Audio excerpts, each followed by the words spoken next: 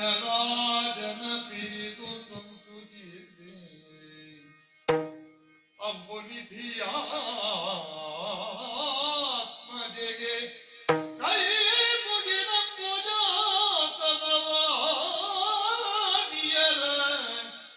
ಪಾದ ಪುದಕಿ ಕೊಡ ಮಡುತ ವರ್ಣಿಪೆ ನೀ ಕಥಾಮೃತವ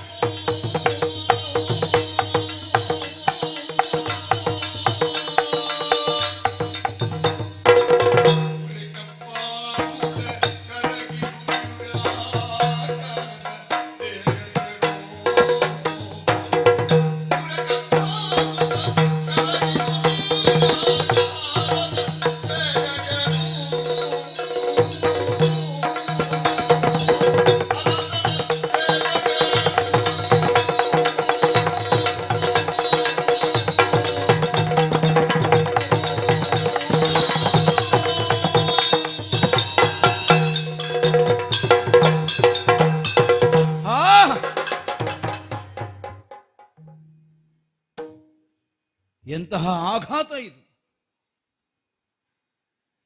ಕೇವಲ ಕಾರ್ಕೋಟಕನ ದಂಶನದ ಮೂಲಕವಾಗಿ ನನಗೆ ಶರೀರಕ್ಕಾದ ವೇದನೆಯಲ್ಲ, ನನ್ನ ವಿಶ್ವಾಸಕ್ಕಾದಂತಹ ಆಘಾತ. ಯಾರನ್ನು ಆಕ್ಷೇಪಿಸಬೇಕು, ಯಾರನ್ನು ಕೃತಜ್ಞ ಅನ್ನುವ ಹಾಗೆ ನಾನು ಆಡಬೇಕು, ನನಗೆ ಅರ್ಥ ಆಗುವುದಿಲ್ಲ. ವಿಶ್ವಾಸಘಾತಕವನ್ನು ಎಸಗಿದ ಅನ್ನುವ ಹಾಗೆ ಆಡೋಣವೇ? ನನ್ನ ಬದುಕನ್ನೇ ನಾನು ಒಮ್ಮೆ ಹಿಂದಿರುಗಿ ನೋಡಬೇಕಾಗುತ್ತದೆ. ಆಗದೆ ಇದ್ದೀತೆ ನನಗೆ ಘಾತ. ತ್ರಿಕರಣ ಶುದ್ಧಿಯಿಂದ ಛಾಯಾನುವರ್ತಿಯಾಗಿ ನನ್ನನ್ನು ಅನುಸರಿಸುವುದಕ್ಕೆ ಸರ್ವ ಸಮರ್ಪಣಾ ಭಾವದಿಂದ ಒಪ್ಪಿಸಿಕೊಂಡವಳು ದಮಯಂತಿ. ಸ್ವಯಂವರದ ಮಂಟಪದಲ್ಲಿ ಕಾಣಿಸಿಕೊಂಡಂತಹ ದೇವತೆಗಳ ಕೊರಳಿಗೂ ಮಾಲೆ ಹಾಕದೆ ಅತಿಶಯವಾದಂತಹ ಪ್ರೇಮದಿಂದ ನನ್ನನ್ನೇ ವರಿಸಿ ಬಂದಂತಹ ನನ್ನ ಸಹಧರ್ಮಚಾರಿಣಿ, ಪುಷ್ಕರರೊಂದಿಗೆ ಆದಂತಹ ದ್ಯೂತದಲ್ಲಿ ಸಕಲವನ್ನು ಕಳಕೊಂಡು ಕೇವಲ ಕೌಪೀನಧಾರಿಯಾಗಿ ನಾನು ಕಾಡು ಪಾಲಾಗುವ ಕಾಲಕ್ಕೂ ನಾನು ಅಧೀರನಾಗದ ಹಾಗೆ ನನ್ನ ಬದುಕಿನ ಭರವಸೆಯಾಗಿ ನನ್ನೊಂದಿಗೆ ಅನುಸರಿಸಿ ಬಂದವಳು. ಏಕಾಂಗಿನಿಯಾಗಿ ಮಹಿಮರೆತು ನಿದ್ರಾವಶಳಾಗಿದ್ದಂತಹ ಅವಳನ್ನು ಕಾನನಾಂತರದಲ್ಲೇ ಬಿಟ್ಟು ನಾನು ಹೊರಟು ಬಂದೆನಲ್ಲ. ಮಾನ ಮುಚ್ಚಿಕೊಳ್ಳುವುದಕ್ಕಾಗಿದ್ದ ವಸನವೂ ಇರಲಿಲ್ಲ ಆ ಕಾಲದಲ್ಲಿ. ಅವಳ ಸೆರಗನ್ನೇ ಹರಿದು ಕತ್ತರಿಸಿ ಕೌಪೀನವನ್ನಾಗಿ ಧರಿಸಿ ನಾನಲ್ಲಿಂದ ಅವಳಲ್ಲಿ ಆಡದೆಯ ಮುಂದಕ್ಕೆ ಬಂದೆ. ಎಷ್ಟೊಂದು ವಿಶ್ವಾಸವನ್ನಿರಿಸಿ ಬಂದಿದ್ದಳು. ಬದುಕಿನಲ್ಲಿ ಕಷ್ಟವೋ ಸುಖವೋ ಸತಿಪತಿಯರಾದವರು ಒಂದಾಗಿ ಸದಾಕಾಲ ಜೊತೆಯಾಗಿ ಇರಬೇಕು. ಈ ಆಶಯವನ್ನು ಹೊತ್ತು ನನ್ನನ್ನು ಅನುಸರಿಸಿಕೊಂಡು ಬಂದಂತಹ ಅವಳನ್ನು ವಂಚಿಸಿ ನಾನು ಈ ಕಡೆಗೆ ಬಂದೆ. ಈ ಕಾರ್ಕೋಟಕ ಮಾಡಿದ್ದರಿಂದ ಬೇರೆ ಕೆಲಸ ಅಲ್ಲಲ್ಲ ನಾನು ಮಾಡಿದ್ದು, ವಿಶ್ವಾಸಘಾತವನ್ನೇ ಮಾಡಿದೆ. ಬಹುಶಃ ಅದಕ್ಕೆ ಪ್ರತಿಫಲವಾಗಿ ಇರಬೇಕು. ಎತ್ತ ಎಲ್ಲಿಗೆ ಅನ್ನುವಂತಹ ಗೊತ್ತು ಗುರಿ ಇಲ್ಲದೆ ಕಾನನಾಂತರದಲ್ಲಿ ಅಲೆದಲೆದು ಮುಂದಕ್ಕೆ ಬರುತ್ತಿರುವಂತಹ ಕಾಲಕ್ಕೆ ನಾಲ್ಕು ದಿಕ್ಕಿನಿಂದಲೂ ಕಬ್ಬೊಗೆ ಕಾಣಿಸಿಕೊಂಡಿತು. ಯಾಕೆ ಈ ಹೊಗೆ ತುಂಬುತ್ತದೆ ಏನು? ಹೀಗೆ ಯೋಚಿಸುತ್ತಾ ಮುಂದಕ್ಕೆ ಅಡಿ ಇಡುವಂತಹ ಕಾಲದಲ್ಲಿ ಕಾಡು ಹೊತ್ತಿ ಉರಿಯುತ್ತಿರುವುದು ಕಣ್ಣುಗಳಿಗೆ ಗೋಚರಿಸಿತು. ಕಾಳ್ಗಿಚ್ಚು ನನ್ನನ್ನು ಉಳಿಸಿಕೊಳ್ಳುವ ಅಪೇಕ್ಷೆಯಲ್ಲ, ಆದರೆ ಸಾವನ್ನು ತಾನಾಗಿ ಸ್ವೀಕರಿಸಕೂಡದನ್ನುವ ನಿರ್ಣಯದಿಂದ ಅದರ ಹೊಡೆತದಿಂದ ತಪ್ಪಿಸಿಕೊಳ್ಳುವುದಕ್ಕಾಗಿ ಮುಂದುವರಿಯುತ್ತಿದ್ದರೆ ನನ್ನ ಹೆಸರನ್ನೇ ಹಿಡಿದು ಆರ್ತತೆಯಿಂದ ಕೂಗಿ ಕರೆದಂತಹ ಒಂದು ಧ್ವನಿ ಕೇಳಿಸಿತು. ಧರ್ಮಾತ್ಮನಾದ ನಳಚಕ್ರವರ್ತಿ ಬಾ, ನನ್ನನ್ನು ಸಂರಕ್ಷಿಸು. ಎಲ್ಲ ಜನಸಂಚಾರವೇ ಇಲ್ಲದೆ ಇದ್ದಂತಹ ಈ ಕಾಡಿನಲ್ಲಿ ಧರ್ಮಾತ್ಮನಾದ ನಳಚಕ್ರವರ್ತಿ ಬಾ. ಯಾರಪ್ಪ ನನ್ನ ಹೆಸರನ್ನು ಹಿಡಿದು ಕರೆಯುತ್ತಾ ಇರುವವರು? ಕುತೂಹಲ ಮೂಡಿತು. ಯಾರಾಗಿದ್ರೆ ನೋಡಿದರೆ ಯಾರು? ಧ್ವನಿಯನ್ನೇ ಆಧರಿಸಿ ಅರಸುತ್ತಾ ಬಂದರೆ ಘಟಸರ್ಪ ಒಂದು ಬೆಂಕಿಯ ಮಧ್ಯದಲ್ಲಿ ಸಿಕ್ಕಿ ತನ್ನನ್ನು ತಾನು ಉಳಿಸಿಕೊಳ್ಳುವ ಸಾಮರ್ಥ್ಯವಿಲ್ಲದೆ ನನ್ನ ಹೆಸರನ್ನೇ ಹಿಡಿದು ಕರೆದು ಕೂಗುತ್ತಾ ಇತ್ತು. ಎಲ್ಲ ಆ ಘಟಸರ್ಪಕ್ಕೆ ಹೇಗೆ ಗೊತ್ತಪ್ಪ ನಾನು ಧರ್ಮಾತ್ಮನಿದ್ದೇನೆ, ನಳಚಕ್ರವರ್ತಿ ಇದ್ದೇನೆ? ತನ್ನ ಸಂರಕ್ಷಣೆಗಾಗಿ ಆರ್ತತೆಯಿಂದ ನನ್ನನ್ನೇ ಆಶ್ರಯಿಸಿ ನಿತ್ತದನ್ನು ರಕ್ಷಿಸುವಲ್ಲಿಯೂ ಒಂದು ಹೆಜ್ಜೆ ಮುಂದೆ ಹೋಗುವುದಕ್ಕೆ ಅನುಮಾನ ಪಡಬೇಕಾಗಿ ಬಂತು. ನಮ್ಮವರು ಅಂತ ನಾವು ಒಪ್ಪಿ ವಿಶ್ವಾಸ ಇರಿಸಿದವರೇ ನಮಗೆ ದ್ರೋಹ ಮಾಡ್ತಾರೆ. ಅದನ್ನೇ ಅಲ್ಲೋ ಪುಷ್ಕರ ಮಾಡಿದ್ದು. ಆಗುವುದಕ್ಕೆ ಯಾವನು? ವಾವೆಯಲ್ಲಿ ನನಗೆ ಸಹೋದರನೇ, ನನ್ನ ಹತ್ತಿರದ ಬಂಧು, ಉತ್ತರ ನಿಷಧದ ಅಧಿಕಾರಿ. ದ್ಯೂತವನ್ನಾಡೋಣ ಅಣ್ಣ ಅನ್ನೋ ಹಾಗೆ ಅಪೇಕ್ಷೆಯನ್ನು ಮುಂದಿರಿಸಿದ ಕಾಲಕ್ಕೆ ಇಲ್ಲ ಅನ್ನುವುದಕ್ಕಾಗಲಿಲ್ಲ. ಆದರೆ ಆಡಿದ ದ್ಯೂತದಲ್ಲಿ ಸಕಲವನ್ನು ಕಳಕೊಂಡು ಬರಿಗೈಯವನಾಗಿ ಉಳಿದ ಕಾಲಕ್ಕೆ ನನ್ನನ್ನು ಕಾನನಾಂತರ ಕಟ್ಟುವಂತಹ ನೈಷ್ಠುರ್ಯವನ್ನು ಕಾಣಿಸಿದನಲ್ಲ. ಹಾಗಿದ್ರೆ ನಮ್ಮವರು ಅಂತ ಯಾರನ್ನು ಸ್ವೀಕರಿಸಬೇಕು? ನಮಗೆ ಗುರುತ ಪರಿಚಯವೇ ಇಲ್ಲದೆ ಇದ್ದ ಒಂದು ಘಟಸರ್ಪವನ್ನು ಸಂರಕ್ಷಿಸುವುದಕ್ಕಾಗಿ ನಾನು ಮುಂದೆ ಹೋದರೆ ಬರುವುದು ನನಗದರಿಂದ ಕೇಡೇ ಅಲ್ವೋ? ಹೇಳಿದೆ ನಾನು, ಬೇಡ, ನಿನ್ನನ್ನು ಸಂರಕ್ಷಿಸುವ ಕೆಲಸ ಬೇಡ. ಉಪಕಾರ ಮಾಡಿದವರಿಗೆ ಪ್ರತಿ ಉಪಕಾರ ಮಾಡುವಂತಹ ಸ್ವಭಾವ ಇಲ್ಲ ನಿಮ್ಮಲ್ಲಿ. ದುಷ್ಟ ಜಂತುಗಳು, ಕೇಡನ್ನೇ ಮಾಡ್ತೀರಿ, ಆದ್ದರಿಂದ ಬೇಡ. ಆದರೂ ಪರಿಪರಿಯಾಗಿ ತನ್ನ ಗೋಳನ್ನು ಆಡಿಕೊಂಡಿತ್ತು. ಇಲ್ಲಿಂದ ಎದ್ದು ಹೋಗುವುದಕ್ಕೆ ನನಗೆ ಸಾಮರ್ಥ್ಯ ಇಲ್ಲ. ಪುಣ್ಯಾತ್ಮ ದೇವಮುನಿಗಳಾದಂತಹ ನಾರದರಿಂದ ಶಾಪಕ್ಕೆ ಒಳಗಾಗಿ ಇಲ್ಲಿಯೇ ಬಿದ್ದು ಬಿಡಬೇಕಾದಂತಹ ಒಂದು ಸ್ಥಿತಿ ನನ್ನದ್ದಾಗಿ ಹೋಗಿದೆ. ಇಲ್ಲಿಂದ ಮುಂದುವರಿಯುವುದಕ್ಕೆ ನನಗೆ ಸಾಮರ್ಥ್ಯ ಇಲ್ಲ. ಆದರೆ ನಾರದ ಮಹರ್ಷಿಗಳೇ ಆವತ್ತು ಆಡಿದ್ರು. ಯಾವಾಗ ಧರ್ಮಾತ್ಮನಾದಂತಹ ನಳಚಕ್ರವರ್ತಿ ನಿನ್ನನ್ನು ಎತ್ತಿ ಆಚೆಗಿಡುತ್ತಾನೆ ಆ ಕಾಲಕ್ಕೆ ಈ ಶಾಪ ವಿಮೋಚನೆಯಾಗುತ್ತದೆ. ಎಲ್ಲಿಯ ನಾರದರು, ಎಲ್ಲಿಯ ಈ ಘಟಸರ್ಪ, ಎಲ್ಲಿ ಧರ್ಮಾತ್ಮನಾದ ನಳಚಕ್ರವರ್ತಿ? ಏನು ವಿಧಿಯ ವಿಲಾಸ ಇದು? ಹಾಗಿದ್ರೆ ಈ ದಾರಿಯಾಗಿ ನಾನು ಯಾವತ್ತೋ ಒಂದು ದಿನ ಬರುವುದಕ್ಕಿದೆ ಅನ್ನುವುದು ದೈವ ನಿರ್ಣಯವಾಗಿತ್ತೇ ಮೊದಲೇ. ಅಲ್ಲದೆ ಹೋದ್ರೆ ನಾರದರು ಯಾಕೆ ಹೇಳ್ತಾರೆ ಇಲ್ಲಿಯೇ ಬಿದ್ದಿರುವಂತಹ ಈ ಕಾರ್ಕೋಟಕನಿಗೆ ಮುಂದೊಂದು ದಿನ ನಳಚಕ್ರವರ್ತಿ ಬರ್ತಾನೆ? ಯಾಕೆ? ತ್ರಿಕಾಲ ಜ್ಞಾನಿಗಳು ನಾರದರು ಒಂದೋ ಭವಿಷ್ಯತನ್ನು ತಿಳಿದಾಡ್ತಾರೆ. ಅಲ್ಲ, ಅವರು ಆಡಿದ ವಾಕ್ಯಕ್ಕೆ ಅರ್ಥ ತಾನಾಗಿ ಅನುಸರಿಸಿಕೊಂಡು ಬರ್ತದೆ. ಆದ್ದರಿಂದಲೇ ಈ ಸ್ಥಿತಿ ಆದದ್ದಿರಬೇಕು. ಆದರೆ ಎತ್ತಿ ಆ ಕಡೆಗೆ ಇಡುವುದಕ್ಕೆ ಬೃಹತ್ತಾದ ದೇಹವನ್ನು ಹೊಂದಿದಂತಹ ಸರ್ಪವನ್ನು ಅಲುಗಾಡಿಸುವುದಕ್ಕೂ ನನಗೆ ಸಾಮರ್ಥ್ಯ ಸಾಲದು. ಈ ನನ್ನ ಅನುಮಾನವನ್ನು ಮುಂದಿಟ್ರೆ ಅಂಗುಷ್ಟ ಪ್ರಮಾಣಕ್ಕೆ ತನ್ನ ಶರೀರವನ್ನು ತಾನೇ ಕುಂಠಿತಗೊಳಿಸಿ ಎತ್ತಿ ಸುಲಭದಲ್ಲಿ ಈ ಕಡೆಗೆ ತರುವುದಕ್ಕೆ ಅನುಕೂಲವಾಗುವ ಹಾಗೆ ಆ ಘಟಸರ್ಪ ಕಾಮರೂಪದಿಂದ ತನ್ನ ರೂಪವನ್ನು ವ್ಯತ್ಯಾಸ ಮಾಡಿಕೊಂಡಿತ್ತು. ನೋಡಿ ಶಾಪದ ವಿಚಿತ್ರ. ಎದ್ದು ಸಂಚರಿಸುವುದಕ್ಕಾಗುವುದಿಲ್ಲ. ದೇಹದ ಗಾತ್ರವನ್ನು ಬೇಕಾದಾಗ ದೊಡ್ಡದು ಸಣ್ಣದು ಮಾಡಲಿಕ್ಕೆ ಬರ್ತದೆ ಅದಕ್ಕೆ. ಅಗ್ನಿಜ್ವಾಲೆಯಲ್ಲಿ ಬೆಂದು ಹೋಗಬಹುದಾದಂತಹ ಸರ್ಪನನ್ನು ನನ್ನ ಅಂಗೈಯಲ್ಲಿ ಇತ್ತಿ ಅಗ್ನಿಯ ಜ್ವಾಲೆಯ ವಲಯದಿಂದ ಹೊರಕ್ಕೆ ತಂದು ಇನ್ನೇನು ಕೆಳಗೆ ಬಿಡೋಣ. ಹೀಗೆ ನಾನು ಯೋಚಿಸಿದರೆ ಮತ್ತೊಂದು ಹಿತನುಡಿಯನ್ನಾಡುವವನ ಹಾಗೆ ಆಡಿತು. ಚಕ್ರವರ್ತಿ, ಕೆಳಗಿಡಬೇಡ, ಇನ್ನೂ ಕೆಲವು ಹೆಜ್ಜೆಗಳನ್ನು ನನ್ನನ್ನು ಹೊತ್ತೇ ನೀನು ಮುಂದಕ್ಕೆ ಹೋಗು. ಕೇವಲ ಹೆಜ್ಜೆಯನ್ನು ಇರಿಸುವುದು ಮಾತ್ರವಲ್ಲ, ನೀನಿರಿಸುವಂತಹ ಒಂದೊಂದು ಹೆಜ್ಜೆಯನ್ನು ಹೇಳುತ್ತಾ ಮುಂದಕ್ಕೆ ಮುಂದಕ್ಕೆ ಸಾಗು. ಹೇಗೂ ಇಲ್ಲಿಗೆ ಎತ್ತಿ ತಂದಿದ್ದೇನೆ, ಇನ್ನು ಕೆಲವು ಹೆಜ್ಜೆ ಮುಂದಕ್ಕೆ ಕೊಂಡೋಗುವುದಕ್ಕೆ ನನಗೇನು? ಈ ಭಾವದಿಂದಲೇ ಒಂದೊಂದು ಹೆಜ್ಜೆಯನ್ನು ಬಾಯಿಯಲ್ಲಿ ಆಡುತ್ತಾ ಆಡುತ್ತಾ ಮುಂದಕ್ಕಿರಿಸಿದೆ. ಏಕಂ ದ್ವೇ ತ್ರೀಣಿ ಹೀಗೆ ಹೇಳುತ್ತಾ ಹೇಳುತ್ತಾ 10ನೇ ಹೆಜ್ಜೆ ದಶ ಹೇಳಿದ್ದು ನೇರವಾಗಿ ನನ್ನ ಶರೀರವನ್ನೇ ಕುಟುಕಿತಲ್ಲ. ಹೌದು,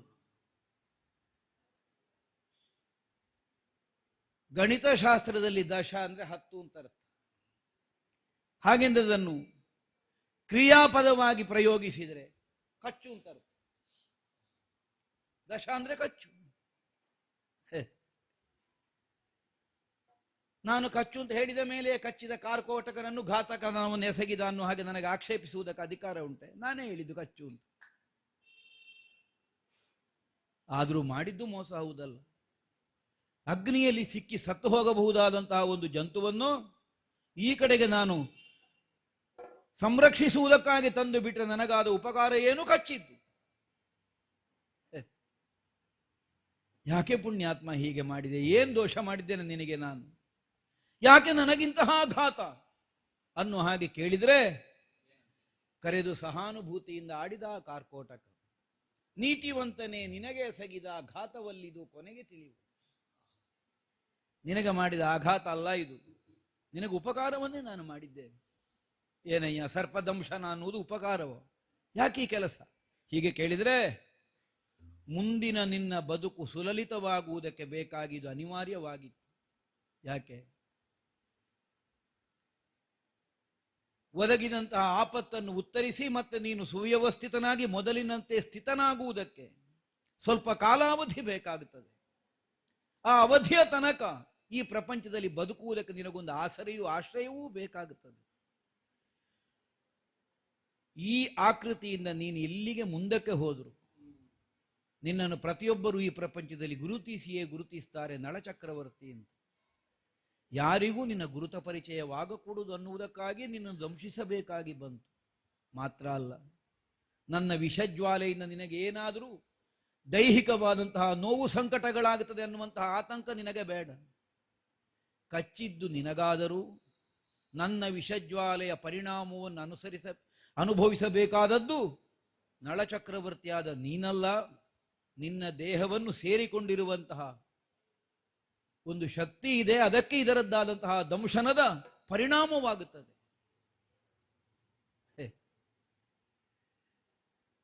ನಮ್ಮ ಬದುಕಿನ ಗ್ರಹಸ್ಥಿತಿ ಅನ್ನೋಣ ಅಥವಾ ಕಾಲದೋಷ ಅನ್ನೋಣ, ಯಾವುದರ ಕಾರಣದಿಂದ ಲೋಕಕ್ಕೆ ಆದರ್ಶವನ್ನು ಬೋಧಿಸಬೇಕಾದಂತೆ ಬದುಕಬೇಕಾದ ಬದ್ಧತೆ ಇದ್ದ ನಾನು ದ್ಯೂತದಿಂದ ಸಕಲವನ್ನು ಕಳಕೊಳ್ಳಬೇಕಾಗಿ ಬಂತು ಅನ್ನುವುದಕ್ಕೆ ಪರೋಕ್ಷವಾದ ಉತ್ತರವನ್ನೇ ಈ ಕಾರ್ಕೋಟಕ ತನ್ನ ಮಾತಿನಿಂದ ನನಗೆ ಒದಗಿಸಿಕೊಟ್ಟ.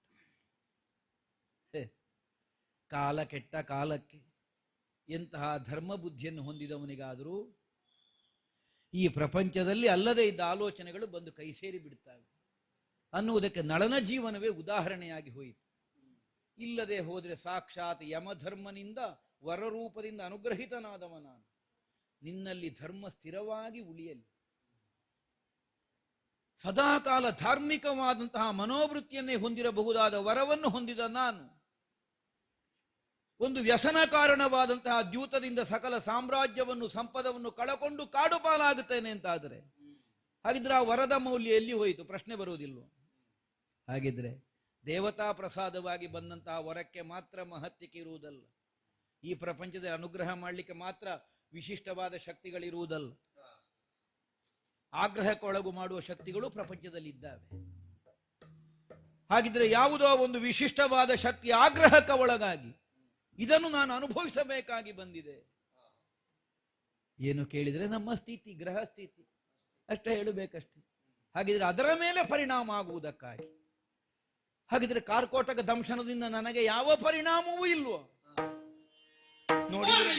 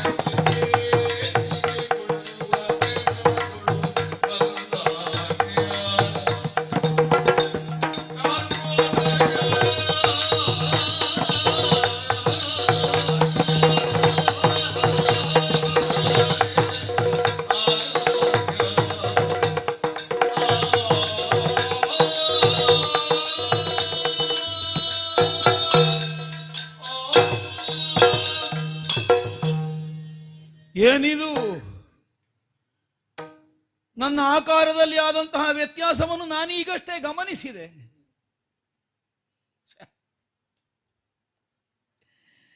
ದೇವತೆಗಳೊಂದಿಗೆ ಸ್ಪರ್ಧೆಯನ್ನು ಒದಗಿಸಬಹುದಾದಂತಹ ದೇಹ ಸೌಂದರ್ಯವನ್ನು ಹೊಂದಿದವ ನಳಚಕ್ರವರ್ತಿ. ಹೀಗೆ ನಮ್ಮ ಕುರಿತಾಗಿ ಪ್ರಪಂಚದಲ್ಲಿ ಒಂದು ಐತಿಹ್ಯವಿದೆ.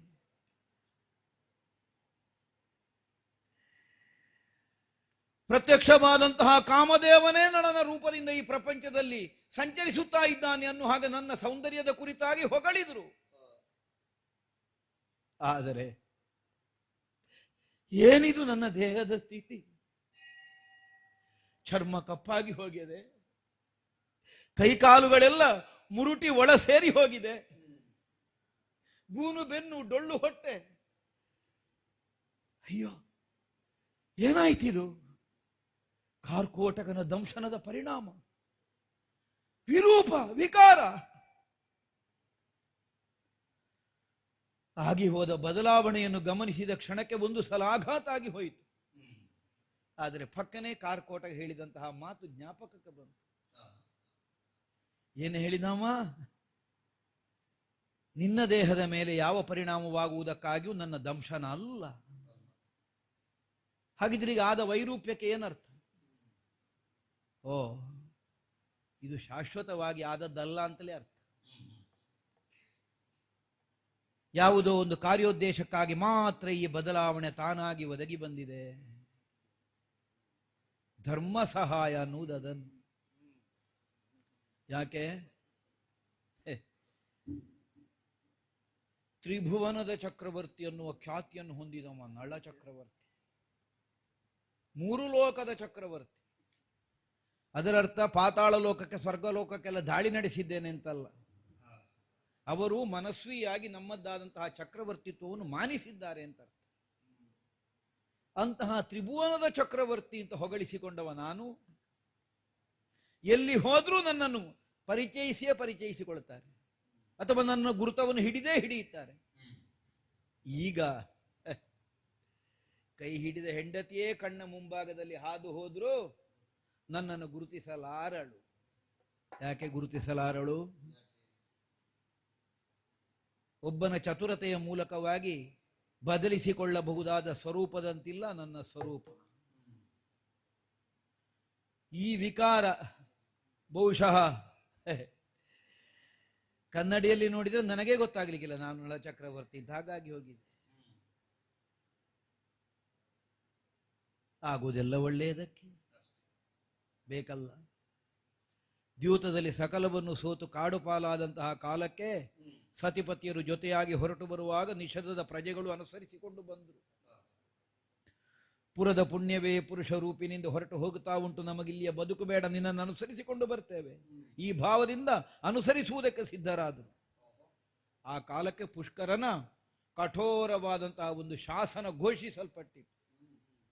ಯಾರೂ ನಳನನ್ನು ಅನುಸರಿಸಿಕೊಂಡು ಹೋಗಕೂಡದು, ಅಥವಾ ನಳನಿಗೆ ಅನ್ನ ನೀರನ್ನು ಯಾರೂ ಕೊಡಕೂಡದು, ಕೊಟ್ಟವರಿಗೆ ಮರಣದಂಡನೆಯನ್ನು ವಿಧಿಸಲಿಕ್ಕಾಗುತ್ತದೆ.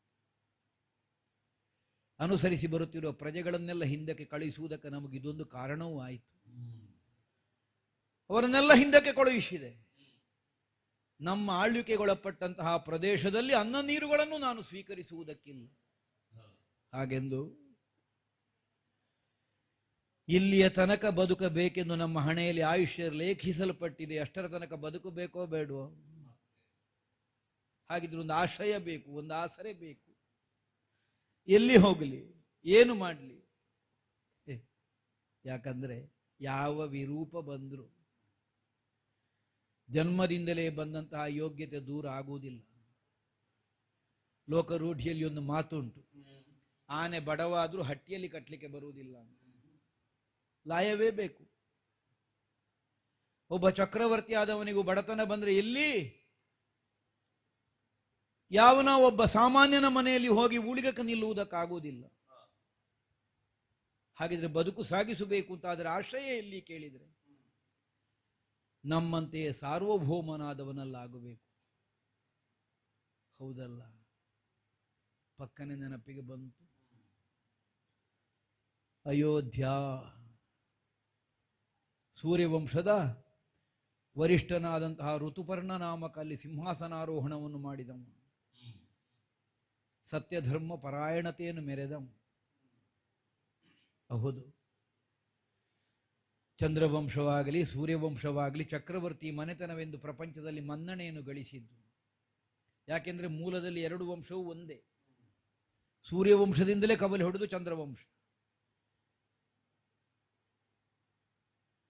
ದೇವದೇವನಾದಂತಹ ನಾರಾಯಣನ ನಿರ್ಣಯದಂತೆ ಈ ಪ್ರಪಂಚದಲ್ಲಿ ಲೋಕಶಾಸನವನ್ನು ಮಾಡುವಂತಹ ಅಧಿಕಾರವನ್ನು ಹೊಂದಿದವರು ಈ ಎರಡು ಮನೆತನದವರು.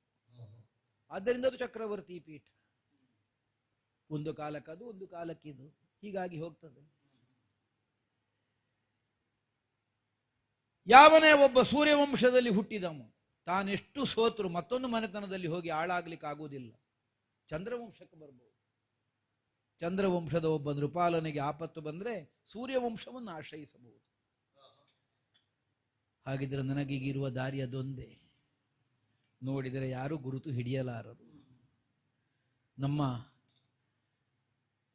ಚಕ್ರವರ್ತಿತ್ವದ ಘನತೆಗೆ ಕೊರತೆ ಬಾರದ ಹಾಗೆ ಬದುಕುವುದಕ್ಕೆ ಅನುಕೂಲ ಇರುವಂತಹ ಅವಕಾಶ ಅಯೋಧ್ಯೆ ಮಾತ್ರ.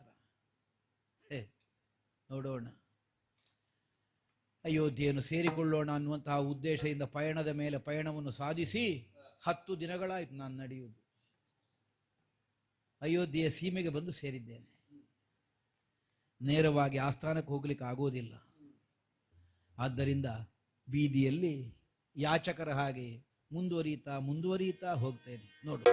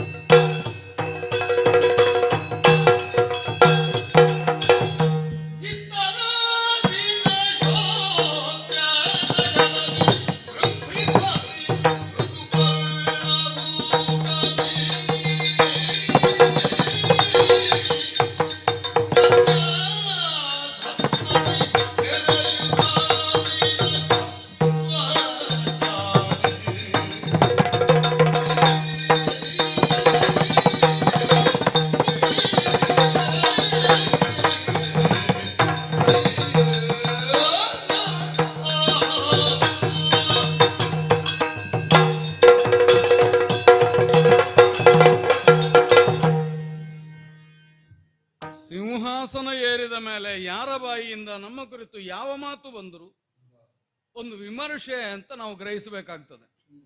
ಆದ ಕಾರಣವೇ ಪೃಥ್ವಿಪತಿ ಋತುಪರ್ಣ ಭೂಪತಿ ಎಲ್ಲ ಯಾಕೆ ದ್ವಿರುಕ್ತಿ ಬಹುಶಃ ಹೀಗೆ ಅಂಗೀಕರಿಸಿದ್ದಾರೆ ಅಂತ ಅರ್ಥ. ಒಂದು ಸಿಂಹಾಸನ ಏರಿ ಆಳುತ್ತಿರುವವನ ಸ್ಥಾನವನ್ನು ಲಕ್ಷಿಸಿ, ಇನ್ನೊಂದು ಹಿನ್ನೆಲೆಯನ್ನು ಲಕ್ಷಿಸಿ ರಾಜ ಋತುಪರ್ಣ ಪೃಥ್ವಿಪತಿಯಾಗಿ ಇದ್ದಾನೆ. ಎಷ್ಟೋ ಸಲ ರಾಜ ಎನ್ನುವ ಅಭಿಧಾನ ಇದ್ರೂ ರಾಜನಾಗಿ ಆಳುವ ಯೋಗ ಇಲ್ಲದೆ ಇರಬಹುದು, ಯಾರಿಗೊತ್ತು. ಸದ್ಯ ನಾವು ಹಾಗಲ್ಲ. ನಾನು ಅಂತ ಏನು, ಅಧಿಕಾರ ಪೀಠವನ್ನೇರಿದ ಯಾವನಾದರೂ ಸ್ವವಿಮರ್ಶೆಯನ್ನು ಮಾಡಿಕೊಳ್ಳಬೇಕಾದ ಅನಿವಾರ್ಯ ಕಾಣ್ತದೆ. ಮಾಡ್ತಾರೋ ಇಲ್ಲೋ ಪ್ರಶ್ನೆ ಅಲ್ಲ. ಏನು ವಿಮರ್ಶೆ? ಸಿಂಹಾಸನದಿಂದ ಏರಿದವನಿಗೆ ಘನತೆಯ, ಏರಿದವನಿಂದ ಸಿಂಹಾಸನಕ್ಕೆ ಘನತೆಯ ಅಂತಿರುವುದು. ಹಿನ್ನೆಲೆಯಲ್ಲಿ ಬೃಹತ್ತಾದಂತಹ ವಂಶಗೌರವವುಳ್ಳ ನಮ್ಮಂಥವರು, ಸೂರ್ಯ ವಂಶೀಯರಾದವರು ಸಿಂಹಾಸನಕ್ಕಿರಬಹುದಾದ ಘನತೆಯನ್ನು ಲಕ್ಷಿಸಿ ಅದನ್ನೇರಿದಾಗ ನಮಗೂ ಒಂದು ಘನತೆ ಬರ್ತದೆ. ಸಿಂಹಾಸನದಿಂದಲೇ ಘನತೆ ಬರ್ತದೆ. ಕೆಲವು ಸಲ ಬಹಳ ದೊಡ್ಡ ಹಿನ್ನೆಲೆ ಏನೂ ಇರುವುದಿಲ್ಲ, ಆದರೆ ಸಾಧಕನಾದ ಏರಿದಾಗ ಆ ಸಿಂಹಾಸನಕ್ಕೆ ಒಂದು ಘನತೆ ಬರ್ತದೆ. ಈ ವಂಶದ ಪೂರ್ವ ಪುರುಷರೆಲ್ಲ ಅಂಥದ್ದನ್ನೇ ಮಾಡಿದವರು ತಾನೆ. ಅವರಿಂದಲಾಗಿ ವಂಶದ ಗೌರವ ಹೆಚ್ಚಾಯಿತು. ವಂಶದ ಗೌರವ ಹೆಚ್ಚಾದ್ರಿಂದ ಸಿಂಹಾಸನದ ಗೌರವವು ಹೆಚ್ಚಾಯಿತು.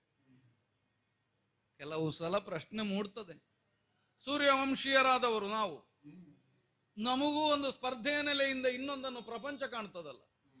ಚಂದ್ರವಂಶೀಯರಾದ ಅರಸರು ಚಕ್ರವರ್ತಿಗಳಾಗಿ ಮೆರೆಯುತ್ತಾ ಇದ್ದಾರೆ, ಹಾಗಾದ್ರೆ ಇವರೇನು? ಇಲ್ಲ, ಇವರು ಚಕ್ರವರ್ತಿಗಳಾಗಿದ್ದಾರೆ, ಹಾಗಾದ್ರೆ ಅವರೇನು? ಪರಸ್ಪರ ವಿರೋಧವೋ ವೈಷಮ್ಯವೋ ನಮ್ಮೊಳಗೆ ಇಲ್ಲದೇ ಇದ್ದರು ಸಾಮಾನ್ಯವಾಗಿ ಲೋಕಕ್ಕೊಂದು ದೃಷ್ಟಿಕೋನ ಹಾಗುಂಟು. ಇವರು ಮೇಲ ಅವರ ಮೇಲೆ, ಅವರ ಮೇಲ ಇವರು ಮೇಲೆ. ಅದಕ್ಕೆ ಸರಿಯಾಗಿ ನಮ್ಮ ವಾಂಶಿಕವಾದಂತಹ ಬೆಳವಣಿಗೆಯು ಸಂಭವಿಸಲು ಇರ್ತದೆ. ಕೆಲವು ಸಲ ಚಂದ್ರವಂಶದಲ್ಲಿ ಪ್ರಖರತೆ ಕಾಣುತ್ತದೆ, ಇನ್ನು ಕೆಲವು ಸಲ ಸೂರ್ಯವಂಶದಲ್ಲಿ ಯೋಗ್ಯತೆ ಎದ್ದು ಕಾಣುತ್ತದೆ. ಹಾಗೆ ಅಂತ ಅವರಿಗೆ ಯೋಗ್ಯತೆ ಇಲ್ಲ ಅಂತ ಅರ್ಥವ? ಏನಲ್ಲ. ಅಥವಾ ಇವರಿಗೆ ಯೋಗ್ಯತೆ ಇಲ್ಲ ಅಂತ ಅರ್ಥವ? ಏನೂ ಅಲ್ಲ. ಅವ ಹೆಚ್ಚು ಕಾಣುತ್ತಾನೆ, ಆದ ಕಾರಣ ಉಳಿದವರು ಮಸುಕಾಗ್ತಾರೆ. ಇವ ಹೆಚ್ಚು ಕಾಣುತ್ತಾನೆ, ಆದ ಕಾರಣ ಉಳಿದವರು ಮಸುಕಾಗ್ತಾರೆ. ಇದು ಲೋಕ ಗುರುತಿಸಬೇಕಾದ ವಿಧಾನ. ಆದ್ರೆ ಏನು ಮಾಡುವ, ನಮಗೆ ಬೇಕಾದ ಹಾಗೆ ಜನದೃಷ್ಟಿಯನ್ನು ರೂಪಿಸುವುದಕ್ಕೆ ಬಂದೈತೆ. ಸದ್ಯ ನಾವು ದುರ್ಬಲರು ಅಂತ ಪ್ರಪಂಚ ಭಾವಿಸ್ತದೆ. ಭಾವಿಸಲಿ, ದೊಡ್ಡದಲ್ಲ. ಪ್ರಬಲನಾಗಿರುವವರು ಯಾರು? ಚಂದ್ರವಂಶದಲ್ಲಿರತಕ್ಕವ ನಳಭೂಪತಿ, ನಿಷಧಾಧಿಪತಿ, ಯೋಗ್ಯತಾವಂತನಿದ್ದಾನೆ. ಸ್ವಯಂ ಸಾಮರ್ಥ್ಯದಿಂದ ದೇವಲೋಕದವರೆಗೆ ಹೋಗಿ ಯುದ್ಧ ಮಾಡದೆ ಕಪ್ಪವನ್ನು ಸಂಪಾದನೆ ಮಾಡಿದವನಿದ್ದಾನೆ. ನಮಗೆ ಯಾಕೆ ಹೆಮ್ಮೆ? ನಾವು ಅವರನ್ನು ಸ್ಪರ್ಧಿಗಳು ಅಂತ ಪರಿಗಣಿಸಲಿಲ್ಲ. ನಮ್ಮವ ಅಂತ ಸ್ವೀಕರಿಸುವಲ್ಲಿ ನನಗೂ ನಳಭೂಪತಿಗೂ ಇರತಕ್ಕ ಸ್ನೇಹವೇ ಪ್ರಧಾನವಾದ. ಅಂದ್ರೆ ತಾನು ದೊಡ್ಡವನಾದರೂ ತನಗೆ ಸಮಾನ ಯೋಗ್ಯತೆ ಇಲ್ಲದೇ ಇದ್ದಾಗಲೂ ಮೈತ್ರಿ ಹಸ್ತವನ್ನು ಚಾಚತಕ್ಕ ಔದಾರ್ಯವನ್ನು ನಾನು ನಳಭೂಪತಿಯಲ್ಲಿ ಕಂಡಿದ್ದೇನೆ. ಹೀಗಾಗಿ ಅವನೊಂದಿಗಿನ ಸಖ್ಯವು, ವಾಂಶಿಕವಾದ ಹಿನ್ನೆಲೆಯು, ಧರ್ಮಬದ್ಧವಾದ ದೃಷ್ಟಿಯಿಂದ ನಾವು ಮಾಡುತ್ತಿರುವ ಆಡಳಿತವು ಒಂದು ಸಂತೃಪ್ತಿಯನ್ನು ನಮ್ಮ ಪಾಲಿಗೆ ಉಂಟು ಮಾಡಿದೆ. ಕೆಲವರು ಹೇಳ್ತಾರೆ, ಕ್ಷತ್ರಿಯನಾದವನಿಗೆ ಸಂತೃಪ್ತಿ ಇರಕೂಡದು, ಅಸಂತುಷ್ಟಿಯೇ ಇರಬೇಕಾದ್ದು. ಯಾಕಂದ್ರೆ ಇನ್ನೂ ಸಂಪಾದನೆ ಮಾಡು, ಇನ್ನೂ ವಿಸ್ತಾರ ಮಾಡು, ಇನ್ನೊಬ್ಬರ ತಲೆಮೆಟ್ಟು, ಇದು ಕ್ಷಾತ್ರ ಅಂತ ಗುರುತಿಸುವವರ ದೃಷ್ಟಿಕೋನ. ಆದ್ರೆ ಹಾಗಿರ್ಬೇಕು ಅಂತ ಏನಿಲ್ವಲ್ಲ. ನಮ್ಮ ಆಯುಧದ ಪ್ರಯೋಗ ಆಗಬೇಕಾದದ್ದು ಎಲ್ಲಿ? ಅಧರ್ಮ ಇದ್ದಲ್ಲಿ, ದೌಷ್ಟ್ಯ ಇದ್ದಲ್ಲಿ, ವಿರೋಧಿಗಳಾದವರು ತಾವಾಗಿ ಮೇಲೆ ಬೀಳುವುದಕ್ಕೆ ಬಂದಲ್ಲಿ. ಅದರ ಹೊರತು ನಮ್ಮ ಪ್ರಾಬಲ್ಯವನ್ನು ನಾವು ಪ್ರಕಟಿಸಬೇಕಾದ ಅನಿವಾರ್ಯವೇನು ಕಾಣುವುದಿಲ್ಲ. ಹಾಗೆ ಅಂತ ಇದ್ದಲ್ಲೆಲ್ಲ ಕತ್ತಿ ಎತ್ತಿಕೊಂಡು ಹೋಗುವುದು ಕ್ಷಾತ್ರವೂ ಅಲ್ಲ, ಅದು ರಾಕ್ಷಸೀಯವಾದ ಪ್ರವೃತ್ತಿ. ಆದ್ರಿಂದ ಅಂಥದ್ದನ್ನೇನೂ ಮಾಡದೆ ಯಾವುದು ಹಿನ್ನೆಲೆಯಿಂದ ಒದಗಿ ಬಂದಿದೆಯೋ ಈ ರಾಜ್ಯಾಡಳಿತದಲ್ಲಿಯೇ ಗಮನವನ್ನು ಕೊಟ್ಟು ಸಿಂಹಾಸನಸ್ಥನಾಗಿದ್ದೇನೆ ಇದ್ದೇನೆ. ನೋಡುವ, ಈಗ ಹೇಳಿ, ಒಂದು ದಿನ ಪೃಥ್ವಿಪತಿ ಋತುಪರ್ಣ ಭೂಪತಿ ಸಿಂಹಾಸನ ಬಿಟ್ಟು ಎದ್ದು ಬಿಟ್ನಲ್ಲ. ಯಾಕೆ ಅಂತ ನೋಡಿದರೆ, ಎಲ್ಲಿ ನಿನಗೆ ನೀನಾರೆಲ್ಲ ಪೂರ್ವದ ಎಲ್ಲಿ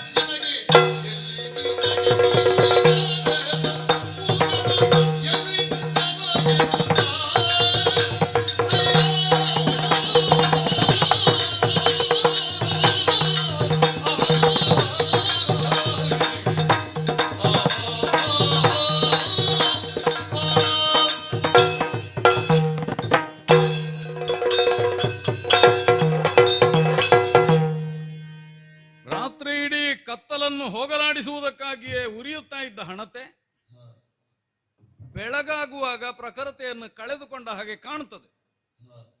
ಹಣತೆಯೋ ಬತ್ತಿಯೋ ಎಣ್ಣೆಯೋ ಹಾಗೆ ಉಂಟು, ಆದ್ರೆ ಬೆಳಕು ಕಡಿಮೆ ಅಂತ ಕಂಡದ್ ಯಾಕೆ? ಇನ್ನೊಂದು ಕಡೆಯಲ್ಲಿ ಬೆಳಕು ವರ್ಧಮಾನಕ್ಕೆ ಬಂದದ್ರಿಂದ.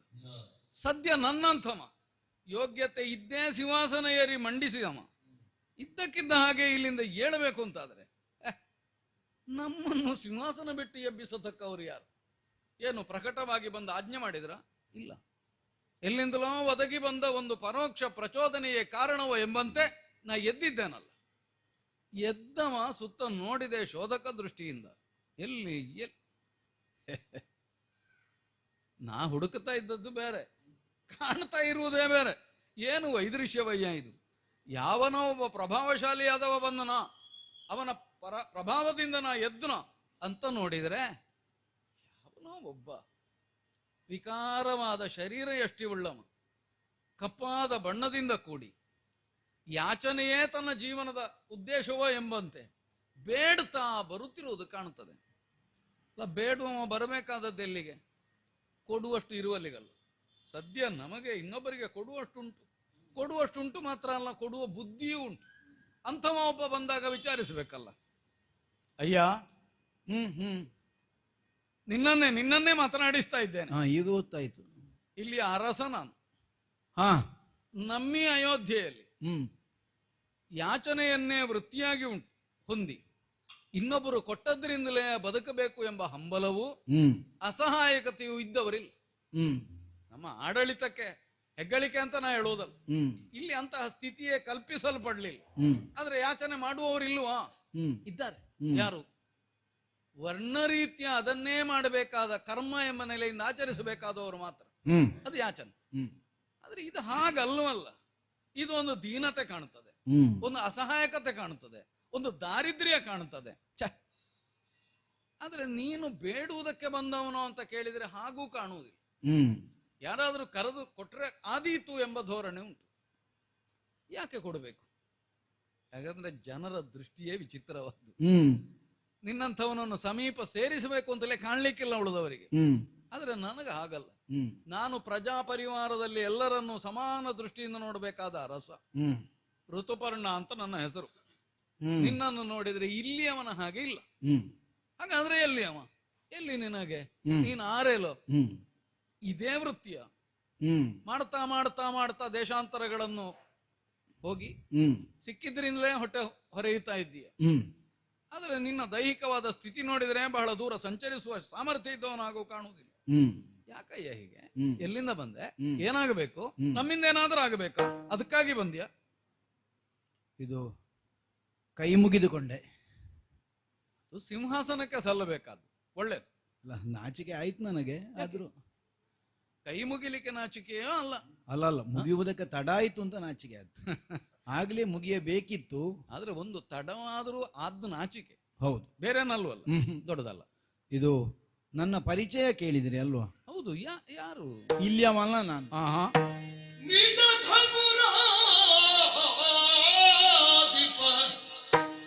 ಶಶಿವಂಶ ಜನಳ ಅಸಮ ಪರಾಕ್ರಮನೋ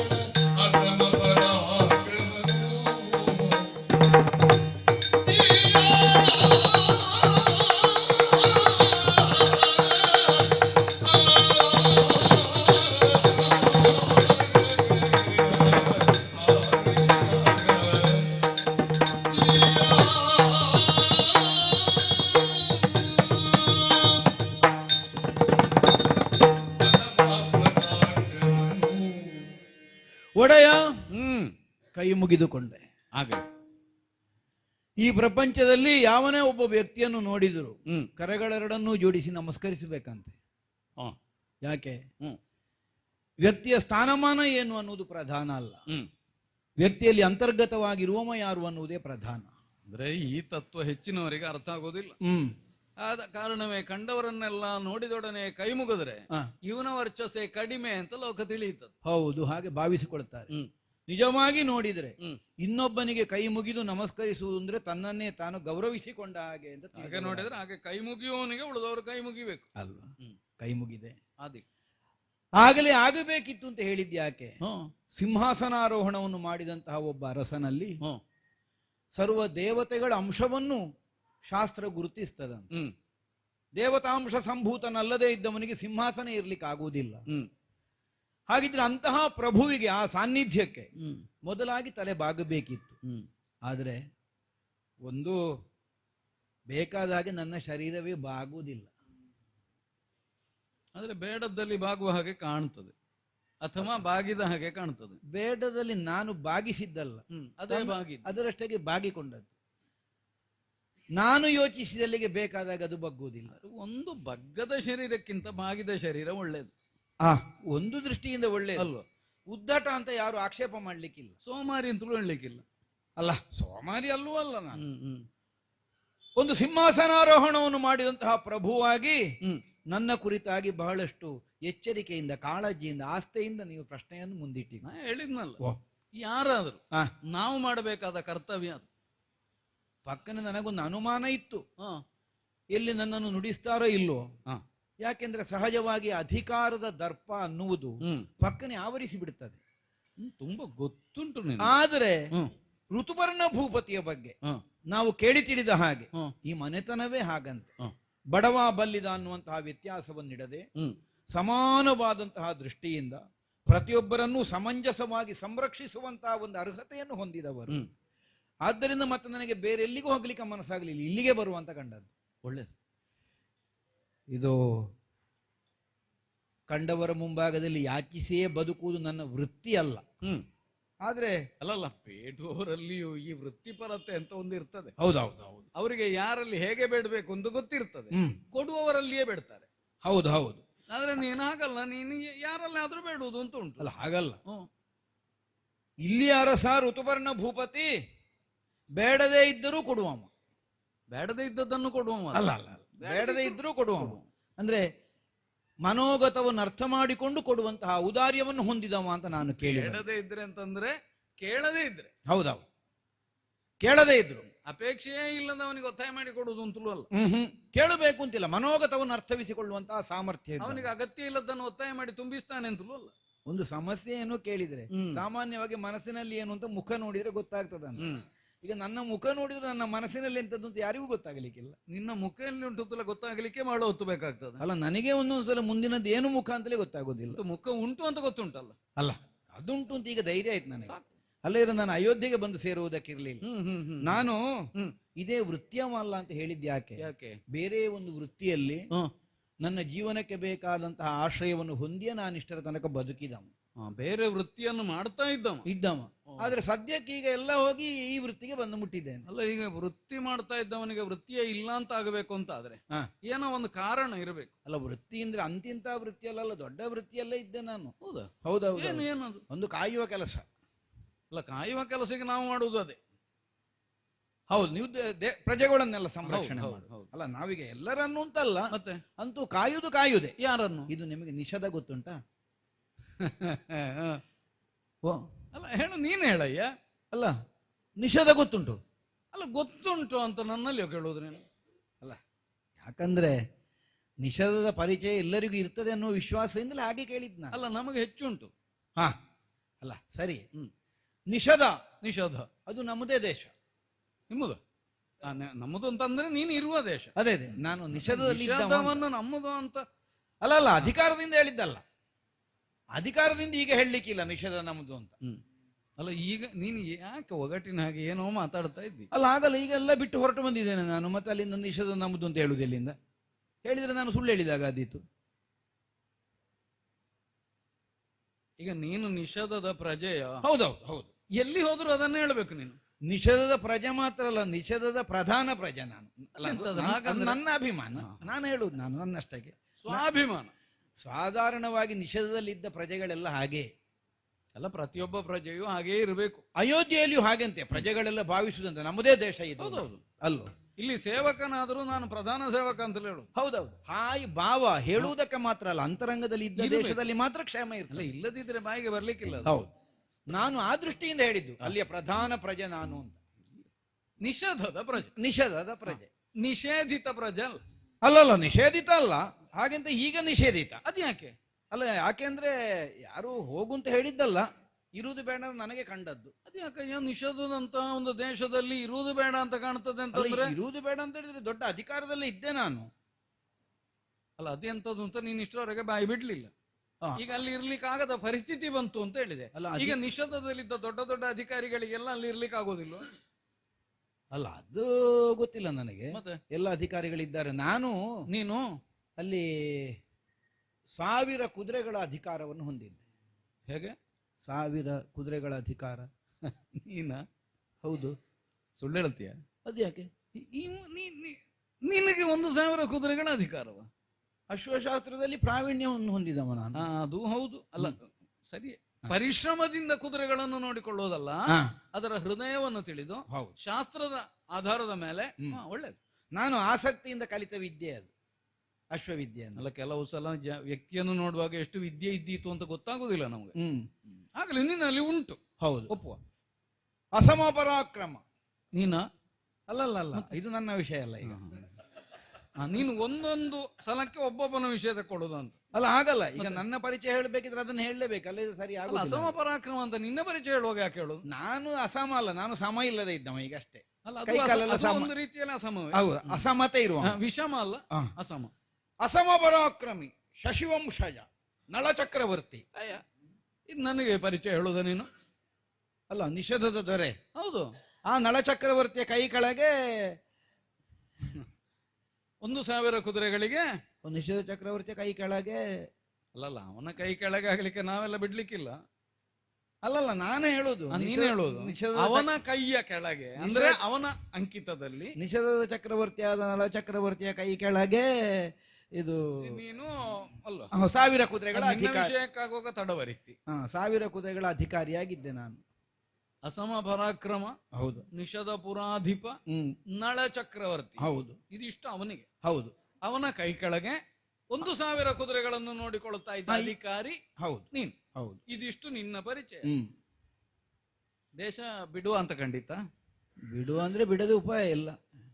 ಎಂತ ಬೇಡದ್ದು ಮಾಡಿದ್ದಿ?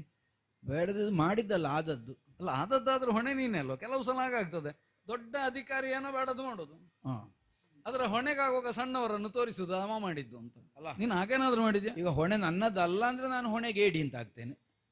ಆದ ಹೌದು ಅಂತಾದ್ರೆ ನಿನ್ನದೇ ತಪ್ಪು ಅಂತಾಗೋದಿಲ್ಲ. ಈಗ ಹೊಣೆ ನನ್ನದೇ ಹೌದು ಅಂತಾದ್ರೆ ಆಗ್ಲಿಕ್ಕೆ ಕಾರಣ ಏನು ಅನ್ನೋದನ್ನು ಹೇಳಬೇಕಾದ ಹೊಣೆಯು ನನಗೆ ಬರ್ತದೆ ಅಲ್ವಾ? ಹೌದು. ಈಗ ಬಿಡಬೇಕಾದ ಸ್ಥಿತಿ ಒಂದು ಕಡೆ ನಿರ್ಮಾಣ ಆಗಿದೆ.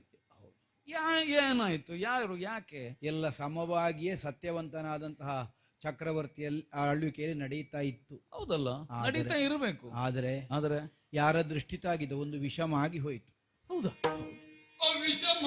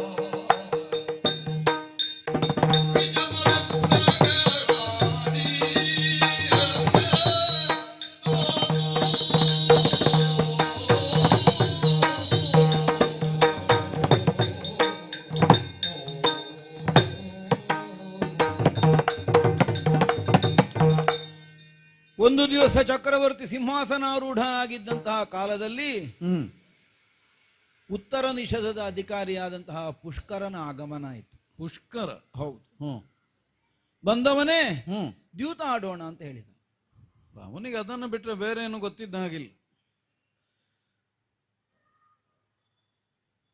ಪ್ರೀತಿಯಿಂದ ಸಖನಾಗಿ ಬಂದು ಕೇಳುವಂತಹ ಕಾಲಕ್ಕೆ ಒಲ್ಲೆ ಅನ್ನುವುದಕ್ಕೆ ಮನಸ್ಸು ಬರಲಿಲ್ಲ.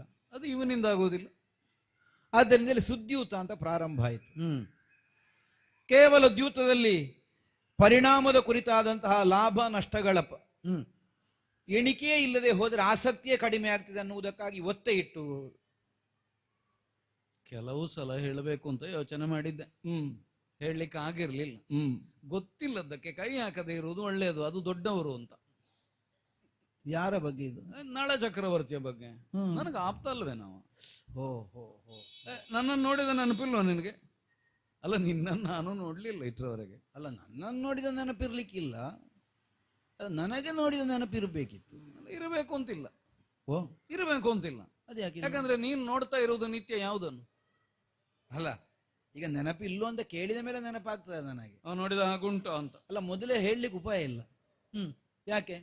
ನಾನು ಸುಮ್ಮನೆ ಹೇಳಿದ್ದು ಅಂತ ಆಗ್ತದೆ. ಹೌದು, ನಿನ್ನಂತ ಅವರ ಪರಿಚಯ ನನಗುಂಟು ಅಂತ ದೊಡ್ಡವರನ್ನು ತೋರಿಸಿದ್ರೆ, ನಿನ್ನಂತವರನ್ನು ಕೆಲವು ಜನರನ್ನು ನೋಡಿದ್ದೇವೆ ಅಂತ ಅವರೇ ಅಲ್ಲಿಂದ ಕಳಿಸ್ತಾರೆ. ಅವರು ಕಳಿಸದಿದ್ರು ಉಳಿದವರು ಕಳಿಸ್ತಾರೆ. ಅಲ್ಲ, ಅದೇ ಯಾಕಂದ್ರೆ ಹಾಗೆ ಅರಸನಿಗಿಂತ ಅರಸನ ಒಟ್ಟಿಗಿರುವವರು ಅಪಾಯಕಾರಿಗಳು. ಆ ಮಟ್ಟಿಗೆ ಅಯೋಧ್ಯೆಯಲ್ಲಿ ತೊಂದರೆ ಇಲ್ಲ. ಅಲ್ಲ, ನಮ್ಮಲ್ಲಿ ಅಂತಹ ಸಮಸ್ಯೆ ಉಂಟು.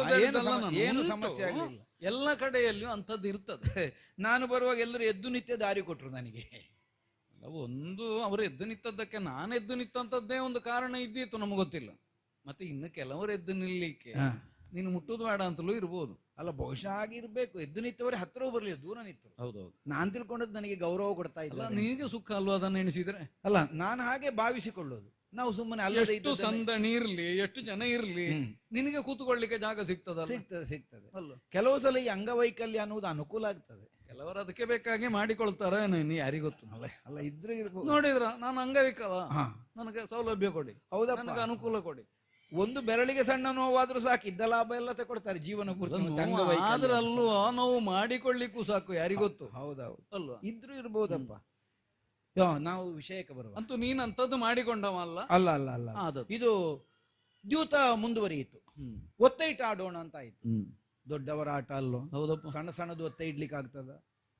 ಒತ್ತೆ ಇಡುವುದು ದೊಡ್ಡವರ ಆಟ ಅಂತಲ್ಲ. ಅಲ್ಲ, ಹಾಗಲ್ಲ. ದೊಡ್ಡವರ ಆಟದಲ್ಲಿ ಒತ್ತೆ ಇಡುವಾಗ ಸಣ್ಣ ಸಣ್ಣ ದೊಡ್ಡದನ್ನೇ ಒತ್ತೆ ದೊಡ್ಡ. ಅವ್ರ ಹತ್ರ ಇರುವುದು ದೊಡ್ಡದೇ ಅಲ್ಲ, ಅವರ ಮಟ್ಟಿಗೆ ದೊಡ್ಡದಲ್ಲ. ಆದ್ರೆ ನಮಗೆ ದೊಡ್ಡದು ಕಾಣುದು ಈಗ ಕಾಣ್ತದೆ. ಈಗ ದೊಡ್ಡದು ಕಾಣುದು, ಆಗ ದೊಡ್ಡದು ಕಾಣಲಿಲ್ಲ. ಬೇರೆಯವರು ಒತ್ತೆ ಇಡುವುದು ಯಾವಾಗಲೂ ನಮಗೆ ದೊಡ್ಡದು ಅಂತಲೇ ಕಾಣುದು. ಹೌದೌದು. ಚತುರಂಗ ಸೇನೆ ಆಯಿತು. ಚತುರಂಗ ಸೇನೆಯಲ್ಲಿ ಪುಷ್ಕರನೆ ಗೆದ್ದ. ಆಮೇಲೆ ಭಂಡಾರ ಒತ್ತೆ ಇಟ್ಟು ಆಡಿದ. ಅದರಲ್ಲಿ ನಳ ಸೋತ. ಅದು ಇದು ಒಂದೇ ಅಲ್ಲ. ಅಲ್ಲ, ಹೇಳಿದ್ ನಾನು, ಗೊತ್ತಾಯ್ತು. ಸೋಲು ಗೆಲುವು ಎರಡು ಇರ್ಲಿ ಅಂತ. ಹೌದು. ಅಲ್ಲ, ನೀನು ಹೇಳಿದ್ರಿಂದ ಇರುವುದಲ್ಲ.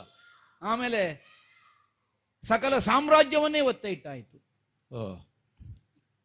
ಅದರಲ್ಲಿ ಸಕಲ ಸಾಮ್ರಾಜ್ಯವನ್ನು ಒತ್ತೆ ಇಟ್ಟದರಲ್ಲಿ ನಳ ಒತ್ತೆ ಇಟ್ಟು ಇವನೇ ಸೋತ.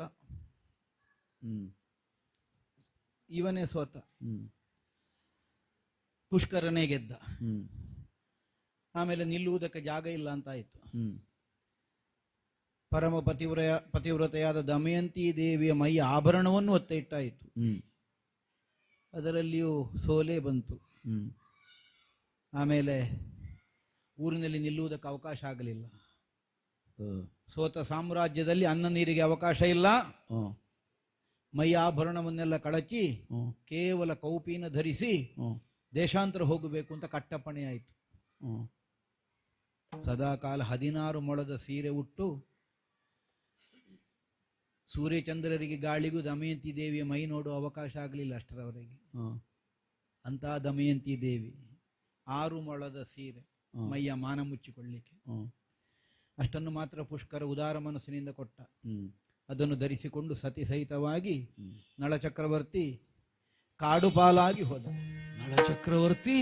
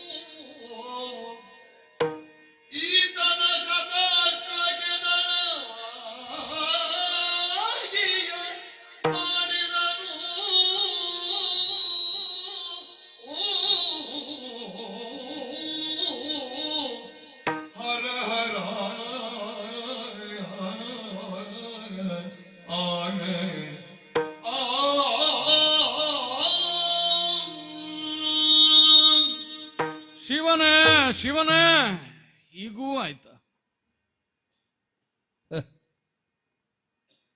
ಅಯ್ಯ, ನೀನಾಡಿದ್ರ ಕುರಿತಾಗಿ ಸತ್ಯಾಸತ್ಯತೆ ಕುರಿತಾಗಿ ಸಂಶಯ ಅಲ್ಲ. ವಿಧಿಯ ವಿಲಾಸದ ಬಗ್ಗೆ ಒಂದು ಆಶ್ಚರ್ಯ, ಒಂದು ದಿಗ್ಭ್ರಮೆ. ಪ್ರಪಂಚದಲ್ಲಿ ಕೆಲವು ಮೌಲ್ಯಗಳು ಅಂತ ಇರ್ತವೆ. ಇದನ್ನು ಪಾಲಿಸುವುದರಿಂದ ನಮಗೆ ಒಳ್ಳೆಯದಾಗ್ತದೆ ಅಂತ ಜನ ತಿಳಿತಾರೆ. ದೃಷ್ಟಾಂತಕ್ಕೆ ದೊಡ್ಡವರು ಮಾಡಿದ್ದನ್ನು ಅವಲಂಬಿಸ್ತಾರೆ. ಆದರೆ ಧರ್ಮಪಾಲನೆಯನ್ನು, ಮೌಲ್ಯವನ್ನು, ಆದರ್ಶವನ್ನು ಇಟ್ಟು ಮಾಡುವುದನ್ನು ನೋಡ್ತಾ ಇರುವಾಗ ಅವನಿಗೆ ಪತನ ಸಂಭವಿಸಿತು ಅಂತಾದ್ರೆ ಕೇವಲ ಅವನ ಪತನ ಅಲ್ಲ, ಒಂದು ದೇಶದ ಪತನ, ಒಂದು ಮೌಲ್ಯದ ಪತನ, ಒಂದು ಯುಗದ ಪತನ. ಆಚಾರವೇ ಪ್ರಶ್ನಿಸಲ್ಪಡ್ತದೆ. ಅಂದ್ರೆ ಧರ್ಮವನ್ನ ಅವಲಂಬಿಸಿ ಪ್ರಯೋಜನ ಏನು? ಮೌಲ್ಯಾದರ್ಶಗಳನ್ನು ಇಟ್ಟುಕೊಂಡು ಲಾಭ ಏನು? ಅವನು ಹೇಗೆ ಹೀಗೆ ಪತನ ಆಯ್ತಲ್ಲ ಅಂತ ತಿಳಿಯುತ್ತಾರೆ. ನಳನಿಗಾದಂತಹ ಈ ದುಸ್ಥಿತಿ ನನಗೆ ದುಃಖವನ್ನುಂಟು ಮಾಡುತ್ತದೆ ಎಂಬುದು ಪ್ರತ್ಯೇಕ.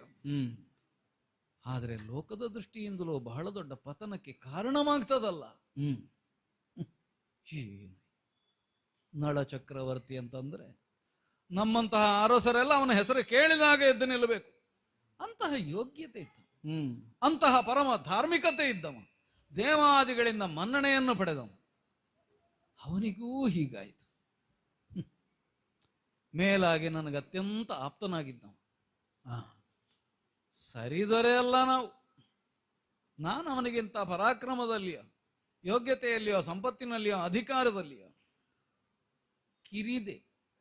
ಆದರೆ ಗಣಿಸದೆ ನನ್ನ ಆಪ್ತನನ್ನಾಗಿ ಒಪ್ಪಿದವ ನಳ. ಅವನಿಗೂ ಹೀಗಾಯಿತು. ಹಾಗಾದರೆ ನಾವು ಭಾವಿಸಬೇಕಾದ್ದೇನು? ಹೇಗೆ ನಡ್ಕೊಳ್ತೇವೆ, ಯಾವುದು ಮೌಲ್ಯ ಅಂತ ತಿಳಿಯುತ್ತೇವೆ ಅಂತಲ್ಲ. ವಿಧಿ ಎಂಬುದು ಪ್ರತಿಯೊಬ್ಬನ ಜೀವನದಲ್ಲಿ ಆಡುವುದಕ್ಕೆ ತೊಡಗಿದೆ. ಇವತ್ತು ನಾಳೆ ನಾವು ಯಾರಿಗೊತ್ತು ಆಗಲಿಕ್ಕಿಲ್ಲ ಅಂತ. ಹಾಗಾದ್ರೆ ಈಗ ಮಾಡೋಣ ಏನು? ನಳನಿಗೆ ಹೀಗಾಯ್ತಲ್ಲ ಅಂತ ನಾನು ಕಣ್ಣೀರು ಹರಿಸುವುದರಿಂದ ಲಾಭ ಉಂಟೆ? ಪತ್ನಿಯನ್ನು ಕರ್ಕೊಂಡು ಹೌದು ಅರಣ್ಯ ಪ್ರವೇಶ ಮಾಡಿದ್ದಾನೆ. ಇಬ್ಬರು ಮಕ್ಕಳಿದ್ರಲ್ಲ, ಅವರನ್ನು ಬಹುಶಃ ಸೂರ್ಯ ಚಂದ್ರರ ಹಾಗೆ ಅವರನ್ನು ದಮಯಂತಿ ದೇವಿ ತವರು ಮನೆಗೆ ಕಳುಹಿಸಿದ್ದಾಳೆ. ಕಳುಹಿಸಿರಬಹುದು ಅಂತ ತರ್ಕಿಸಬೇಕು. ಯಾಕಂದ್ರೆ ನೀನು ಬಹುಶಃ ನೋಡಿರ್ಲಿಕ್ಕಿಲ್ಲ. ಅವನಿಗೆ ಹಾಗಾಯ್ತು, ನೀನು ಅಲ್ಲಿಂದ ಹೊರಟಿದ್ದು. ನನಗೆ ಆ ಬಗ್ಗೆ ಗಮನವೇ ಬರಲಿಲ್ಲ. ಅಲ್ಲ, ಅವರವರ ಚಿಂತೆ ಅವರವರಿಗೆ ದೊಡ್ಡದಲ್ವ. ಹೀಗೆ ಎಲ್ಲ ಅಧಿಕಾರಿಗಳನ್ನು ಪುಷ್ಕರ ತೆಗೆದನ ಗೊತ್ತಿಲ್ಲ. ಅಲ್ಲ, ನೀನು ಹೊರಟೆ, ನಾನು ಹೊರಟಲ್ವ. ನನ್ನನ್ನು ಹೋಗಬೇಕು ಅಂತ ಹೇಳಿದ್ದಲ್ಲ, ಚಕ್ರವರ್ತಿಯನ್ನು ಹೇಳಿದ್ದು ಮಾತ್ರ ಹೋಗಬೇಕು. ಒಳ್ಳೇದಾಯ್ತು. ಯಾಕೆ ನಿಷ್ಠೆ ಅಂತಂದ್ರೆ ಅದಕ್ಕೆ. ತನ್ನನ್ನು ಪೊರೆದ ಸ್ವಾಮಿಗೆ ಹೀಗಾಯ್ತು, ಮತ್ತೆ ನಾನು ಅಲ್ಲಿ ನಿಲ್ಲುವುದಿಲ್ಲ ಎಂಬುದೇ ಸರಿ. ಯಾಕಂದ್ರೆ ದ್ಯೂತದಲ್ಲಿ ಸೋಲು ಬಂದಿತ್ತು, ಗೆಲುವು ಬಂದಿತ್ತು. ಆದರೆ ಬಂಧುತ್ವ ಅನ್ನೋದು ಬಿಟ್ಟು ಹೋದಿತ್ತು.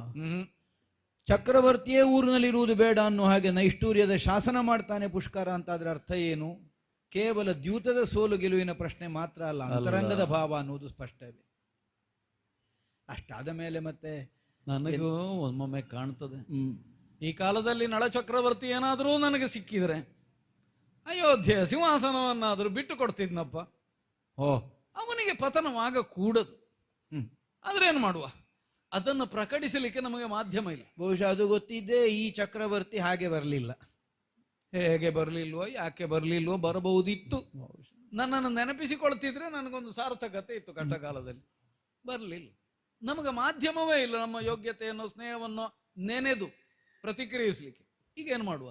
ಈಗ ಸಿಕ್ಕಿದ್ದನ್ನು ನಾವು ಉಪಯೋಗ ಮಾಡುವ. ನಿನ್ನನ್ನೇ ನಳ ಅಂತ ಭಾವಿಸುವುದು ನಾವು. ಅಯ್ಯಯ್ಯೋ, ಯಾಕೆ? ಅವನಿಗೆ ಮಾಡಬೇಕಾಗಿತ್ತು ಏನೋ ಸಹಾಯ, ಮಾಡ್ಲಿಕ್ಕೆ ಆಗಲಿಲ್ಲ, ಅವ ಇಲ್ಲ. ಹಾಗಾದ್ರೆ ನಿನಗಾದ್ರೂ ಒಂದು ಉಪಕೃತಿ. ಅದು ಹೌದು. ಒಬ್ಬ ಅರಸನಾದವ ಹಾಗೆ ಭಾವಿಸಬೇಕಾದದ್ದಲ್ವ. ಆಳಾದವ ಮಾಡಿದ್ರು ಹೊಣೆ ಅರಸನಿಗೆ ಅಲ್ವ. ಮತ್ತೆಂತದು? ಅಲ್ಲ, ಈಗ ಆಳಾದವ ಒಬ್ಬ ಏನಾದ್ರೂ ಮಾಡಿದ, ಹೌದು, ಅದರ ಹೊಣೆ ಯಾರಿಗೆ? ಅವನನ್ನು ಆಳುವವನಿಗೆ.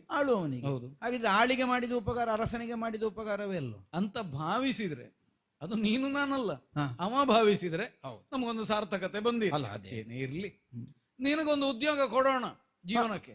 ಯಾಕೆ ಹೀಗೆ ಬೇಡಿ ತಿನ್ನಬೇಕಾದವ ಅಲ್ಲ ನೀನು. ಯಾಕಲ್ಲ? ನನ್ನ ನಳನ ಕೈ ಕೆಳಗಿದ್ದವ. ಹ್ಮ್ ನೀನು ಬೇಡುವುದ ಕೂಡದು. ಹಾಗಾಗಿ ನಿನಗೆ ಯೋಗ್ಯವಾದ ಸಂಭಾವನೆಯನ್ನು ಕೊಟ್ಟು ನಿನಗೆ ಪರಿಣತಿ ಇರುವ ವೃತ್ತಿಯಲ್ಲಿ ನೀನನ್ನು ನೇಮಿಸೋಣ ಅಂತಿದ್ದೇನೆ. ಉದ್ಯೋಗ ಹೌದು ಹೌದು ಆಗಲಿಕ್ಕಿಲ್ಲ.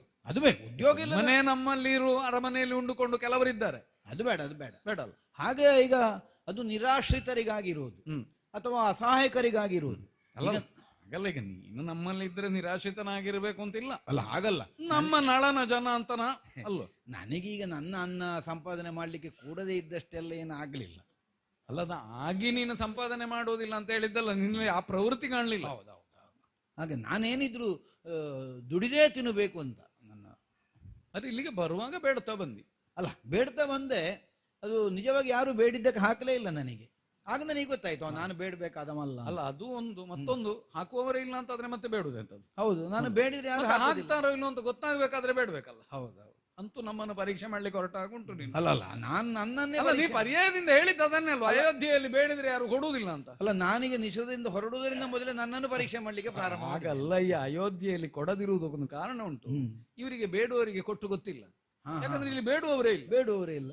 ಬೇಡುವುದಿದ್ರೆ ನನ್ನಲ್ಲಿಗೆ ಬಂದದ್ದು ಒಳ್ಳೇದಾಯ್ತು. ನಿನಗೊಂದು ಅಧಿಕಾರವನ್ನು ಕೊಡ್ತೇನೆ. ಅಧಿಕಾರವ? ಹೌದು. ನೀನು ಕಾಯ್ತಾ ಇದ್ದವಲ್ವಾ? ಹೌದು. ನಮ್ಮಲ್ಲಿ ಅದನ್ನೇ ಮಾಡು.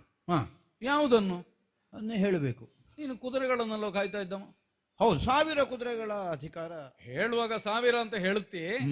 ಆದ್ರೆ ನಮ್ಮಲ್ಲಿ ನಿನಗಷ್ಟನ್ನು ಕೊಡ್ಲಿಕ್ಕೆ ನಮಗೂ ಉಪಾಯ ಇಲ್ಲ. ನಮ್ಮಲ್ಲಿ ಮೊದಲೇ ಒಂದಿಬ್ಬರು ಬಂದಿದ್ದಾರೆ. ಹೌದಾ? ಅವರು ಸತ್ಯಪೂರ್ಣ ಏನು ಅಂತ ನನಗೂ ಗೊತ್ತಿಲ್ಲ. ಬಂದು ಆಶ್ರಯ ಕೇಳಿದ್ರು ಕೊಟ್ಟಿದ್ದೇನೆ. ಒಬ್ಬ ಜೀವಲ, ಇನ್ನೊಬ್ಬ ವಾರ್ಷ್ಣೆ. ಏನಿಲ್ಲ, ಅವರು ಬಂದು ಸೇರಿದ್ದಾರೆ. ಅವರ ಉದ್ಯೋಗವನ್ನು ನಿನಗೆ ಕೊಡ್ಲಿಕ್ಕೆ ಉಪಾಯ ಇಲ್ಲ. ಹಾಗಾಗಿ ನನ್ನಿಂದ ಮೊದಲೇ ಬಂದು ಇಲ್ಲಿ ಸೇರಿದ್ದಾರೆ. ಮೊದಲು ಸೇರಿದವರಿಗೆ ನಾವು ಇಲ್ಲ ಅಂತ ಮಾಡ್ಲಿಕ್ಕೆ ಆಗೋದಿಲ್ಲ. ಇಲ್ಲ ಇಲ್ಲ, ಅದಿಲ್ಲ. ಹಾಗೆ ಮಾಡಿದ್ರೆ ಮತ್ತೆ ನಾಳೆ ನಿನಗೂ ಇಲ್ಲ ಅಂತ ಅದಿತ್ತು. ಹೌದು, ನಿನಗೆ 100 ಕುದುರೆಗಳ ಅಧಿಕಾರ. 100? ಹೌದು. ಬರೇ 100? ಮತ್ತೆ ಎಷ್ಟು 100 ಅಂತ ಕೊಡೋದು ನಾವು? ಅಲ್ಲ, ಹಾಗಲ್ಲ, ಕೇಳಿದ್ದಷ್ಟೇ. ನಮ್ಮಲ್ಲಿ ಇರುವುದಷ್ಟು, ಈಗ ಕೊಡ್ಲಿಕ್ಕೆ ಅನುಕೂಲ ಇರುವುದಷ್ಟು ನೋಡುವ. ಬರುವ ವರ್ಷ ಕುದುರೆಗಳು 1000 ಆಗಲಿ. ನಿನ್ನ ಕಾಯುವಿಕೆಯಿಂದ ಈ 100 ಕುದುರೆಗಳು 1000 ಆದ್ರೆ ಅದಕ್ಕೂ ನೀನೆ. ಅಲ್ಲ, ಅದಾದೀತು. ನಮ್ಮಲ್ಲಿ ಉದ್ಯೋಗದ ಅಭಿವೃದ್ಧಿ ಅಂದ್ರೆ ಹಾಗೆ ಅಲ್ಲ. ಹೌದು, ಉದ್ಯೋಗದಲ್ಲಿ ನೈಪುಣ್ಯವನ್ನು ತೋರಿಸ್ತಾ ಹೋದ್ರೆ ಮತ್ತೆ ಅವನಿಗೆ ಉದ್ಯೋಗದಲ್ಲಿ ಮತ್ತೆ ಉತ್ತಮವಾದ ಸ್ಥಿತಿ ಅಲ್ವಾ? ಮತ್ತೆ ಉಳಿದವರಿಗೂ ಆಗ್ತದೆ. ಅವ ಒಳ್ಳೆ ಕೆಲಸ ಮಾಡಿದ್ರಿಂದ ಅವನಿಗೆ ಸಿಕ್ಕಿತ್ತು, ನಾವು ಹಾಗೆ ಮಾಡಿದ್ರೆ ನಮಗೂ ಸಿಕ್ಕಿತ್ತು. ಏನು ಮಾಡದೆ ಸಿಕ್ಕುವುದಕ್ಕಿಂತ ದುಡಿದು ಸಿಕ್ಕುವುದು ಒಳ್ಳೆದ. ಹಾಗಿದ್ರೆ ಈಗ ದುಡಿಮೆ ಆಯ್ತು. ಉದ್ಯೋಗ ಇದು ಈಗ ಅಲ್ಲ, ಇದು ಸಂಬಳ ಬೇಕಾ? ಅಲ್ಲ, ಅದನ್ನು ಮತ್ತೆ ಕೊನೆಗೆ ತೊಂದರೆ ಬೇಡ ಅಲ್ಲ. ಮೊದಲೇ ಅದು ಗೊತ್ತಾಯ್ತು. ಅದಕ್ಕೆ ನೀ ಕೇಳಿದ್ದೆ ಒಳ್ಳೇದಾಯ್ತು. ಬೇಕಾ? ಅಲ್ಲ, ಯಾಕೆಂದ್ರೆ ಅಲ್ಲ, ಬೇಕಾ? ಬೇಕಾ. ಯಾಕೆಂದ್ರೆ ಇದು ಒಂದು ಸಂಭಾವನೆ ಅನ್ನುವುದು ಇಲ್ಲದೆ ಹೋದ್ರೆ ಆ ಉದ್ಯೋಗದ ಮಹತ್ವಕ್ಕೆ ಹಾಳಾಗ. ಸಂಭಾವನೆ ಎಂಬುದು ಇಲ್ಲದೆ ಹೋದರೆ ಯಾವುದಕ್ಕೂ ಮಹತ್ವ ಇಲ್ಲ. ಬೇಕೇ ಬೇಕಲ್ಲ. ಸಂಭಾವನೆ ಅಂತ ನೀ ಹೇಳುದು ಬೇರೆ, ನಾ ಹೇಳಿದ್ದು ಬೇರೆ. ಸಂಭಾವನೆ ಹೌದೌದು ಕೊಡುವ. ಬೇಕು. ಎಷ್ಟು ಅಂತ ಒಂದು ನಿರ್ಣಯ ಬೇಕು. ನಿನಗೆ ಎಷ್ಟು ಬೇಕು? ದಿನ ಕೊಡಬೇಕು ಅಂತಿಲ್ಲ. ಹೌದಯ್ಯ, ನಮ್ಮ ಸ್ಥಿತಿಯನ್ನು ನೋಡಿ ಅಲ್ವಾ ನೀ ಕೇಳಬೇಕು. ಹೌದೌದು. ಅಲ್ಲೇ ಹೇಳಿದೆ ಅಲ್ಲ, ನನಗೆ ಎಷ್ಟು ಕೊಟ್ಟರು ಆಗ್ತದೆ, ಗೊತ್ತಾಯ್ತು ನನಗೆ. ಆದ್ರೆ ನಾವು ಎಷ್ಟು ಕೊಡಬೇಕು? ನಮ್ಮಲ್ಲಿ ಮೊದಲಿದ್ದವರಿಗಿಂತ ಹೆಚ್ಚು ಕೊಡುವ ಹಾಗಿಲ್ಲ. ಅದೊಂದು ಕಷ್ಟವೇ ಅಲ್ವಾ? ನಳ ಚಕ್ರವರ್ತಿ ಕೊಟ್ಟಷ್ಟು ನಾ ಕೊಡ್ಲಿಕ್ಕಿಲ್ಲ. ಯಾಕೆಂದ್ರೆ ಅಲ್ಲಿ ನಳ ಚಕ್ರವರ್ತಿ ಹೌದು, ಅಷ್ಟು ಕೊಡ್ಲಿಕ್ಕೆ ಇಲ್ಲ. ಸರಿ, ಅಲ್ಲ, ಅಷ್ಟು ಕೊಡ್ಲಿಕ್ಕೆ ನನ್ನ ಹತ್ರ ಇಲ್ಲ ಅಂತಲ್ಲ, ಅಷ್ಟು ನಾನು ಕೊಡ್ಲಿಕ್ಕಿಲ್ಲ. ಅದಕ್ಕಂದ್ರೆ ಚಕ್ರವರ್ತಿಯ ಮೇಲಿನ ಗೌರವ ಅಲ್ವಾ? ಹೌದೌದು. ಅವರಲ್ಲಿ ಕೊಡುವಷ್ಟು ನಾವು ಕೊಡುದು ಅಂತ ಆದ್ರೆ ಮತ್ತೆ ಅವರಲ್ಲಿಗೆ ವಿಶೇಷ ಅಂತದ್ದು. ಅಲ್ಲ, ನಾವು ಕೊಡುವಾಗ ಅದನ್ನೆಲ್ಲ ಆಲೋಚನೆ ಮಾಡ್ತೇವೆ. ಸುಮ್ಮನೆ ಹೇಳಿದ್ದಲ್ಲ 100 ಕುದುರೆ ನೋಡಿಕ ಅಂತ. ಈಗೊಂದು ಸಂಬಳ ನಿರ್ಣಯ ಮಾಡ್ಲಿಕ್ಕೆ ಎಂತದೆಲ್ಲ ಯೋಚನೆ ಮಾಡಬೇಕಾಗ್ತದೆ. ಅದು ಬಂದವರ ಮೇಲುಂಟು. ಬೇರೆಯವರಾದ್ರೆ ಕೊಟ್ಟದ್ದು ತಕೊಂಡಿರು ಅಂತ ಹೇಳ್ತಿದ್ದೆ. ನಮ್ಮ ನಳನ ಕೈ ಕೆಳಗಿದ್ ನಾವಲ್ವಾ? ಇದೆಲ್ಲ ನಿನಗೆ ನಳ ನಿರ್ಣಯ ಮಾಡುವಾಗ ಎಷ್ಟು ಕಷ್ಟ ಆಗಿರ್ಬೋದು ಅಂತ. ಸಂಬಳ ಏನು ಅಲ್ಲ, ನನಗೆ ಎಷ್ಟು ಕಷ್ಟ ಆಗ್ತದೆ, ಅವನಿಗೆ ಎಷ್ಟು ಕಷ್ಟ ಆಗಿರ್ಬೋದು. ಇಲ್ಲ, ಏನು ನಿರ್ಣಯವೇ ಮಾಡ್ಲಿಲ್ಲ ಅಂದ್ರೆ ಸಂಬಳವೇ ಇರ್ಲಿಲ್ಲ. ಹಾಗಲ್ಲ, ಮತ್ತೆ ಬೇಕಾದಷ್ಟು ಅಂತ ನೀನೇ ತೆಕ್ಕೊಳ್ಳಿ, ಯಥೇಚ್ಛ ನೀನೇ ತೆಕ್ಕೊಳ್ಳಿ. ಹೌದೌದು, ಇದು ಒಂದು ಒಳ್ಳೇದು. ನಾನೇ ಕೈ ಹಾಕೋದು, ನಾನೇ ತೆಕ್ಕೊಳ್ಳೋದು. ಕಡಿಮೆ ಆದ್ರೂ ನಾನೇ ಜನ. ನಮ್ಮಲ್ಲಿ ಹಾಗೆ ಮಾಡ್ಲಿಕ್ಕೆ ಆಗೋದಿಲ್ಲ, ಆಯ್ತಾ? ಯಾಕೆ ನಮ್ಮಲ್ಲಿ ಕೈ ಹಾಕಲಿಕ್ಕೆ ಬೇರೆ ಜನ ಉಂಟು. ಹೌದೌದು. ಹಾಗಾಗಿ ನಿನಗೆ ಯಥೇಚ್ಛ ಅನ್ನಿಸುವಷ್ಟು ನಮ್ಮ ಯೋಗ್ಯತೆಗೆ ಕಡಿಮೆ ಆಗದಷ್ಟು, ನಳನನ್ನು ಧಿಕ್ಕರಿಸದಷ್ಟು, ಮೊದಲಿದ್ದವರಿಗಿಂತ ಸ್ವಲ್ಪ ಕಡಿಮೆ ನಾ ಕೊಡ್ತೇನೆ. ಸರಿ, ಅದೀತಲ್ಲ? ಅದಿತ್ತು. ಹಾಗಿದ್ರೆ ಸ್ವಲ್ಪ ನೋಡಿಕ. ನಮ್ಮ ಕುದುರೆಗಳೆಲ್ಲ ಎಲ್ಲ ಕುದುರೆಗಳು ಪಳಗಿದ್ದಾವೆ ಅಂತ ಏನಿಲ್ಲ, ಕೆಲವನ್ನು ನೀನು ಪಳಗಿಸಬೇಕಾದೀತು. ಕೆಲವು ಪಳಗಿದ ವಿಧಾನ ಸರಿ ಇರ್ಲಿಕ್ಕಿಲ್ಲ, ಮತ್ತೆ ಕೆಲವು ಮೊದಲೇ ಪಳಗಿದ್ದಿದ್ದೀತು. ಹೇಗೆ? ಆದೀತು ಆದೀತು. ಹಾಗಿದ್ರೆ ನನಗಿನ್ನು ಎಲ್ಲ ನನ್ನ ದಿನಚರಿ ಎಲ್ಲ ಕುದುರೆ ಲಾಯದಲ್ಲೇ. ಹೊರಗೆ ಹೋಗಬೇಕು ಬೇಕಾದ್ರೆ. ಇಲ್ಲ ಇಲ್ಲ, ನಾನು ಕುದುರೆ ಲಾಯ ಬಿಟ್ಟು ಎಲ್ಲಿಗೆ ಹೋಗ್ಲಿಕ್ಕಿಲ್ಲ. ಆಗಲ್ಲಯ್ಯ, ಕುದುರೆಗಳೊಟ್ಟಿಗೆ ಆದ್ರೂ ನೀವು ಹೊರಗೆ ಹೋಗ್ಬೇಕು. ಅದು ಹೋಗ್ಬೇಕು. ಅಲ್ಲ, ನಾನು ಲಾಯದಲ್ಲೇ ಕೂತ್ಕೊಳ್ತೇನೆ ಅಂತ ನಮ್ಮದು ಕುದುರೆಯಲ್ಲಿ ಅಲ್ಲ, ನನ್ನ ವಸತಿಯು ಅಲ್ಲಿ ಅಂತ. ನಿನಗೆ ಅನುಕೂಲ ಇದೆ. ಹೌದು, ಅನುಕೂಲ. ಅದಷ್ಟು ನಿನ್ನ ವ್ಯಾಪ್ತಿಗೆ. ಹೌದು. ಮತ್ತೆ ನಿನ್ನ ಕೆಲಸದಲ್ಲಿ ಉಳಿದವರು ಹಸ್ತಕ್ಷೇಪ ಮಾಡ್ಲಿಕ್ಕಿಲ್ಲ. ಉಳಿದವರೆಲ್ಲ ಸರಿ ಮಾಡದಿದ್ರೆ ನಾನು ಹೇಳ್ಬೋದಲ್ಲ. ನೀನ್ ನನ್ನಲ್ಲಿ ಹೇಳು, ಅವರಲ್ಲಿ ಹೇಳಿಕ್ ಹೋಗ್ಬೇಡ. ಅವರಲ್ಲಿ ಹೇಳಿದ್ರೆ ನನ್ನ ಹತ್ರ ಹೇಳಿಯಾರ. ಆದ ಕಾರಣ ನೀನ್ ನನ್ನಲ್ಲಿಯೇ ಹೇಳು. ಸರಿ ಸರಿ ಸರಿ ಸರಿ. ಅವರಲ್ಲೇ ಹೇಳುವುದಾದ್ರೆ ಮತ್ತೆ ಸಂಬಳವು ಅವರೇ ಕೊಡ್ಲಿ ಅಂತ ಕಾಣೋದಿಲ್ವಾ? ಹಾಗೆಲ್ಲ ನೀ ಮಾಡ್ಲಿಕ್ಕಿಲ್ಲ. ನಳನ ಕೆಳಗಿದ್ದವಲ್ಲ.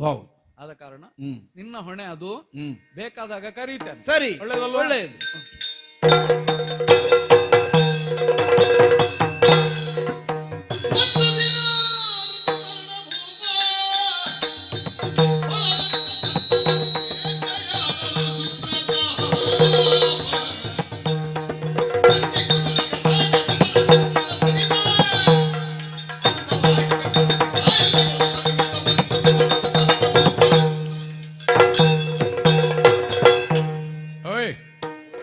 ಮೊನ್ನೆ ಬಂದನಲ್ಲ ಕುದುರೆ ಕಾಯಲಿಕ್ಕೆ ನಿಷಧದಿಂದ, ಸ್ವಲ್ಪ ಅವನನ್ನು ಬರ್ಲಿಕ್ಕೆ ಹೇಳಿ. ಓ ಏನಯ್ಯ ನೀನು ಹೀಗೂ ಮಾಡೋದಾ? ನಾನೇನು ಮಾಡಿದೆ? ನೀನ್ ನಿನ್ನ ಹೆಸರು ಹೇಳಿದ್ಯಾ? ಹೇಳಿಲ್ವಾ? ಎಲ್ಲಿಂದ ಹೇಳಿದ್ರೆ ನಾ ಕರೆಯುವುದಿಲ್ವ? ಅಲ್ಲ, ನಾನು ಮೊದಲೇ ಒಂದು ನಿರ್ಣಯ ಮಾಡಿದ್ದೇನೆ, ಕೇಳಿದ್ದಕ್ಕೆ ಮಾತ್ರ ಉತ್ತರ ಕೊಡುವುದು ಅಂತ. ಇದು ಅದರಲ್ಲಿ ಬರೋದಿಲ್ಲ. ಇದು ಅದರಲ್ಲಿ ಬರೋದಿಲ್ಲ. ಹೌದು. ಇದನ್ನು ಯಾರು ಕೇಳಲಿಕ್ಕಿಲ್ಲ, ಮೊದಲೇ ಹೇಳಬೇಕು. ನಾನಿಂಥವ ಅಲ್ಲ, ನನಗೆ ಪಕ್ಕ ಏನು ಹೇಳುದು ಅಂತ ಗೊತ್ತಾಗ್ಲಿಲ್ಲ. ಅದು ನನಗೆ ಅರ್ಥ ಆಯ್ತು. ನಿನಗೆ ಕೆಲವು ಕಡೆಯಲ್ಲಿ ಏನು ಹೇಳಲಿಕ್ಕೆ ಬರೋದಿಲ್ಲ, ಕೆಲವು ಕಡೆಯಲ್ಲಿ ಬಹುಶಃ ನೀನು ಹೇಳಿದ್ದನ್ನೇ ಉಳಿದವರು ಕೇಳಬೇಕಾದೀತು. ಅಲ್ಲ, ಹಾಗಲ್ಲ, ಪಕ್ಕನೆ ಹೆಸರು ಹೇಳಲಿಕ್ಕೆ ಏನು ಅಂತಲ್ಲ, ಹೆಸರು ಹೇಳಬಹುದೋ ಬಾರದೋ ಅದು ಗೊತ್ತಾಗ್ಲಿಲ್ಲ. ಹೇಳಿ ಏನು ಅಂತ ನೀನು ಕಾದದ್ದು. ಹೌದು, ನೀನಾಗ ಹೇಳ್ಬಹುದು ಅಂತ ನಾನಿದ್ದೆ, ನನಗೆ ಮತ್ತೆ ಮರ್ತೋಯ್ತು. ಮತ್ತೆ ಅವರವರಿಗೆ ಆಗುದೇನು ಅಂದ್ರೆ, ಓ ನನ್ನ ಹೆಸರು ಎಲ್ಲರಿಗೂ ಗೊತ್ತುಂಟು ಅಂತ ಆಗೋದು. ಅದೌದಪ್ಪ. ಈಗ ನಿನ್ನದು ಬಹುಶಃ ನನ್ನನ್ನು ಬಿಟ್ಟು ಎಲ್ಲರಿಗೂ ಗೊತ್ತಿರಬೇಕು. ಏನಯ್ಯ ನಿನ್ನ ಹೆಸರು? ಬಾಹುಕ. ಬಾಹುಕ. ಹೌದು. ಹೇಗುಂಟು? ಎಂತದ್ದು ನಿನ್ನ ಬಾಹು ಚಾತುರ್ಯ? ಅದು ಕೊಟ್ಟ ಕೆಲಸದಲ್ಲಿ ಅದು ನೀವು ಹೇಳಬೇಕು. ನಾನು ಹೇಳುವುದೇಗೆ ನೋಡದೆ? ನೀವು ನೋಡಬೇಕು. ನೋಡ್ಬೇಕು ಅಂತಾದ್ರೆ ಅವಕಾಶ ಬೇಡುವ ನಮಗೆ? ಅಲ್ಲ, ಅವಕಾಶ ಬೇಡ ಅಂದ್ರೆ ಅವಕಾಶ ಕೊಡಿ ಅಂತ ನಾವು ಕಾಯುವುದಲ್ಲ, ನಾವು ಸೃಷ್ಟಿ ಮಾಡ್ತೇವೆ.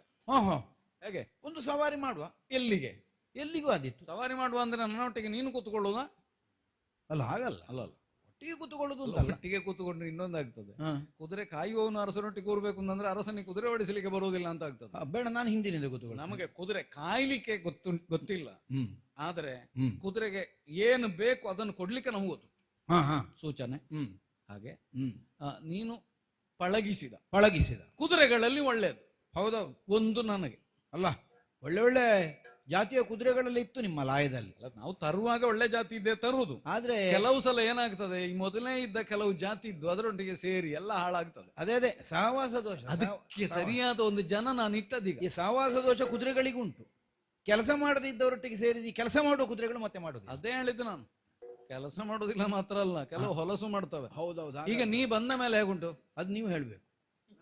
ನನಗೆ ಬೇಕಾದ ಯಾವ ಉತ್ತರವು ನಿನ್ನ ಬಾಯಿಯಲ್ಲಿ ಇಲ್ಲ. ಅಲ್ಲ, ಹಾಗಲ್ಲ, ಹೇಗುಂಟು ಅಂತ ನೀವು ಹೇಳ್ಬೇಕು. ಹೇಗುಂಟು ಅಂತಂದ್ರೆ ನಿನ್ನ ಅನುಭವ ಏನು ಅಂತ ನಾನು ಹೇಳಲಿಕ್ಕೆ ಆಗ್ತದ? ನನ್ನ ಅನುಭವದಲ್ಲಿ ಮೊದಲಿಗಿಂತ ಒಳ್ಳೇದಾಗಿದೆ ಅಂತ ಉಂಟು ಅಂತ ಆದ್ರೆ ನೋಡು, ಅದರಲ್ಲಿ ಒಳ್ಳೇದನ್ನು ಒಂದು, ಮತ್ತೆ ಅದಕ್ಕಿಂತ ನಂತರದ್ದು ಇನ್ನೊಂದು.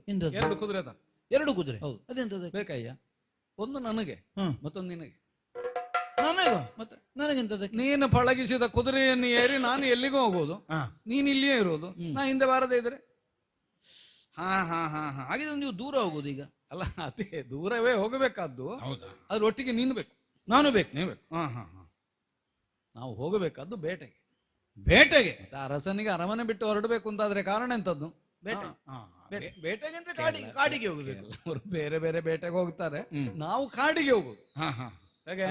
ಬೇರೆ ಬೇರೆ ಬೇಟೆ ಬೇಡ, ನಾವು ಕಾಡಿಗೆ. ನಮಗೆ ಅವಶ್ಯಕತೆ ಕಾಣಲಿಲ್ಲ. ಕಾಡಿಗೆ ಕುದುರೆ ಇದೆ ಅಲ್ವಾ? ತಂದಿದ್ದೇನೆ, ಏರ್ತೇನೆ. ನನ್ನನ್ನು ಹಿಂಬಾಲಿಸಬೇಕು. ಹೋಗುವ.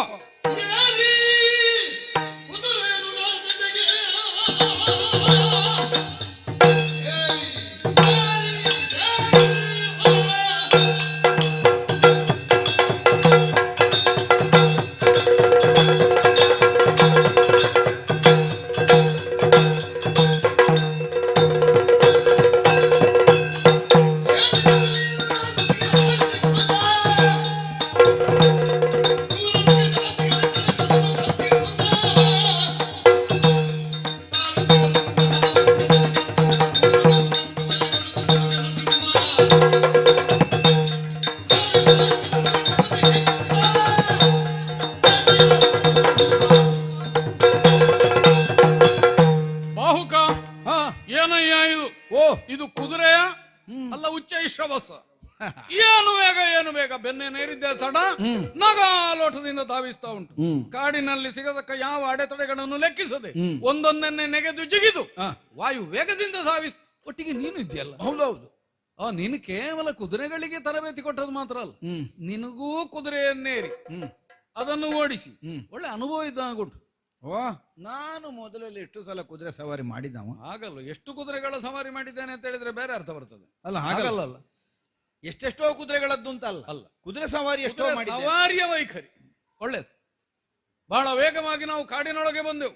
ಬಂದ ಉದ್ದೇಶ ಬೇಟೆ ಆಡುವುದೇನು?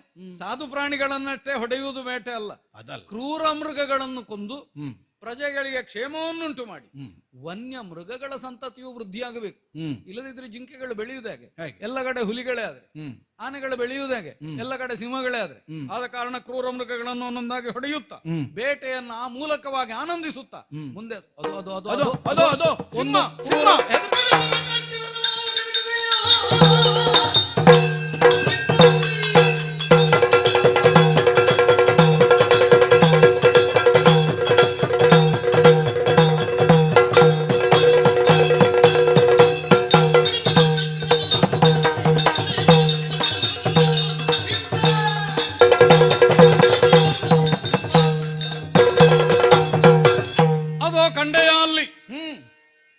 ಭೀಕರವಾದ ಆಕೃತಿಯಿಂದ ನಮ್ಮನ್ನೇ ಅಂಜಿಸ್ತದೆ ಎಂಬ ಹಾಗೆ ಒಂದು ಸಿಂಹ. ಇದೆಲ್ಲ ಯಾಕೊತ್ತುಂಟ, ನಮ್ಮ ಯೋಗ್ಯತೆಯನ್ನು ತೋರಿಸಲಿಕ್ಕಿರುವ ಅವಕಾಶ ಇದೆ. ಸಿಂಹ ಒಂದು ಬಂತು, ಬಹುಶಃ ಅದಕ್ಕೊಂದು ಅಹಂಕಾರ ಬಂದಿರಬೇಕು. ನಾನು ಕಾಡಿನ ರಾಜ ಇವರು ಕೇಳಲಿಕ್ಕೆ ಬಂದವ ಅಂತ ನೋಡುವ. ಯಾಕೆ ಕಾಡಿಗೆ ರಾಜ ಅಂತ ಹೇಳುವಾಗ ನಮ್ಮ ಸ್ಥಾನವನ್ನೆಲ್ಲ ಹೇಳುವುದು. ಹೌದೌದು. ಅದಕ್ಕೆ ಸ್ವಂತವಾಗಿ ಬೇರೆ ಏನಾದ್ರು ಉಂಟ? ಇಲ್ಲಲ್ಲ, ಅದಕ್ಕೆ ಅಭಿಷೇಕವೂ ಇಲ್ಲ. ನಾವು ಅಭಿಷಿಕ್ತರಾಗಿ ಸಿಂಹಾಸನದ ಮೇಲೆ ಕೂತವು. ಆ ಸಿಂಹವನ್ನು ಹಾಗೆ ಬಿಡಕೂಡದು. ನನ್ನನ್ನು ಅಣಕಿಸಿದ ಹಾಗೆ ಅದು ಕಾಣುತ್ತದೆ. ಆದ್ರಿಂದ ಬಿಲ್ಲಿಗೆ ಬಾಣವನ್ನು ಜೋಡಿಸಿ ಅದನ್ನು ಹೊಡೆಯುವುದಕ್ಕೆ ನನ್ನನ್ನು ಹಿಂಬಾಲಿಸಿ ಬಾ. ಮುಂದೆ ಹೋಗ್ತಾನೆ.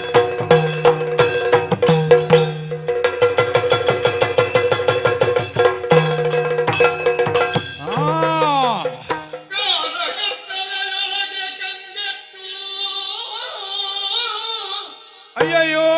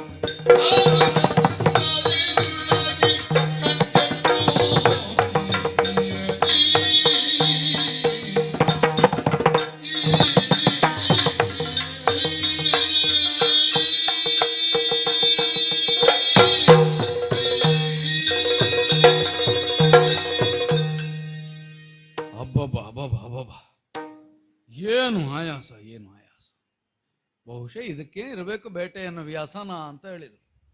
ತೊಡಗಿದಾಗ ಉತ್ಸಾಹ ಅಧಿಕವಾಗಿ ಹಗಲಿದ್ದದ್ದು ರಾತ್ರಿ ಆಗುವಾಗಲೂ ನಮ್ಗೆ ಗೊತ್ತಾಗುವುದಿಲ್ಲ ಅಂದ್ರೆ ಅರ್ಥ ಏನು? ಕಗ್ಗತ್ತಲೆ ಮುಸುಕುವಲ್ಲಿವರೆಗೆ ಆ ಸಿಂಹವನ್ನೇ ಅಟ್ಟಿ ಬಂದೆ. ಸಿಂಹ ಎಲ್ಲಿ ಹೋಯ್ತು ಅಂತ ಗೊತ್ತಿಲ್ಲ. ಸಿಂಹ ಕಣ್ಮರೆ ಆಯಿತು ಅನ್ನುವಾಗ ಜಾಗೃತಿ ಆಯಿತು. ನನಗೆ ಆಯಾಸ ಆಗಿದೆ ಮಾತ್ರವಲ್ಲ, ನನ್ನ ಕುದುರೆಯೂ ನರೆಕಾರ್ತಾ ಉಂಟು. ಅಬ್ಬಬ್ಬಾ, ಒಂದು ಹೆಜ್ಜೆ ಮುಂದೆ ಹೋಗ್ಲಿಕ್ಕೆ ನನಗೂ ಆಗೋದಿಲ್ಲ, ಕುದುರೆಗೂ ಆಗೋದಿಲ್ಲ. ಆಯಾಸ, ಹಸಿವು, ಬಾಯಾರಿಕೆ. ಇವ ಎಲ್ಲಿ ಹೋದ ಒಟ್ಟಿಗಿದ್ದವ? ರಾಜನನ್ನು ಅನುಸರಿಸಿ ಬರಬೇಕಾದವ. ಬಾಹುಕ, ಬಾಹುಕ, ಓ ಬಾಹುಕ, ಓ ಓ ಇಲ್ಲಿ ಬಾರ. ನೀವು ಎಲ್ಲಿದ್ದೀರಿ? ನಾನು ಇಲ್ಲಿದ್ದೇನೆ. ಅಲ್ಲ, ಈ ಕತ್ತಲೆಯಲ್ಲಿ ನೀವು ಕಾಡಿನಲ್ಲಿ ಎಲ್ಲಿ ಅಂತಲೇ ಗೊತ್ತಾಗ. ನನ್ನನ್ನಾದ್ರೂ ಗುರುತಿಸಬಹುದು, ನಿನ್ನನ್ನೇ ಗಯ್ಯ ನೋಡೋದು ನಾನು. ಅಲ್ಲ, ನನ್ನನ್ನು ಇನ್ನೊಬ್ಬರಿಗೆ ಗುರುತಿಸಲಿಕ್ಕೆ ಸಾಧ್ಯ ಇಲ್ಲ, ನೀವು ಕಾಣಬೇಕಿತ್ತ. ನೀನು ಎಲ್ಲಿದ್ದೆ ಅಂತ ನನಗದು ಸ್ವಲ್ಪ ನಗಾಡಿದ್ರೆ ನಿನ್ನ ಅಲ್ಲಾದ್ರೂ ಕಾಣ್ತಿತ್ತ. ಏನಿಲ್ಲ, ನಿಮ್ಮ ಮುಕುಟದ ಮಣಿಯ ಬೆಳಕಿನಲ್ಲಿ ನಾನು ಸ್ವಲ್ಪ ಈಚೆ ಕಡೆಗೆ ಬಂದೆ. ಅಬ್ಬಾ ಯಾಕೋ ಇಲ್ಲಿ ಇಲ್ಲಿ ಇಲ್ಲಿ ಇಲ್ಲಿ ಮರದ ಕೆಳಗೆ. ನೀವು ಇದು ಕುದುರೆ ಬಿಟ್ಟು ಮರದ ಬುಡದಲ್ಲಿ ಕುಳಿತದ್ದೆ. ಮತ್ತಿನ್ನೇನು ಮಾಡಿ ಸಾಯಿಲಿ? ಆಯಾಸ ಆಯಾಸ ಆಯಾಸ ಆಯಾಸ ಆಗಲಿಕ್ಕೆ ಎಂತ ಮಾಡಿ? ಬಾಯಾರಿಕೆ. ಆಯಾಸ ಆಗಲಿಕ್ಕೆ ನೀವೆಂತ ಮಾಡಿದ್ದೀರಿ? ಇಷ್ಟೊತ್ತು ಮಾಡಿದ್ಯಾ? ಅಲ್ಲ, ನೀವು ಕುದುರೆ ಮೇಲೆ ಈ ಆಯಾಸ ಅಂತ ಹೇಳುದಿದ್ರೆ ಕುದುರೆ ಹೇಳಬೇಕು. ಅಯ್ಯೋ, ಕುದುರೆ ಮೇಲೆ ಹೋಗುವುದಷ್ಟು ದೊಡ್ಡ ಆಯಾಸ ಎಷ್ಟು ಅಂತ ನಡ್ಕೊಂಡು ಹೋದವನಿಗೆ ಗೊತ್ತಾಗಲಿಕ್ಕಿಲ್ಲ. ಅದಿಲ್ಲ, ನಾವು ವೇಗಕ್ಕಾಗಿ ಕುದುರೆಯನ್ನು ನಿನ್ನಲ್ಲಿ ತತ್ವ ಮಾತಾಡುವುದಲ್ಲ. ಹಸಿವೆ ಆಗಿದೆ, ಬಾಯಾರಿಕೆ ಆಗಿದೆ, ಪ್ರಾಣ ಹೋಗುವ ಹಾಗಾಗಿದೆ. ಒಟ್ಟಿಗೆ ಬಂದವ ನೀನು. ಅಲ್ಲ, ಹಸಿವಾಗಿದೆ, ಬಾಯಾರಿಕೆ ಆಗಿದೆ ಅಂತದ್ರಲ್ಲಿ ಆಕಾಶ ತಲೆ ಮೇಲೆ ಬಿದ್ದಾಗ ಮಾಡ್ಲಿಕ್ಕೆ ಎಂತದ್ದು? ಅಲ್ಲ, ಆಕಾಶ ತಲೆ ಮೇಲೆ ಬಿದ್ದರೂ ಸಹಿಸಬಹುದು, ಹಸಿವು ಬಾಯಾರಿಕೆ ಸಹಿಸಲಿಕ್ಕೆ ಆಗುದು. ಹಸಿವೆ ಆದ್ರೆ ಉಣ್ಣಬೇಕು, ಬಾಯಾರಿಕೆ ಆದ್ರೆ ಕುಡಿಬೇಕು. ಅದು ನನಗೂ ಗೊತ್ತುಂಟು, ಅದಕ್ಕೆ ನೀನು ಬೇಕಾ ನನಗೆ ಹೇಳಲಿಕ್ಕೆ? ಅಲ್ಲ, ವಿಷಯ ಹೇಳಿದ್ ನಾನು. ಎಲ್ಲಿ ಉಂಟು ಎಂತದನ್ನು ಉಣ್ಣೋದು? ಎಂತದನ್ನು ಉಣ್ಣೋದು? ಮಾಡಿದ್ದನ್ನು ಉಣ್ಣುವುದು ಅಂತ ಶಾಸ್ತ್ರ ಹೇಳಬೇಡ. ಅಲ್ಲ, ಅದು ಕರ್ಮದ ಬಗ್ಗೆ. ನಮಗೆ ಬೇರೆಯವರು ಮಾಡಿದ್ದನ್ನು ಉಂಡು ಗೊತ್ತಿರುವುದು. ಅಲ್ಲ, ಬೇರೆಯವರು ಮಾಡಿದ್ದು ನಾವು ಉಣ್ಲಿಕ್ಕೆ ಬರ್ತದೆ ಕೆಲವು ಸಲ. ಅಲ್ಲ, ನಮಗಂತೂ ಬೇರೆಯವರನ್ನು ನಾವು ನಮ್ಮವರು ಅಂತ ತಿಳಿದ್ರೆ ಅವರು ಮಾಡಿದ್ದನ್ನು ನಾವು ಉಣ್ಬೇಕು. ಅದಕ್ಕಿಂತ ಹೆಚ್ಚು ಅರಸನಾದ ಅವನೇ ಮಾಡಿ ಉಣ್ಣುವ ಕ್ರಮ ಇಲ್ಲ. ಆದ್ರೆ ಬೇರೆಯವರು ಮಾಡಿದ್ದನ್ನೇ ಉಣ್ಣು. ಅಲ್ಲ, ಬೇರೆಯವರಾದ್ರೂ ಅದು ವ್ಯವಸ್ಥೆ ಅರಸನದ್ದೇ ಅಲ್ವಾ? ಹೌದಯ್ಯ, ಈಗ ಇಲ್ಲಲ್ಲ. ಅಲ್ಲ, ಹಸಿವೆ ಆಗ್ತದಲ್ಲ. ಅಲ್ಲ, ಇಷ್ಟು ತಡ ಆಗ್ತದೆ ಅಂತ ಗೊತ್ತಿದ್ರೆ ಏನಾದ್ರು ನಮಗೆ ಹಿಡ್ಕೊಂಡು ಬರ್ಬೋದು. ಅಲ್ಲ, ಇಷ್ಟ ಆಗ್ತದೆ ಅಂತ ಗೊತ್ತಿದ್ರೆ ಇಲ್ಲಿವರೆಗೆ ಬರಬೇಕು ಅಂತಲೂ ಇರಲಿಲ್ಲ. ಒಂದು ಅಲ್ಲ, ಅದೆಲ್ಲ ಹೊರಟು ಮುಟ್ಟಿದ ಪಾತ್ರೆ ಹಿಡ್ಕೊಂಡೇ ಬರುದು ಬರುವಾಗ. ನಾ ತರ್ಲಿಲ್ಲಲ್ಲ, ನಾನು ತರ್ಲಿಲ್ಲಲ್ಲ. ತರ್ಲಿಲ್ಲ, ಹಸಿವೆ ಆಗ್ತದೆ. ಅಲ್ಲ, ಹೇಳಲಿಕ್ಕೆ ಆಗುದಿಲ್ಲ. ಅಲ್ಲ, ನೀವು ತಾರದಿ. ಅಲ್ಲ, ನಿನಗೆ ಇಷ್ಟರವರೆಗೆ ಅನ್ನ ಕೊಟ್ಟವ ಯಾರು? ಅನ್ನ ಕೊಟ್ಟವರು ನೀವು. ನಾನು ಸತ್ರ ಒಳ್ಳೇದ? ಅಯ್ಯಯ್ಯೋ, ಮತ್ತೆ ನನಗೆ ಪ್ರಾಣ ಹೋಗ್ತದೆ ಅಂತ ಹೇಳ್ತೇನೆ. ಅಲ್ಲ, ನಿಮ್ಮ ಬುತ್ತಿ ತರಲಿಲ್ಲ, ಅದು ನನಗೂ ಗೊತ್ತುಂಟ. ಅಲ್ಲ, ಆಗಲ್ಲ. ನಾನು ಹೇಳಿದ್ ಯಾಕೆ ಕೇಳಿದೆ? ನಾನು ಬುತ್ತಿ ಹಿಡ್ಕೊಂಡೇ ಬಂದಿದ್ದೇನೆ, ಅದಕ್ಕೆ ಕೇಳಿದ್ನ. ಇದನ್ನು ಸ್ವಲ್ಪ ಮೊದಲೇ ಹೇಳೋದಲ್ವ? ಏನು ಗೊತ್ತುಂಟು, ಬರೇ ಹೆಡ್ಡನಿಗಲ್ಲ ನಾ ಉದ್ಯೋಗ ಕೊಟ್ಟದ್ದು, ಇಷ್ಟು ಮುಂದಾಲೋಚನೆ ಇದ್ದವನಿಗೆ. ನೋಡ, ನನ್ನ ಪಾಲನದನ್ನು ಕೊಡಿಲಿ. ಅಲ್ಲ, ನೀವುಗೆ ದೊಡ್ಡವರಿಗೆ ಹೋದಲ್ಲಿ ಈಗ ಹಸಿವಾಗಿದೆ ಅಂತಂದ್ರೆ ಯಾರಾದ್ರೂ ತಂದು ಕೊಟ್ಟಾರ? ಹಾಗಲ್ಲ ಹಾಗಲ್ಲ, ನನ್ನ ಬುತ್ತಿ ನೀನು. ಹೌದು, ಎಂತದ್ದು? ನೀನೇ ತರಬೇಕಾದವಲ್ಲ ನನಗೂ. ಒಟ್ಟಿಗೆ ಅಂದ್ರೆ ಅರ್ಥ ಎಂತದ್ದು? ಅಲ್ಲ, ನಾನೇ ತಂದು ನನಗಾದೀತು, ನಿಮಗಾಗ್ತದ? ಅದು ನನಗೆ ಯಾವುದು ಆದೀತು ಎಂಬಲ್ಲಿಗೆ ಮುಟ್ಟಿಯದ ಪರಿಸ್ಥಿತಿ. ಅದೆಂತದ? ಹಾಗೆ ಹಸಿವೆ ಆಗ್ತದ? ಹಸಿವೆ ಆದಾಗ ಇಂಥದ್ದು ಅಂತದ್ದು ಅಂತ ಏನಿಲ್ಲ, ಯಾವುದು ಆಗ್ತದೆ. ಅಲ್ಲ, ಅದು ಅಲ್ಲ, ತಂದದ್ದು ಆಗ್ಬೋದಾ? ಅಲ್ಲ, ಕೊಟ್ಟಲ್ಲೂ ನೋಡ್ಬೇಕು ಆಗಬಹುದಾ ಅಂತ. ಅಲ್ಲ, ಆಗಬಹುದು ಅಂತ ಹೇಳಿ ಅದು ಬೆಳಗ್ಗೆ ಹೊರಡುವುದಾಗ ಹಿಡ್ಕೊಂಡು ಬಂದದ್ದು. ನಿನ್ನೆದ್ದು ಆದೀತು. ಅಲ್ಲ, ವಿಷಯ ಅದೇ, ನಿನ್ನೆದ್ದೇ ಅದು ಆದೀತು ಅಂತ. ಮತ್ತೆ ಇವತ್ತು ಬೆಳಗ್ಗೆ ಎದ್ದು ಅಡುಗೆ ಮಾಡಿ ನಾನು ಯಾವಾಗ ಬರೋದು ಅಲ್ವಾ? ಅದಕ್ಕೆ ನಿನ್ನೆ ಅಂದ್ರೆ ಇವತ್ತಿಗೆ ಸ್ವಲ್ಪ ದೊಡ್ಡದಲ್ಲ, ನಮ್ಮ ಅರಮನೆ ಅಂತ ಅಲ್ವಾ? ಅಲ್ಲ, ಅರಮನೆ ನಮಗಾಗ್ತದೆ. ಅರಮನೆ ಇದ್ದೆ ಈಗ ಬೇಕೇ ಬೇಕಲ್ವಾ? ಅಲ್ಲ, ಪ್ರಾಣ ಹೋಗ್ತದೆ ಅಂತ ಹೇಳಿದನಲ್ಲ. ನೋಡು, ಒಂದು ಕ್ಷಣ.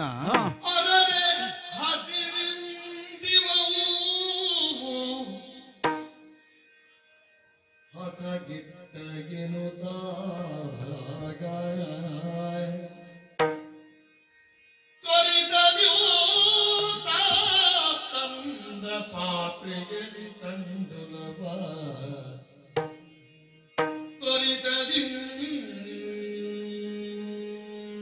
ತಾತಂದ ಪಾತ್ರೆಯಲ್ಲಿ ತಂಡುಲವ ನಿರದಿ ಹಾಕುದ ಪೂರ್ಣ ದೃಷ್ಟಿಯು ತಡವರಿತೆ ಭರಿತ ಪಾಕಗಳು ಆಗುವುದು ತಡವರಿಸಿ ಭರಿತ ಪಾಕಗಳಾಗುವುದು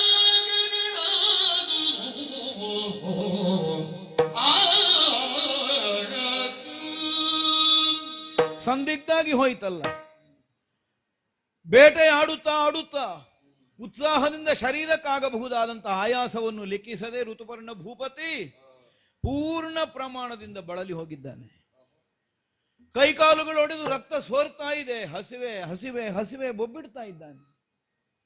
ಎಷ್ಟೆಷ್ಟೋ ಮಂದಿ ಅನಾಥರಿಗೆ ಅನ್ನವಿತ್ತು ಸಂರಕ್ಷಿಸಿದಂತಹ ಭೂಪತಿ ಮಾತ್ರವಲ್ಲ, ಸಜ್ಜನ ಸಮ್ಮತವಾದಂತಹ ಬದುಕನ್ನು ಅಂಗೀಕರಿಸಿ ಪ್ರಪಂಚಕ್ಕೆ ಆದರ್ಶವಾಗುವ ಹಾಗೆ ಈ ತನಕ ಬದುಕನ್ನು ಸಾಗಿಸಿದ ಸತ್ಯಧರ್ಮ ಪರಾಯಣ. ಇಂತಹ ಒಬ್ಬ ಮಹಾತ್ಮ ಅನ್ನ ಇಲ್ಲ ಅನ್ನುವ ಹಾಗೆ ಬೊಬ್ಬಿಡುವಂತಹ ಕಾಲದಲ್ಲಿ ಸಾಮರ್ಥ್ಯವಿದ್ದು ನಾನು ಒದಗಿಸದೆ ಹೋದರೆ ನನ್ನಂತಹ ಕೃತಜ್ಞ ಪಾಪಿ ಮತ್ತೊಬ್ಬನಿದ್ದಾನೋ ಪ್ರಪಂಚದಲ್ಲಿ? ಹಾಗೆಂದು ಒದಗಿಸೋಣವೋ? ಒದಗಿಸುವುದು ಒಂದು ಸಂದಿಗ್ಧವೇ. ಎಲ್ಲಿಯಾದರೂ ಪಕ್ಕನ ಇದು ಎಲ್ಲಿಂದ ಹೀಗೆ ಸಿದ್ಧವಾಯಿತು ಅಂತ ಅವ ಕೇಳಿದರೆ ನಾನೇನು ಉತ್ತರ ಕೊಡಬೇಕು? ನಮಗ ಪಾಕ ಮಾಡಬೇಕು ಅಂತಾದ್ರೆ ಬೆಂಕಿಯೂ ಬೇಡ, ನೀರು ಬೇಡ. ನಮಗೆ ಕೇವಲ ಅಕ್ಕಿ ಇದ್ರೆ ಸಾಕು, ಬೇಯಿಸಲಿಕ್ಕೆ ಬರ್ತದೆ, ಪಾತ್ರೆ ಇದ್ರೆ ಸಾಕು. ಯಾಕೆ?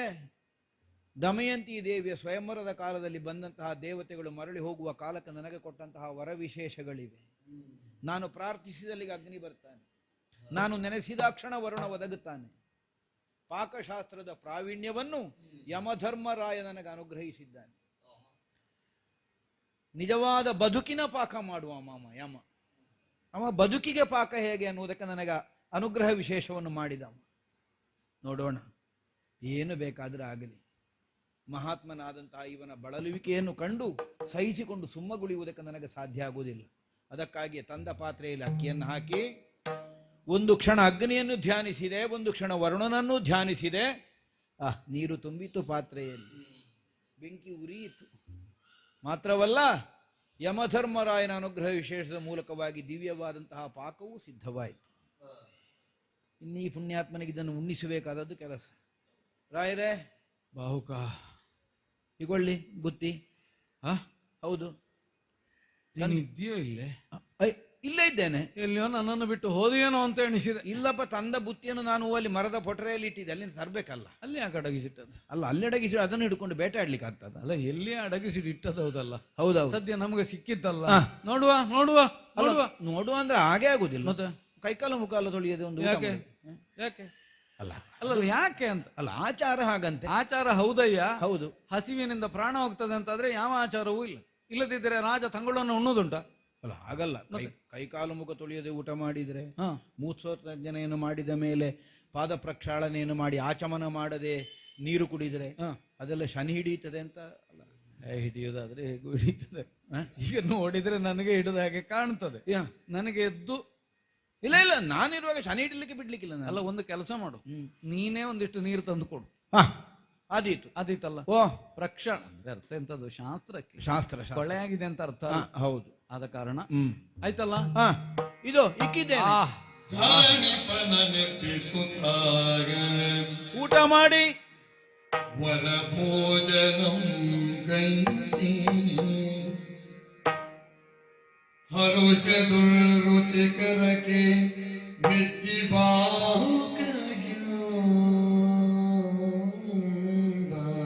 ಆಹಾ ಆಹಾ ಆಹಾ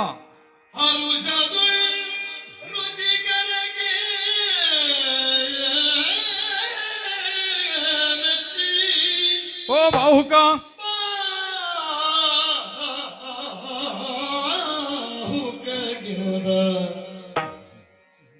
ಇರು ಎನಗೆ ಸೌಖ್ಯದ್ಯೋ ರಚಿಸಿಕೊಂಡಡುಗೆಯೋ. ಓ, ಇರು ನೀ ಎನಗೆ ಸೌಖ್ಯದಿ ರಚಿಸಿಕೊಂಡ ಅಡುಗೆಯೋ. ಪರಮಾತ್ಮ ನೀನುವೆನೋ.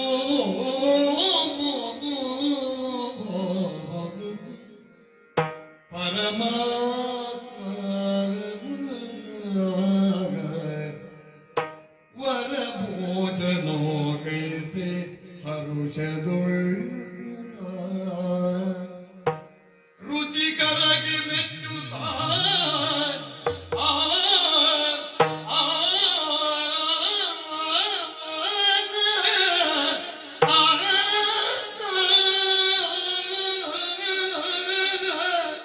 ಆ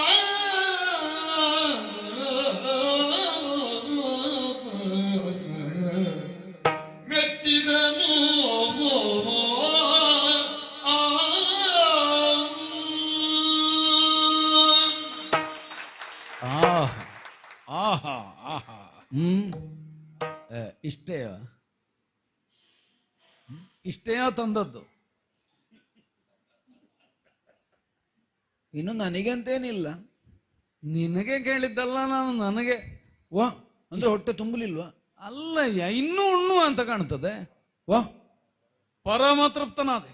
ವಾ ಪ್ರಮಾಣ ಕಡಿಮೆ ಆಯ್ತು ಅಂತ ಬಿಟ್ರೆ ಹಾ, ಏನ್ ಅದ್ಭುತವಾದ ರುಚಿ. ಅಲ್ಲ ಉಣ್ಣುವಾಗ ಹಿತವಾಗಿರಲು ಬೇಕು, ಮಿತವಾಗಿರಲು ಬೇಕು. ಅಲ್ಲ, ಅದು ತುಂಬಾ ಸಿಕ್ಕದವ್ರು ಹೇಳುದು. ಹ್ಮ್ ಒಳ್ಳೇದು ಸಿಕ್ಕಿದ್ರೆ ಕೂಡಿದಟ್ಟು ತಿನ್ನುವುದೇ, ಅಲ್ಲ ಅಲ್ಲ ಮತ್ತೆ ಕರಗಿಸುವಷ್ಟು ದುಡಿಬೇಕು.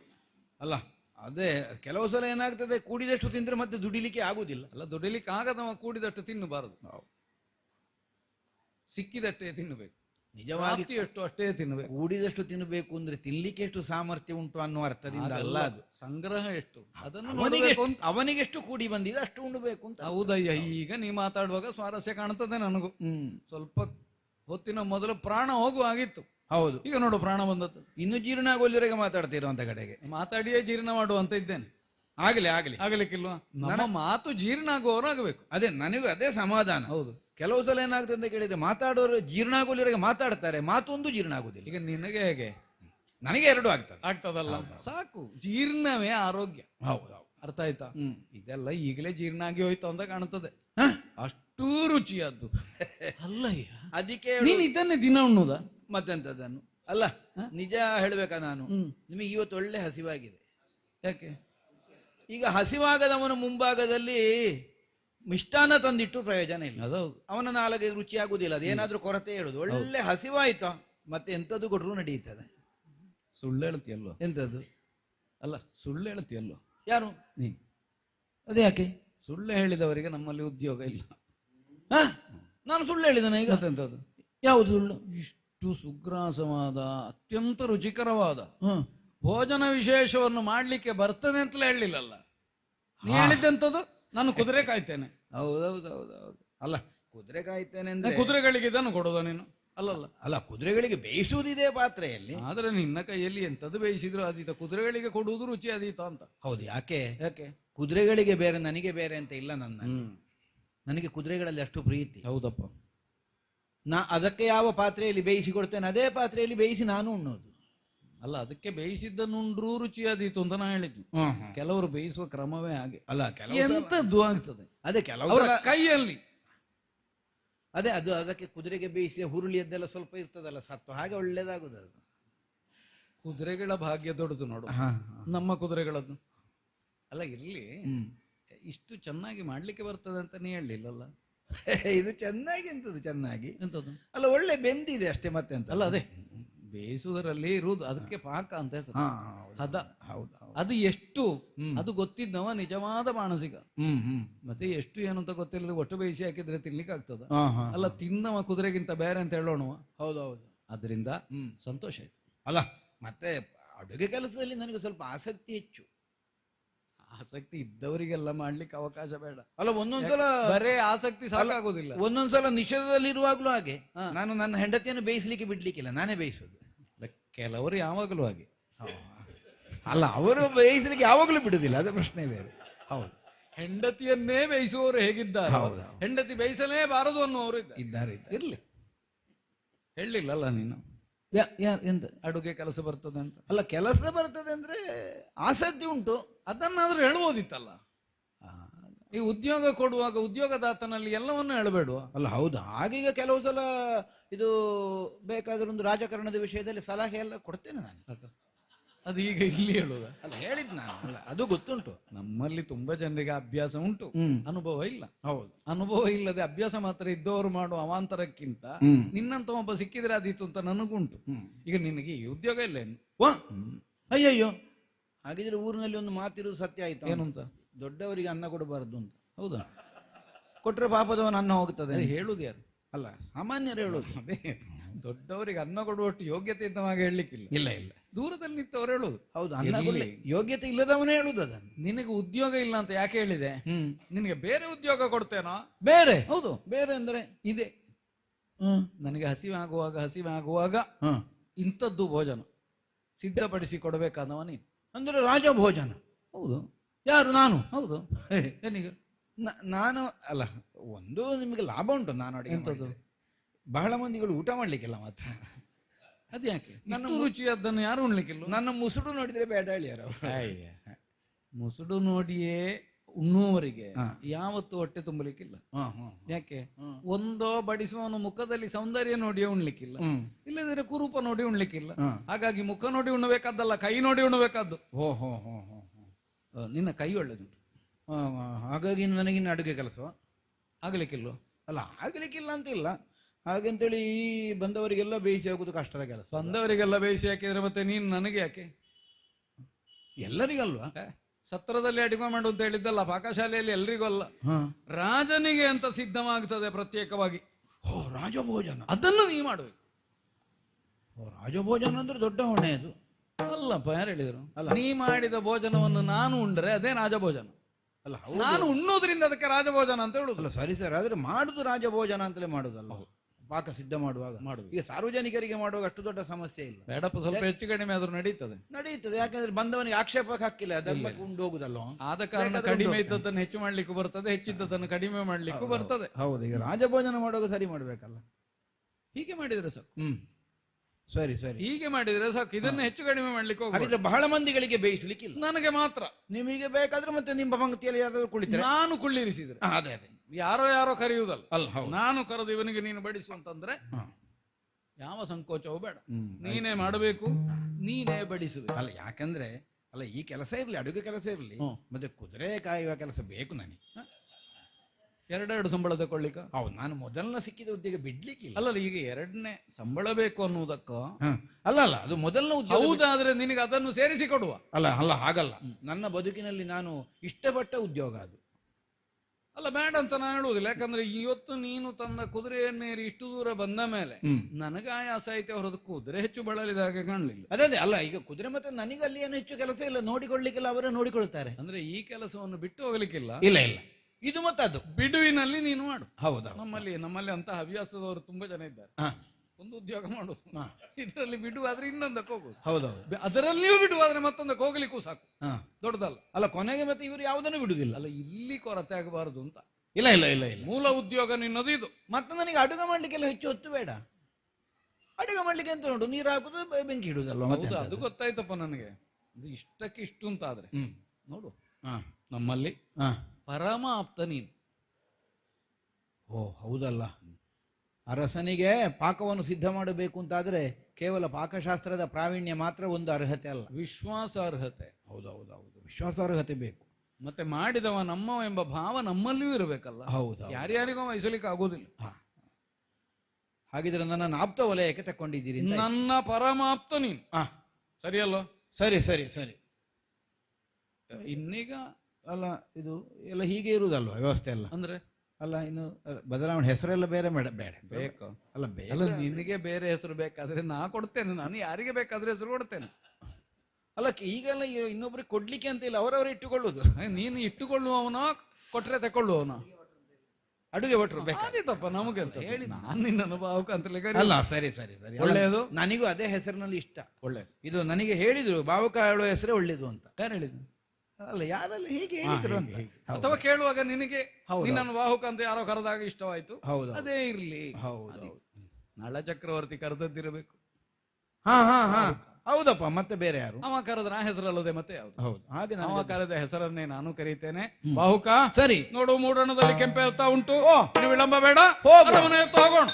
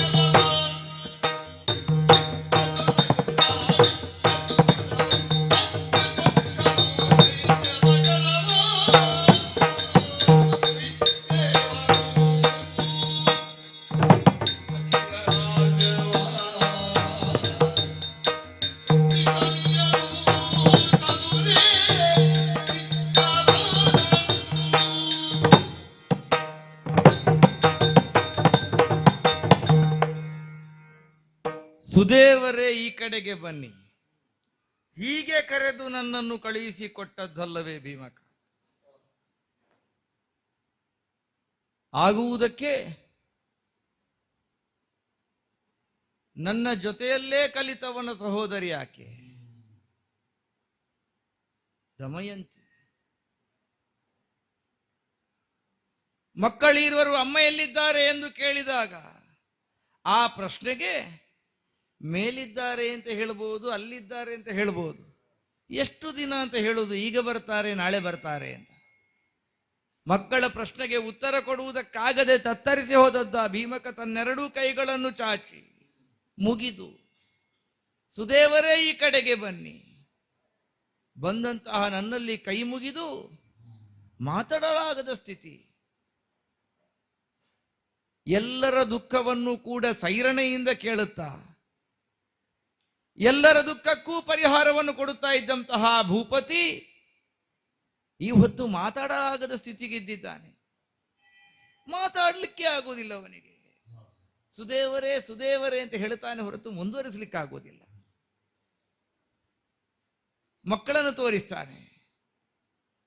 ಮಕ್ಕಳು ಮತ್ತೆ ಅಮ್ಮೆಯಲ್ಲಿ ಅಂತ ಕೇಳುವಾಗ ಅರ್ಥೈಸಿಕೊಂಡೆ. ಆ ಪ್ರಶ್ನೆಗೆ ಉತ್ತರ ಕೊಡಲಾಗದಂತ ಸ್ಥಿತಿಯಲ್ಲಿ ನಾನಿದ್ದೇನೆ. ಸುದೇವರೇ ಏನಾದರೂ ಮಾಡಿ. ಒಂದರ್ಥದಲ್ಲಿ ಅನ್ನ ಕೊಟ್ಟವನು ನಮಗೆ ಒಡೆಯನು ಹೌದು ತಾನೆ. ಬಹು ವಿಶ್ವಾಸದಿಂದ ನನ್ನಲ್ಲಿ ಇದಕ್ಕೊಂದು ಪರಿಹಾರವನ್ನು ಒದಗಿಸಿಕೊಡಿ ಅಂತ ಕೇಳಿದಂತ ಆತನಿಗೆ ಗರಿಷ್ಠ ಮಟ್ಟದ ಪ್ರಯತ್ನವನ್ನು ಮಾಡುತ್ತೇನೆ ಅಂತ ಹೇಳಿ ಅಲ್ಲಿಂದ ಹೊರಟು ಬಂದವನು ನಾನು. ನನ್ನಯ್ಯ ಹೇಳುತ್ತಾ ಇದ್ದಂತಹ ಮಾತಿದೆ, ನಾವು ನಿಂತಹ ಭೂಮಿಯನ್ನು ಪಾಲಿಸುವವನು ಯಾರಿದ್ದಾನೋ ಅವನ ಮಾತಿಗೆ ಬೆಲೆ ಕೊಡುವುದು, ಅವನ ಮಾತನ್ನು ಪಾಲಿಸುವುದು ಒಂದು ದೇವ ಕಾರ್ಯ ಇದ್ದ ಹಾಗೆ. ಅರಸನ ಮಾತನ್ನು ಪಾಲಿಸುವುದು ದೇವರಿಗೆ ಪ್ರೀತಿಯಾದಂತಹ ಕೆಲಸ ಹೌದು ಅಂತಾದ ಮೇಲೆ ಆ ನಿಟ್ಟಿನ ಪ್ರಯತ್ನದಲ್ಲಿ ಔದಾಸೀನ್ಯ ಯಾವ ಕಾಲಕ್ಕೂ ಸಲ್ಲದು ತಾನೆ. ಆದ್ದರಿಂದಲೇ ಅಖಿಲ ರಾಜ್ಯವನ್ನು ತಿರುಗಿದೆ. ಎಲ್ಲಿ ತಿರುಗಿ ಎಷ್ಟು ಹುಡುಕಿ ಏನು ನೋಡಿದರೂ ಕೂಡ ದಮಯಂತಿಯ ಸುಳಿವಿಲ್ಲ. ಬಗೆ ಬಗೆಯಾಗಿ ಪ್ರಶ್ನಿಸಿದೆ. ಅವಳಲ್ಲಿರುವಂತಹ ಗುಣವಿಶೇಷ ಏನುಂಟು, ಅವಳಲ್ಲಿರುವಂತಹ ಚಾರಿತ್ರ್ಯ ಶ್ರೀಮಂತಿಕೆ ಏನುಂಟು, ಅವಳ ಮಾತಿನ ಶೈಲಿ ಏನುಂಟು, ಅವಳಲ್ಲಿರುವಂತಹ ಹೃದಯ ಶ್ರೀಮಂತಿಕೆ ಏನುಂಟು, ಇದೆಲ್ಲವೂ ಬೇರೆ ಬೇರೆ ರಾಜ್ಯಗಳಲ್ಲಿ ಯಾರಲ್ಲೂ ಉಂಟು ಎನ್ನುವುದನ್ನು ಕೇಳಿ ಕೇಳಿ ಕೇಳಿ ಹುಡುಕಿದರೂ ಒಬ್ಬೊಬ್ಬರಲ್ಲಿ ಒಂದೊಂದು ನ್ಯೂನತೆ ಕಾಣುತ್ತದೆ. ಎಲ್ಲಿ ಹುಡುಕಿದರೂ ಕೂಡ ಇವಳಷ್ಟು ಚಾರಿತ್ರ್ಯ ಶ್ರೀಮಂತಿಕೆ ಇರುವಂತಹ ಆ ವಿಶೇಷತೆಯನ್ನು ಹೋಲುವಂಥವರು ಕಾಣುತ್ತಾ ಇಲ್ಲಲ್ಲ. ಹಾಗೆ ತಿರುಗಿ ತಿರುಗಿ ತಿರುಗಿ ತಿರುಗಿ ತಿರುಗಿ ಈಗ ಬಂದದ್ದು ಹೌದು ಚೇದಿ ದೇಶ. ಕೇಳಿದಿರಾ? ಈ ರಾಜ್ಯದಲ್ಲೊಂದು ಸಂಸ್ಕಾರ ವಿಶೇಷತೆ ಉಂಟು ಅಂತ ನಾನು ಈ ಬರುವಾಗಲೇ ಒಂದು ಮನೆಯಲ್ಲಿ ಕೇಳುತ್ತಿರುವಂತಹ ಮಂಗಳ ನಿನಾದವೇ ಸಾಕ್ಷಿ ಅಲ್ವ? ಹೌದಲ್ವೇ? ಇಂಥದ್ದೊಂದು ಸುಸ್ವರ ಇಲ್ಲಿ ಕೇಳ್ತದೆ ಅಂತಾದ್ರೆ ಹೊಸ ಆಸೆ ಟಿಸಿಲೊಡೆದಿದೆ. ಈ ಎಲ್ಲ ಬದಲಾವಣೆಗಳು ಇಲ್ಲಾಗುವುದಕ್ಕೆ ಕಾರಣ ಏನು?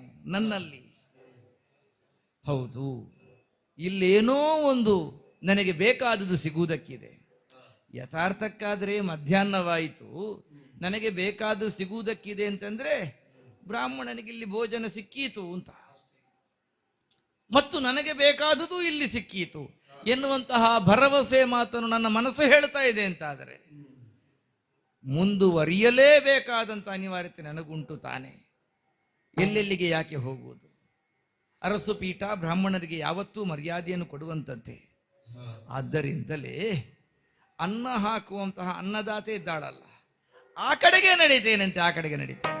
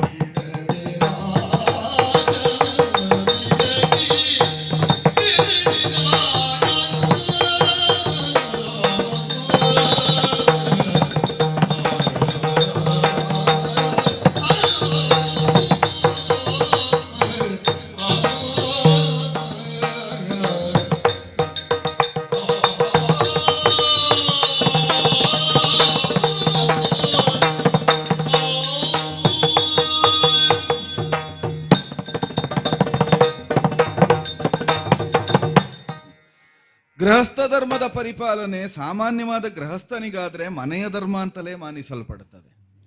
ರಾಜಮನೆತನದವರಾದಂತಹ ನಮಗಾದ್ರೆ ಅದು ಗೃಹಸ್ಥ ಧರ್ಮವೂ ಹೌದು, ರಾಜಧರ್ಮವೂ ಹೌದು. ಎರಡೂ ನೆಲೆಯಿಂದ ಆತಿಥ್ಯವನ್ನು ಸದಾಕಾಲ ಒದಗಿಸಬೇಕಾದ್ದು ಈ ಛೇದಿಯಲ್ಲಿಯೂ ಪರಂಪರೆಯೇ ಹೌದು.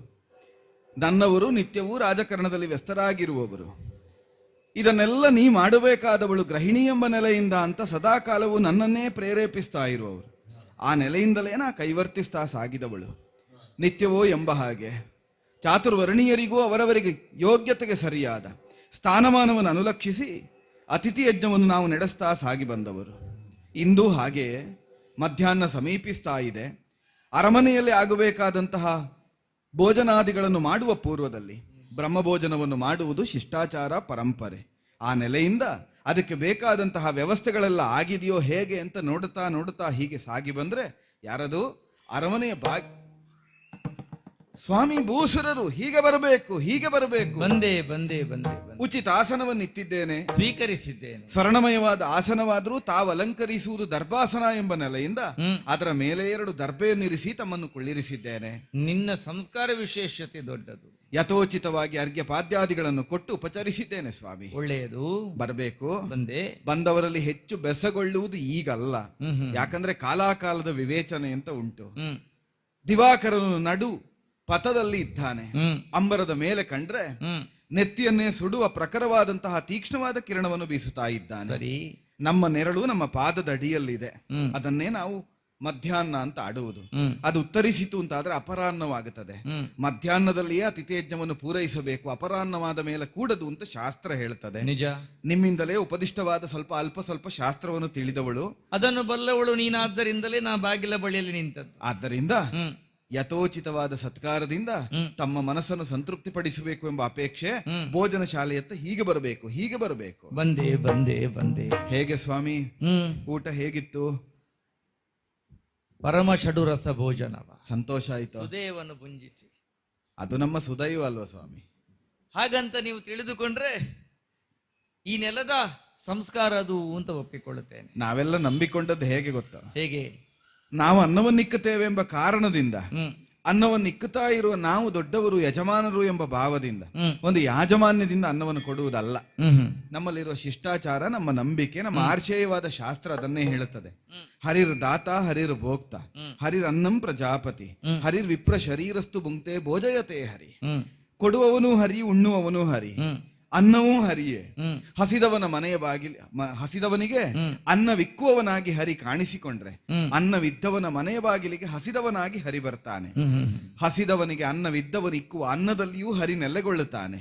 ಹಾಗಾಗಿ ನಾವು ಅನ್ನವನ್ನಿಕ್ಕುವುದು ಯಾವುದೋ ಒಬ್ಬ ಹಸಿದ ಬ್ರಾಹ್ಮಣನಿಗೋ ಮತ್ತೊಬ್ಬನಿಗೋ ಅಲ್ಲ, ಅನ್ನಾದನಿಗೆ ಅನ್ನವನ್ನಿಕ್ಕಿ ಆ ಮೂಲಕ ಅನ್ನಾದನ ಕೃಪೆಗೆ ನಾವು ಒಳಗಾಗುತ್ತೇವೆ ಎಂಬ ತಾದಾತ್ಮ್ಯದಿಂದಲೇ ನಿಮಗೆ ಅನ್ನವನ್ನು ಬಡಿಸಿದ್ದು. ಈ ವಿಷಯ ಅನೇಕರಿಗೆ ತಿಳಿದಿದ್ದರೂ ಕೂಡ ಆ ವಿಷಯ ಎಲ್ಲೆಲ್ಲೋ ಹರಿದು ಹೋಗುವ ಹಾಗೆ ವಿಷಯಾಸಕ್ತರಾಗಿ ತೊಡಗಿಸಿಕೊಳ್ಳುವವರ ನಡುವೆ ಹರಿಭಾವವನ್ನು ನಿನ್ನೊಳಗೆ ಹರಿಯುವ ಹಾಗೆ ಮಾಡಿ ಹರಿಸಂಕಲ್ಪ ಎನ್ನುವಂತಹ ಭಾವದಿಂದ ತೊಡಗಿಸಿಕೊಂಡ ನಿನ್ನ ಹರಿಸುದ್ದೆ ಹರಿಗೆ ಮುಟ್ಟಲಿ ಸ್ವಾಮಿ. ಯಥೋಚಿತ ಅಂತ ಆಡುವುದಿಲ್ಲ, ಯಥಾ ಸಾಧ್ಯ ದಕ್ಷಿಣೆಯನ್ನು ಕೊಟ್ಟಿದ್ದೇವೆ. ಸಂತೋಷ. ಉಪಚಾರ ಆಗುವಾಗಾದ್ರೆ ಯಥೋಚಿತವೇ, ಆದ್ರೆ ದಕ್ಷಿಣಾದಿಗಳನ್ನು ಕೊಡುವಾಗ, ದಾನ ಧರ್ಮಗಳನ್ನು ಮಾಡುವಾಗ ಯಥಾ ಸಾಧ್ಯ ಕಿಂಚಿತ್ತು ಭಾವದಿಂದಲೇ ಅದನ್ನು ಕೊಡುವಾಗಲೂ ಎಷ್ಟು ಕೊಟ್ಟಿದ್ದೇವೆ ಅಂತ ಎಣಿಸಿಕೊಡುವ ಕ್ರಮ ನಮ್ಮಲ್ಲಿ ಇಲ್ಲ. ಕೊಟ್ಟಿದ್ದೇವೆ, ಸಂತೃಪ್ತಿ ಪಡಬೇಕು. ನಾವು ಕೊಟ್ಟ ಕಿಂಚಿತ್ತನ್ನು ಮಹತ್ತೆಂಬ ಭಾವದಿಂದ ಸ್ವೀಕರಿಸಿ ಆಶೀರ್ವದಿಸಬೇಕು. ಎಷ್ಟಿದ್ದವರು ಅಂತ ಲೆಕ್ಕ ಮಾಡಿ ಕೊಡುವಂತ ಭಾವ ನಿಮ್ಮಲ್ಲಿಲ್ಲ. ಎಷ್ಟುಂಟು ಅಂತ ಲೆಕ್ಕ ಮಾಡಿ ಪಡ್ಕೊಳ್ಳುವ ಭಾವವು ನಿಮ್ಮಲ್ಲಿಲ್ಲ. ಮುಟ್ಟಿದ್ದೇನೆ, ಬಂತು ಸ್ವಾಮಿ. ನೀವು ಆದ ಮೇಲೆ ತಪ್ಪು ತಿಳಿಯಬಾರದು. ಬ್ರಹ್ಮಭೋಜನದ ತರುವಾಯ ಅರಮನೆಯಲ್ಲಿರುವಂತಹ ಪರಿಚಾರಕ ವರ್ಗಕ್ಕೋ ಉಳಿದವರಿಗೋ ಭೋಜನಾದಿಗಳಾಗಬೇಕು. ಅಲ್ಲಿಯವರೆಗೆ ತಾವು ಹಾಗೇ ಕಾಲಹರಣ ಮಾಡಬೇಕು ಅಂತಿಲ್ಲ. ಸ್ವಲ್ಪ ಇಲ್ಲಿಯೇ ವಿಶ್ರಮಿಸಿಕೊಳ್ಳಬೇಕು. ಯಥೋಚಿತವಾದ ವಿಶ್ರಾಂತಿ, ತಮಗೆ ಅನುಕೂಲವಾದಂತಹ ವಾದನ ನಾಟ್ಯಾದಿಗಳು ಹಿಮ್ಮೇಳದಲ್ಲಿ ನಡೆಯುತ್ತಾ ಇರುತ್ತದೆ. ಅದನ್ನು ಅನುಭವಿಸ್ತಾ ಇರಬಹುದು.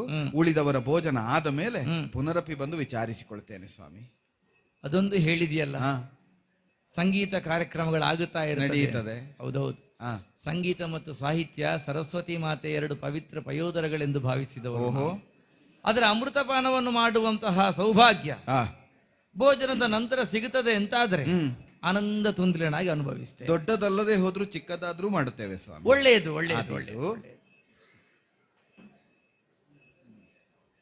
ಎಲ್ಲರೂ ಬಂದಾಯ್ತಾ? ಈಗ ಎಲ್ಲರನ್ನೂ ಕರೀತೇನೆ ತಮ್ಮ ಸಮಕ್ಷದಲ್ಲಿ. ತಾವು ಇಲ್ಲಿ ಇರಬಹುದು, ಸರಿ. ಅವರೆಲ್ಲ ಸಾಗುವ ಹಾದಿ ಇದೇ ಆದದ್ರಿಂದ ಸ್ವಲ್ಪ ತಮ್ಮ ವಿಶ್ರಾಂತಿಗೆ ಭಂಗ ಆದೀತು, ಅದನ್ನು ಸೈರಿಸಿಕೊಳ್ಬೇಕು ಅಂತ ಹೇಳ್ತಾ ಇದ್ದೇನೆ. ಒಬ್ಬರು ಒಂದು ಕಡೆಯಿಂದ ಮತ್ತೊಂದು ಕಡೆಗೆ ಹೋಗಬೇಕು ಅಂತಾದ್ರೆ ಒಂದು ಸ್ಥಳವನ್ನು ಬಿಡಬೇಕೆನ್ನುವುದು ಅನಿವಾರ್ಯ ತಾನೆ. ಸ್ಥಳ ಬಿಡುವುದಕ್ಕೆ ನನಗೇನು? ಹೌದೇ? ಹೌದೇ ಹೌದು. ಹಾಗಾದ್ರೆ ರಾಣಿವಾಸದಲ್ಲಿರುವಂತಹ ಎಲ್ಲರನ್ನೂ ಉಣ್ಣುವುದಕ್ಕಾಗಿ ಇತ್ತ ಬರುವುದಕ್ಕೆ ಅಪ್ಪಣೆಯನ್ನು ಮಾಡಿದ್ದೇನೆ. ಸೈರೇಂದ್ರಾದಿಯರು ಬರಲಿ ಬರಲಿ. ಉಣ್ಣಲು ಸುಗಾರ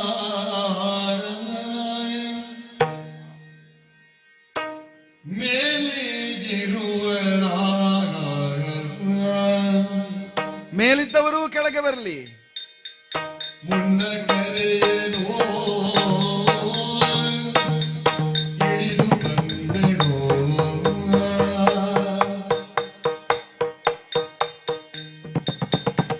ಬಂದೆನೋ ಸುಖ ಮೇಲಿರುವಳ ಮುನ್ನ ಕರೆಯೇನೋ ಹಿಡಿದು ಬಂದೆನೋ ಕನ್ನಿಜ ಮುಖವಾ ಸುದೇವ ನೋಡಿದ ಕನ್ನಿ ಮುಖವ ಸುದೇವ ನೋಡಿದ ತನ್ನ ರಾಯನು ಜಯಂಬುದ ಕನ್ನಿ ಮುಖವನು ಸುದೇವ ನೋಡಿದ ತನ್ನ ರಾಯನ ತನಗೆ ಎಂಬುದ ಅರಿತು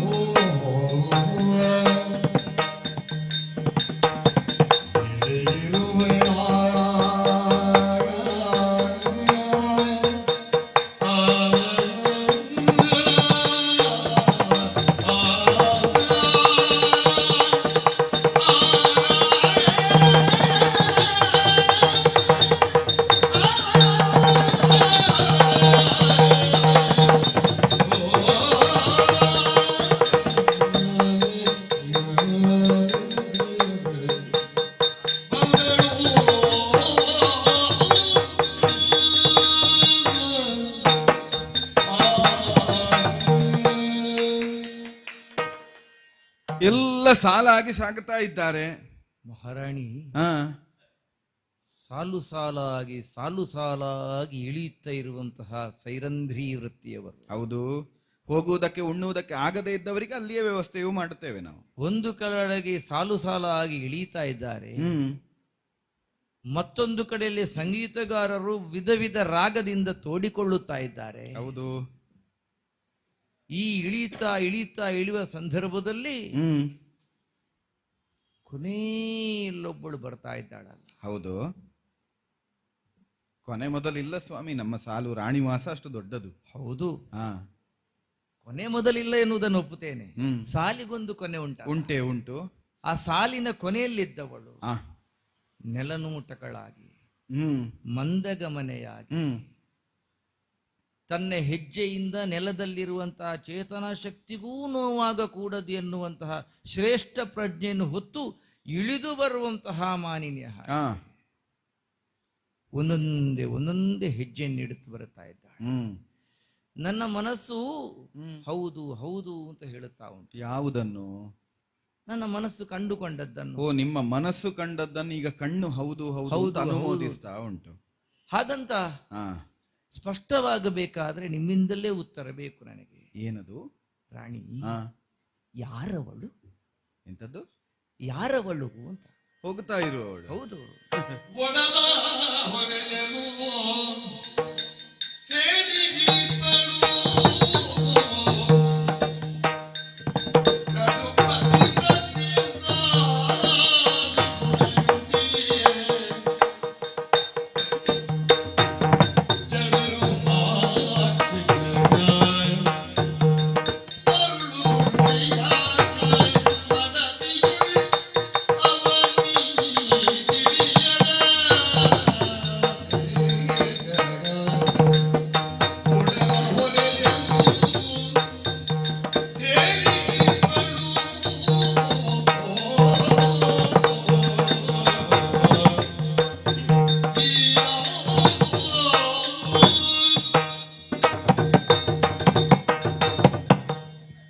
ಸ್ವಾಮಿ, ಹ್ಮ್ ನಡೆದಾಡುವ ದೇವರು ಅಂತ ನಿಮ್ಮನ್ನು ನಾವು ಮಾನಿಸುವುದು. ಹೌದು. ನೀವು ಆಡುವ ಮಾತುಗಳು ನೀವು ಆಡುವುದಲ್ಲವಂತೆ, ಹ್ಮ್ ಸಾಕ್ಷಾತ್ ಜನಾರ್ದನನೇ ಆಡಿಸುವುದಂತೆ. ಹ್ಮ್ ನೀವು ಆಡಿದ ಮಾತುಗಳೆಲ್ಲ ಮಂತ್ರವಾಗುತ್ತಾ ಸಾಗುತ್ತದಂತೆ. ಭವಿಷ್ಯವನ್ನು ನೀವು ಆಡಬೇಕು ಅಂತಿಲ್ಲ. ಹ್ಮ್ ನಿಮ್ಮ ವರ್ಚಸ್ಸಿನಿಂದ ಹೀಗಾಗುತ್ತದೆ ಅಂತ ಆಡಿದ್ರೆ ಅದನ್ನು ಸತ್ಯವಾಗಿಸುವ ಹೊಣೆ ಭಗವಂತನಿಗುಂಟಂತೆ. ಹಾ, ನಿಮ್ಮ ಕುರಿತಾಗಿ ಇಷ್ಟ ಆಡುವುದಕ್ಕೆ ಕಾರಣ ಉಂಟು ಸ್ವಾಮಿ. ಏನು?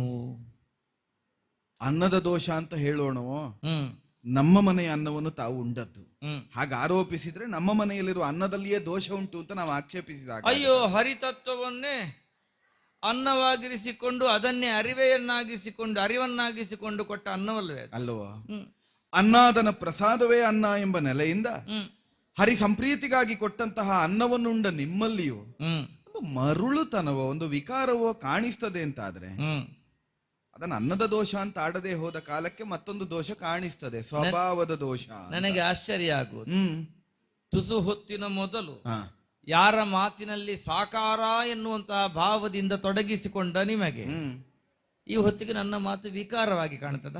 ಅದಕ್ಕೊಂದು ಕಾರಣ ಉಂಟು. ಏನದು?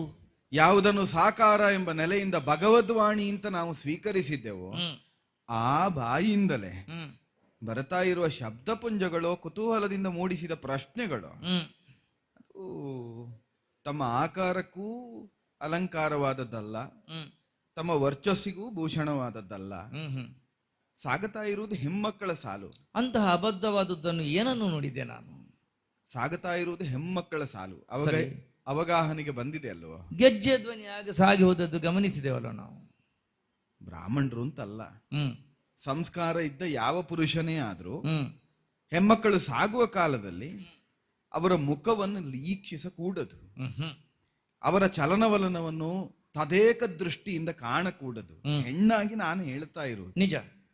ಅದರಲ್ಲಿಯೂ ತಾವು ಸಂಸ್ಕಾರವನ್ನು, ಪ್ರಪಂಚಕ್ಕೆ ಆದರ್ಶವನ್ನು ಆಚರಣೆಯಿಂದ ಬೋಧಿಸಬೇಕಾದ ಹ್ಮ್ ಸಂಪನ್ನರೆನಿಸಿಕೊಂಡಂತ ಭೂಸುರರು. ಹ್ಮ್ ನೀವು ಅದರಲ್ಲಿಯೂ ಎಲ್ಲರನ್ನೂ ಪ್ರಾಯಶಃ ಲೆಕ್ಕ ಮಾಡುತ್ತಾ ಸಾಗಿದವರು ಅಂತ. ಹ್ಮ್ ಹ್ಮ್ ಕೊನೆಯವಳಾಗುವಾಗ ಹ್ಮ್ ಮೊದಲಿದ್ದದ್ದೆಲ್ಲ ಮರೆವೇ ಆಗುತ್ತದೆ, ಸಹಜ ಅಲ್ವೋ? ಮೊದಲು ಬಂದದ್ದು ಮರೆವೇ ಆದ ಕಾರಣದಿಂದ ಕೊನೆಯಲ್ಲಿದ್ದವಳ ಬಗ್ಗೆ ಕುತೂಹಲ ಜಾಗೃತವಾಗಿಯೋ ಎಂಬ ಹಾಗೆ ಹ್ಮ್ ಅವಳ ಮುಖ ನೋಡಿದ್ರೆ ತಲೆ ತಗ್ಗಿಸ್ತಾಳೆ, ಹ್ಮ್ ಅವಳು ನಡೆಯುವಾಗ ಹಾಗೆ ಹ್ಮ್ ನೂಪುರ ಧ್ವನಿಗಳು ಹೀಗೆ ಮಾಡುತ್ತದೆ. ಹ್ಮ್ ಮರುಳಾಟಿಕೆ ಆಯ್ತು ಅಂತ ಸ್ವಾಮಿ. ತಮ್ಮ ಸ್ಥಾನಕ್ಕೋ ತಮ್ಮ ವರ್ಚಸ್ಸಿಗೋ ಇದು ಭೂಷಣ ಅಲ್ಲ. ಒಂದು ಹೆಣ್ಣಿನ ಬಗೆಗಾಗಿ ಹೀಗೆ ಪ್ರಶ್ನಿಸಬಹುದು ತಾವು. ಇಲ್ಲಿಗೆ ಬಂದಾಗ ಹ್ಮ್ ನಿನ್ನನ್ನು ಮೊದಲು ನೋಡಿದ್ದೆ ನಾನು. ಹ್ಮ್ ಜೊತೆಗೆ ನಿನ್ನ ಬಳಿಯಲ್ಲಿರುವಂತಹ ಕೆಲ ಸಖಿ ವೃಂದದವರು ಇದ್ದಾರೆ, ನನ್ನ ಸಖೀವ್ರಾತ ನನ್ನ ಒತ್ತಿಗೆ ಇದ್ದಾರೆ. ಯಾರನ್ನಾದ್ರೂ ಪ್ರಶ್ನಿಸಿದ್ದುಂಟ? ಅದೇ ಆಶ್ಚರ್ಯ ನನಗೆ. ಯಾರನ್ನೂ ಕಾಣ್ಲಿಲ್ಲ, ಯಾರಲ್ಲಿಯೂ ಕೇಳಲಿಲ್ಲ. ಯಾರ ಬಗ್ಗೆಯೂ ಕುತೂಹಲವಾಗಿ ಕೇಳಿದ್ದುಂಟ ನಾನು? ಇಲ್ಲವೇ ಇಲ್ಲ. ಅವರತ್ತ ಲಕ್ಷ್ಯವೂ ಹರಿಸ್ತಿಲ್ಲ. ನಿಮ್ಮ ಪಾದಕ್ಕೆ ಬಿದ್ದವರಿಗೆ ಆಶೀರ್ವಾದ ಒಳ್ಳೆಯದಾಗಲಿ ಅಂತಷ್ಟೇ ನಿಮ್ಮ ಬಾಯಿಂದ ಬಂದದ್ದು. ನನ್ನ ದೃಷ್ಟಿಯಲ್ಲಿ ಎಂತದ್ದೇನಾದ್ರೂ ದೋಷವನ್ನು ನೀವು ಕಂಡಿದ್ದುಂಟು? ಇಲ್ಲವೇ ಇಲ್ಲ. ದೃಷ್ಟಿ ದೋಷವನ್ನು ಕಾಣ್ಲೇ ಇಲ್ಲ. ಹಾಗಂತ ಅವರಾರ ಬಗ್ಗೆಯೂ ತೋರದಂತಹ ಒಂದು ಕುತೂಹಲ ಆ ಹೆಣ್ಣಿನ ಬಗ್ಗೆ ನಾ ತೋರುತ್ತೇನೆ ಅಂತಾದರೆ ನನ್ನಲ್ಲೇನೋ ಒಂದು ಉಂಟು ಆ ಕುರಿತಾಗಿ ಎನ್ನುವುದು ಸ್ಪಷ್ಟವೇ ತಾನೆ. ಕಣ್ಣಿನಿಂದ ಕಾಣುವ ಮೊದಲೇ ಪ್ರಾಯಶಃ ಮನಸ್ಸಿನಿಂದ ಕಂಡಿದ್ದೇನೆ ಅಂತ ತಾವು ಆಡಿದ್ರೆ ಅಲ್ಲವೇ? ಅದರ ಧ್ವನಿ ಹೀಗಿರಬೇಕು. ಅಪರಾಧ ಆಯಿತು ಸ್ವಾಮಿ, ತಮ್ಮನ್ನು ಶಂಕಿಸಿದೆ ಅಂತ ಅನ್ಯತಾ ಭಾವಿಸಕೂಡದು. ಇಲ್ಲಿ ಅಪರಾಧ ಆಗುವುದು ಯಾವಾಗ ಬಲ್ಲೆಯ? ಆ ಕುರಿತಾಗಿ ಶಂಕಿಸಿ ನೀನೇ ನಿರ್ಧಾರವನ್ನು ತಾಳಿ ಇವರು ಹೀಗೆ ಎನ್ನುವ ಹಾಗೆ ನಿನ್ನ ಮನಸ್ಸಿನೊಳಗೆ ನೀನು ದೃಢವಾಗಿ ಇಟ್ಟಿದ್ದರೆ ಅದು ಅಪರಾಧ. ಇಲ್ಲವೇ ಇಲ್ಲ. ಹಾಗೆ ಮಾಡದೆ ನೀವು ಹೀಗೆ ಕೇಳಿದರ ಉದ್ದೇಶವೇನು ಅಂತ ನನ್ನಲ್ಲಿ ಕೇಳಿದಲ್ಲಿ ಹೌದು, ಶಂಕೆ ಪರಿಮಾರ್ಜನ ಆಯ್ತು ಇಲ್ಲೋ? ಅಲ್ಲಿಗೆ ದೋಷ ಇಲ್ಲ. ಆದರೂ ಅರಿಯದೇ ಅರಿತೋ ಯಾವ ನೆಲೆಯಿಂದಾದ್ರೂ ಒಂದು ಶಂಕೆಯನ್ನು ತಾಳಿದ ಪಾಪ ಪ್ರಜ್ಞೆಯಿಂದ ಕ್ಷಮೆಯನ್ನು ಯಾಚಿಸಿದ್ದು ಸರಿ. ಅವಳು ಯಾರು ಎಂಬ ಕುತೂಹಲ ಅದು ನಿಮಗೆ ತಣಿಯಬೇಕು ಅಂತಾದ್ರೆ ಆದರೆ ವಿಶೇಷವಾದ ಉತ್ತರ ಕೊಡುವುದಕ್ಕೆ ಏನೂ ಇಲ್ಲ ಸ್ವಾಮಿ. ಅಂದ್ರೆ ಅವಳು ಪರಮ ಸಾಧ್ವಿ ಅಷ್ಟನ್ನ ಆಡುತ್ತೇನೆ.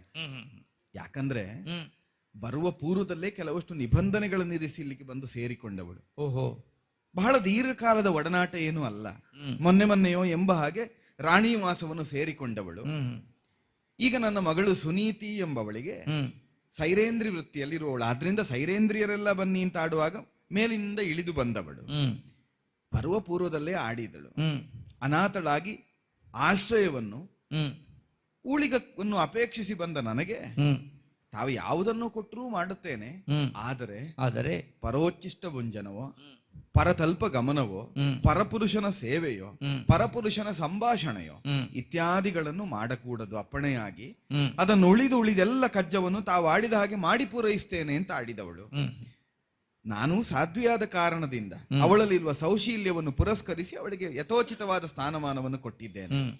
ಅನ್ಯ ಪುರುಷರೊಂದಿಗೆ ಸಂಭಾಷಿಸಬೇಕಾದ ಅನಿವಾರ್ಯತೆ ಇರುವ ಕೆಲಸಗಳನ್ನೇ ಅವಳಿಗೆ ಒಪ್ಪಿಸುವುದಿಲ್ಲ. ಆದ್ರಿಂದಲೇ ಮಗಳ ಶುಶ್ರೂಷೆಯಲ್ಲಿ ಅವಳು ಇರುವುದು. ಪೂರ್ವಾಪರವನ್ನು ಸ್ವಲ್ಪ ವಿಚಾರಿಸಿದ್ದೇನೆ. ಕೇಳಿದಾಗ ಯಾಕಮ್ಮ ಹೇಳುವುದು, ನನಗೆ ಹಿಂದೇನು ಮುಂದೇನು ಯಾರೂ ಇಲ್ಲದೆ ಇತ್ತವಳು. ಹಾಳು ಹೊಟ್ಟೆ ಅಂತ ಉಂಟಲ್ಲ ತಾಯಿ, ಅದನ್ನು ತುಂಬಿಸಿಕೊಳ್ಳಬೇಕು. ಅದು ಬಯಸಿದ್ರು ಬಯಸದೇ ಹೋದ್ರೂ ಹಸಿವಾಗುತ್ತದೆ. ಹಸಿದ ಕಾಲಕ್ಕೊಂದಷ್ಟು ಹಿಡಿ ಬೋನವನ್ನು ತಿನ್ನಬೇಕು ಎಂಬ ಕಾರಣದಿಂದ ಒಡಲನ್ನು ಹೊರಿಯುವುದಕ್ಕಾಗಿ ಇಲ್ಲಿಯವರೆಗೆ ಬಂದಿದ್ದೇನೆ. ಆಶ್ರಯವನ್ನು ಕೊಡಬೇಕು ಅಂತ ಆಡಿದವಳು. ಹಿಂದೆಯೋ ಮುಂದೆಯೋ ಕೇಳುವವರಿಲ್ಲದ ಸನಾತತ್ವ ಸ್ಥಿತಿ ಇಲ್ಲದ ಅನಾಥೆ ಅಂತ ಆದ್ರೆ, ಸ್ಪಷ್ಟವಾಗಿ ರೂಢಿಯ ಭಾಷೆಯಲ್ಲಿ ಆಡಬೇಕು ಅಂತ ಆದ್ರೆ, ದಿಕ್ಕು ದೆಸೆ ಇಲ್ಲದ ಒಬ್ಳು ಪರದೇಶಿ ಸ್ವಾಮಿ ಅಲ್ಲ ಅಲ್ಲ ಅಂತ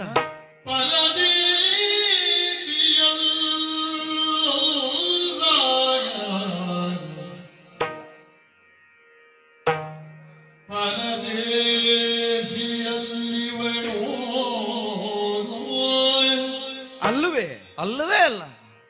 ನಿನಗೆ ಅಕ್ಕನ ಮಗಳು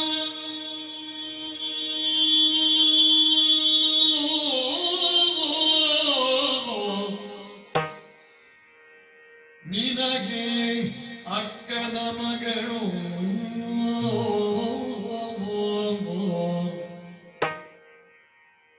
ಪರಮ ಮಂಗಳೆಯ ದಮಯಂತಿ ನೋಡು ನೀ ಪರಮ ಮಂಗಳೆಯ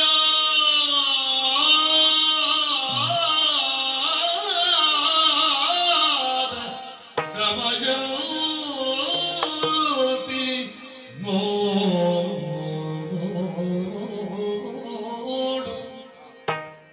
ಪರಮ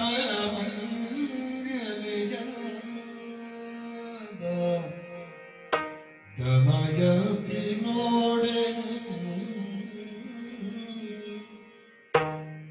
ಒಂದು ತರದ ತಾಪ ಬೆತ್ತು ಬರದ ಕ್ಷಣ ಭರದಿ ತರಣೆಗೆ ನುಡಿದನು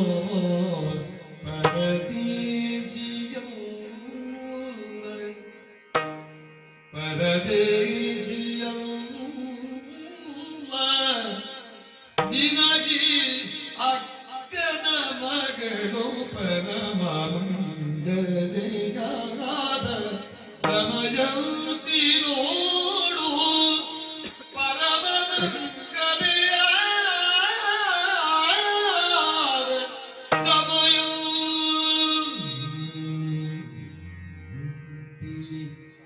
ನೋಡು ನೋಡಮ್ಮ ಅಮ್ಮ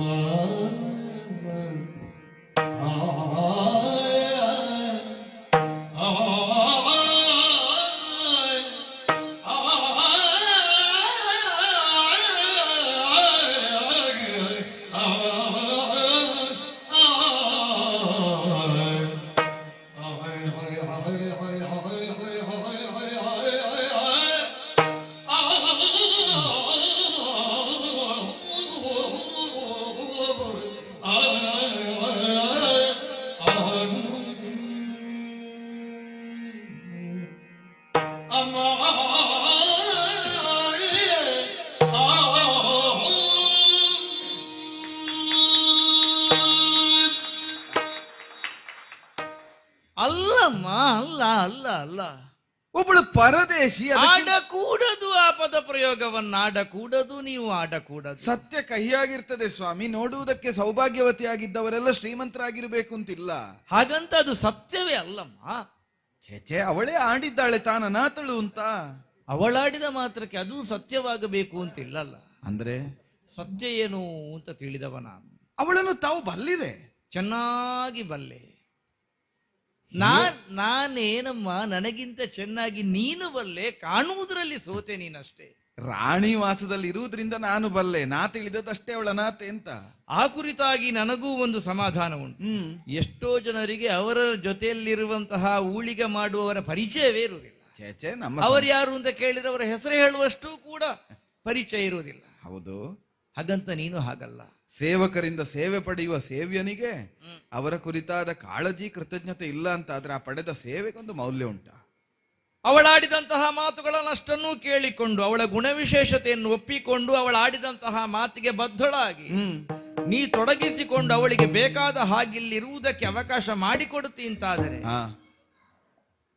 ನಿನ್ನ ಹೃದಯ ಏನು ಎನ್ನುವುದನ್ನು ಅರ್ಥ ಮಾಡಿಕೊಳ್ಳಿ. ಆದ್ದರಿಂದಲೇ ನಿನ್ನ ಹೃದಯ ಒಪ್ಪಿಕೊಂಡಾಗಲ್ಲವಳು ಎನ್ನುವುದನ್ನು ನಿನಗೆ ಎಚ್ಚರಿಸುವುದಕ್ಕೆ ಬೇಕಾಗಿ ಆ ಪದಪ್ರಯೋಗವನ್ನು ಇನ್ನೊಮ್ಮೆ ಮಾಡದಿರಮ್ಮ ಅಂತ ತಡೆದವನಿದ್ದೇನೆ. ಅವಳನ್ನು ಹಾಗೆ ಆಡದೇ ಇದ್ರೆ ಅನಾಥಳಲ್ಲ ಅಂತಾದ್ರೆ ಸನಾಥಳಾಗಬೇಕು ಅಂತಾದ್ರೆ ನಾಥ ಯಾರು ಅಂತ ಬೇಡವ? ಜಡಗೊಂಡವರಿಗೆಲ್ಲರಿಗೂ ಕೂಡ ಚೇತನ ಶಕ್ತಿಯಾಗಿ ತಾನು ನಡೆದ ಜಾಗದಲ್ಲೆಲ್ಲ ಚೈತನ್ಯವನ್ನು ಅಂತರ್ಯಾಮಿಯಾಗಿಸಿಕೊಳ್ಳಬಲ್ಲಂತಹ ಶಕ್ತಿಯನ್ನು ಹೊಂದಿದಂತಹ ಶ್ರೇಷ್ಠ ಪ್ರಭೃತಿಯವಳ ಪತ್ನಿ ಆಕೆ. ಅವಳಿಗೆ ಅಂತ ಜ್ಯೇಷ್ಠ ಶ್ರೇಷ್ಠ ನೆನೆಸಿಕೊಂಡಂತ ಒಬ್ಬ ವಲ್ಲಭನಿದ್ದಾನ. ಹೌದೇ ಹೌದು. ಅವಳು ಆಡ್ಲೇ ಇಲ್ಲ. ತನ್ನ ಪ್ರಭು ಶಕ್ತಿಯಿಂದ ಪ್ರಜಾಪ್ರೀತಿಯನ್ನು ಅಪಾರವಾಗಿ ಗಳಿಸಿಕೊಂಡು ಸರ್ವಜನರ ಹಿತವ ಸರ್ವದಾ ಬಯಸುವ ಸರ್ವಜನ ಸಂಸ್ತುತ್ಯ ಕಾರುಣ್ಯ ವಾರಿಧಿಯಾದಂತಹ ಶ್ರೇಷ್ಠ ಅರಸು ಕುಲದಲ್ಲಿ ಹುಟ್ಟಿ ಶ್ರೇಷ್ಠ ಅರಸುವಿನ ಪತ್ನಿಯಾಗಿ ಸರ್ವಜನ ಪ್ರೀತಿಯನ್ನು ಹೊಂದಿದವಳಾಕೆ. ಸ್ಥಾನಾಪನ್ನನಿಗೆ ಮಗಳೂ ಹೌದು, ಸ್ಥಾನಾಪನ್ನನಿಗೆ ಸತಿಯೂ ಹೌದು. ಹೌದೇ ಹೌದು ಸ್ವಾಮಿ. ಕುತೂಹಲದಿಂದ ಪ್ರಶ್ನಿಸ್ತಾ ಇದ್ದೇನೆ. ಅವಳನ್ನು ಬಲ್ಲೆ ಅಂತಾಡುವ ತಾವು ಅವಳ ಬಗೆಗಾಗಿ ವಿಶೇಷಣಗಳ ಸುರಿಮಳೆಯನ್ನೇ ಸುರಿಸ್ತಾ ಇದ್ದೀರಿ. ನನಗೆ ನಿಮ್ಮ ಬಗ್ಗೆಯೂ ಕುತೂಹಲ ಹುಟ್ಟುತ್ತಾ ಇದೆ. ತಾವೆಲ್ಲಿಂದ ಬಂದವರು? ಹೌದು, ಆಗ ನೀ ಹೇಳಿದೆ ಮಧ್ಯಾಹ್ನದ ಹೊತ್ತು ಬ್ರಾಹ್ಮಣರಾದ ನಿಮಗೆ ಊಟವೇ ಮೊದಲು, ಭೋಜನವೇ ಮೊದಲು, ಆ ಬಳಿಕ ನೋಡೋಣ. ಇಂಥವರು ಎಂಬ ಕಾರಣದಿಂದ ನಮ್ಮಲ್ಲಿ ಉಪಚಾರ ಅಲ್ಲ. ಯಾರಾದರೂ ಎಲ್ಲಿಂದ ಬಂದವರಿಗಾದ್ರೂ ಒಂದೇ ಉಪಚಾರ ಎಂಬ ನೆಲೆಯಿಂದ, ಬ್ರಾಹ್ಮಣ ಎಂಬ ನೆಲೆಯಿಂದ ಯಥೋಚಿತ ಉಪಚಾರ. ಎಲ್ಲವನ್ನೂ ಹೇಳುತ್ತೇನೆ ಕೇಳಿಕೊ. ನಿನ್ನ ಕಣ್ಣ ಮುಂದೆ ಆ ದೃಶ್ಯ ತುಂಬಿ ಬರಬೇಕಮ್ಮ. ಸರಿ. ತುಂಬಿದಂತಹ ಸಭೆಯಲ್ಲಿ ತಾನು ವರಿಸುವುದಕ್ಕೆ ಬೇಕಾದಂತಹ ಯೋಗ್ಯತಾವಂತನನ್ನು ತಾನೇ ಗುರುತಿಸುವಂತಹ ಪರೀಕ್ಷೆ ಒದಗಿ ಬಂದ ಕಾಲಕ್ಕೆ ಸಮಸ್ತ ಸುರ ಸಂತತಿ ಎಲ್ಲವೂ ಕೂಡ ಸಾಲಾಗಿ ಕುಳಿತಂತಹ ಸಂದರ್ಭ. ದೇವತಿಂತಿಣಿ. ಹೌದೇ ಹೌದು. ಲೋಕದ ಮಾತೆಯ ಅನುಗ್ರಹವನ್ನು ಪಡೆದು ತನ್ನ ಗಂಡ ಯಾರು ಎನ್ನುವುದನ್ನು ತನ್ನದ್ದಾದಂತಹ ಪಾತಿವೃತ್ತದ ನಡೆಯಿಂದಲೇ ಕಂಡುಕೊಂಡು ಸಮಸ್ತ ಪಂಕ್ತಿಯೇ ಭಲೆ ಭಲೆ ಉಗೆ ಉಗೆ ಎನ್ನುವ ಹಾಗೆ ತಾನು ಹೃದಯದಲ್ಲಿ ಆರಾಧಿಸಿಕೊಂಡು ಬಂದಂತಹ ಆ ಮಹಾನ್ ಪುರುಷನನ್ನು ಒಲಿಸಿಕೊಳ್ಳುವಲ್ಲಿ ನಡೆಯನ್ನು ಹೊಂದಿ ಅವನನ್ನೇ ಮದುವೆಯಾಗುವುದಕ್ಕೆ ತ್ರಿಕರಣ ಪೂರ್ವಕವಾಗಿ ಮಹಾಶಕ್ತಿಯನ್ನು ನೆನೆದು ನಳನನ್ನು ವರಿಸಿಕೊಂಡಂತಹ ನಿನ್ನ ಚಿಕ್ಕಮ್ಮನ ಮಗಳು ದಮಯಂತಿ ಅಮ್ಮವಳು. ದಮಯಂತಿ ಪರದೇಶಿ ಹೇಗಾಗುತ್ತಾಳೆ? ನಳನರಸಿ ದಮಯಂತಿ. ಅವಳನ್ನು ಅಮ್ಮ ಅಂತ ಕರೆಯುತ್ತಿರುವಂತಹ ನಾನು ಕುಂಡಿನಾಪುರದಿಂದ ಬಂದಂತಹ ಬ್ರಾಹ್ಮಣ ಸುದೇವನಮ್ಮ. ಸುದೇವ ನನ್ನ ಅಕ್ಕನ ಮನೆ ಕುಂಡಿನಾಪುರದಿಂದ ಸಾಗಿ ಬಂದವರು ತಾವು. ಹೌದೇ, ಇದು ಸತ್ಯವೇ? ನಿಜವೇ ಹೌದು. ಹಾಗಾದ್ರೆ ನಿಮ್ಮಲ್ಲಿ ಅಲ್ಲ ಸ್ವಾಮಿ, ವಿಚಾರಿಸಬೇಕಾದ ಅವಳನ್ನು ಆಡಬೇಕಾದ ಸತ್ಯವನ್ನು ಆಡದೆ ಮುಚ್ಚಿಟ್ಟಿದ್ದಾಳೆ ಅಂತಾದ್ರೆ, ಸತ್ಯಾಸತ್ಯತೆಯನ್ನು ತಿಳಿಯಬೇಕು ಅಂತಾದ್ರೆ ಅವಳಲ್ಲಿ ಆಡಬೇಕು. ಯಾರಲ್ಲಿ? ಆ ಸೈರೇಂದ್ರಿಯನಿತ್ತ ಬರ ಹೇಳಿ.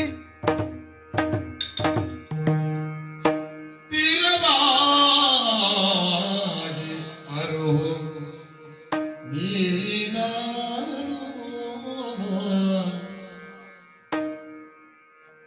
ಸ್ಥಿರವಾಗಿ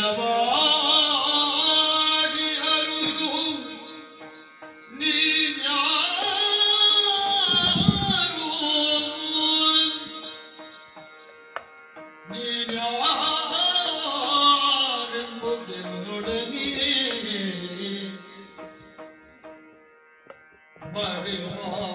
ಮಾಡಿದರೆ ಇಲ್ದ ತಂದೆ ತಾಯಿಗಳ ಬಲೆ ಮಾಡಿದರೆ ನಿನ್ನ ತಂದೆ ತಾಯಿಗಳ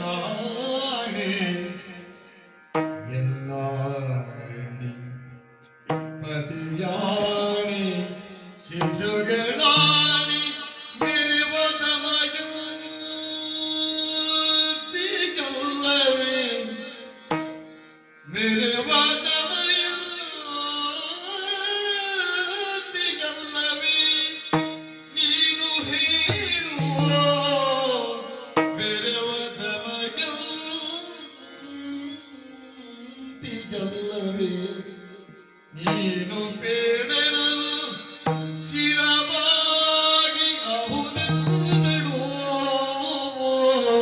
ಪತಿಯಾಣಿ ಅರುಹು ಬೇಡನನು ಶಿರವಾಗಿ ಅಹುದೆಂದೆಡೋ ತಿರಪಾಗಿ ಅರುಹು ನೀನ್ಯಾರೆಂಬುದೆನ್ನೊಡನೆ ಬೇಡೋ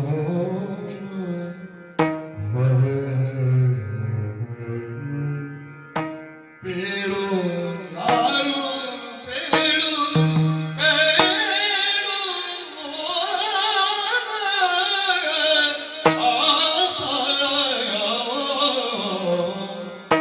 ಅಮ್ಮ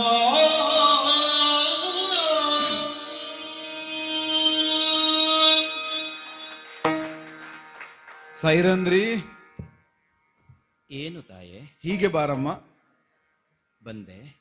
ಸ್ವಾಮಿ ಬ್ರಾಹ್ಮಣರೇ, ಹ್ಮ್ ಕೆಲವೊಮ್ಮೆ ಹ್ಮ್ ದೂರದಿಂದ ಲಕ್ಷಿಸಿದವಾಗ ಹ್ಮ್ ಸ್ಪಷ್ಟತೆ ಲಭ್ಯ ಆಗುವುದಿಲ್ಲ. ಹ್ಮ್ ಗೋಮಯ ಪಾಯಸಿ ನ್ಯಾಯ ಅಂತ ಒಂದು ನ್ಯಾಯವೇ ಉಂಟು, ತಾವು ತಿಳಿದದ್ದು. ಹ್ಮ್ ಬಹು ದೂರದಿಂದ ಕಾಣುವಾಗ ಪಾಯಸವು ಗೋಮಯವು ಒಂದೇ ತೆರನಾಗಿ ಕಾಣುತ್ತದೆ. ಹ್ಮ್ ಆದ್ರೆ ಅವುಗಳ ಸ್ವಭಾವ ಬೇರೆ, ಗುಣ ಬೇರೆ, ಮೌಲ್ಯ ಬೇರೆ. ಸರಿ. ಸಮೀಪದಿಂದ ಸೂಕ್ಷ್ಮ ದೃಷ್ಟಿಯಿಂದ ಅವಲೋಕಿಸಿದ್ರೆ ಗೋಮಯ ಯಾವುದು ಪಾಯಸ ಯಾವುದು ಅಂತ ತಿಳಿಯುತ್ತದೆ. ಹ್ಮ್ ಬಹು ದೂರದಿಂದ ಕಾಣುವಾಗ ಅವಳನ್ನು ದಮಯಂತಿ ಎಂಬ ಭಾವದಿಂದ ತಾವು ತರ್ಕಿಸಿರಬಹುದು ಎಂಬ ನೆಲೆಯಿಂದ ಹ್ಮ್ ಕರೆಸಿದ್ದೇನೆ.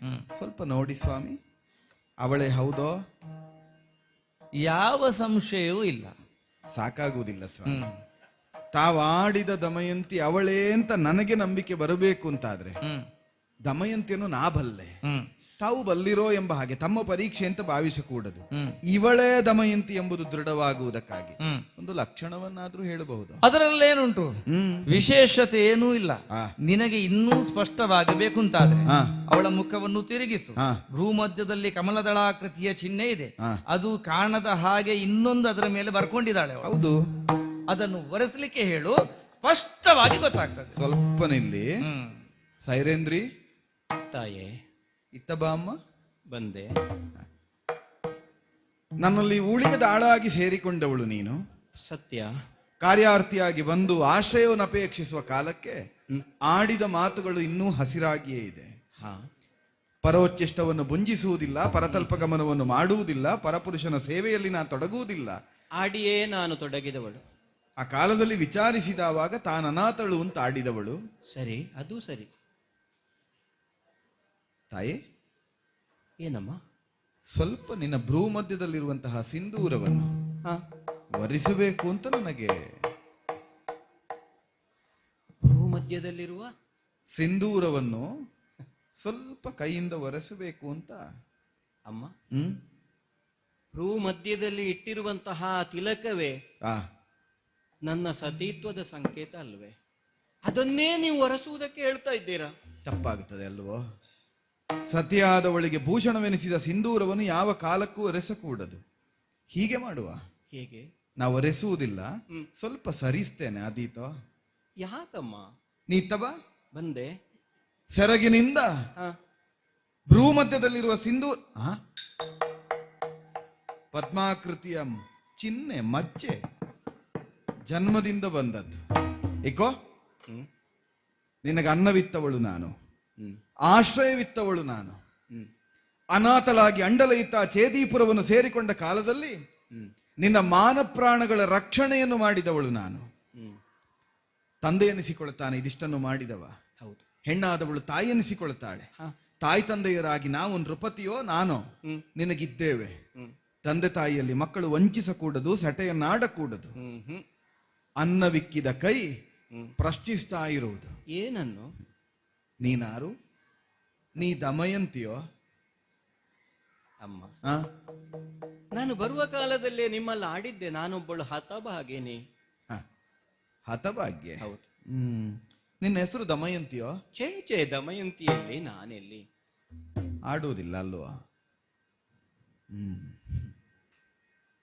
ಅನ್ನವಿಕ್ಕಿದ ಕೈ ತಾಯಿ ತಂದೆಯಂತೆ ಆಶ್ರಯವಿಕ್ಕಿದವರು ತಂದೆ ತಾಯಿ ಆಗುವುದಕ್ಕಿಲ್ಲ, ತಾಯಿಯಂತೆ ತಂದೆಯಂತೆ ಅಲ್ವಾ? ಸರಿ, ನಿನಗೆ ಜನ್ಮವನ್ನಿತ್ತ, ಬದುಕು ಸಾಕು ಎಂಬ ಎಂದು ನವೆಯುವಷ್ಟು ನೋವನ್ನು ಅನುಭವಿಸಿ ಪ್ರಸವ ಶೂಲೆಯಿಂದ ನಿನ್ನನ್ನು ಹಡೆದು ಜಗಕ್ಕೆ ನಿನ್ನನ್ನು ಕೊಟ್ಟ, ನಿನ್ನನ್ನು ಪಡೆದ ಹಡೆದ ತಂದೆ ತಾಯಿಯರು ನಿನಗಿದ್ದಾರಲ್ಲ, ಇರ್ಲೇಬೇಕಲ್ಲ. ಈಗ ಇದ್ದಾರೋ ಇಲ್ಲೋ ಅನ್ನೋದು ಪ್ರಶ್ನೆ ಅಲ್ಲ, ನಿನ್ನ ಜನ್ಮಕ್ಕೆ ಕಾರಣರಾದವರು ಇರ್ಲೇಬೇಕಲ್ವಾ?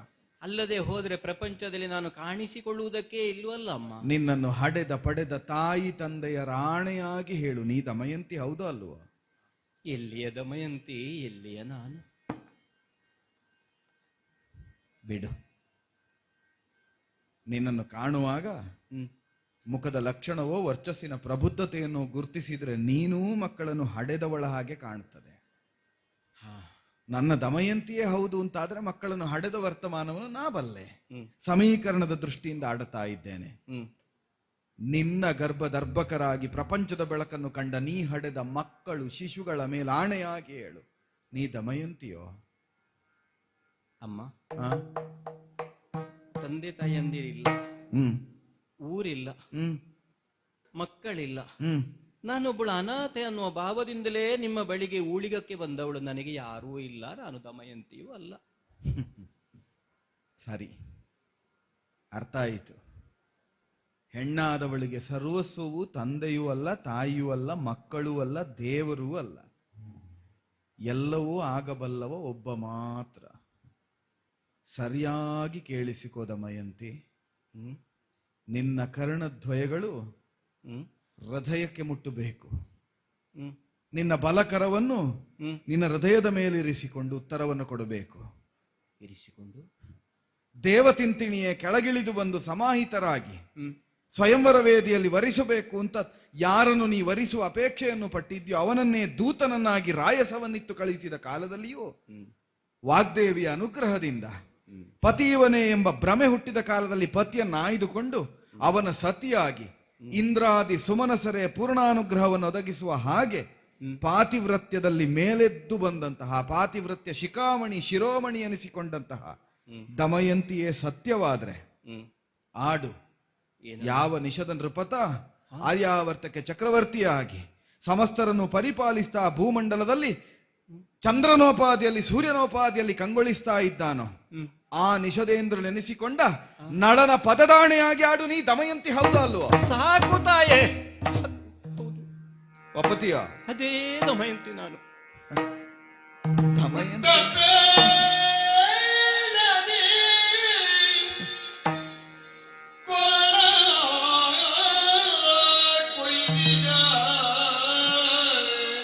ದಮಯಂತಿ ಏನೇ ಇದು? ಗುಡ್ಡ ಬೇಡದೆ ಕೊರಳ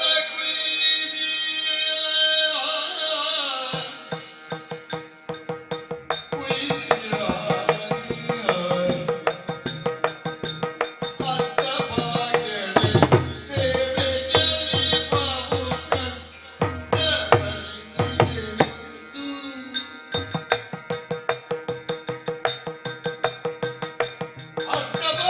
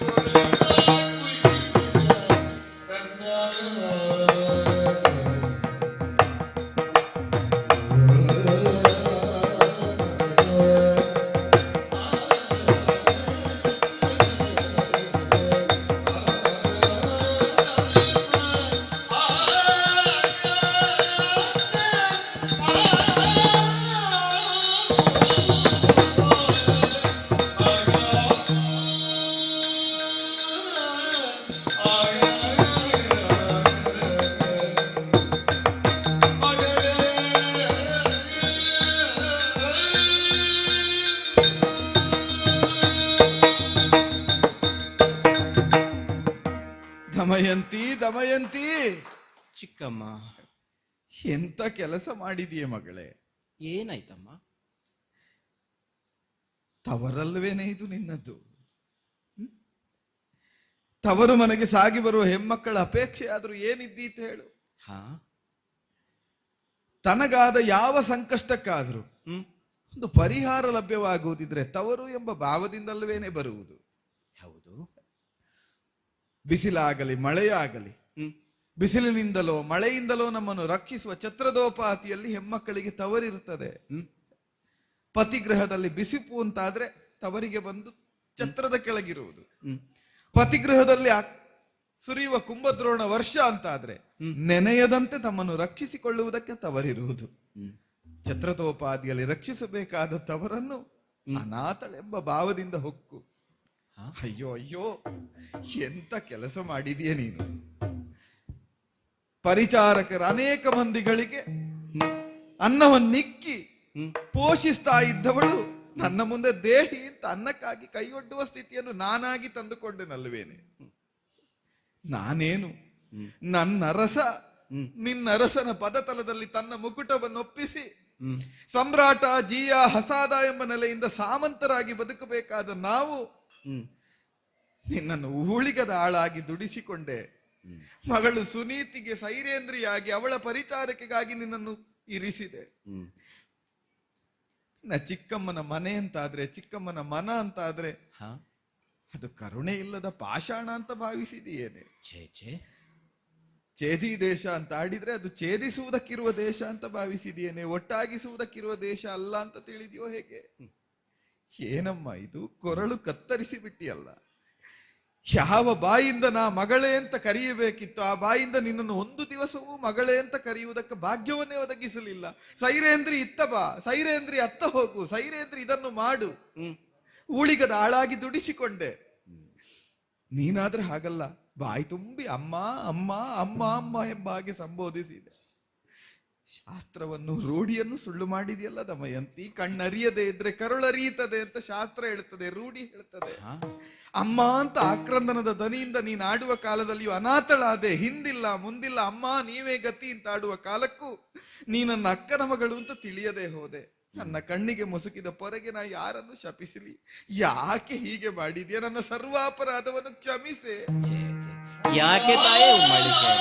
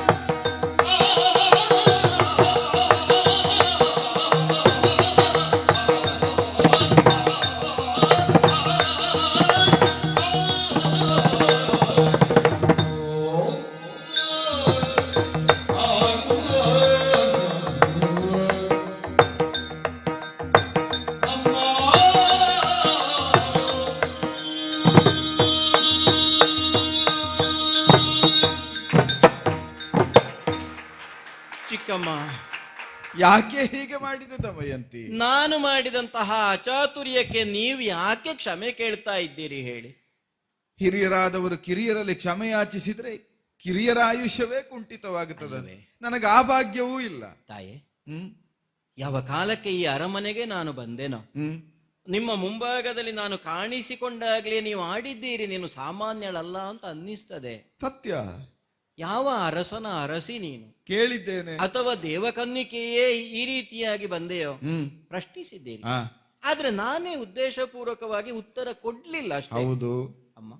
ಹತಭಾಗ್ಯಳು ನಾನು, ನಾನೆಲ್ಲಿಯ ದೇವಕನ್ನಿಕೆ ಅಂತ ಒಗಟೊಗಟಾಗಿ ಉತ್ತರವನ್ನು ಕೊಟ್ಟೆ. ಹೌದು, ಹತಭಾಗ್ಯಳೆ ತಾಯೇ. ನಮ್ಮ ಮದುವೆಯ ಸಂದರ್ಭದಲ್ಲಿ ನೀವು ಬಂದವರೇ ಕೊಂಡಿನಾಪುರ, ಪಾಲ್ಗೊಂಡವಳು ಸಂಭ್ರಮದಲ್ಲಿ. ಚಕ್ರವರ್ತಿಯ ಮಡದಿಯಾಗಿ ಪರಮ ವೈಭವದಿಂದ ನಾನು ಹೋಗುತ್ತಿರುವಂತಹ ದೃಶ್ಯವನ್ನೂ ನೀವು ನೋಡಿದವರು. ಆ ಹೊತ್ತಿಗೆ ನೀವೆಲ್ಲರೂ ಹೃದಯ ತುಂಬಿ ನನಗೆ ಆಶೀರ್ವಾದವನ್ನು ಮಾಡಿದವರು. ಒಳ್ಳೇದಾಗ್ಲಿ ಮಗಳೇ. ಹೌದು ಅಮ್ಮ. ಹೌದು, ನೀವು ಆಡಿದ್ದು ಸತ್ಯ. ತವರು ಮನೆ ಅನ್ನೋದು ಛತ್ರದಂತೆ ಅಲ್ವೋ? ಕಷ್ಟದಲ್ಲಿರುವಂತಹ ಸ್ತ್ರೀ ಓರ್ವಳಿಗೆ ಗಂಡನ ಮನೆಯಿಂದ ಬರುವ ಕಾಲದಲ್ಲಿ ಸೆಕೆಗೋ ಬಿಸಿಲಿಗೋ ಮಳೆಗೋ ನೆರಳಾಗಿ ಬರಬೇಕ, ಹೌದು ಅಲ್ವೋ? ಆದರೆ ನೀ ಹುಟ್ಟುವಾಗಲೂ ಅಷ್ಟಭಾಗ್ಯಳು, ಕೈ ಹಿಡಿದದ್ದು ಅಷ್ಟಭಾಗ್ಯಳನ್ನು. ನಿಮ್ಮಲ್ಲಿ ಒಂದು ಪ್ರಶ್ನಿಸಲು, ಏನಮ್ಮ? ನಿಜವಾದ ಪತಿವ್ರತೆ ಒಬ್ಬಳ ಹೌದು ಅಂತ ಆದ್ರೆ ತನ್ನ ಗಂಡನ ಮನೆಯಲ್ಲಿರುವಂತಹ ಕಷ್ಟವನ್ನು ತಾಯಿ ಮನೆಯಲ್ಲಿ ಬಂದು ಹೇಳಿಯಾಳ? ಚೇ ಆಡಕೂಡದಲ್ಲವೇನೆ. ತನ್ನ ಬದುಕಿನಲ್ಲದ ಎಷ್ಟೇ ಕಷ್ಟ ಇರಲಿ ಎಲ್ಲ ಗುಟ್ಟನ್ನೂ ಹೇಳಬಹುದಾದ್ದು ತವರಿನಲ್ಲಾದರೂ ಗಂಡನ ಗುಟ್ಟನ್ನು ಹೇಳಕೂಡದು ಅಂತಲೇ ಶಾಸ್ತ್ರ ಹೇಳುತ್ತದೆ. ತಾಯಿ ಎಲ್ಲವನ್ನೂ ಕಳಕೊಂಡು ನಿಮ್ಮ ಬಳಿಗೆ ಬಂದಂತಹ ಹೊತ್ತಿನಲ್ಲಿ ನನ್ನ ನೋವನ್ನೋ ನನ್ನ ಸಂಕಟವನ್ನೋ ನನ್ನ ಪತಿ ಮಾಡಿದ್ದನ್ನೋ ನಾನಾಗಿ ನಿಮ್ಮಲ್ಲಿ ಹೇಳಿಕೊಳ್ಳುವುದೇ. ಹಾಗಾಗಿ ಏನನ್ನೂ ಹೇಳದೆ ತವರು ಮನೆಯಲ್ಲಿ ಇದ್ದಷ್ಟೇ ಸುರಕ್ಷಿತವಾಗಿ ಸುಖವಾಗಿ ನಾನು ಈ ಮನೆಯಲ್ಲಿದ್ದೆ. ಮತ್ತೆ ನೀವು ಹೇಳ್ತೀರಿ ನಿನ್ನ ಕೈಯಿಂದ ಸೇವೆ ಮಾಡಿಸಿಕೊಂಡಿದ್ದೇವೆ. ಮಗಳ ಸೇವೆಗೆ ನಿನ್ನ ನಟ್ಟಿದ್ದೇನಲ್ವೇ? ಒಂದೇ ಹೇಳೋ, ನನ್ನ ತಂಗಿಯನ್ನು ಬಿಟ್ಟು ಬೇರೆ ಯಾರದ್ದಾದ್ರೂ ತಲೆಬಾಚಿದ್ದಾಗ್ಲಿ ಹೂ ಮುಡಿಸಿದ್ದಾಗ್ಲಿ ಉಂಟೆ ಅಮ್ಮ ನಾನು? ಅದಿಲ್ಲವೇ ಇಲ್ಲ. ಆದ್ರೆ ನಿನ್ನ ತಂಗಿ ಎಂಬ ಭಾವದಿಂದ ನಾನು ನಿನ್ನನ್ನು ಸೇವೆಗೊಡ್ಡಿದ್ದಲ್ವ? ಆದ್ರೆ ನನಗೆ ಗೊತ್ತಿತ್ತಲ್ಲ, ಅವರು ಮನೆಗೆ ಮದುವೆಯಾದ ಮೇಲೆ ಬಂದಂತಹ ತರುಣಿ ಓರ್ವಳು ತನ್ನ ತಂಗಿಯ ತಲೆಯನ್ನು ಬಾಚಿದ್ರೋ ತಂಗಿಯ ತಲೆಗೆ ಹೂವನ್ನು ಕಟ್ಟಿ ಮುಡಿಸಿದ್ರೋ ಅದು ಸೇವೆ ಅಂತ ಪರಿಗಣಿಸಲ್ಪಡ್ತದೆ? ಆಗುವುದೇ ಇಲ್ಲ. ಅಲ್ಲ, ತಾಯಿ ಮನೆಗೆ ಬಂದವಳು ಅಡುಗೆ ಮಾಡಿದ್ಲು ಅಂತ ಆದ್ರೆ ಅವಳು ಅಡುಗೆವಳು ಅಂತ ಆಗುವುದಕ್ಕೆ ಇಲ್ಲವೇ ಇಲ್ಲ. ಮರ್ಯಾದೆ ಏನು ಹೋಯ್ತು? ತವರು ಮನೆಯಲ್ಲಿ ಬಂದು ತರುಣಿ ಓರ್ವಳು ಅಡುಗೆಯನ್ನು ಮಾಡಿದರೆ ಉಳಿದ ಕೆಲಸವನ್ನು ಮಾಡಿದ್ರೆ ಏನಾಗ್ತದೆ? ಆ ನೆಲೆಯಿಂದ ನಾನು ಮಾಡಿದೆ ಬಿಟ್ರೆ ನನ್ನನ್ನು ನೀವು ಸೇವಕಿ ಅನ್ನುವ ಭಾವದಿಂದ ಇಲ್ಲಿವರೆಗೆ ಕಂಡದ್ದೂ ಇಲ್ಲ. ಅಥವಾ ತಂಗಿಯೂ ಅಷ್ಟೇ ಅಕ್ಕ ಅಂತಲೇ ಕಂಡು ಬಿಟ್ರೆ ಸೇವಕಿ ಅಂತ ಕರೆದದ್ದು ಇಲ್ವೂ ಅಲ್ಲ ಅಮ್ಮ. ಮಗಳೇ, ಆ ಭಾವದಿಂದ ನೀ ಸೇವಿಸಿದ್ದೋ ಅದೇ ಭಾವದಿಂದ ತವರು ಮನೆ ಎಂಬ ನೆಲೆಯಿಂದ ನೀ ಇಲ್ಲಿವರೆಗೆ ಬದುಕಿದ್ದೋ ನಿನಗೆ ಸಮನ್ವಯ ಮಾಡುವುದಕ್ಕೆ ಸುಲಭವಾಗುತ್ತದೆ, ನಮಗೊಪ್ಪುವುದು ಕಷ್ಟವಾಗುತ್ತದೆ. ಆದರೂ ಒಪ್ಪೋಣ ಅಂತ ಯೋಚಿಸಿದ್ರು ಎಂತಹ ಸ್ಥಾನಾಪನ್ನನ ಕರವನ್ನು ಹಿಡಿದವಳು. ಸುವರ್ಣ ಪುಷ್ಪಕ್ಕೆ ಸೌಗಂಧ ಬರುವುದು ಅಂತ ಒಂದು ಆಡು ಮಾತಿಲ್ವೇನೆ? ಹಾಗೆ ಬರುವುದಕ್ಕಿಲ್ಲ, ಆದ್ರೂ ಅಲ್ವಾ ಅಂತಹ ಒಂದು ಯೋಗ ಸಿಕ್ಕಿದ್ರೆ ಹಾಗೆ ಹೇಳ್ತಾರೆ. ಸುವರ್ಣ ಪುಷ್ಪವೇ ಸರ್ವೋತ್ಕೃಷ್ಟವಾದದ್ದು, ಅದರದಕ್ಕೆ ಗಂಧ ಇರುವುದಿಲ್ಲ, ಅದಕ್ಕೊಂದು ಸೌಗಂಧವೇ ಸೇರಿಕೊಂಡಿತ್ತು ಅಂತಾದ್ರೆ ಅದು ಅಪೂರ್ವವೂ ಹೌದು, ಅನರ್ಘ್ಯವೂ ಹೌದು, ಅನ್ಯತ್ರ ಅಲಭ್ಯವೂ ಹೌದು. ಅಂತಹ ಅನ್ಯತ್ರ ಅಲಭ್ಯವೆನಿಸಬಹುದಾದಂತಹ ಗುಣನಿಧಿ ಎನಿಸಿದ ನಳಚಕ್ರವರ್ತಿಯ ಕರಗ್ರಹಣವನ್ನು ಮಾಡಿ ಸೇರಿಕೊಂಡವಳು ನೀನು. ಹೌದು, ಅಂತಹ ತುಂಬು ಸಂಸಾರವನ್ನು ಸೇರಿದವಳು, ಸ್ಥಾನಾಪನನ ಕೈ ಹಿಡಿದವಳು, ರಾಜಭೋಗದಲ್ಲಿ ಇರಬೇಕಾದವಳು, ಅನಾಥಳಂತೆ ಚೇದಿ ದೇಶವನ್ನು ಸೇರುತ್ತಾ ಇದ್ದ ಬ್ರಾಹ್ಮಣ ವ್ರಾತವನ್ನು ಸಖಿ ವ್ರಾತವನ್ನು ಕೂಡಿಕೊಂಡು ಅಂಡಲೀತಾ ಇಲ್ಲಿಯವರೆಗೆ ಅನಾಥಳು ಎಂಬ ನೆಲೆಯಿಂದ ಬಂದು ಸೇರುತ್ತಿ ಅಂತಾದ್ರೆ ನಿನ್ನ ಪತಿಯಲ್ಲಿ ಹೋದ, ನಿನಗೆ ಯಾಕೆ ಈ ಸ್ಥಿತಿ ಬಂತು? ನಿನ್ನ ವಲ್ಲಭನ ಗತಿ ಏನು? ನನಗೆ ಅರ್ಥ ಆಗುತ್ತಾ ಇಲ್ಲ ಮಗಳೇ. ತಾಯೇ, ಎಲ್ಲದಕ್ಕೂ ಕಾರಣ ಉಂಟು. ಏನಮ್ಮ? ಕೋರಿ ಮಕ್ಕಳ ನೊಡಗೆ ಪತಿಯು ಜೂಜಲಾಡಿ ಸೋತನು ಕಡೆಗೆ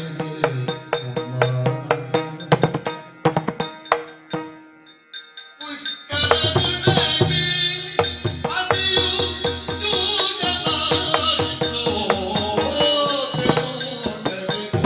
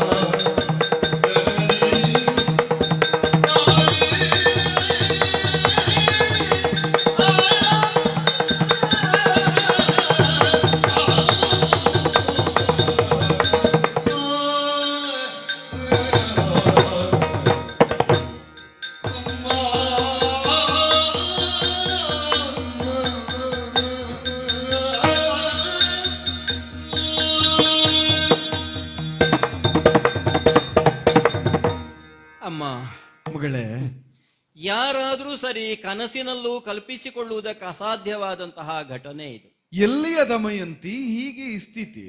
ಪೃಥ್ವಿ ಮೂರಕ್ಕೆ ಚಕ್ರವರ್ತಿಯಾಗಿರುವಂತಹ ನಳನ ಕೈ ಹಿಡಿದ ದಮಯಂತಿ ಈ ದುಸ್ಥಿತಿಯಲ್ಲಿ ಹೀಗಿರುವುದಕ್ಕೆ ಸಾಧ್ಯವೇ?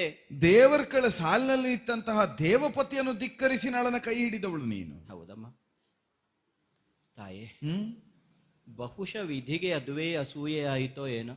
ಯಾಕಮ್ಮ ಹಾಗಾಡುತ್ತಾ ಇದ್ದಿ? ದೇವತೆಗಳನ್ನೂ ಧಿಕ್ಕರಿಸಿದಂತಹ ದಮಯಂತಿ ನಳನ ಕೈ ಹಿಡಿದಳಲ್ಲ. ಹೌದು, ಕಾಲದ ಗತಿ ಅನ್ನೋದು ಅನೂಹ್ಯವಾದದ್ದು ಅಂತ ಆಡ್ತಾರೆ. ಸತ್ಯ. ನಿನ್ನೆಯ ದಿನ ಅಷ್ಟ ಐಶ್ವರ್ಯಗಳಲ್ಲಿ ಮೆರೆದುಕೊಂಡಿದ್ದವನಾದರೂ ನಾಳೆಯ ದಿನ ಭಿಕ್ಷೆ ಬೇಡುವಂತಹ ಸ್ಥಿತಿ ಬಂದೋದಾಗ್ತದೆ ಅನ್ನುವುದಕ್ಕೆ ನಮ್ಮ ಜೀವನವೇ ಸಾಕ್ಷಿಯಾಗಿ ಹೋಯಿತು. ಕಾಲೋಹಿ ದುರತಿಕ್ರಮ. ಕಾಲವನ್ನು ಯಾರಮ್ಮ ಅತಿಕ್ರಮಿಸುವುದಕ್ಕೆ ಸಾಧ್ಯ? ವಿವಾಹವಾಗಿ 12 ವರ್ಷಗಳ ಕಾಲ ಸುಖ ಸಂಸಾರವನ್ನು ಸಾಗಿಸಿದೆವು. ಸರಿ. 2 ಮಕ್ಕಳನ್ನೂ ಪಡೆದೆವು. ಸಾರ್ಥಕತೆ ಬದುಕಲ್ವೇನೆ? ಜೀವನದಲ್ಲಿ ನನಗಿಂತ ಸೌಭಾಗ್ಯವತಿ ಇನ್ನೊಬ್ಬಳಿಲ್ಲ ಅಂತ ನಾನು ಹಿಗ್ಗುವ ಕಾಲಕ್ಕೆ ಇರಬೇಕು. ಏನಾಯಿತು? ಎಷ್ಟೋ ಸಲ ಹಾಗೆ ಅನ್ನಿಸ್ತದೆ. ನದಿಯಲ್ಲಿ ಕಾಣುತ್ತಿರುವಂತಹ ನೊರೆಯೋ, ನದಿಯಲ್ಲಿ ಕಾಣುತ್ತಿರುವಂತಹ ಗುಳ್ಳೆಯೋ ಸತ್ಯ ಅಂತ ಭ್ರಮಿಸುವಾಗ ಅದು ಒಡೆದು ಬಿಡ್ತದೆ. ಹೌದು. ಜೀವನವೇ ಎಷ್ಟೋ ಸಲ ಸ್ವಪ್ನ ಅಂತ ಭಾಸವಾಗಿ ಬಿಡ್ತದೆ ತಾಯಿ. ಆದ್ದರಿಂದಲೇ ಬಲ್ಲವರು ಆಡಿದ್ರು, ಬದುಕು ಅಂದ್ರೆ ನೀರ ಮೇಲಣಗುಳ್ಳೆಯಂತೆ ಅಂತ. ಈಗ ಅರ್ಥ ಆಯ್ತು. ಏನು? ಯಾಕೆ, ಏನು ಹಿನ್ನೆಲೆ ಅಂತ ಗೊತ್ತಿಲ್ಲ. ಆ ವಿಧೇಯನಾಗಿ ಅಣ್ಣನಿಗೆ ಸಲ್ಲಬೇಕಾದಂತಹ ಗೌರವವನ್ನು ಕೊಟ್ಟುಕೊಂಡಿದ್ದಂತಹ ಪುಷ್ಕಳ. ಪುಷ್ಕಲ ಅಂದ್ರೆ ನಿನ್ನ ಅರಸನ ತಮ್ಮನಲ್ಲವೇ? ಸಹೋದರ. ಸರಿ. ಒಂದು ದಿನ ಬಂದ. ಆ ಕೇವಲ ಅವನೊಬ್ಬನೇ ಅಲ್ಲ, ಜೊತೆಯಾಗಿ ಒಬ್ಬ ಬ್ರಾಹ್ಮಣರು ಇದ್ದರಂತೆ ಅವನೊಟ್ಟಿಗೆ. ಅಂದ್ರೆ ನಾನು ಆ ಹೊತ್ತಿಗೆ ಅಂತಃಪುರದಲ್ಲಿದ್ದೆ. ಸರಿ. ಆಮೇಲೆ ನನಗೆ ಗೊತ್ತಾದಂತಹ ವರ್ತಮಾನ ಅದು. ಏನಂತೆ? ಬಂದವನು ದ್ಯೂತವನ್ನಾಡುವ ಅಂತ ನನ್ನವರನ್ನು ಪ್ರಚೋದಿಸಿದನಂತೆ. ದ್ಯೂತಕ್ಕಾಗಿ ನಿನ್ನವರನ್ನು ಪ್ರಚೋದಿಸಿದ್ರೆ? ಹೌದು. ದ್ಯೂತ ಎನ್ನುವುದು ಅರಸನಾದವನಿಗೆ ಒಂದು ಕ್ರೀಡೆಯೂ ಹೌದು, ಸಪ್ತವ್ಯಸನಗಳಲ್ಲಿ ಒಂದು, ಕರ್ತವ್ಯವೂ ಹೌದು. ಹೌದು. ಅತಿಯಾದ್ರೆ ವ್ಯಸನವೂ ಹೌದು. ಹಾಗೆಂದು ಚಕ್ರವರ್ತಿ ಒಬ್ಬನಲ್ಲಿ ಬಂದು ಕೇಳುವಾಗ ಇಲ್ಲ ಒಲ್ಲೆ ಅಂತ ಹೇಳುವ ಹಾಗಿಲ್ವಲ್ಲ. ಹೌದು. ಆ ನೆಲೆಯಿಂದ ತೊಡಗಿದ ದ್ಯೂತ ಎಲ್ಲವನ್ನು ಪಣವಾಗಿಟ್ಟು ಕಳ್ಕೊಳ್ಳುತ್ತಾ ಕಳ್ಕೊಳ್ಳುತ್ತಾ ಕಳ್ಕೊಳ್ಳುತ್ತಾ ಸಾಗಿದ್ರು. ನಿನ್ನರಸ ಕಳೆದುಕೊಂಡರೆ? ಹೌದು. ಭಂಡಾರವನ್ನಾಗಲಿ ರೂಢಿಯನ್ನಾಗಲಿ ಎಲ್ಲವನ್ನು ದ್ಯೂತದಲ್ಲಿ ಪಣವಾಗಿ ಕೊನೆಗೆ ತಮ್ಮನಾದಂತಹ ಪುಷ್ಕಳನಿಗೆ ಒಪ್ಪಿಸಿ ತಾನು ರಿಕ್ತ ಹಸ್ತನಾಗಿ ಬಿಟ್ರು. ಅಮ್ಮ, ತನ್ನದೆನಿಸಿ ತನ್ನ ಸ್ವಾಮಿತ್ವದಲ್ಲಿದ್ದ ಸರ್ವಸ್ವವನ್ನೂ ಕಳಕೊಂಡ. ಹೌದು. ಮುಂದೆ ಇದೇ ವರ್ತಮಾನವನ್ನು ನಮ್ಮ ಪುರೋಹಿತರು ಅಂತಃಪುರದಲ್ಲಿ ಬಂದು ನನ್ನಲ್ಲಿ ಹೇಳಿದಾಗ ಮುಂದೆ ನಡೆಯುವಂತಹ ಯಾವ ಕಠಿಣವಾದಂತಹ ಸನ್ನಿವೇಶ ಉಂಟು ಅದನ್ನು ಅರ್ಥವಿಸಿಕೊಂಡಂತಹ ನಾನು ಮಕ್ಕಳಿಬ್ಬರನ್ನು ತವರು ಮನೆಗೆ ಕಳುಹಿಸಿದೆ.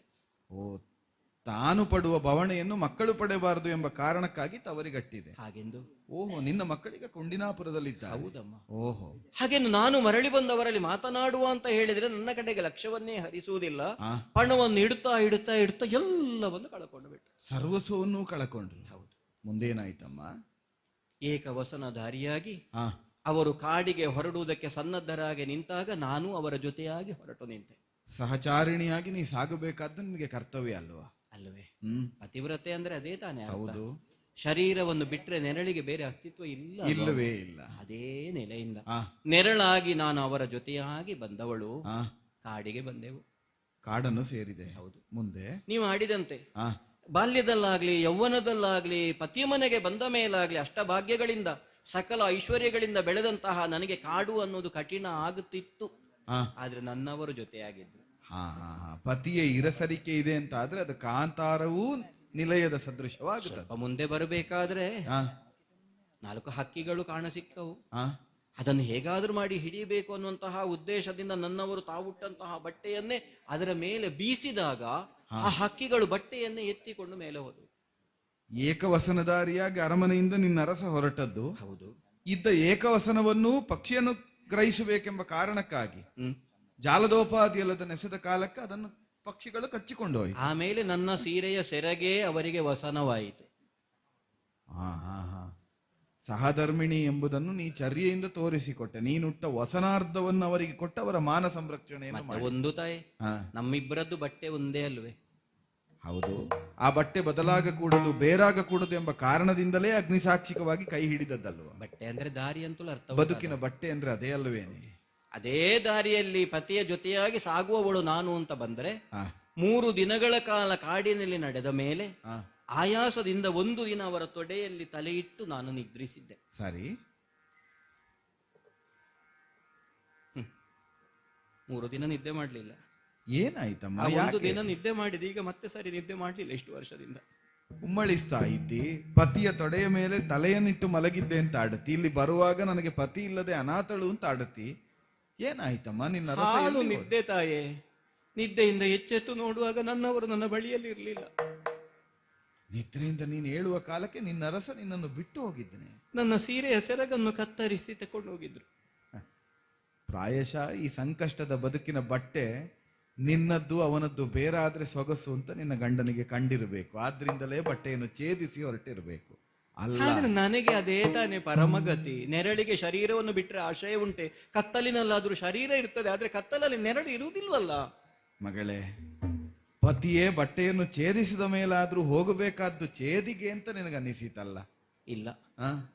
ತಾಯೇ, ಹ್ಮ್ ಹಾಗೆ ಬರುವ ಕಾಲದಲ್ಲಿ ಈ ದಾರಿಯಲ್ಲಿ ಹೋದರೆ ನಿನ್ನ ತಾಯಿ ಮನೆಗೆ, ಈ ದಾರಿಯಲ್ಲಿ ಹೋದರೆ ನಿನ್ನ ಚಿಕ್ಕಮ್ಮನ ಮನೆಗೆ ಅಂತೆಲ್ಲ ಹೇಳ್ತಾ ಬರ್ತಿದ್ರು. ಯಾಕೆ ಅಂತ ನನಗೆ ಅರ್ಥ ಆಗಿರ್ಲಿಲ್ಲ. ಪ್ರಾಯಶಃ ದೂರದ ಲಕ್ಷ್ಯ ಹೀಗಿದ್ದಿರಬೇಕು. ಛೇದಿಗೆ ಹೋಗುವ ದಾರಿಯನ್ನು ಅನುಲಕ್ಷಿಸಿಯೇ ಅವನುಟ್ಟ ವಸನವನ್ನು ಛೇದಿಸಿರ್ಬೇಕು. ಅತ್ತೆ ಆ, ಕರೆದೆ, ಆ. ಗೋಳಿಟ್ಟೆ. ನಿಜವಾದ ಅರ್ಥದಲ್ಲಿ ನನ್ನದು ಅರಣ್ಯರೋಧನವೇ ಆಯ್ತು. ಅರಣ್ಯದಲ್ಲೇ ರೋಧಿಸಿದ್ದಲ್ವೇನೆ ಮಗಳೇ? ಮುಂದೆ ಬರ್ತಾ ಇರುವಾಗ ಒಂದು ಹೆಬ್ಬಾವು ನನ್ನನ್ನು ನುಂಗಿತು ತಾಯೇ. ಹೌದು, ಸರಿ, ಈ ನೆಲೆಯಿಂದಲಾದ್ರೂ ಜೀವ ಬಿಡೋಣ ಅಂತ ಇದ್ರೆ ನನ್ನ ಅಂತರಂಗದಲ್ಲಿ ನನ್ನ ಪತಿಯನ್ನು ಸೇರಬೇಕು ಅನ್ನೋ ಭಾವ ಜೀವಂತವಾಗಿತ್ತಲ್ಲ. ಸತ್ಯ. ಯಾರೋ ಒಬ್ಬ ಕಾಡಿನ ಬೇಡ ವ್ಯಾಧ ಬಂದು ಆ ಹೆಬ್ಬಾವನ್ನು ಕೊಂದ.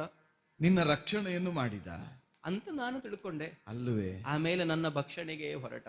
ಅಂದ್ರೆ ತನ್ನ ಕಾಮದ ದೃಷ್ಟಿಯನ್ನು ನನ್ನ ಮೇಲೆ ಬೀರಿದಾಗ ನಾನು ಕೇವಲ ಕಣ್ಣರಳಿಸಿ ಅವನನ್ನು ನೋಡಿದ್ದು ಮಾತ್ರ ಅವನು ಭಸ್ಮೀಭೂತವಾಗಿ ಹೋದ.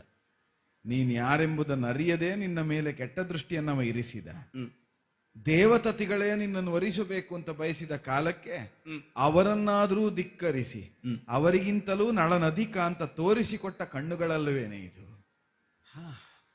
ಏನೋ ಮುಂದೆ ಬರುವಾಗ ಒಂದು ವೈಶ್ಯರ ಹೆಂಡು ಸಿಕ್ಕಿತು. ವ್ಯಾಪಾರಿಗಳು. ಹೌದು. ಆ, ನನ್ನನ್ನು ಜೊತೆಯಾಗಿ ಸೇರಿಸಿಕೊಂಡ್ರು. ಮತ್ತೆ ಬಂದು ಬಿಡದೆಯಲ್ಲಿ ಅವರಿಗೆ ಸ್ವಲ್ಪ ಕಾಡಾನೆಗಳ ಉಪಟಳ ಎಲ್ಲ ಆಯಿತು. ಓಹೋ. ನಾನು ಭಗವಂತನ ಧ್ಯಾನವನ್ನು ಮಾಡುವ ಹೊತ್ತಿಗೆ ಕಾಡಾನೆಗಳೆಲ್ಲ ತೊಲಗಿ ಹೋದವು. ಅದೇ ಹೊತ್ತಿಗೆ ಸೂರ್ಯೋದಯವೂ ಆಯಿತು. ಬಹುಶಃ ನನ್ನ ಬದುಕಿನ ಸೂರ್ಯೋದಯವು ಅನ್ನುವ ಹಾಗೆ ಇಲ್ಲಿ ಕಾಣ್ತಾ ಇರುವುದು ಚೇದಿ ದೇಶ. ನೀನು ಸಾಧ್ಯವಾದರೆ ಇಲ್ಲಿಗೆ ಹೋಗು ಅಂತ ಆ ವೈಶ್ಯರ ಗುಂಪಿನ ಒಡೆಯ ಹೇಳುವಾಗ ಚಿಕ್ಕಮ್ಮ ನಿಮ್ಮ ನೆನಪಾಯಿತು ನನಗೆ. ಮಗಳೇ, ಓ, ಬ್ರಾಹ್ಮಣನೊಬ್ಬನಿಗೆ ಗೌರವ ಲಭ್ಯವಾಗುವುದು ಅವನ ವಯಸ್ಸಿನಿಂದಲ್ಲ, ಜ್ಞಾನದಿಂದ. ಕ್ಷತ್ರಿಯನೊಬ್ಬನಿಗೆ ಗೌರವ ಲಭ್ಯವಾಗುವುದು ಅವನ ತೋಳು ಬಲದಿಂದ. ವೈಶ್ಯನಿಗೆ ಗೌರವ ಲಭ್ಯವಾಗುವುದು ಅವನ ಸಂಪತ್ತಿನಿಂದ. ಹೌದಮ್ಮ. ಮತ್ತುಳಿದ ವರ್ಣೀಯರಿಗೆ ಲಭ್ಯವಾಗುವುದು ಅವರ ವಯೋಮಿತಿಯಿಂದ. ಸರಿ. ಆದರೆ ಈ ಚಾತುರ್ವರ್ಣೀಯರಿಗೆ ಲಭ್ಯವಾಗಬಹುದಾದಂತಹ ಗೌರವಕ್ಕೆ ನೆಲೆ ಯಾವುದು ಅಂತ ಕಲ್ಪಿಸಿದ ಶಾಸ್ತ್ರ ಹೆಣ್ಣೊಬ್ಬಳಿಗೆ ಗೌರವ ಲಭ್ಯವಾಗುವುದು ಯಾವುದರಿಂದ ಅಂತ ಆಡ್ಲಿಲ್ಲ. ಸತಿಯಾದವಳಿಗೆ ಸರ್ವಮಾನ್ಯತೆಯು ಲಭ್ಯವಾಗುವುದು ಪತಿ ಪೂಜೆಯಿಂದ, ಪತಿ ಪರಾಯಣೆಯಿಂದ ಅಲ್ಲವೇ? ಪತಿಯಿಂದಲೇ ಸರ್ವವನ್ನು ಹೊಂದಬೇಕಾದವಳು ಸತಿ ಎಂಬ ಹಾಗೆ. ಎಲ್ಲಿಯವರೆಗೆ ಅಂತ ಪ್ರಶ್ನಿಸಿದ್ರೆ, ತನ್ನ ತವರನ್ನಾದರೂ ಸತಿಯಾದವಳು ಕಾಣಬೇಕಾದ್ದು ಪತಿಯ ಮೂಲಕವಂತೆ ಅಲ್ಲವೇ? ದಾಕ್ಷಾಯಿಣಿ ದೇವಿಯೇ ತೋರಿಸಿಕೊಟ್ಟ ಸತ್ಯ. ನೋಡಿರಿ ದ್ವಿಜರು ಪೋಪುದು ನಿಮ್ಮಯ ಮಾವ ಮಾಡುವ ಯಜ್ಞವಂತೆ. ಹೌದು. ತನ್ನ ಅಪ್ಪ ಮಾಡುವ ಯಜ್ಞ ಅಂತ ಎಲ್ಲಿಯೂ ಅವಳು ಆಡ್ಲಿಲ್ಲ. ನಿಮ್ಮ ಮಾವ ತನ್ನ ಅಪ್ಪನ ಮನೆಯನ್ನಾದರೂ ನಿಮ್ಮ ಮಾವನ ಮನೆ ಅಂತ ತೋರಿಸಿಕೊಟ್ಟ ದಾಕ್ಷಾಯಿಣಿ. ಪ್ರಾಯಶಃ ಛೇದಿಯನ್ನು ಸೇರಬೇಕಾದ್ದು ನಿನ್ನ ಪತಿಯ ಸಂಕಲ್ಪವೇ ಇದ್ದಿರಬೇಕು. ಇಲ್ಲದೆ ಹೋದರೆ ಈ ದಾರಿಯನ್ನು ತೋರಿಸುವುದಕ್ಕೆ ಇರ್ಲಿಲ್ವಲ್ಲ. ಇದು ನಿನ್ನ ಅಮ್ಮನ ಮನೆಗೆ ಹೋಗುವ ದಾರಿ, ಇದು ನಿನ್ನ ಚಿಕ್ಕಮ್ಮನ ಮನೆಗೆ ಹೋಗುವ ದಾರಿ ಅಂತ ಆಡುವಾಗ ಪತಿ ನಿರ್ದೇಶನ ಅಜ್ಞಾತವಾಗಿ ನಿನಗೆ ಲಭ್ಯವಾಗಿರಬೇಕು. ಅದನ್ನು ಸತ್ಯವಾಗಿಸುವುದಕ್ಕೆ ಭಗವಂತ ವೇಶ್ಯರಾಗಿಯೋ ಮತ್ತೊಬ್ಬರಾಗಿಯೋ ನಿನ್ನೊಂದಿಗೆ ಸೇರಿಕೊಂಡು ಇಲ್ಲಿಯವರೆಗೆ ನಿನ್ನನ್ನು ಗಮ್ಯವನ್ನು ತಲುಪುವ ಹಾಗೆ ಮಾಡುವಲ್ಲಿ ಶ್ರಮಿಸಿರಬೇಕು. ಅಂತೂ ಇಲ್ಲಿಯವರೆಗೆ ಬಂದೆ. ಮುಂದಿನ ಕತೆ ನಿಮಗೆ ಗೊತ್ತಿದೆ ಮಗಳೇ. ಇಲ್ಲಿಯವರೆಗೆ ಬಂದವಳು ಹೇಗಿದ್ದಿ ಅಂತ ನಾ ತಿಳಿದಿದ್ದೇನೆ. ಹ. ನಿನ್ನ ಗತ ಕಥನವನ್ನು ಕೇಳುವಾಗ ದಮಯಂತಿ ನನ್ನ ಮಗಳು ಅಂತ ತಿಳಿದ ಮೇಲೆ ನನ್ನಲ್ಲಿಯೇ ನನ್ನೊತ್ತಿಗೆ ಇರಿಸಿಕೊಳ್ಬೇಕು ಎಂಬ ಅಪೇಕ್ಷೆ ಹುಟ್ಟಿದರೂ ನಿನ್ನ ಗತಕಥನವನ್ನು ಕೇಳಿದ ಮೇಲೆ ನಿನ್ನನ್ನು ಇರಿಸಿಕೊಳ್ಳುವುದು ಸಾಧುವಲ್ಲ. ಮಾತ್ರವಲ್ಲ ಚಿಕ್ಕಮ್ಮ, ಪುರೋಹಿತರನ್ನು ನೋಡಿದ ಮೇಲೆ ಆ ನನ್ನ ತಂದೆ ತಾಯಂದಿರ ನನ್ನ ಮಕ್ಕಳ ನೆನಪು ನನಗೂ ಆಗ್ತಾ ಇದೆ. ಸಹಜ ಅಲ್ಲವೇನೆ? ತಾನು ಹಡೆದ ಮಕ್ಕಳು, ತನ್ನ ಕೈ ಹಿಡಿದ ಪತಿ, ತನ್ನನ್ನು ಪಡೆದ ತಾಯಿ ತಂದೆಯರು ಈ ಸಂಸಾರವನ್ನು ಕಾಣದೆ ಯಾವ ಹೆಣ್ಣಾದ್ರೂ ಬದುಕುವುದಕ್ಕೆ ಸಾಧ್ಯ ಉಂಟೇನೆ ಅಲ್ಲವೇ? ಸಂತೋಷ. ಬಂದ ಬ್ರಾಹ್ಮಣರೊಟ್ಟಿಗೆ ನಿನ್ನನ್ನು ಕಳುಹಿಸಬೇಕೆಂಬ ಮನಸ್ಸು ನನಗೂ ಉಂಟು. ಆದರೆ ಆದ್ರೆ 2 ನೆಲೆಯಿಂದ ಮಾಡಬೇಕಾದ ಒಂದು ಕರ್ತವ್ಯ ನನ್ನ ನೆನಪಿಸ್ತಾ ಇದೆ. ಯಾವುದು? ಒಂದು, ಈ ಪೂರ್ವದಲ್ಲೇ ನಾನು ಆಡಿದ ಹಾಗೆ ನೀನ್ ಯಾರು ಅಂತ ತಿಳಿಯದೆ ನಿನ್ನಲ್ಲಿ ಶ್ರಮಿಕಳಂತೆ ನಿನ್ನ ಸೇವೆಯನ್ನು ಕೈಗೊಂಡ ಪಾಪ ಪ್ರಜ್ಞೆ ನನ್ನಲ್ಲಿ ಕಾಡುತ್ತಾ ಉಂಟು. ನೀ ತವರು ಮನೆ ಅಂತ ಆಡು, ತವರಲ್ಲ ಆಡುವುದು ಮರ್ಯಾದೆ ಅಂತ ಹೇಳು. ನೀನ್ ಯಾರು ಅಂತ ತಿಳಿಯದೆ ನಿನ್ನನ್ನು ದುಡಿಸಿಕೊಂಡಂತಹ ಪಾಪ ಪ್ರಜ್ಞೆ ನನ್ನನ್ನು ಕಾಡುತ್ತಾ ಇದೆ. ಅದು ನಿವಾರಣೆಯಾಗಬೇಕು ಅಂತಾದ್ರೆ ಒಂದನ್ನು ಮಾಡಬೇಕು. ಅದಕ್ಕಿಂತ ಹೆಚ್ಚಾಗಿ ತವರು ಮನೆಗೆ ಬಂದ ಹೆಮ್ಮಕ್ಕಳು ತವರಿನಿಂದ ತನ್ನೆಡೆಗೆ ಸಾಗುವ ಕಾಲದಲ್ಲಿ ತಾಯಾದವಳು ಅಗತ್ಯವಾಗಿ ಮಾಡಬೇಕಾದ ಕರ್ಮಾಂಗಗಳು ಅಂತ ಉಂಟು. ಅದನ್ನೆಲ್ಲ ಮಾಡಿಯೇ ನಿನ್ನನ್ನು ಕಳುಹಬೇಕು ಎಂಬ ಕಾರಣದಿಂದ ನಿನಗೆ ಮಜ್ಜನಾದಿಗಳನ್ನು ಮಾಡುವುದಕ್ಕೆ ಅಪ್ಪಣೆಯನ್ನು ಕೊಡ್ತೇನೆ. ಇರದೆ ಮಜ್ಜನ ಭೋಜನಂಗಳ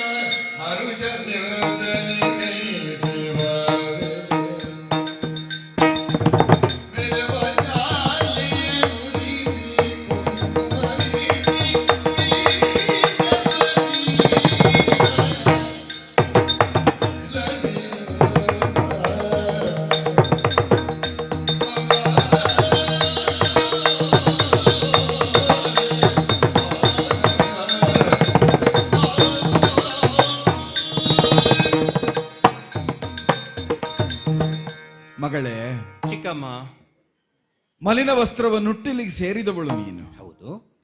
ಎಷ್ಟೇ ನಿನ್ನ ಮುಖಕಾಂತಿ ಕುಗ್ಗಬೇಕು ಎಂಬ ಕಾರಣದಿಂದ, ಅದು ಕಂದುಬೇಕು ಕುಂದಬೇಕು ಎಂಬ ಕಾರಣದಿಂದ ನೀನು ಹೇಗೆ ವರ್ತಿಸಿದ್ರು ಮೋಡದೆಡೆಯಲ್ಲಿ ಮಿನುಗಬಹುದಾದ ಚಂದ್ರನೋಪಾದಿಯಲ್ಲಿ ನಿನ್ನ ಮುಖದ ಸಹಜವಾದ ಕಾಂತಿ ನನ್ನನ್ನು ಆಕರ್ಷಿಸ್ತಲೇ ಇತ್ತು. ಆದ್ರಿಂದಲೇ ನೀ ಸನಾತಳಿರಬೇಕು ಅಂತ ಪ್ರಶ್ನೆ ಹುಟ್ಟಿದ್ದು.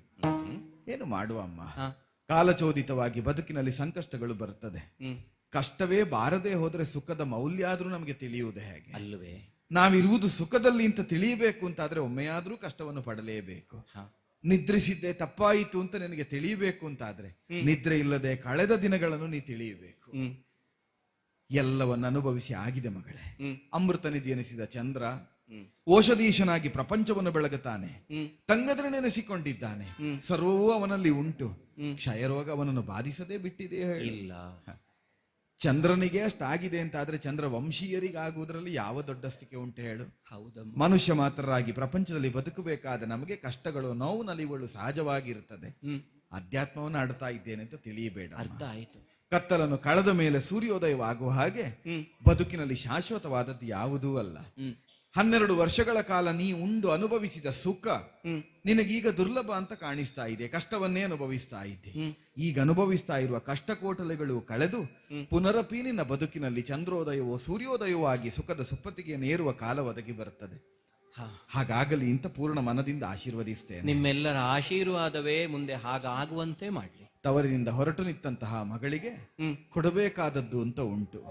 ತವರಿನಿಂದ ಉಡುಗೊರೆಯಾಗಿ ಯಾವುದನ್ನು ಕೊಟ್ಟರು ನಿನ್ನ ಅಂಗಗಳಿಗೆ ಭೂಷಣವಾಗಬಹುದಾದ ಅಂಗದಗಳನ್ನೆಲ್ಲ ತುಂಬಿಸಿ ಹೇರಿ ಕಳುಹಿಸಿದ್ರು ಅದಕ್ಕೆ ಮೌಲ್ಯ ಒದಗುವುದಿಲ್ಲಮ್ಮ. ಕೊನೆಯಲ್ಲಿ ಮಗಳಾದವಳು ಹೇಳುವುದೇ, ಒಂದು ಅರಶಿನ ಕುಂಕುಮವನ್ನು ಕೊಟ್ಟು ಉಡಿ ತುಂಬಿ ಬಾಗಿನವನ್ನು ಕೊಟ್ಟು ಕಳುವಮ್ಮ ಅಂತ. ಅಲ್ಲವೇ? ಅಲ್ಲಿಯೂ ಮಗಳಾದವಳು ಬಯಸುವುದು ತನ್ನ ಪತಿಯ ಸ್ವಾಸ್ಥ್ಯವನ್ನು, ಸೌಖ್ಯವನ್ನು, ಚಿರಂಜೀವನಾಗಿ ಪತಿ ದೀರ್ಘಾಯುವಾಗಬೇಕು. ಆ ಮೂಲಕ ತನ್ನಲ್ಲಿರುವ ಮಾಂಗಲ್ಯ ಶಾಶ್ವತವಾಗಿರಬೇಕು. ತನ್ನ ಮಾಂಗಲ್ಯವೇ ತನ್ನ ಮಕ್ಕಳ ಮಾಂಗಲ್ಯ, ಬದುಕಿನ ಮಾಂಗಲ್ಯ ಅಂತ ಭಾವಿಸುವುದು. ನಿನ್ನ ವಿಷಯಕವಾಗಿ ಯೋಚಿಸಿದ್ರೆ ನಿನ್ನ ಮಾಂಗಲ್ಯ ಲೋಕದ ಮಾಂಗಲ್ಯ ಅಮ್ಮ. ಯಾಕಂದ್ರೆ ನಿಷದ ಪತಿಯ ಸೌಖ್ಯ ಎನ್ನುವುದು ಸಮಸ್ತ ಅರ್ಯಾವರ್ತದ ಸೌಖ್ಯ. ಲೋಕ ಮಾಂಗಲ್ಯವನ್ನೇ ನೀ ಹೊಂದುವುದು ನಿನ್ನ ಮಾಂಗಲ್ಯದ ಉದ್ಧಾರದಿಂದಲೋ ಉದ್ದೀಪನದಿಂದಲೋ. ಆ ನೆಲೆಯಿಂದ ತಿಲಕವನ್ನು ಇರಿಸಿದ್ದೇನೆ, ಮಂಗಳ ದ್ರವ್ಯವನ್ನು ಇತ್ತಿದ್ದೇನೆ, ಉಡಿ ತುಂಬಿದ್ದೇನೆ, ಕೊಡಬೇಕಾದ ಸುವಸ್ತುಗಳನ್ನೆಲ್ಲ ಇರಿಸಿದ್ದೇನೆ. ನೀ ಧರಿಸ್ತೀಯೋ ಎನ್ನುವುದು ನಿನಗೆ ಬಿಟ್ಟದ್ದಮ್ಮ.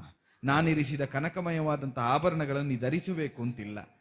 ಯಾಕಂದ್ರೆ ನೀನು ವ್ರತಬದ್ಧಳಂತೆ, ದೀಕ್ಷಾಬದ್ಧಳಂತೆ. ಯಾಕಂದ್ರೆ ನನ್ನವರು ಯಾವ ಸ್ಥಿತಿಯಲ್ಲಿ ಈಗ ಇದ್ದಾರೆ ಅಂತ ನನಗೇ ಗೊತ್ತಿಲ್ಲ ಅಲ್ವಾ? ಹೌದು. ಪತಿಯ ಸೌಖ್ಯವನ್ನು ಸ್ವಾಸ್ಥ್ಯವನ್ನು ಅರಿಯದೆ ಪತಿ ಬಿಡುವಾಗ ಯಾವ ಸ್ಥಿತಿಯಲ್ಲಿ ಇದೆಯೋ ಅದೇ ಸ್ಥಿತಿಯಲ್ಲಿ ನಾನು ಧರಿಸಿಕೊಳ್ಳುವುದು ಅನುಚಿತ ಆಗುವುದಿಲ್ಲವೇ? ಆದೀತ, ಮದು ನಿನ್ನ ಆಯ್ಕೆ. ಆದರೆ ನಾ ಕೊಟ್ಟದ್ದನ್ನು ಧರಿಸದೇ ಹೋದ್ರು ನಾನು ಇರಿಸಿದ್ದನ್ನು, ನಾ ಕೊಟ್ಟದ್ದನ್ನೊಂದು ಏರಿ ಹೋಗಬೇಕು ಅಂತ ನಾನು ಬೇಡಿಕೊಳ್ತಾ ಇದ್ದೇನೆ. ಅದು ಯಾವುದು? ಅತಿ ಶೀಘ್ರವಾಗಿ ಕುಂಡಿನಾಪುರವನ್ನು ಸೇರಬೇಕೆಂಬುದು ನಿನ್ನ ಲಕ್ಷ್ಯ. ಹೌದು. ಅದು ಸಾಧ್ಯವಾಗಬೇಕು ಅಂತ ಆದ್ರೆ ದೇಶಾವರಿ ಬ್ರಾಹ್ಮಣರು ನಡೆದೇ ಬಂದವರು ಸಂಚಾರದಿಂದ, ಅವರಿಗದು ಸಹಜ. ಅವರೊಂದಿಗೆ ನೀ ನಡೆಯುವುದಕ್ಕೆ ಹೊರಟೆ ಅಂತಾದ್ರೆ ದಿನವೆಷ್ಟು ಗತಿಸ್ತದೋ ಹೇಳುವುದಕ್ಕಿಲ್ಲ. ಮಾತ್ರ ಅಲ್ಲ, ಅಷ್ಟ ಸೌಭಾಗ್ಯಗಳಾಗಿ ಜನಿಸಿದಂತಹ ನಿನಗೆ ಕಾಡಿನಲ್ಲಿ ನವೆದ ದಿನಗಳೇ ಸಾಕು. ಇನ್ನು ನೀ ನಡೆಯುತ್ತಾ ಕಷ್ಟವನ್ನು ಅನುಭವಿಸುವುದನ್ನು ನಾ ಕಾಣುವುದಕ್ಕೆ ಸಾಧ್ಯ ಇಲ್ಲ. ಆದ್ದರಿಂದ ಅಂದಣವನ್ನು ಸಿದ್ಧಗೊಳಿಸಿದ್ದೇನೆ, ಚಾರಕರಿಗೆ ಅಪ್ಪಣೆಯನ್ನೂ ಮಾಡಿದ್ದೇನೆ. ಬ್ರಾಹ್ಮಣರಲ್ಲಿ 2 ಮಾತನ್ನಾಡಿ ನಿನ್ನನ್ನು ಬೀಳ್ಕೊಡುತ್ತೇನೆ. ಸ್ವಾಮಿ ಸುದೇವ ಬ್ರಾಹ್ಮಣರೇ, ಪ್ರಾಸಂಗಿಕವಾಗಿ ನಾ ಆಡಿದೆ, ನೀವು ಬಂದದ್ದು ನಮ್ಮ ಸುದೈವ ಅಂತ. ಅಕ್ಷರಾರ್ಥದಿಂದ ಸುದೈವವೇ ಆಗಿದ್ದೀರಿ ನೀವು. ಯಾವ ಮಗಳನ್ನು ತಿಳಿಯದೆ ಅವಳನ್ನು ದುಡಿಸಿಕೊಂಡಿದ್ದೇನು, ಯಾವಳು ಎಲ್ಲಿರಬೇಕೊತ್ತೋ ಅಲ್ಲಿ ಇರಿಸಿಕೊಳ್ಳದೆ ಅವಳಿಗೆ ಅಪಚಾರವನ್ನು ಮಾಡಿದ್ದೇನು, ಅವಳಿಗೊಂದು ಸುಸ್ಥಾನವನ್ನು ಒದಗಿಸುವುದಕ್ಕೆ ನೀವು ಒದಗಿ ಬಂದವರಿದ್ದೀರಿ. ಬ್ರಾಹ್ಮಣರಿಗೆ ಸದ್ಭಾವದಿಂದ ಅನ್ನ ಹಾಕಿದ್ರೆ ಆ ಮನೆಗೆ ಸುದೈವವೇ ಆಗೋದು. ಸ್ವಾಮಿ, ಈ ಪೂರ್ವದಲ್ಲಿಯೂ ಅನೇಕ ಬ್ರಾಹ್ಮಣರಿಗೆ ಅದೇ ಶುದ್ಧ ಭಾವದಿಂದ ಸದ್ಭಾವದಿಂದಲೇ ಅನ್ನ ಇಕ್ಕಿದ ಕೈ. ಅದೊಂದು ಸತ್ಯವಾಗಬೇಕು ಅಂತಾದ್ರೆ ಅದೆಷ್ಟೋ ವರ್ಷಗಳ ತಪಸ್ಸು ಬೇಕು ಅಂತ ಈಗ ತಿಳಿಯಿತು. ಕೇವಲ ಬ್ರಾಹ್ಮಣರಿಗೆ ಸದ್ಭಾವದಿಂದ ಅನ್ನ ಹಾಕಿದ ಆ ಕ್ಷಣದಲ್ಲಿಯೇ ಪ್ರತಿಫಲ ಬರ್ತದೆ ಅಂತಲ್ಲ, ಬ್ರಾಹ್ಮಣರಿಗೆ ಹಾಕಬೇಕು ಅಲ್ವೋ? ಅನ್ನ ಹಾಕುತ್ತಾ ಇರಬೇಕು. ಒಂದಲ್ಲ ಒಂದು ಕಾಲದಲ್ಲಿ ಬಂದ ಸುದೇವನು ಸುದೈವವಾಗಿ ಒದಗುತ್ತಾನೆಂಬುದು ನಿಮ್ಮಿಂದ ತಿಳಿಯಿತು. ಸ್ವಾಮಿ, ಈಗ ಅವಳನ್ನು ಒಪ್ಪಿಸಿಕೊಡ್ತಾ ಇದ್ದೇನೆ. ಯಥಾರ್ಥಕ್ಕಾದ್ರೆ ನನಗೆ ತೇಗು ಬಂದದ್ದು ಈಗ ಆಗಲಿ. ಒಂದು ಉಪಕಾರ ಆಯಿತು ಸ್ವಾಮಿ. ಏನು? ಕೆಲವರಿಗೆಲ್ಲ ಉಂಡ ಅನ್ನ ಉಂಡಲ್ಲಿಯೇ ತೇಗು ಬರುವುದಿಲ್ಲ, ಎಲ್ಲೆಲ್ಲಿಯೋ ಹೋದ ಮೇಲೆ ತೇಗು ಬರ್ತದೆ. ಯಾವ್ಯಾವ ರೂಪದಲ್ಲಿ ಬರ್ತದೆ ಅಲ್ವೋ? ನೀವು ಉಂಡ ಅನ್ನ ಜೀರ್ಣ ಆಗಿದೆ ಎಂಬ ನೆಲೆಯಿಂದ ಉಂಡಲ್ಲಿಯೇ ತೇಗು ಬಂದಿದೆ ಅಂತಾದ್ರೆ ಉಂಡವರ ಹರಸುವುದು ಬೇಡ ಅಂತ ರೂಢಿಯ ಮಾತು. ಅವರ ತೇಗುವಿಕೆ ನಮಗೆ ಆಶೀರ್ವಾದ ಆಗುತ್ತದಂತೆ. ಈಗ ಉಭಯರಿಗೆ ಆಶೀರ್ವಾದ ಆಗಬೇಕು, ಚೇದಿಗೂ ಆಗಬೇಕು, ಕುಂಡಿನಾಪುರಕ್ಕೂ ಆಗಬೇಕು, ಕುಂಡಿನಾಪುರದ ಕೊಂಡಿ ಇರುವ ನಿಷದಕ್ಕೂ ಆಗಬೇಕು. ಆ ನೆಲೆಯಿಂದ ಆಶೀರ್ವದಿಸಿ ದಮಯಂತಿಯನ್ನು ನಿಮ್ಮ ಹಸ್ತಕದಲ್ಲಿ ಇರಿಸ್ತಾ ಇದ್ದೇನೆ. ನಿಮ್ಮೊಂದಿಗೆ ಕೊಡುವುದು, ಅಗ್ನಿಯೊಂದಿಗೆ ಸಮರ್ಪಿಸುವುದು ಎರಡೂ ಒಂದೇ ಎಂಬ ನೆಲೆಯಿಂದ ಅಗ್ನಿ ಸದೃಶವಾದ ಪಾವಿತ್ರ್ಯವನ್ನು ಹೊಂದಿದ ತಮ್ಮ ಸಮಕ್ಷಕ್ಕೆ ಅವಳನ್ನು ಒಪ್ಪಿಸಿ ಕುಂಡಿನಾಪುರಕ್ಕೆ ಯಥಾ ಗೌರವದಿಂದ ಅವಳನ್ನು ಕರೆದೊಯ್ಯಬೇಕು ಅಂತ ಕೇಳಿಕೊಳ್ತಾ ಇದ್ದೇನೆ.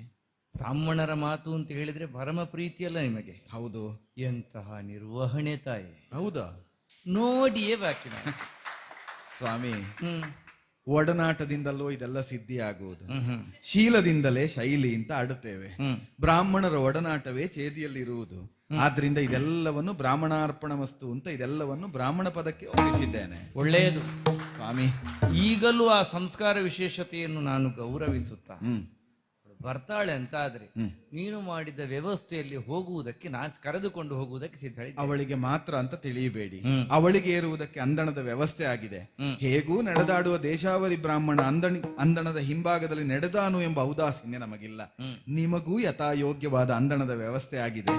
ಉಭಯರು ಅಂದಣವನ್ನು ಅಲಂಕರಿಸಿ ಕುಂಡಿನಾಪುರಕ್ಕೆ ಸಾಗಬೇಕು, ನಮ್ಮನ್ನು ಆಶೀರ್ವದಿಸಬೇಕು. ಆದಷ್ಟು ಶುಭ ಪ್ರತೀಕ್ಷೆಯಲ್ಲಿರಿ, ಒಳ್ಳೆಯ ಸುದ್ದಿಗೋಸ್ಕರ. ದಮಯಂತಿ, ಹೊರಟು ನಿತ್ತ ನಿನ್ನನ್ನು ಮತ್ತೊಮ್ಮೆ ಬಾಚಿ ಬಿಗಿದಪ್ಪಿ ನೆತ್ತಿಯನ್ನು ಅಗ್ರಾಣಿಸಿ ಬೀಳ್ಕೊಡುತ್ತೇನಮ್ಮ. ಸುತ ವಿನೋದದ ಸಿರಿಗೆ ಸ್ವರ್ಗದ ಸಿರಿ ತೊತ್ತು ಅಂತ ಆಡಿದ್ದಾರೆ. ಹೌದು. ನಿನ್ನ ನೆತ್ತಿಯನ್ನು ಅಗ್ರಾಣಿಸಿದ್ರೆ ನನಗ ಆ ಮಾತೃತ್ವದ ಪರಿಭಾವ ಹುಟ್ಟುತ್ತದೆ. ಮತ್ತೊಮ್ಮೆ ಬಿಗಿದಪ್ಪುತ್ತಾ ಇದ್ದೇನಮ್ಮ.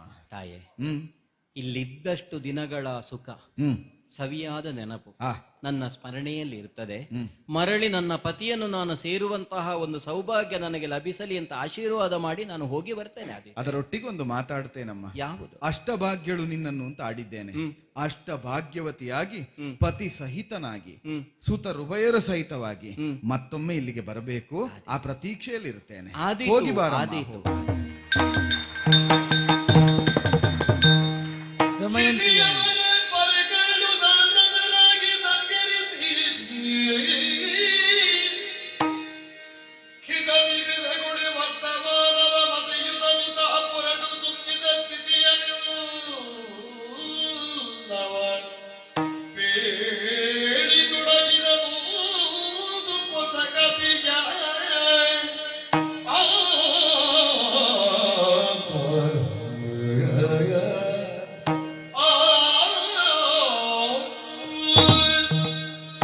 ಅಂದಣವನಿಳಿದು ದಮಯಂತಿ ಬಂದು ಭೀಮಕನ ಮುಖ ನೋಡಿದೊಡನಿಗೆ ನನ್ನ ನಿರ್ವಹಣೆ ಮುಗಿಯಿತು, ಹೋಗಬಹುದು ಅಂತ ತಿಳ್ಕೊಂಡದ್ದು ನಾನು.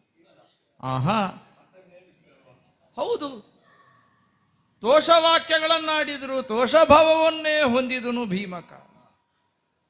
ಅವನ ಮುಖದಲ್ಲಿರುವಂತಹ ತೋಷಭಾವವನ್ನು ಕಂಡು ತೃಪ್ತಿಯಿಂದ ಹೊರಟು ಹೋಗಿ ಕೆಲ ಸಮಯದೊಳಗೆ ಮತ್ತೆ ಕರೆದವನಿದ್ದಾನೆ. ವಾಕ್ಯದ ಕೊನೆಯಲ್ಲೆರಡು ಬದಲಾವಣೆ ಬಿಟ್ರೆ ನಿಂತ ಭಂಗಿಯಾದರೂ ಆಡುವ ಮಾತಾದರೂ ಏನೂ ವ್ಯತ್ಯಾಸವಿಲ್ಲ.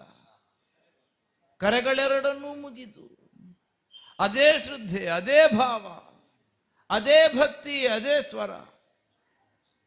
ಒಂದೇ ವ್ಯತ್ಯಾಸ ಅಂತ ಕೇಳಿದ್ರೆ, ಅಂದು ಮಗಳನ್ನು ಹುಡುಕಿ ತಂದಂತಹ ನೀವು ಅನ್ಯಥಾ ಭಾವಿಸದೆ ಈ ಹೊತ್ತಿಗೆ ಅಳಿಯನನ್ನು ಹುಡುಕಿ ತರಬೇಕು, ಅರ್ಧ ರಾಜ್ಯವನ್ನಾದರೂ ಕೊಡ್ತೇನೆ.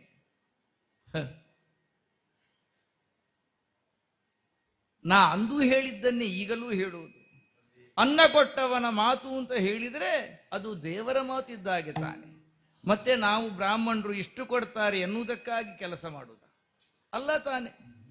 ಲೋಕಕ್ಷೇಮವನ್ನೇ ಉದ್ದೇಶವನ್ನಾಗಿರಿಸಿ ಜೀವನ ನಡೆಯಲ್ಲಿ ತೊಡಗಿಸಿಕೊಳ್ಳುವ ನಾವು ಪ್ರಭು ಹೇಳಿದ ಮಾತನ್ನು ಮೀರಿ ನಡೆಯುವುದುಂಟೆ ಈ ಕಾಲಕ್ಕೆ. ಹಾಗೆ ಹೊರಟವನು ನಾನು. ಮತ್ತೆ ಅಖಿಲ ರಾಜ್ಯವನ್ನು ಸುತ್ತಿದೆ, ಪ್ರವೇಶ ಮಾಡಿದ್ದು ಅಯೋಧ್ಯೆಗೆ.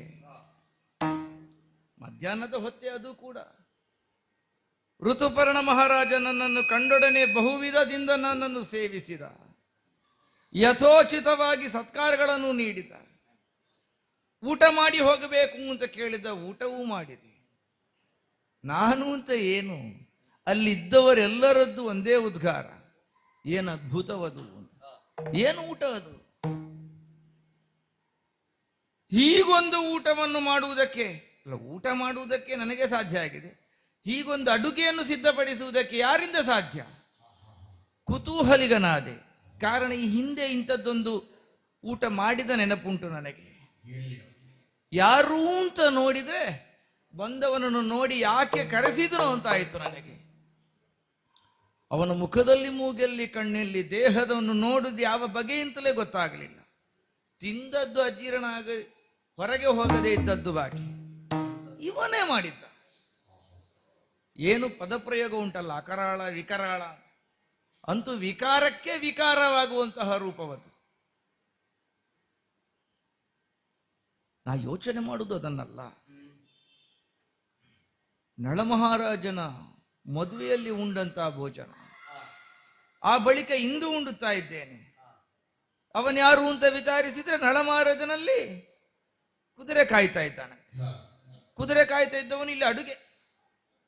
ಒಟ್ಟು ಗೊಜಲುಗಳಾಯಿತು. ಆದರೆ ಅನ್ನದ ರುಚಿ ಮಾತ್ರ ಅದೇ. ಈ ಒಂದು ವಿಷಯವನ್ನು ತಿಳಿಸುವುದರ ಮೂಲಕವಾಗಿ ಭೀಮಕನಿಗೆ ಬೇಕಾದ ಸಮಾಧಾನವನ್ನು ಕೊಡ್ಲಿಕ್ಕಾಗುತ್ತದೋ ಅಂತ ಆ ನಿಲುಮೆಯಿಂದಲೇ ವೇಗವಾಗಿ ಬಂದವರು ನಾನು. ಕುತೂಹಲದಿಂದ ನನ್ನನ್ನೇ ನಿರೀಕ್ಷಿಸುತ್ತಿದ್ದಂತಹ ಭೀಮಕ, ನನಗೆ ಕಾಣುತ್ತದೆ ಒಳಗಿನಿಂದ ಕಣ್ಣುಗಳು ದಮಯಂತಿದ್ದು. ಏನು ಹೇಳ್ತಾನೆ ಇವನು? ಭೀಮಕ ಹೇಳುವುದೇನು? ಅಂದು ನಳಮಹಾರಾಜನ ಮದುವೆಯಲ್ಲಿ ಮಾಡಿದಂತಹ ಊಟ ಇಂದು ಅಯೋಧ್ಯೆಯಲ್ಲಿ ಋತುಪರ್ಣನಲ್ಲಿ ಮಾಡಿದೆ. ನಳನಲ್ಲಿ ನಾನು ಕುದುರೆ ಸೇವಕನಾಗಿದ್ದೇನೆ. ನಳ ಅಂತ ಹೆಸರು ಕೇಳುವಾಗ ಅವ ನೆಲ ನೋಡ್ತಾನೆ, ರೂಪ ನೋಡಿದ್ರೆ ಹಾಗಿಲ್ಲ, ಅಡುಗೆ ಮಾತ್ರ ಹಾಗೆ. ಏನು ಅಂತ ಗೊತ್ತಾಗುವುದಿಲ್ಲ ನನಗೆ, ಏನು ಅಂತ ಗೊತ್ತಾಗುವುದಿಲ್ಲ. ಸ್ವಾಮಿ, ನಮ್ಮ ತಂದೆಗೂ ಏನು ಅಂತ ಗೊತ್ತಾಗಲಿಲ್ಲ, ಆದ್ರೆ ನನಗೆ ಅರ್ಥ ಆಯಿತು. ಏನ್ ಅರ್ಥ ಆಯ್ತು? ಬಹುಶಃ ಋತುಪರ್ಣನ ಬಳಿಯಲ್ಲಿ ಸೇರಿಕೊಂಡು ಆ ರೂಪದಿಂದ ಇರುವವರು ನನ್ನ ಪತಿಯಾದಂತಹ ನಳಭೂಪತಿಯೇ ಇರಬೇಕು. ನೀನು ಬಹುಶಃ ಅಂತ ಹೇಳಿದ್ದರಿಂದ ನನಗೆ ಸಿಟ್ಟು ಬರಲಿಲ್ಲ. ಇಲ್ಲದೆ ಇದ್ರೆ ಸರ್ವಾಂಗ ಸುಂದರನಾದಂತಹ ನಳನೆಲ್ಲಿ ಕಪ್ಪಿಗೆ ನಾಚಿಕೆಯಾಗುವಷ್ಟು ಕಪ್ಪು ಬಣ್ಣವನ್ನು ಮುಖದಲ್ಲಿ ಹೊಂದಿರುವಂತ ಇವನೆಲ್ಲಿ? ನನ್ನವರು ಮನಸ್ಸು ಮಾಡಿದರೆ ಏನೂ ಮಾಡ್ಯಾರು. ಹಾಗೆಂತ ನನ್ನೊಳಗೆ ನೀವು ಇಷ್ಟನ್ನು ಹೇಳ್ತಾ ಇರುವಾಗಲೇ ನಾನು ತರ್ಕಿಸಿಕೊಂಡವಳಿದ್ದೇನೆ. ಏನು? ಒಂದು ನಿರ್ಣಯವನ್ನು ನಮ್ಮ ತಂದೆ ಮಾಡಬೇಕು. ಏನು ನಿರ್ಣಯ ಅಂತ ತಂದೆಯೇ ಕೇಳ್ತಾ ಇದ್ದಾರೆ, ನೀನಲ್ಲದೆ ಮತ್ತಾರು ಹೇಳುವ ಹಾಗಿಲ್ಲ ಈ ನಿರ್ಣಯವನ್ನು. ನಾನೇ ಹೇಳ್ತಾ ಇದ್ದೇನಲ್ಲ ಈ ಇಳೆಯಲ್ಲಿ. ಹುಡುಗಿದರು ನನನದೋ ಇಲ್ಲ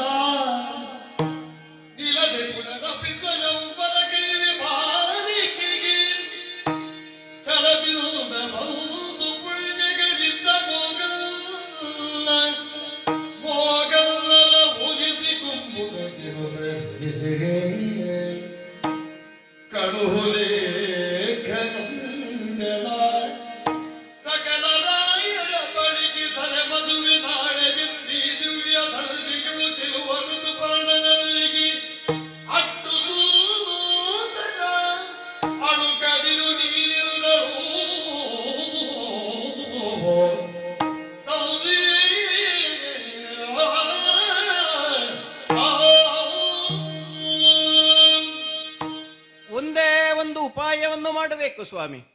ಯಾರು ಮಾಡಬೇಕು? ನೀವಿಬ್ಬರೂ ಸೇರಿ ಮಾಡಬೇಕು. ಯಾಕಂದ್ರೆ ನೀವು ಪುರೋಹಿತರು. ಕೇವಲ ಪುರ ಮಾತ್ರವಲ್ಲ, ನಮ್ಮೆಲ್ಲರ ಉತ್ಕರ್ಷೆಯನ್ನು ಹಿತವನ್ನು ಬಯಸುವವರು ತಾನೇ ನೀವು. ಹೌದೇ ಹೌದು. ನಮ್ಮ ತಂದೆಯೂ ಅದನ್ನು ಮಾಡಬೇಕು. ಎಲ್ಲ ಕಡೆಯೂ ಹೇಳಬೇಕು. ಎಲ್ಲ ಕಡೆ ಹೇಳುವ, ಏನು ಹೇಳಬೇಕು ಅಂತ ಆಗಬೇಕು. ಎಲ್ಲಿ ಭೂಮಿಯಲ್ಲಿ ಹುಡುಕಿದ್ರೂ ನನ್ನ ಅಳಿಯನಾದಂತಹ ನಳಚಕ್ರವರ್ತಿಯ ಸೋಹಿಲ್ಲ ಅಥವಾ ಕುರುಹಿಲ್ಲ. ಹಾಗಾಗಿ ನನ್ನ ಮಗಳಾದಂತಹ ದಮಯಂತಿಗೆ ಅವರು ಹೇಳುದು ಹೌದು, ನನ್ನ ಮಗಳಾದಂತಹ ದಮಯಂತಿಗೆ ಪುನಃಸ್ವಯಂವರವನ್ನು ಮಾಡುವುದು ಅಂತ ನಿರ್ಣಯ ಮಾಡಿದ್ದೇನೆ. ಏನು ಏನು ಮಾತಾಡೋದು? ಏನು ನನಗೆ ಸ್ವರ ಏರಿಸಲಿಕ್ಕೆ ಬರುವುದಿಲ್ಲ ಅಂತ ಹೇಳ್ಕೊಂಡ್ಯಾ? ನಮ್ಮ ಕಣ್ಣ ಮುಂದೆ ಬೆಳೆದಂತ ಹೆಣ್ಣು ಮಗಳು ಒಂದು ಎನ್ನುವ ಕಾರಣಕ್ಕಾಗಿ ದೇಶ ತುರುಗಿ ನಿನ್ನನ್ನು ಇಲ್ಲಿ ಕರ್ಕೊಂಡು ಬಂದು ಅಲ್ಲಿ ಅವನ ಮದುವೆಯಲ್ಲಿ ಒಂದು ಅಂಥದ್ದು ಊಟ ಮಾಡಿದೆ ಎನ್ನುವ ಕಾರಣ ಹೇಳಿದರೂ ಕೂಡ ನಳನಂತಹ ಮಹಾರಾಜನನ್ನು ಪಡೆದಂತಹ ಭಾಗ್ಯಶಾಲಿ ಇವಳು ಎನ್ನುವ ಮುಖ ನೋಡಬೇಡ ನೀನು. ಆಚೆ ನೋಡದಂತೆ ಈಚೆ ನೋಡಿ ಮಾತಾಡು. ಇನ್ನೊಂದು ಮದುವೆ ಅಲ್ಲ, ನಿಮಗೆ ಸಿಟ್ಟಿ ಯಾಕೆ ಈಗ? ಸಿಟ್ಟು ಬರದೆ ಮತ್ತೇನು ಮಾಡಬೇಕು? ಇಂಥದ್ದನ್ನು ಕೇಳುವುದಕ್ಕೆ ನನ್ನ ಕಿವಿ ಇರುವುದು, ಇಂಥದ್ದಕ್ಕೆ ಪ್ರತಿಕ್ರಿಯಿಸುವುದಕ್ಕೆ ನನ್ನ ನಾಲಿಗೆ ಇರುವುದು, ಇಂಥದ್ದನ್ನು ತಾಳಿಕೊಂಡು ನನಗೆ ಹೃದಯಾಘಾತ ಆಗದೇ ಇದ್ದದ್ದು ದೊಡ್ಡ ವಿಷಯ. ನಿಮ್ಮದಾಯ್ತಾ? ಕೋಪದಿಲ್ಲ, ಮಾತಾಡ್ಲಿಕ್ಕಾಗುದಿಲ್ಲ. ಇನ್ನು ಮಾತಾಡೋದು ಬೇಡ ಸ್ವಾಮಿ. ಏನು? ನಾನೀಗ ಹೇಳಿದ ಕ್ಷಣ ನನಗೆ ಬೇರೆ ಮದುವೆ ಆಗಿ ಆಯ್ತಾ? ಮತ್ತೇನು? ಒಂದು ಉಪಾಯ ಮಾಡುವ ಅಂತಲ್ವ ನಾನು ಹೇಳಿದ್ದು. ತೊಡಗಿದ್ದೆ, ನೀವು ಇಬ್ಬರು ಸೇರಿ ಒಂದು ಉಪಾಯ ಮಾಡಬೇಕು ಅಂತ. ಅಂದ್ರೆ ಮದುವೆ ಆಗ್ಲಿಕ್ಕಿಲ್ವಾ? ಆದೇನೋ ನಾನು ಆದಿಯಾ? ನನಗೆ ಗೊತ್ತಿಲ್ವಾ? ದಮಯಂತಿ ಹಾಗೆ ಹೇಳಿಯಾಳ ಹೇಳು. ಇದೀಗ ಹೀಗೆ ಅಲ್ವ? ಸಕಲ ಶಾಸ್ತ್ರವನ್ನೂ ಚೆನ್ನಾಗಿ ಬಲ್ಲಂತಹ ದೇವ ಪಂಕ್ತಿಯಲ್ಲಿ ನಳನನ್ನು ವರಿಸಿದಂತಹ ಪತಿವ್ರತ ಶಿರೋಮಣಿಯಾದಂತಹ ದಮಯಂತಿಯ ಮಾತಲ್ಲಿ ಇಂಥ ಮಾತುಗಳು ಬಂದವೆ. ಹಾಗಾದರೆ ಹಿನ್ನೆಲೆಯಲ್ಲಿ ನಾನು ಏನು ತರ್ಕವನ್ನು ಮಾಡಿದೆ? ಏನದು ಸ್ವಾಮಿ? ಈಗ ಅಂತಹ ಕೈರುಚಿ ಅಂತ ಹೇಳಿದ್ರಿ, ಕುದುರೆಗಳ ವಿಷಯ ಹೇಳಿದ್ರಿ. ಹೌದು. ಕುದುರೆಗಳ ವಿಷಯ ಹೇಳುವಾಗ ನನ್ನವರ ಕುರಿತಾಗಿ ಮತ್ತೊಂದು ನಿಮಗೆ ಗೊತ್ತಿರಬೇಕಲ್ಲ. ಏನು? ವಾಯುವೇಗ. ಹೌದು. ಇತ್ಯಾದಿ. ಮಾತ್ರವಲ್ಲ, ಬೆಂಕಿ ಇಲ್ಲದೆ ನೀರಿಲ್ಲದೆ ಅಡುಗೆಯನ್ನು ಮಾಡುವಂತಹ ಸಾಮರ್ಥ್ಯ. ಅದೇ ಕಾರಣಕ್ಕಾಗಿ ಕುದುರೆ ಕೆಲಸ ಮಾಡ್ತಾ ಇದ್ದಂತ ಅವನನ್ನು ಅಡುಗೆ ಕೆಲಸಕ್ಕೆ ನೇಮಿಸಿದ್ದಂತೆ. ಹಾಗಂತ ನೋಡುವಾಗ ನಳನ ಯಾವ ಛಾಯೆ ಇಲ್ಲ. ನಾವು ಅದಕ್ಕೆ ಅದನ್ನು ನಿರ್ಣಯ ಮಾಡುವುದಕ್ಕೊಂದು ಜಾಣ್ಮೆಯನ್ನು ಮಾಡುವ ಅಂತ. ಹೇಗದು? ಈಗ ನಾಡಿದ್ದು ದಶಮಿಯ ದಿನ ನನ್ನ ಮದುವೆ ಅಂತ ಎಲ್ಲ ಉಳಿದ ಅರಸರಿಗೆ ಹೇಳಿಕೆಯನ್ನು 15 ದಿನಕ್ಕೆ ಮೊದಲೇ ಕಳುಹಿಸಿದ್ರು. ಅಯೋಧ್ಯೆಗೆ ಏನು ಮಾಡಬೇಕು ಗೊತ್ತೇ? ಏನು? ಉದ್ದೇಶ ಪೂರ್ವಕವಾಗಿ ದಶಮಿಯ ದಿನ ಮದುವೆ ಅಂತ ಆದ್ರೆ ನವಮಿಯ ದಿನ ಸಂಜೆಯೇ ಅವರಿಗೆ ಓಲೆ ತಲುಪುವ ಹಾಗೆ ಮಾಡಬೇಕು. ಹಾಗೆ ಮಾಡಿದ್ರೆ ನನ್ನವರಲ್ಲಿ ಇರುವುದು ಹೌದಾ? ಅವರು ಖಂಡಿತ ಬಂದೇ ಬರ್ತಾರೆ. ಇಲ್ಲಿ ಬಂದ ಬಳಿಕ ಮತ್ತೆ ನಾನಿದ್ದೇನೆ, ಮತ್ತೆ ನನ್ನನ್ನು ಕರೆಯಲಿಕ್ಕೆ ಇಲ್ಲವೇ ಇಲ್ಲ. ಮತ್ತೆ ಇನ್ನೊಂದು ಮಾಡ್ತೇನೆ ನಾನು. ಏನು? ಅವರಿಗೆಲ್ಲ ಬೇಕಾದಂತಹ ಬಿಡದೆಯ ವ್ಯವಸ್ಥೆಯನ್ನು ಮಾಡಿ ಎಲ್ಲರಿಗೂ ಬೇರೆಲ್ಲ ವ್ಯಂಜನಗಳನ್ನು ಕೊಡುವುದು. ನೀರು ಮತ್ತೆ ಬೆಂಕಿ ಕೊಡುವುದಕ್ಕಿಲ್ಲ. ನೀರು ಮತ್ತು ಬೆಂಕಿ ಇಲ್ಲದೆ ಯಾರು ಅಡುಗೆ ಮಾಡ್ತಾರೆ ಆ ಪರೀಕ್ಷೆಯನ್ನು ನಾನೇ ಮಾಡ್ತೇನೆ.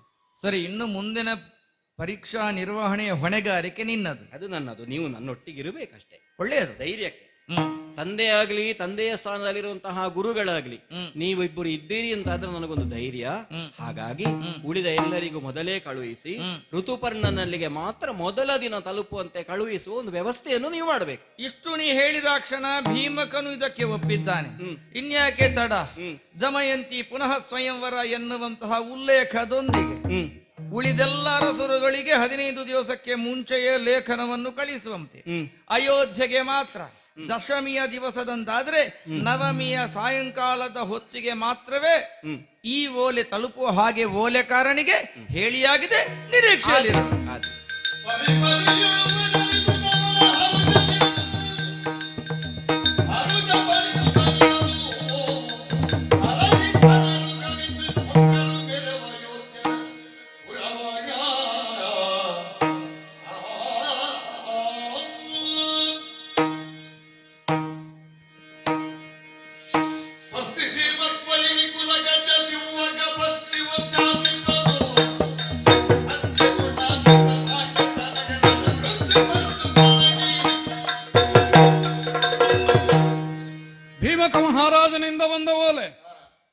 ಅಷ್ಟೊಂದು ಮಹತ್ವ ಉಂಟು, ಹೌದು.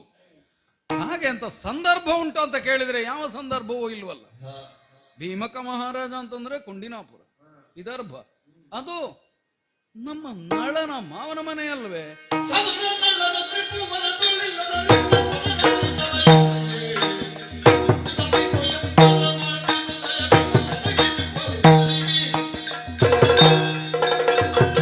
ಆದ್ರಿಂದಲೇ ಕುತೂಹಲವಾಗಿ ಓಲೆಯನ್ನು ಬಿಡಿಸಿ ನೋಡ್ತೇನೆ. ಒಬ್ಬ ಮಹಾರಾಜನಾದವ ಇನ್ನೊಬ್ಬ ಮಹಾರಾಜನಿಗೆ ಬರೆಯುವಾಗ ಯಾವುದೆಲ್ಲ ಉಪಕ್ರಮಗಳು ಬೇಕೋ ಅದೆಲ್ಲವೂ ಉಂಟು ದಿಟವೇ. ಆದರೆ ಇದರ ಒಕ್ಕಣೆಯೇ ವಿಚಿತ್ರವಾಗಿ ಉಂಟಲ್ಲ. ತನ್ನಳಿಯನಾದ ನಳನು ಕಾಣಿಸದೇ ಇದ್ದ ನಿಮಿತ್ತ ಯಾವನಿಗಾದರೂ ಚಿಂತೆ ಆಗದೇ ಇದ್ದೀತೇನೆಯ? ಯೋಗ್ಯತಾವಂತನಾದ ಒಬ್ಬ ಅಳಿಯ ಇದಕ್ಕಿದ್ದ ಹಾಗೆ ಕಣ್ಮರೆಯಾದನಲ್ಲ. ಹಾಗಾದ್ರೆ ಮುಂದೇನು?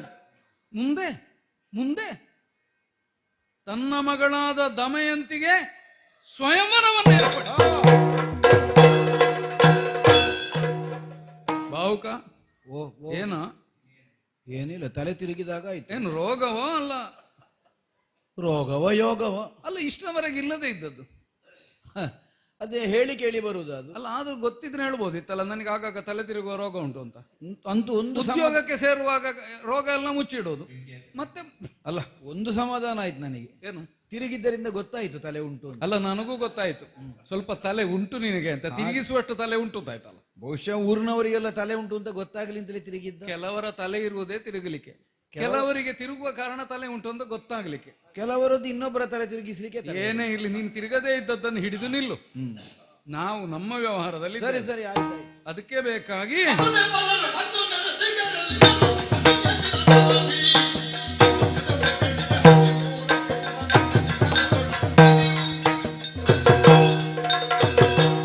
ಏನು ವಿಪರೀತವೋ ಇದು. ತನ್ನ ಮಗಳಾದ ದಮಯಂತಿಗೆ ಎರಡನೇ ಮದುವೆ ಮಾಡ್ತೇನೆ. ಯಾವಾಗ? ದಶಮಿಯ ದಿನ 13 ಗಳಿಗೆಗೆ ಮುಹೂರ್ತ. ನೀವು ಒದಗಿ ಬರಬೇಕು, ಸ್ವಯಂವರವನ್ನು ಚಂದ ಕಾಣಿಸಿಕೊಡಬೇಕು. ಏನಯ್ಯ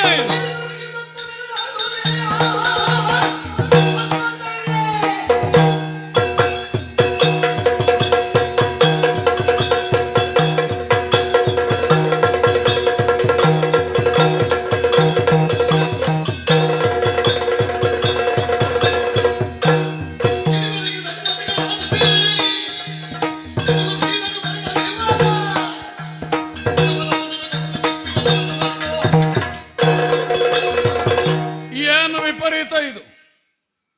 ಒಬ್ಬಳು ಕ್ಷತ್ರಿಯಾಣಿಯಾದಂತಹ ಸಾಧ್ವಿಯಾದ ಹೆಣ್ಣು ಮಗಳಿಗೆ ಎರಡನೆಯ ಮದುವೆ ಮಾಡ್ತೇನೆ ಅಂತ ಒಬ್ಬ ಅಪ್ಪ ಹೊರಡ್ತಾನೆ ಅಂತಾದ್ರೆ, ಒಂದೋ ಇವನು ಅವಳ ಅಪ್ಪನ ಅಲ್ಲದೆ ಹೋಗಬೇಕು, ಇಲ್ಲದಿದ್ರೆ ಅಪ್ಪನೆನಿಸಿಕೊಳ್ಳುವ ಯೋಗ್ಯತೆ ಇಲ್ಲದವನಾಗಬೇಕು.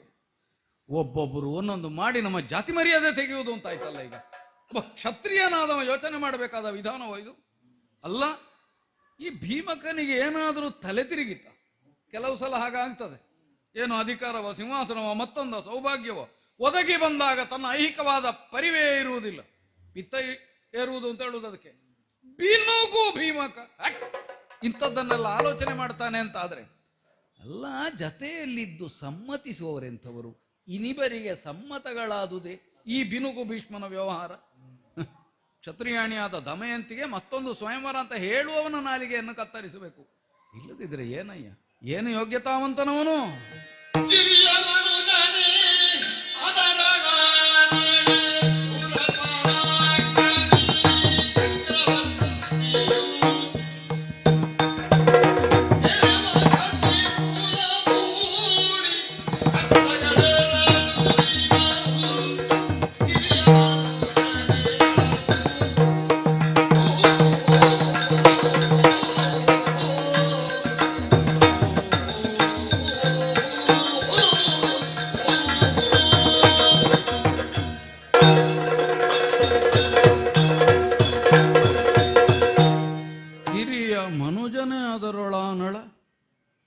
ಏನು ಯೋಗ್ಯತಾವಂತ, ಏನು ಭವ್ಯ ದಿವ್ಯವಾದ ವ್ಯಕ್ತಿತ್ವ ಉಳ್ಳವ.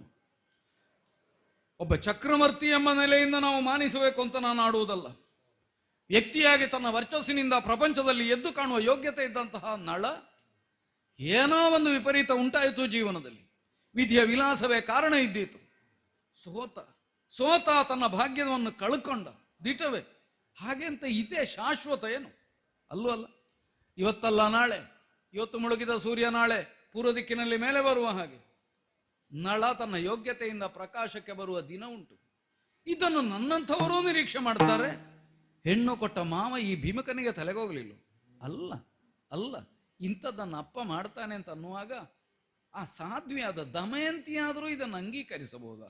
ಛೆ, ಯಾಕೋ ಇದೆಲ್ಲ ವಿಪರೀತವಾಗಿಯೇ ನನಗೆ ಕಾಣುವುದಕ್ಕೆ ತೊಡಗಿದೆ. ಅಲ್ಲ, ನಳ ಬರುವುದಿಲ್ಲ ಎಂಬ ನಿರ್ಣಯ ಮಾಡುವುದಕ್ಕೆ ಇವರಿಗೆ ಅಧಿಕಾರ ಏನು? ಒಂದು ವೇಳೆ ಹೀಗೆಲ್ಲ ಆಯ್ತು, ಸಾಮಾಜಿಕವಾಗಿ ವಿಪರೀತವಾಗುವುದನ್ನೇ ಮಾಡಿ ನಾಳೆ ನಳ ಬಂದರೆ ಏನು ನಳಲಿಲ್ಲ ಅಂತ ಇವರಿಗೆ ದೃಢೀಕರಣ ಉಂಟಾಗಿದೆ? ಇಲ್ವಲ್ಲ. ಹಾಗಾದ್ರೆ ಒಬ್ಬ ಕಷ್ಟಕ್ಕೆ ಬಿದ್ದಾಗ ಅವನ ಕಷ್ಟದ ದಿನಗಳು ದೂರವಾಗುವುದಕ್ಕೆ ನೆರವು ಕೊಡೋಣ ಅಂತ ಆಲೋಚನೆ ಮಾಡುವುದು ಬಿಟ್ಟು ನಮ್ಮ ಸುಖವನ್ನೇ ನಾವು ಆಲೋಚನೆ ಮಾಡುವುದು ಅಂತಾದ್ರೆ ಮಾನವೀಯತೆಗೆ ಮೌಲ್ಯ ಏನು ಅಂತ ಬೇಡುವ? ಕೆಲವು ದಿನ ನಿರೀಕ್ಷೆ ಮಾಡಬೇಕಾಗಿತ್ತು. ಅಲ್ಲ, ಅವನು ಬರುವುದೇ ಇಲ್ಲ ಎಂಬ ನಿರ್ಣಯ ಆಗುವಲ್ಲಿವರೆಗಾದರೂ ಕಾಯಬೇಕಾಗಿತ್ತು. ಆದರೂ ಯಾಕೋ ನಮಗಿದೆಲ್ಲ ಸಮ್ಮತ ಆಗೋದಿಲ್ಲ. ನಾವು ಸ್ವಲ್ಪ ಹಳೆ ಕಾಲದವರು ಅಂತ ಕಾಣ್ತದೆ. ಏನೇ ಇದ್ರೂ ಇಂಥದ್ದೊಂದು ಪ್ರಪಂಚದಲ್ಲಿ ಆಗ್ತದೆ ಅಂತ ಆಗುವಾಗ ಬಲಾಢ್ಯರಾದವರು ಅದನ್ನು ಒಪ್ಪಿ ತಲೆದೂಗಿದ್ರು ಅಂತಾದ್ರೆ ನಾಳೆ ಅದನ್ನೇ ಮಾಡುವುದಕ್ಕೆ ಪ್ರತಿಯೊಬ್ಬನು ಹೊರಡುತ್ತಾರೆ. ಹಾಗಾದ್ರೆ ಒಬ್ಬಳಿಗೆ ಮದುವೆ ಮಾಡುವುದು, ಅಳಿಯ 4 ದಿನ ಊರಿನಲ್ಲಿಲ್ಲ ಅಂತಾದ್ರೆ ಹೊಸ ಮದುವೆ ಮಾಡುವುದ? ಮದುವೆಗೆ ಒಂದು ಹೊಸ ಭಾಷೆಯನ್ನು ಬರೆದು ಬಿಡುವುದ? ಇದನ್ನೆಲ್ಲ ನಾವು ಸಹಿಸಲಿಕ್ಕಾಗೋದಿಲ್ಲ ನಮಗೆ.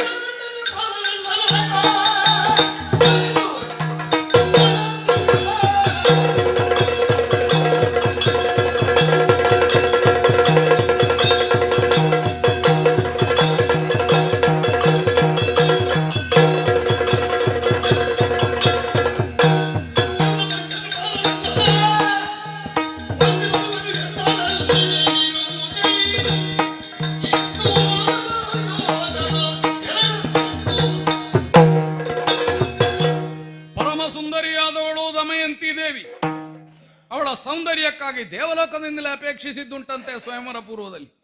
ಹಾಗಾಗಿ ಅವಳಿಗೆ 2ನೇ ಮದುವೆ ಆದ್ರೇನು, 8ನೇ ಮದುವೆ ಆದ್ರೇನು, ನಾನು ಇದ್ದೇನೆ ಅಂತ ಹಂಬಲಿಸುವ ನಾಚಿಕೆ ಕೆಟ್ಟವರು ಕೆಲವರಿದ್ದಾರೆ. ಬಂದಿದ್ರು ಇರಬಹುದು, ಆಹ್ವಾನ ಎಲ್ರಿಗೂ ಹೋಗಿರ್ತದಲ್ಲ. ನಾನು ಅಂತ ಎದೆ ಉಬ್ಬಿಸುವುದಕ್ಕೆ ಮುಂದಾಗಿದ್ದಾರೆ ಅಂತಾದ್ರೆ ನಾಚಿಕೆ ಕೆಟ್ಟವರು ಭಂಡರು ತಾನೇ. ಅವರು ಅಲ್ಲಿಗೆ ಹೋಗಬೇಕು. ಹೋಗಿ ಆ ಭಂಡನ ಪಾಲರೆಲ್ಲರನ್ನು ಸದೆ ಮಾಡಿರು. ಇಂತಹ ಅಕ್ರಮವಾದ ಒಂದು ವ್ಯವಹಾರ ಮಾಡುವುದಕ್ಕೆ ಹೊರಟ ಭೀಮಕನಿಗೆ ಬುದ್ಧಿ ಕಲಿಸಿ ಇನ್ನಿಂಥದ್ದನ್ನು ಯೋಚನೆಯ ಮಾಡಲಾಗೆ ಮಾಡಬೇಕು. ನಮ್ಮ ವರ್ಣದ ಮರ್ಯಾದೆ ಉಳಿಸಬೇಕು ಮಾಡಬೇಕಿತ್ತು. ಆದ್ರೇನು ಮಾಡೋಣ? ಇಲ್ಲಿಂದ ಅಲ್ಲಿಗೆ ದೂರ ಎಷ್ಟುಂಟು? ದಶಮಿಯ ದಿನ ಅಂತಂದ್ರೆ ನಾಳೆ 13 ಗಳಿಗೆಗೆ ಲಗ್ನ. 200 ಯೋಜನ ಹೋಗಬೇಕು. ಅಯ್ಯೋ ಕೆಟ್ಟನಲ್ಲ ಪ್ರಭು.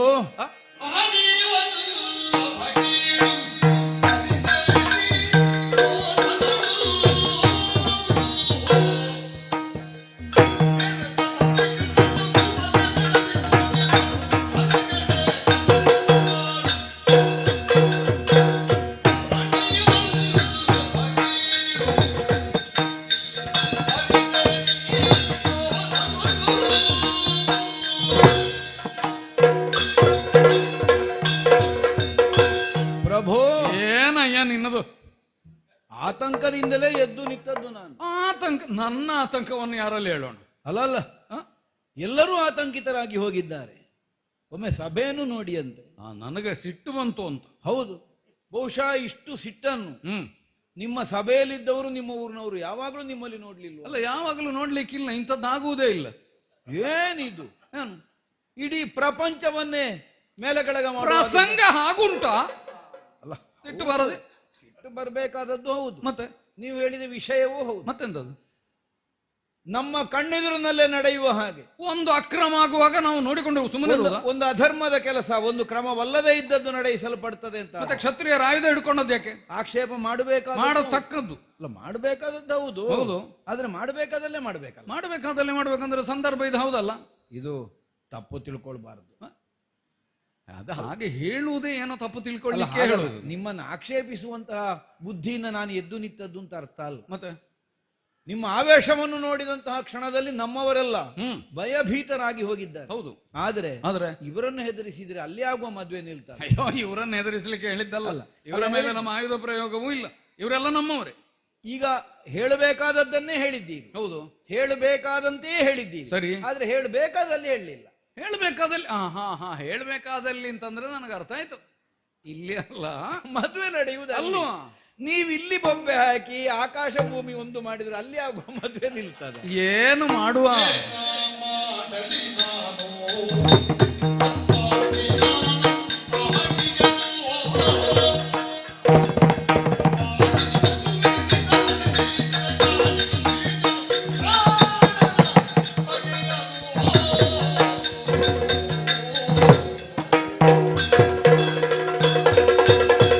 ಬಾಹುಕ ಅಲ್ಲಿಯೇ ಹೋಗಿ ಮಾಡಬೇಕು ಅಂತ ನನಗೂ ಗೊತ್ತುಂಟು. ಏನ ಮಾಡಲಿ, ಅಸಹಾಯಕ ಸ್ಥಿತಿಯಲ್ಲಿ ನಾನಿದ್ದೇನೆ. ಅಲ್ಲ, ಏನೋ ಮಾಡಲಿ ಸದ್ಯ ಬೇರೇನೂ ಅಲ್ಲ, ಏನೋ ಒಂದು ಅಕ್ರಮವಾದದ್ದನ್ನು ಮಾಡುವವನಿಗೆ ಅಯೋಧ್ಯೆಯಲ್ಲಿ ಋತುಪರ್ಣ ಕ್ರೋಧಗೊಂಡಿದ್ದಾನೆ ಅಂತ ಆದರೂ ಗೊತ್ತಾಗಲಿ, ಅಷ್ಟಕ್ಕೆ ಇಷ್ಟು. ಇಲ್ಲದೆ ಇದ್ರೆ ಅವನ ತಲೆ ಕಡದಾಗ್ತೈತಿ. ಆವಾಗ ಮಾಡ್ಲಿಕ್ಕೆ ಉಪಾಯ ಇಲ್ಲದ ಒಂದು ಅಸಹಾಯಕತೆ ನನಗೆ ಬಂದೋಯ್ತು. ಅದೇನಪ್ಪ ಸಮಸ್ಯೆ? ಇದು ಯಾವುದು? ಯಾವುದು? ನೆಲ ಅಯೋಧ್ಯೆ. ಅಯೋಧ್ಯೆ ಆಗುತ್ತಿರುವುದಲ್ಲಿ ಕುಂಡಿನಾಪುರದಲ್ಲಿ ಆಗುತ್ತಿರುವುದಲ್ಲಿಗೆ ಹೋಗಬೇಕು ಅಂತಾದ್ರೆ ದೂರ ಎಷ್ಟು? ಅಲ್ಲ, ಅದೇ ಹೇಳುದು ನಾನೀಗ. ಇಲ್ಲಿಯೋ ನೆರೆ ಮನೆಗೆ ಬೆಂಕಿ. ನಿನ್ಗೆ ಕೇಳಿದ್ದಕ್ಕೆ ಹೇಳು ಒಂದು ಸಲ. ಈಗ ನೆರೆ ದೂರ ಎಷ್ಟು? ದೂರ ಎಷ್ಟದೀತು? ಅಲ್ಲ ಅಲ್ಲ ಆಗಲ್ಲ, ಎಷ್ಟು ನನಗೆ ಅಲ್ಲ, ಎಷ್ಟಾದ್ ನಿನ್ನಲ್ಲಿ ಕೇಳಿ ಪ್ರಯೋಜನ. ನೀನ್ ಎಷ್ಟು ನಡೆದಿದ್ದಿ ನಮ್ಗೆ ಗೊತ್ತುಂಟ? ನನಗೆ ಗೊತ್ತುಂಟಾ? 200 ಯೋಜನ. 200 ಯೋಜನ ಕ್ರಮಿಸಬೇಕು ಅಂತ ಆದ್ರೆ ಅದನ್ನು ನಾಳೆ ಮಧ್ಯಾಹ್ನದ ಒಳಗೆ ಆಲೋಚನೆ ಮಾಡು. ಈಗ ಆಗ್ತಿದ್ರೆ ಯಾವುದು ಅಲ್ಲಿಯೇ ಮಾಡ್ತಿದ್ದೆ. ಅಲ್ಲ, ಈಗ ಅದನ್ನು ಯೋಜನೆ ಕಡಿಮೆ ಮಾಡ್ಲಿಕ್ಕೆ ಆಗುದಿಲ್ಲ. ಯೋಜನೆ ಕಡಿಮೆ ಮಾಡ್ಲಿಕ್ಕೆ ಆಗುದಿಲ್ಲ, ಆದ್ರೆ ಯೋಜನೆಯನ್ನು ಕಡಿಮೆ ಮಾಡಿ. ಯೋಜನೆ ಏನಾದ್ರೂ ಬದಲು. ಈಗ ಯೋಜನೆ ನಮ್ಮದು ಬದಲಾಗುವುದಿಲ್ಲ, ಯೋಚನೆಯೂ ಬದಲಾಗುವುದಿಲ್ಲ, ಖಂಡನೆಯೇ ಅಲ್ಲಿ ಮಾಡ್ಲಿಕ್ಕೆ ಆಗುವುದಿಲ್ಲ ಅಂತ ಕೈಗಟ್ಟಿ ಕೂತುಕೊಳ್ಳುವವರಲ್ಲ ನಾವು. ನಮ್ಮ ವಿರೋಧ ಉಂಟು ಅಂತ ಆದ್ರೂ ಮತ್ತೆ ಎಂತ ಮಾಡಿ ಸಾಯುವುದ? ಹೋಗ್ಲಿಕ್ಕೆ ಉಪಾಯ ಇಲ್ಲ. ಅಲ್ಲ, ಈಗ ಸಮಯ ಇರ್ತಿದ್ರೆ ಅಲ್ಲ, ಒಂದು ವೇಳೆಗೆ ಸಮಯ ಉಂಟು ಅಂತ ಅಲ್ಲ. ಇಲ್ಲ ಸಮಯ ಇಲ್ಲ. ಇರ್ತಿದ್ರೆ ಸಮಯ ಇದ್ರಿಗೆ ಎಂತದ್ದು ಮಾಡ್ತೀವಿ? ಇರ್ತಿದ್ರೆ ಹೋಗಿ ನಾ ಹೇಳಿದ್ನಲ್ಲ ಅದನ್ನೇ ಮಾಡ್ತಿದ್ದೆ. ನೆರೆದ ಬಂಡನು ಪಾಲರೆಲ್ಲರ ಹೊಡೆದು ಬಡಿದು ಭೀಮಕನಿಗೆ ಬುದ್ಧಿ ಕಲಿಸಿ ಇನ್ನೊಂದು ಸ್ವಯಂವರದ ಆಲೋಚನೆ ಬಾರದಾಗೆ ಮಾಡುತ್ತಿದ್ದೆ. ಅಲ್ಲಿಗೆ ಬಂದವರನ್ನು ಒಬ್ಬೊಬ್ಬನನ್ನು 3 ಲೋಕವನ್ನಾದ್ರೂ ಅಡಿ ಮೇಲೆ ಮಾಡಿ ಅಂತ. ಅಲ್ಲ, ಯಾಕೆ? ನಳನಿಗೆ ಬೇಕಾಗಿ. ಅಲ್ಲ, ಹೇಳಿದ್ದನ್ನೇ ಮಾಡುವವರು ನೀವು, ಅಥವಾ ಮಾಡ್ಲಿಕ್ಕೆ ಆಗುದನ್ನೇ ಹೇಳುವ. ಹೌದು, ಇದನ್ನು ನನ್ನ ತಿಳಿಯದೇ ಇದ್ದದ್ದಲ್ಲ. ಮತ್ತೆ ಆದ್ರೆ ಒಂದುಂಟು. ಎಂತದ್ದು?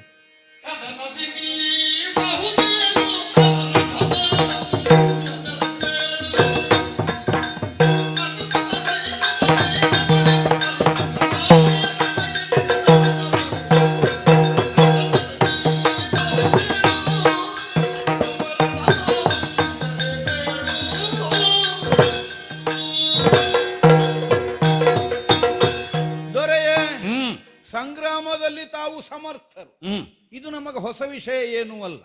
ನೀವೀಗ ಇದಕ್ಕಿಂತ ಮೊದಲು ಎಷ್ಟು ಮಂದಿಗಳಲ್ಲಿ ಯುದ್ಧ ಮಾಡಿದ್ದೀರಿ ಅನ್ನುವುದರಿಂದಲೇ ನಿಮ್ಮ ಸಾಮರ್ಥ್ಯ ಪ್ರಕಟ ಆಗುವುದಲ್ಲ.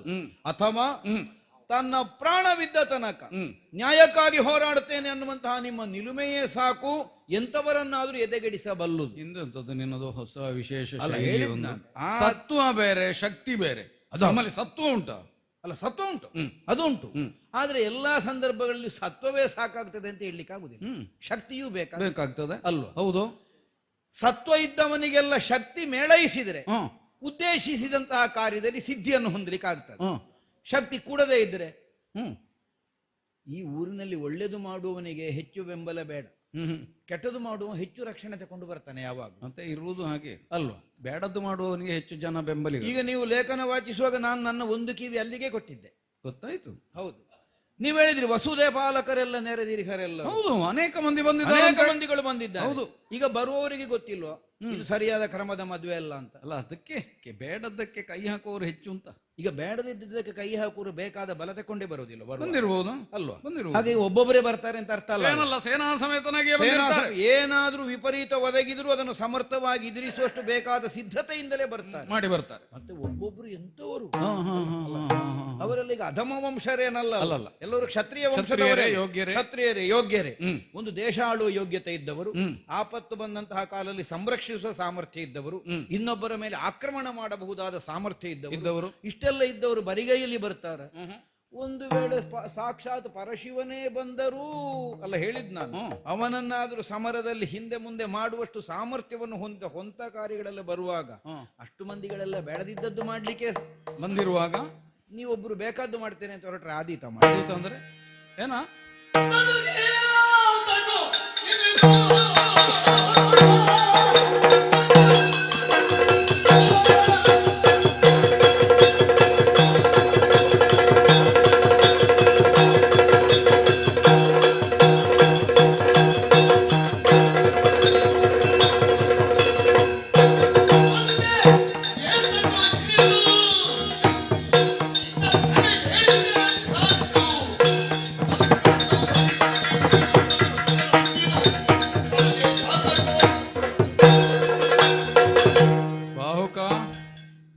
ಪ್ರಜ್ಞೆ ಉಂಟೆ ನಮ್ಮ ಮೈಯಲ್ಲಿ?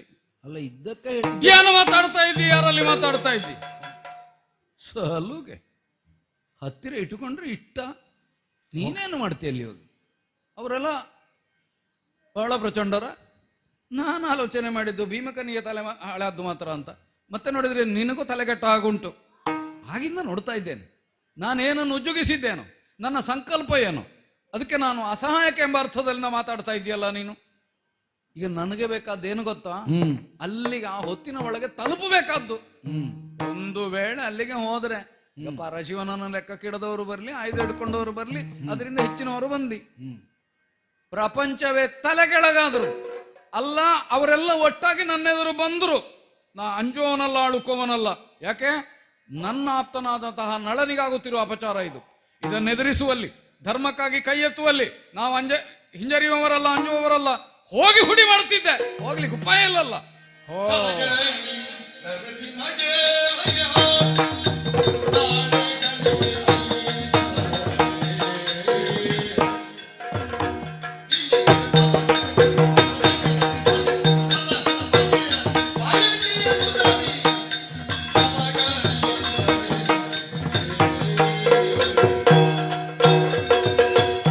ಪ್ರಭು, ಅಪಚಾರ ಆದ್ರೆ ಕ್ಷಮೆ ಕೊಡಬೇಕು. ಅಲ್ಲ, ಮಾತಾಡುವಾಗ ಒಂದು ಎಂತದ್ದು ಯಾರಲ್ಲಿ ಅನ್ನದ ಸೊಕ್ಕೊಂದು ಹೇಳಲಿಕ್ಕೆ ಉಪಾಯ ಇಲ್ಲ. ನಮ್ಮದೇ ಅನ್ನ. ತಮ್ಮನ್ನು ಆವೇಶಕ್ಕೆ ಒಳಗು ಮಾಡಬೇಕು ಅನ್ನುವಂತಹ ದುರುದ್ದೇಶದಿಂದ ನಾನು ಮತ್ತೆ ಯಾಕೆ ಇಷ್ಟು ಮಾತಾಡಿದಿ? ಎಂತಹ ಆತ್ಮವಿಶ್ವಾಸಿಯಾದ್ರು ಆಲೋಚನಾವಿರಹಿತವಾದಂತಹ ಕೆಲಸಕ್ಕೆ ಕೈ ಹಚ್ಚಕೂಡದು. ನನಗೆ ವಿವೇಕರಹಿತವಾಗಿ ವ್ಯವಹಾರ ಮಾಡುವವನ ಅನ್ನುವ ಕಾರಣಕ್ಕೆ ನೀವೆಷ್ಟಿದರ ಕುರಿತಾಗಿ ನಿರ್ಣಯಿಸಿದ್ದೀರಿ ಅನ್ನುವುದನ್ನು ತಿಳಿದು ನಿರ್ಣಯವೇ. ಯಾಕಂದ್ರೆ ಎಂತೆಂತ ಬುದ್ಧಿವಂತರು ತಪ್ಪಿ ಬೀಳ್ತಾರೆ ಈ ಪ್ರಪಂಚದಲ್ಲಿ. ಊರಿಗೆ ಹೇಳಬೇಕಾದವರು ಒಂದೊಂದು ಸಲ ತಪ್ಪಿ ಬಿದ್ದು ಹೋಗ್ತಾರೆ. ಅಲ್ಲ, ಕಾಣ್ತೇವಲ್ಲ ಈಗ ನಡೆಯುವ ಎಡವುದು ಅಲ್ಲ, ನಳ ಚಕ್ರವರ್ತಿಯೇ ಅಲ್ಲ ಹೇಳಿದ್. ಹೌದಪ್ಪ, ಅಲ್ವಾ? ಎಲ್ಲಿಗೆ ಮುಟ್ಟಿತು ಕಥೆ? ನಳನ ಮಾವನ ಪರಿಸ್ಥಿತಿ ನೋಡಿದ್ರೆ ಅರ್ಥ ಆಗುದಿಲ್ಲ ಅಲ್ವಾ? ಜೂಜಿನಲ್ಲಿ ಸಕಲವನ್ನು ಕಳಕೊಂಡು ದೇಶಾಂತರಕ್ಕೆ ಹೋಗಬೇಕಾದ ಸ್ಥಿತಿ ಬಂದಿದೆ ಅಂದ್ರೆ ನಳ ಚಕ್ರವರ್ತಿ ಅವಿವೇಕಿ ಅಂತ ಅರ್ಥವ. ಯಾವುದನ್ನು ಎಸಗಬಹುದು, ಯಾವುದನ್ನು ಎಸಗಬಾರದು ಅನ್ನುವಂತಹ ವಿಮರ್ಶೆ ಇಲ್ಲದ ಅಂತ ಅರ್ಥವ. ಆದ್ರೆ ಕೈಗೊಂಡಂತಹ ತೀರ್ಮಾನ ಅಸಾಧುವಾದ್ದರಿಂದ ಸಾಧ್ಯವಾದವನಾದರೂ ಸೋತು ಹೋಗಬೇಕಾದ ಸ್ಥಿತಿ ಬರ್ತದೆ. ನಾಳೆ ಋತುಪರ್ಣ ಭೂಪತಿಗೂ ಹಾಗೆ ಆಯ್ತು ಅಂತ ಕೈಗೊಂಡ ನಿರ್ಣಯವೇ ತಪ್ಪು ಅಂತ. ಅಲ್ಲ, ನಿರ್ಣಯ ಸರಿಯೇ, ಮತ್ತೆ ಈಗ ನಿರ್ಣಯ ಸರಿಯೇ, ಅಲ್ಲಿ ಆಗುತ್ತಿರುವುದು ಅಕ್ರಮವೇ, ಅದನ್ನು ಖಂಡಿಸಲೇಬೇಕು, ಹೋಗಲೇಬೇಕು, ಬೇಕಾದದ್ದು ಹೌದು. ಆದ್ರೆ ಇಲ್ಲ ಎಷ್ಟು ಪ್ರಮಾಣದಿಂದ ನೀವು ಅಷ್ಟಕ್ಕೆ ಸಿದ್ಧರಾಗಿದ್ದೀರಿ ಅನ್ನೋದು ನನಗೆ ಅಷ್ಟೋ ಮಂದಿಯ ತಲೆ ಕಡ್ದೇನು. ಯಾಕೆ? ಅಲ್ಲಿ ಆಗುತ್ತಿರುವಂತಹ ಅಕ್ರಮದಲ್ಲಿ ಪಾಲ್ಗೊಳ್ಳುವುದಕ್ಕಾಗಿ ಅನೇಕರು ಬಂದು ಸೇರಿದ್ರು. ಅವರೆಲ್ಲರೂ ಒಂದು ಪಕ್ಷ. ಧರೆ ಮೂರೆನ್ನೊಳು ಮಗುಚಿದರು ಅಳುಕೆನು. ಸರಿ, ಇದು ಬೇಕಾದದ್ದು ಅಂತದ್ದು ಹೇಳಿದ್ನ. ಅಲ್ಲ, ಇಲ್ಲ ನೀನು ಹೇಳಿದ್ದಿ, ನನಗೆ ಉಪದೇಶ ಮಾಡಿದ್ದಿ. ಸ್ವಾಮಿ ನೀವು ಇಲ್ಲಿ ಕೂತು ಒಬ್ಬಾಕಿರಾಗ್ತದ, ಮತ್ತೆ ಇದು ಬೇಕಾದ್ದು ಅಂತ ಹಾಗಲ್ಲ. ನನ್ನ ಮೆಚ್ಚಿ ಪ್ರಯೋಜನ ಈ ನಿರ್ಣಯ, ಈ ಅಂತರಂಗ ಶುದ್ಧವಾದಂತಹ ಒಂದು ನಿಲುಮೆ ತಮ್ಮಲ್ಲಿ ಉಂಟು ಅಂತಾದ್ರೆ ನಾನು ಬಿಡ್ತೇನೆ ನಿಮ್ಮನ್ನು. ನೀನು ಬಿಡ್ತೇನೆ ಅಂದ್ರೆ ಹೋಗ್ಲಿಕ್ಕೆ ಬಿಡುದಿಲ್ಲ ಅಂತ. ಅಲ್ಲ, ಹಾಗಲ್ಲ. ಮತ್ತೆ ಇಷ್ಟನ್ನು ಮಾಡ್ಲಿಕ್ಕೆ ಅನುಕೂಲ ಒದಗಿಸದೇ ಬಿಡ್ತೇನೋ ಅಂತ. ನೀನ ನನಗೆ ಅಷ್ಟು ಅನುಕೂಲ? ಹೌದು. ಇರುವುದೆಷ್ಟು ದೂರ? 200 ಯೋಜನ. ಮದುವೆ ಯಾವಾಗ? ನಾಳೆ. ನಾಳೆ ಅಂದ್ರೆ ಗಳಿಗೆ ಎಷ್ಟು? 13 ಗಳಿಗೆ ಅಲ್ವಾ? ಮತ್ತೆ ಈಗ ನಿಮ್ಮನ್ನು ಅಲ್ಲಿಗೆ ಎಷ್ಟು ಸಮಯಕ್ಕೆ ತಲುಪಿಸಬೇಕು? ಈಗ ಅದಕ್ಕೆ ಮೊದಲು ಅಲ್ಲ, ಇನ್ನು ಸಮಯಕ್ಕಾಗುವ ತಲುಪಿಸಿದ್ದು ಅಂತ. ಅಲ್ಲಲ್ಲ, ಸಮಯಕ್ಕಾಗುವಾಗಲಾದರೂ ತಲುಪಿಸ್ತೀಯಾ? ಅಲ್ಲ, ಅಲ್ಲಿ ಹೋಗಿ ಅದೇ ಬೇರೆ ಏನಾದ್ರು ಸಿದ್ಧತೆ ಎಲ್ಲ ಉಂಟಾ? ಸಿದ್ಧತೆ ನಮಗೂ ಹೋಗುವಾಗ ಸಿದ್ಧರಾಗಿ ಹೋಗುದು. ನೀನ್ ನನ್ನನ್ನು ನೋಡ್ಲಿಲ್ಲ ಹೊರಟದ್ದನ್ನು. ಬೇರೆಯವರಿಗೆ ಬೇಕಾದೀತು ಅಲ್ಲಿ ಹೋದ ಮೇಲೆ ಒಂದು ದಿನ ಸಿದ್ಧತೆಗೆ, ನಮಗದೆಲ್ಲ ಇಲ್ಲ. ನೀವು ಹೋಗುವಾಗ ಸಿದ್ಧರಾಗಿ ಹೋಗುದು. ಹೌದಲ್ಲ? ಹಾಗಿದ್ರೆ ಯೋಚನೆ ಬೇಡ. ನಾಳೆ ಗಳಿಗೆ 5ರ ಒಳಗೆ 5ರ ಒಳಗೆ ನಿಮ್ಮ ರಥ ಕುಂಡಿನ ನಗರದಲ್ಲಿ.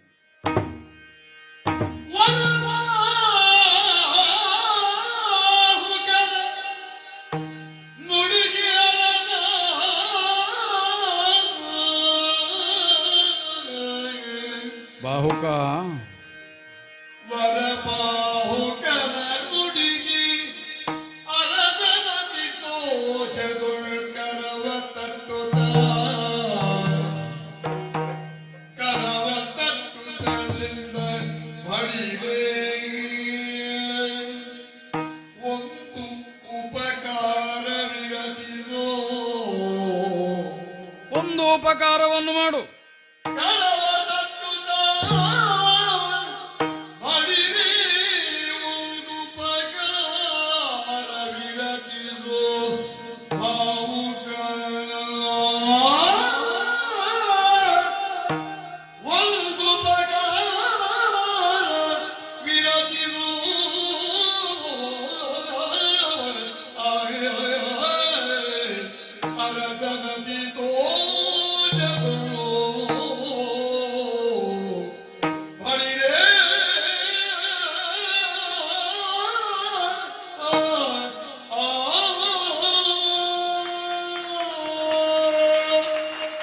ಬಾಹುಕ ಒಡೆಯ ಬಳಿರೆ. ಓ, ಇಂಥವರು ಒಬ್ಬೊಬ್ಬ ಇದ್ರೆ ಸಾಲದನ ಮಟ್ಟಿಗೆ ಏನೂ ಮಾಡಬಹುದು, ಬೇಕಾದ್ದನ್ನು ಮಾಡಬಹುದು. ಹಾ ಹಾ, ಯಾಕೆ ಹೇಳಿದೆ? ನನ್ನ ಅಸಹಾಯಕತೆ ಇರುವುದು ನಾ ಅಯೋಧ್ಯೆಯಲ್ಲಿದ್ದೇನೆ, ನಡೆಯುತ್ತಿರುವುದು ಕುಂಡಿನಾ ನಗರದಲ್ಲಿ ಎಂಬುದರಿಂದ. ಇಲ್ಲಿಂದ ಅಲ್ಲಿಗೆ ಹೋಗುವುದಕ್ಕೆ ದಾರಿ ಇಲ್ಲದೆ ವಿಲಪಿಸ್ತಾ ಇದ್ದೇನೆ. ಏನು ಮಾಡೋಣ? ಅಷ್ಟೇ. ಹೋದ ಮೇಲೆ ಬಿಡು, ಮಾಡ್ತೇನೆ. ಆದ್ರೆ ಕೊಂಡೊಯ್ಯುವವರಿಲ್ಲ. ಅಷ್ಟೊತ್ತಿಗೆ ನೀನು ನಿಜವಾಗಿ ದೇವರ ಹಾಗೆ. ನಾನು ಧರ್ಮ ರಕ್ಷಣೆಯಲ್ಲಿ ಎಷ್ಟು ಕಟಿಬದ್ಧನಿದ್ದೇನೋ ಅದಕ್ಕೆ ನೆರವಾಗುವ ನೀನು ನನಗಿಂತ ಹೆಚ್ಚು. ಒಂದು ಸಲ ನಿನಗೆ ಕೈ ಮುಗಿಯುವ ಅಂತ ಕಂಡಿತು, ಅದರ ಅಪಚಾರ ಆಗುತ್ತದೆ. ಬೇಡ ಬೇಡ ಬೇಡ ಬೇಡ. ಮೆಚ್ಚಿದೆ, ಇಷ್ಟು ಸಾಮರ್ಥ್ಯ ಉಂಟು ನಿನಗೆ. ಅಲ್ಲ, ನೀನು ನಮ್ಮ ಕುದುರೆಯನ್ನು ಅಷ್ಟು ಪಳಗಿಸಿದವ. ಹಾಗಾಗಿ ನಿನ್ನ ನೆರವಿನಿಂದಲಾದರೂ ಅಲ್ಲಿಗೆ ತಲುಪುವುದಕ್ಕೆ ಸಾಧ್ಯ ಆಯ್ತು ಅಂತಾದ್ರೆ ಅಯ್ಯ, ಅದು ಒಂದು ದೊಡ್ಡ ಉಪಕಾರವಾಗುತ್ತದೆ. ಹಾಗೆಲ್ಲ ಹೇಳಿಬೇಡಿ ನೀವು. ನನಗೊಂದು ಉಪಕಾರ ಮಾಡು. ಹಾಗೆಲ್ಲ ಹೇಳಿದ ನನಗೆ ಒಂದು ದಾಕ್ಷಿಣ್ಯ. ನಿನಗೆ ದಾಕ್ಷಿಣ್ಯ ಅಂತದ್ದು ಇಲ್ಲ. ನನ್ನ ಗೆಳೆಯನಾದ ನಿನಗಾಗಿ ಮಾಡುತ್ತಿರುವ ಕೆಲಸ ಅಂತ ಎಣಿಸಬೇಡ, ನಿನಗಾಗಿ ಮಾಡುತ್ತಿರುವುದು ಅಂತ ಎಣಿಸು. ಇದು ನಾನೀಗ ನಿಮಗೆ ಉಪಕಾರ ಮಾಡ್ಲಿಕ್ಕೆ ಹೊರಟದ್ದಲ್ಲ. ಮತ್ತೆ ಯಾರಿಗೆ? ಅಲ್ಲ ಅಲ್ಲ, ಮತ್ತೆ ಯಾರಿಗೆ? ಅಲ್ಲ, ನನ್ನ ಕರ್ತವ್ಯ ಅಂತ ಮಾಡುದು. ಕರ್ತವ್ಯ ಮಾಡುವ ಉಪಕಾರ ಅಂತ ಎಣಿಸಬಾರದು. ಆದ್ರೆ ಒಂದುಂಟು, ಕರ್ತವ್ಯವನ್ನು ಸಕಾಲದಲ್ಲಿ ಮಾಡ್ಲಿಕ್ಕೆ ಆಗದೆ ಇದ್ರೆ. ಈಗ ನಿಜವಾಗಿ ನನಗಾಗ ತಲೆ ತಿರುಗಿದ್ದು ಬೆಂಕಿ ಬಳಿಗೆ ಹೋದದ್ರಲ್ಲಿ ಅಲ್ಲ, ಮತ್ತೆ ನೀವು ಒಂದು ವಾಕ್ಯ ಹೇಳಿದ್ರಲ್ಲಿ ತಲೆ ತಿರುಗಿದೆ. ಯಾವುದದು? ದಮಯಂತಿಗೆ ಪುನಃ ಸ್ವಯಂವರ ಅಂತ ಹೇಳಿದ್ರಲ್ಲ. ನಿನಗೆ ತಲೆ ತಿರುಗುದು ಮತ್ತೆ ತಿರುಗದ ಇದ್ದೀತ ನಿನಗೆ ಯಾಕೆ ತಿರುಗಬೇಕು? ತಲೆ ತಿರುಗುದು. ಮತ್ತೆ ದಮಯಂತಿ ದೇವಿಯ ಕೈ ತುತ್ತು ಎಷ್ಟು ಉಂಡಿದ್ದೇನೆ ನಾನು. ಅಲ್ಲ, ಇರ್ಬೋದಯ್ಯ. ಮತ್ತೆ ನಾನೀಗ ಆ ತಾಯಿಗೆ ಒಂದು ಮದುವೆ ಆಗುದು ಅಂತ ಆದ್ರೆ, ಅಲ್ಲ, ಆ ತಾಯಿಗೆ ಮದುವೆ ಆಗ್ತದೆ ಅಂತ ಸಂತೋಷ ಪಡಬೇಡ. ಅಲ್ಲ ಅಲ್ಲ, ಅದು ಹಾಗಲ್ಲ. ಈಗ ಮತ್ತೊಂದು ಮದುವೆ ಆಗ್ತದೆ ಅಂತ ನಮ್ಮ ದೃಷ್ಟಿಕೋನಕ್ಕೂ ನಿನ್ನ ದೃಷ್ಟಿಕೋನಕ್ಕೂ ವ್ಯತ್ಯಾಸ ಇದ್ದೀತು ಅಂತ ಎಣಿಸಿದೆ. ಆದ್ರೆ ಒಂದು ಧರ್ಮ, ಒಂದು ತತ್ವ, ಒಂದು ಮೌಲ್ಯ, ಒಂದು ಆದರ್ಶ, ಈ ವಿಷಯದಲ್ಲಿ ನನಗೆ ಸಮೀಪಗತನಾಗಿಯೇ ಇದ್ದಿ ಅಂತಾದ್ರೆ ನೋಡುವ, ಇಬ್ಬರು ಹೋಗುವ. ಆದ್ದರಿಂದಲೇ ಧರ್ಮ ನಿಬದ್ಧತೆಯಿಂದ ನೀವು ಒಂದು ಕರ್ತವ್ಯವನ್ನು ಕೈಗೆತ್ತಿಕೊಳ್ಳುವುದಕ್ಕೆ ಯಾವ ಅಪಾಯವೂ ನೋಡದೆ ಮುನ್ನುಗ್ಗುತ್ತೀರಿ ಅಂತ ಆದ್ರೆ ನನ್ನಿಂದ ಆಗುವ ಒಂದು ಅನುಕೂಲವನ್ನು ನಾನು ಒದಗಿಸಿಕೊಡು. ಹಾಗಾದ್ರೆ ಅದನ್ನು ನೀನು ಕರ್ತವ್ಯ ಅಂತ ಎಣಿಸ್ತಿ, ಉಪಕಾರ ಅಂತ ನೀನ್ ಎಣಿಸುವುದಿಲ್ಲ. ನೀವು ಆದ್ರೆ ನೀನ್ ಕರ್ತವ್ಯವನ್ನೇ ಮಾಡುವುದಾದ್ರೂ ನೀವು ನನಗದು ಉಪಕಾರ. ನೀವು ಸಂಧ್ಯಾ ವಂದನೆ ಎಲ್ಲ ಮಾಡಿ ಹೊಟ್ಟೆಗೆ ಏನಾದ್ರು ಒಂದು ಆಹಾರ ತಕೊಂಡು ವಿಶ್ರಾಂತಿ ಬೇಗ ಹೊರಡಬೇಡ್ವೇನೋ? ಅದನ್ನೆಲ್ಲ ಮಾಡ್ತಾ ಕೂತ್ರೆ ಯಾವಾಗ? ನಾಳೆ ಅಲ್ವಾ? ಹೌದು, ನಾಳೆ ಹೋಗ್ಲಿಕ್ಕೆ ಈಗಲೇ ಹೊರಡುದು ಯಾಕೆ? ನಾಳೆ ಒಳ್ಳೆ ನಿದ್ದೆ ಎಲ್ಲ ಮಾಡಿ ನಾಳೆ ಹೋಗುದು. ನಿದ್ದೆ ಬಿಟ್ಟೆಲ್ಲ ಹೋದ್ರೆ ಅಲ್ಲಿ ಕೆಲಸ ಬಾಹುಕ, ನನ್ನ ಮರ್ಯಾದೆ ತೆಗಿಬೇಡ. ಎಂತದ್ದು? ಇವರು ಹಾಗೆ ಮಾಡ್ತೇನೆ ಹೀಗೆ ಮಾಡ್ತೇನೆ ಅಂತ ಹೇಳಿದ್ರೆ ಮನೆ ಬಾಗಿಲು ಬಿಟ್ಟು ಹೊರಡ್ಲಿಲ್ಲ ಅಂತ ಆದೀತು ನಾಳೆ. ಇಲ್ಲ, ನೀವು ಹೊರಡುವುದಕ್ಕೆ ಸಿದ್ಧರು ಅಂತ ಹೇಳುವಾಗ ಇಲ್ಲಿ ಎಲ್ಲ ವ್ಯವಸ್ಥೆ ಆಗ್ತದೆ. ಒಳ್ಳೆಯದು, ಸಿದ್ಧನಾದೇನು. ಆದರೆ ನೀನು ಬೇಕಾದ ಸಿದ್ಧತೆ ಮಾಡಬೇಡುವ? ರಥವಾ ಕುದುರೆಗಳ ಅದೆಲ್ಲ ನಾನು ಆಯ್ಕೆ ಮಾಡಿ ಬೇಕಾದಾಗೆ ಮಾಡ್ತೇನೆ. ನೋಡುವ, ಸೂರ್ಯೋದಯಕ್ಕೆ ಸಿದ್ಧನಾಗು. ಇದು ಮತ್ತೊಂದು ಪರೀಕ್ಷೆ ಬಂತಲ್ಲ. ಆದರೂ ಪಾಲ್ಗೊಳ್ಳದೆ ಉಪಾಯ ಇಲ್ಲ. ದಮಯಂತಿಗೆ ಪುನಃ ಸ್ವಯಂವರವೇ. ಇದರ ಹಿನ್ನೆಲೆಯಲ್ಲಿ ಏನೋ ಒಂದು ಉದ್ದೇಶ ಉಂಟು ಅನ್ನುವುದನ್ನು ನಾನು ಚೆನ್ನಾಗಿ ಬಲ್ಲೆ. ಆದ್ದರಿಂದಲೇ ನಾನಾಗಿ ಅಲ್ಲಿಗೆ ಹೋಗಬೇಕಿತ್ತು. ಸಂದರ್ಭ ತಾನಾಗಿ ಒದಗಿ ಬಂತು. ಬೇಕಾದಂತೆ ಸಿದ್ಧತೆಯನ್ನು ಮಾಡಿ ನೋಡೋಣ. ಸಮಯ ಕಾಯ್ತಾ ಇರ್ತೇನೆ. ಬಾಹುಕ ಬಂದ್ರ? ಬಾರದೆ ಅಲ್ಲ ನಾನೆಂತದ್ದು ಸೂರ್ಯೋದಯಕ್ಕಿಂತ ಮೊದಲೇ ಹೇಳುವವ ನಾನು. ಅಲ್ಲ ಇಲ್ಲಿ ಸಿದ್ಧತೆ ಆಗಿ ಸೂರ್ಯವಂಶದವ ಅಂತಂದ್ರೆ ಸೂರ್ಯ ಮೂಡಿದ ಮೇಲೆ ಹೇಳುವವ ಅಂತ ಅರ್ಥ ಅಲ್ಲ. ಅಲ್ಲ ನಮ್ಮ ಊರಿನಲ್ಲೆಲ್ಲ ಕೆಲವರು ಸೂರ್ಯವಂಶಜರು ಅಂತ ಅದು ಹೇಳ್ತಾರೆ. ಗೊತ್ತುಂಟು ನನಗೆ. ಅದು ನಿಮ್ಮ ಊರಿನಲ್ಲಿ ಹಾಗೆ ಹೇಳ್ತಾರೆ ಅಂತ ಗೊತ್ತಿದ್ದೆ. ನಾವು ನಮ್ಮದನ್ನು ಸ್ಫುಟೀಕರಿಸಿದ್ವಿ. ಒಬ್ಬನಲ್ಲಿ ಕೇಳಿದ ನಾನು, ನೀನ್ ಯಾವಾಗಪ್ಪ ಹೇಳು ಸೂರ್ಯನ ಬೆಳಕು ಮುಖಕ್ಕೆ ಬಿದ್ದ ಮೇಲೆ ಹೇಳುದು ಹೇಳಿ. ಹೌದು. ಮತ್ತೆ ನೋಡುವಾಗ ಎಂತದ್ದು, ಅವನ ಮನೆಗೆ ಕಿಟಕಿ ಇರುವುದೇ ಪಶ್ಚಿಮ ದಿಕ್ಕಿನಲ್ಲಿ. ಹೌದು. ಅಂದ್ರೆ ಇವನಿಗೆ ಮುಖಕ್ಕೆ ಬಿಸಿಲು ಬೀಳಬೇಕು ಅಂತಾದ್ರೆ ಸೂರ್ಯ ಮುಳುಗಬೇಕು, ಮುಳುಗಲಿಕ್ಕೆ ಸಿದ್ಧನಾಗಬೇಕು. ಮತ್ತೆ ಮಲಗುದು ಯಾವಾಗಂತೆ ಅದು ಕೇಳಲಿಲ್ಲ. ಬಹುಶಃ ಸೂರ್ಯ ಮುಳುಗಿದ ಮೇಲೆ ಮಲಗುದು ಕಾಣ್ತದೆ. ಅದು ಹಾಗೆ ಮಾಡ್ಬೇಕಷ್ಟೇ. ಯಾಕಂದ್ರೆ ಅಷ್ಟೊತ್ತಾದ್ರೂ ತಿನ್ಲಿಕ್ಕೆ ಬೇಡುವ, ತಿನ್ನೋದು ಮಲಗುದು ಎರಡೇ ಕೆಲಸ ಮಾಡುವವರಿದ್ದಾರೆ. ನಾವು ಹಾಗಲ್ಲ ಅಂತ ಹೇಳಿದ್ದು. ಹೊರಡುವನಾ ನೋಡಿ, ನನ್ನ ಸಿದ್ಧತೆ ನೋಡಿ. ಆದ್ರೂ ಆದೀತು, ನಮ್ಮದಲ್ವ.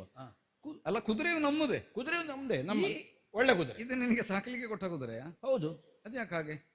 ಏನಾಗಿದೆ? ಅಲ್ಲಲ್ಲ, ತೀರಾ ತೀರಾ ತೀರಾ ಏನೂ ಪುಷ್ಟಿ ಇಲ್ಲದ ಕಾಣ್ತದಲ್ಲ. ಸಣಕಲ ಕಾಣ್ತದೆ ಅಂತ. ಹೌದು. ದೇಹ ಸ್ವಲ್ಪ ಕೃಶವಾಗಿ ಉಂಟು ಅಂತ. ಹೌದು. ಅಲ್ಲ ಕೃಶವಾಗಿಯೇ ಬೇಕು ಕುದುರೆಗಳು. ಹೌದಾ? ಅಲ್ಲ ಓಡಬೇಡುವ ಅದು. ಅಲ್ಲ ಓಡಬೇಕು. ಹೌದು, ಅಲ್ಲಿವರೆಗೆ ಓಡಬೇಡುವ. ಮತ್ತೆ ಈ ಕೆಲವೆಲ್ಲ ದಪ್ಪದೆಲ್ಲ ಇರ್ತದೆ, ಅದು ನೋಡ್ಲಿಕ್ಕೆ ಮಾತ್ರ. ಅದು ಈ ನೋಟದ ಕುದುರೆ ಬೇರೆ, ಆಟದ ಕುದುರೆ ಬೇರೆ, ಓಟದ ಕುದುರೆ ಬೇರೆ, ಈಗೆಲ್ಲ ಬೇರೆ ಬೇರೆ. ಇದು ಯಾವ್ದೀಗ? ಇದು ಓಟದ್ದು. ಇದು ನೋಟದ್ದು ಅಲ್ಲ, ಮಾಟದ್ದು ಅಲ್ಲ. ಅಲ್ಲ ನೋಡಿ, ಉತ್ತಮ ಅಶ್ವಗಳು. ಅಲ್ಲ ಅಲ್ಲ ಅಂತ ಹೇಳಲಿಕ್ಕಿಲ್ಲ. ನೀನು ಅದನ್ನು ಸಾಕಿದವ, ಹೌದೌದು, ತಲುಪಿಸಬೇಕಾದವ ನೀನು. ಈಗ ನಿಜವಾಗಿ ನಾನು ವಾಹನದ ಬಗ್ಗೆ ಆಕ್ಷೇಪ ಎತ್ತಿದೆ ಅಂತಾದ್ರೆ, ಇದು ಸಿಂಧು ದೇಶದಲ್ಲಿ ಹುಟ್ಟಿದ ಕುದುರೆಗಳು. ಸಿಂಧು ದೇಶವು ಕುದುರೆಗಳಿಗೆ ಪ್ರಸಿದ್ಧವಾದ. ಹೌದು. ಹಾಗೆಂದು ನಿಮ್ಮ ಲಾಯದಲ್ಲಿರುವ ಕುದುರೆಗಳೆಲ್ಲ ಒಳ್ಳೇದು ಅಂತ ಹೇಳಲಿಕ್ಕಿಲ್ಲ. ಇಲ್ಲ ಇಲ್ಲ. ಅಲ್ಲ ಇಷ್ಟೇ ನಾಲ್ಕೇ ಒಳ್ಳೇದು ಅಂತ ಅರ್ಥ ಅಲ್ಲ. ಸಿಂಧು ದೇಶದಿಂದ ಕೆಲವು ಕುದುರೆಗಳನ್ನು ತರಿಸಿದ್ದೇವೆ, ಅದರಲ್ಲಿ ಇದು. ಈಗ ವ್ಯಾಪಾರಿಗಳೆಲ್ಲ ಮೋಸ ಮಾಡ್ತಾರೆ, ಹೌದಲ್ಲ, ಕೆಲವೆಲ್ಲ ಕತ್ತೆಗೆ ಹುಟ್ಟಿದ್ದು. ಅಲ್ಲ ಅದನ್ನೆಲ್ಲ ಬಂದ ಮೇಲೆ ಆಲೋಚನೆ ಮಾಡುವ, ಯಾವುದಕ್ಕೆ ಯಾವುದು ಅಂತ. ಈಗ ಹೊರಡುವ. ಹೊರಡು. ಅದಿತ್ತಲ್ಲ ಇದು ಉತ್ತಮ ಅಶ್ವಗಳು. ಕೈ ಕೊಡು, ರಥ ಏರ್ತಾನೆ.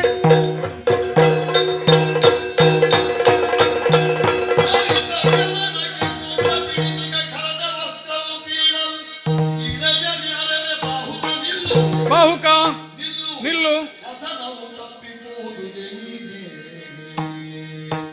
ಬಾಹುಕ ಅತ್ಯಂತ ರಭಸವಾಗಿ ರಥ ಓಡ್ತಾ ಉಂಟು ಎನ್ನುವುದು ಸಂತೋಷವನ್ನೇ ತಂದಿದೆ, ನಿಜ. ಆದರೆ ನನ್ನ ಕರವಸ್ತ್ರ ಎಲ್ಲಿಯೋ ಜಾರಿ ಹೋಯಿತು. ನಿಲ್ಲಿಸು ಅದನ್ನೊಂದು. ದೊರಕದಿಲ್ಲದು ನಿನಗೆ 62 ಯೋಜನ ಹಿಂದೆಯುಳಿಯುವುದು ಮರೆಯ ಮಾತೇನು. ಕರವಸನ ಕೈಯಿಂದ ಜಾರಿತೆ, ಅದನ್ನೊಮ್ಮೆ ತರಬೇಕಲ್ಲ. ರಥ ನಿಲ್ಲಿಸು. ಅಲ್ಲ ರಥ ನಿಲ್ಲಿಸಿ ಈಗ ತರ್ಲಿಕ್ಕೆ ಅಂತ ಹೊರಟ್ರದ್ದು ಈಗ ಸಿಗ್ಲಿಕ್ಕಿಲ್ಲ. ಯಾಕೆ ಸಿಗಲಿಕ್ಕಿಲ್ಲ?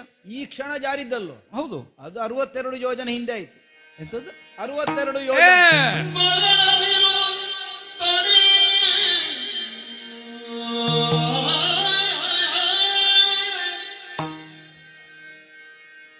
ಮರಣದಿರು ತಡನಿ ನಿಜ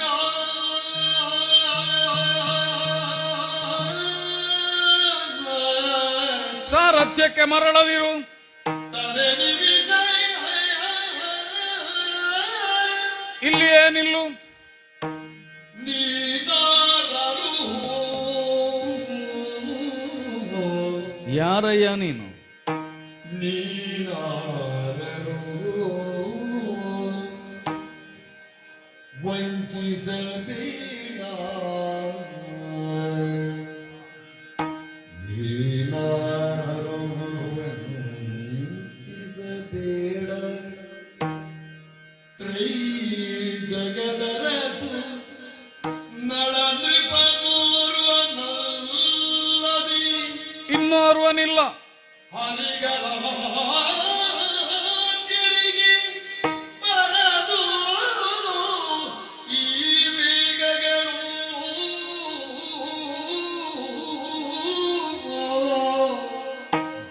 ತ್ರೈ ಜಗದರಸು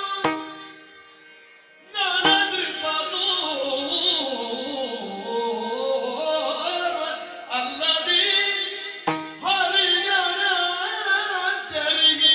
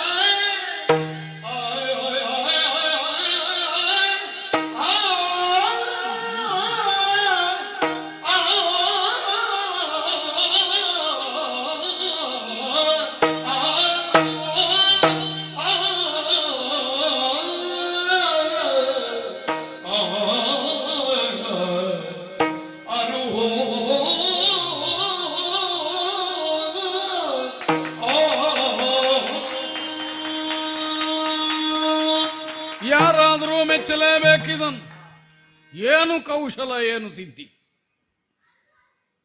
ನನ್ನ ಕರವಸ್ತ್ರ ಕೈಯಿಂದ ಜಾರಿ ನನಗದು ಪ್ರಜ್ಞೆಯಲ್ಲಿ ಬೋಧೆಯಾಗಿ ರಥ ನಿಲ್ಲಿಸು ಅಂತ ಹೇಳುವಷ್ಟರಲ್ಲಿ ಎಷ್ಟು ಯೋಜನ? 62. ಅದೂ ಲೆಕ್ಕ ಉಂಟು ನಿನಗೆ. ಬರೇ ಕಳೆದು ಹೋದದ್ದಲ್ಲ, ಎಷ್ಟು ಅಂತಲೂ ಗೊತ್ತುಂಟು. ಕಳೆದು ಹೋಗೋದು ಎಲ್ರಿಗೂ ಕಳೆದು ಹೋಗ್ತದೆ, ಎಷ್ಟು ಕಳೆದೋಯ್ತು ಅಂತ ಆದ್ರೂ ಗೊತ್ತಾಗಬೇಕಲ್ಲ. ನಿನಗದೂ ಗೊತ್ತುಂಟು. ಹಾಗಾದ್ರೆ ಸಾರಥ್ಯದಲ್ಲಿ ಒಂದು ವಿಶಿಷ್ಟವಾದ ಯೋಗ್ಯತೆಯನ್ನು ಸಂಪಾದನೆ ಮಾಡಿದವ ನೀನು. ನಿಲ್ಲು. ಹೋಗುವ ನಿಲ್ಲಯ್ಯ. ಅಲ್ಲಿ ಹೋಗ್ಬೇಕಾದ ಯಾರಿಗೆ? ಅಲ್ಲ, ಸಮಯಕ್ಕೆ ಹೋಗ್ಬೇಕಾದ ಯಾರಿಗೆ? ನನಗಲ್ವ, ನನ್ನ ರಥ ಅಲ್ವ, ಮುಟ್ಟಿಸಬೇಕಾದ ಸಾರಥ್ಯ ಅಲ್ವ. ನಾ ಹೇಳಿದ್ದನ್ನು ಮೀರಿ ಹೋಗ್ತೀಯಾ? ಅದಿಲ್ಲ. ನಿಲ್ಲು. ನನಗೆ ಕೆಲವು ಸ್ಪಷ್ಟ ಆಗಬೇಕು. ಹೌದು, ಉಂಟು ಕೆಲವು. ಈ ಸಾರಥ್ಯ ವಿಶೇಷ, ಈ ವೇಗ, ಈ ಲೆಕ್ಕಾಚಾರ, ಇದು ಸಾಮಾನ್ಯರಿಗೆ ಸಿದ್ಧಿಯಾಗುವುದಕ್ಕಿಲ್ಲ. ಕೇಳಿದ್ದು ನಾನು. ಅಶ್ವಹೃದಯ ಅಂತ ಒಂದು ಉಂಟಂತೆ. ಅದು ಗೊತ್ತಿದ್ದವನಿಗೆ ಮಾತ್ರ ಇದು ಸಾಧ್ಯ ಆಗ್ತದಂತೆ. ನಾನು ಕೇಳಿದ ಮಹತ್ತರವಾದ ಸಾರಥ್ಯ ವಿಶೇಷವನ್ನು ಗಳಿಸಿದವರಲ್ಲಿ ಬಾಹುಕನ ಹೆಸರು ಇಷ್ಟರವರೆಗೆ ಕೇಳಲಿಲ್ಲ ನಾನು. ಇಲ್ಲ, ನಮ್ಮದು ಹೆಸರಿನಲ್ಲಿ ಇಲ್ಲ. ಅಲ್ಲ, ಹೆಸರಿನಲ್ಲಿ ಇಲ್ಲ ಅಲ್ಲ, ನೀ ಕಲ್ತಿದ್ನ ಹೆಸರು ಬರ್ತಿತ್ತು. ಈ ಕಲ್ತವರಿಗೆ ಹೆಸರು ಬರ್ತದೆ. ನೀನು ಕಲ್ತದ್ದೇ ಹೌದಾಗಿದ್ರೆ ನಿನಗೆ ಬರ್ತಿತ್ತು. ಹಾಗಾದ್ರೆ ಕಲ್ತದ್ದಲ್ಲಿ ಹೆಸರೇ ಬದಲಾಗಿದೆ ಅಂತ ಅರ್ಥ ಅಲ್ವಾ? ಕಲ್ತವರು ತುಂಬಾ ಜನ ಇದ್ದಾರೆ. ಒಬ್ಬ ಮಾತಲ್ಲಿ ಇದ್ದಾನೆ. ಇನ್ನೊಬ್ಬ ನನ್ನ ನಿಷಧ ಚಕ್ರವರ್ತಿ ನಳ. ಸಾರಥ್ಯದಲ್ಲಿ ಅಗ್ರಗಣ್ಯ, ಬಹುಮಾನ್ಯ. ಒಟ್ಟು ಕುದುರೆಯನ್ನು ಓಡಿಸಲಿಕ್ಕೆ ಯಾರಿಗೂ ಬಂದಿತ್ತು. ಯಾಕೆ? ಚಮ್ಮಟಿಗೆಯನ್ನು ಬೀಸಿದ್ರೆ ಕುದುರೆ ಓಡ್ತದೆ, ಕುದುರೆಗೆ ಕಟ್ಟಿದ ರಥವೂ ಓಡ್ತದೆ. ಆದ್ರೆ ಇದು ಹಾಗಲ್ಲ. ಕೌಶಲ ಅಂತ ಹೆಸರದು. ಚಮ್ಮಟಿಗೆಯನ್ನು ಕುದುರೆಯ ಮೈಗೆ ತಾಗಿಸದೆ, ಕಡಿವಾಣವನ್ನು ಬಿಗಿ ಹಿಡಿಯದೆ ರಥ ಏನಯ್ಯ ಗಾಳಿಯಲ್ಲಿ ಹೋದ ಹಾಗೆ ಹೋಗ್ತಾ ಉಂಟು. ಇಂತಹ ಕೌಶಲದ ಸಿದ್ಧಿ ಇದ್ದವ ನೀನು ಯಾರ? ಅಲ್ಲ, ಅದು ಬೇಕಾದ್ರೆ ನಾವು ಅಯೋಧ್ಯೆಗೆ ಬಂದ ಮೇಲೆ ಒಂದು ಸನ್ಮಾನ ಸಮಾರಂಭ ಅಲ್ಲಿ ಇಟ್ಟುಕೊಳ್ಳು. ಯಾರಿಗೆ? ಅಲ್ಲ, ಯಾರಿಗೆ? ಸಾರಥ್ಯಕ್ಕೆ. ಸಾರಥ್ಯಕ್ಕಲ್ಲ, ಸಾರಥ್ಯ ಮಾಡಿದವ ಯಾರು ಅಂತ ನನಗೆ ಗೊತ್ತಾಗ್ಬೇಕಲ್ಲ ಸನ್ಮಾನ ಮಾಡ್ಲಿಕ್ಕೆ ಮೊದಲೇ. ಮತ್ತೆ ಗೊತ್ತಿಲ್ಲದವರಿಗೆಲ್ಲ ಸನ್ಮಾನ ಮಾಡ್ಲಿಕ್ಕೆ ಇರುವುದಲ್ಲ ಅಯೋಧ್ಯೆ. ಪರಿಚಯ ನಿಮಗೆ ಎಷ್ಟು ವರ್ಷ ಆಯ್ತು? ಯಾರು ನೀನು? ಅಲ್ಲ, ಒಂದು ವರ್ಷ 2-3 ಆಯ್ತು. ಹೌದು, ಯಾರು ನೀನ್? ಯಾರು? ನಾವು ಬಾಹುಕ. ಹೋಗ, ಬಾಹುಕ ಅಂತೆ, ಬಾಹುಕ. ಈ ರಥಚಾಲನೆಯ ಕೌಶಲ ನಳಭೂಪತಿಗಲ್ಲದೆ ಅನ್ಯರಿಗಿಲ್ಲ. ಅವನ ರಥದಲ್ಲಿ ಕೂತು ಗೊತ್ತುಂಟು ನನಗೆ ನೀ ಕಲಿಸಬೇಡ ಏನು? ನೀನು ನಳ ಹೌದಲ್ವ?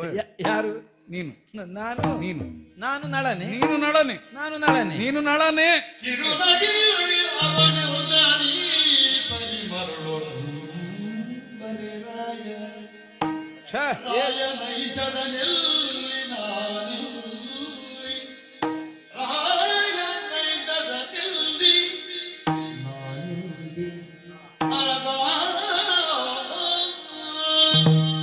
ಹರಸ. ಬಾಹುಕ, ಏನು ಹೇಳಬೇಕು ಅಂದ್ರೆ ನನಗೆ ಗೊತ್ತಾಗುದಿಲ್ಲ. ನೀವು ಸತ್ಯ ಹೇಳು. ಅಲ್ಲ, ಸತ್ಯ ಹೇಳಿದ್ರೆ ಈಗ ನೀವು ಒಪ್ಪುದಿಲ್ಲ. ನನಗೆ ಒಪ್ತೇನೋ ಇಲ್ಲೋ ಅಂತ ನಿನಗೆ ಮೊದಲೇ ಹೇಗೆ ಗೊತ್ತು? ಅಲ್ಲ, ಯಾಕೆಂದ್ರೆ ನಾನು ಈಗಾಗಲೇ ಹೇಳಿದ್ದೆ ಸತ್ಯ. ಅಕ್ಕ, ಅದಲ್ಲ, ಅದು ನಮಗೆ ಬೇಡ. ಯಾವುದು? ಈಗ ಇಲ್ಲಿಯವರೆಗೆ ಹೇಳಿದ್ದೆ ಸತ್ಯ ಎಂಬ ಹೇಳಿಕೆ ಅಲ್ಲದಿದ್ರೆ ಬೇಡ. ಏನು ಭ್ರಮೆಗೊಳಗಾಗಿ ಹೋದೆ ಪ್ರಭು. ನನಗೆ ಭ್ರಮೆಯ? ರಾಯ ನೈಷದ ನಿಲ್ಲಿ, ಎಲ್ಲಿ? ನಾನಿಲ್ಲಿ. ಅಲ್ಲ, ರಾಯ ನೈಷದ ಎಲ್ಲಿ? ಅಲ್ಲ, ಎಲ್ಲಿ ಅಂತ ಅಲ್ಲ, ಗೊತ್ತಿಲ್ಲ. ಅಲ್ಲಿಗ ಆ ರಾಯ ನೈಷದನಿಗೆ ನನ್ನನ್ನು ಹೋಲಿಸುವುದ? ಅವ ಎಲ್ಲಿ, ನಾನೆಲ್ಲಿ? ನಾನಿಲ್ಲಿ. ಅವ ಎಲ್ಲಿ, ನಾನಲ್ಲಿ ಅಂತ ಅಲ್ಲ. ಅಲ್ಲ ಅಲ್ಲ, ಅವ ಎಲ್ಲಿ, ನಾನಿಲ್ಲಿ. ನೈಷದ ಅಂತ ನನ್ನನ್ನು ಹೇಳ್ತೀರಿ ಅಂತಾದ್ರೆ ಏನು ಹೇಳ್ಬೇಕಿದಕ್ಕೆ? ನನ್ನನ್ನು ಹೊಸ ಪರಿಚಯವ ಇದು? ನಿನ್ನನ್ನು ಹೊಸ ಪರಿಚಯ ಅಲ್ಲ, ನಿನ್ನದು ಹೊಸ ಪರಿಚಯ ಇದು. ಈ ಸಾರಥ್ಯ ವಿಶೇಷ ಹೊಸ ಪರಿಚಯ ಅಲ್ಲ. ಅಲ್ಲ, ಅದೀಗ ಯಾರು ಇಲ್ಲದೆ ಇದ್ದಲ್ಲಿ ಇದ್ದವ ಜಾಣ ಅಂತ ಒಂದು ಮಾತುಂಟು. ಅಲ್ಲ, ಅದು ಹೌದು. ಈಗ ನಮ್ಮದು ಹೆಡ್ಡರವರು ಅಂತ ನೀನು ಹೇಳೋದು ಬೇಡ ನನಗೆ. ಅಲ್ಲ, ಹಾಗಲ್ಲ. ಈಗ ನನ್ನ ಜಾಣ್ಮೆ ಅಂತ ಕಂಡದ್ದು ಹಾಗೆ ನಿಮ್ಗೆ ಅಲ್ವಾ? ಈಗ ಒಂದೊಂದೇ ಸಂಬಂಧ ಬರ್ತದೆ. ಒಳ್ಳೆ ಕುದುರೆಗಳು ಮಾತ್ರ. ಅದೇ ನೀನು ಸುಮ್ಮನೆ ಇರು, ನಾ ಹೇಳ್ತೇನೆ. ಅಯೋಧ್ಯೆಯನ್ನು ಪ್ರವೇಶ ಮಾಡುವಾಗ ನನಗೆ ಗೊತ್ತಿಲ್ಲದೆ ಸಿಂಹಾಸನದಿಂದ ಎದ್ದಿದ್ದೆ. ಯಾಕೆ ಎದ್ದೆ? ನೀ ಬಂದಾಗ. ಅದು ನನ್ನ ವಿಕಾರ ರೂಪ ನೋಡಿ. ಅಲ್ಲಲ್ಲ, ಅದು ಯಾವುದಕ್ಕೂ ಇರಲಿ.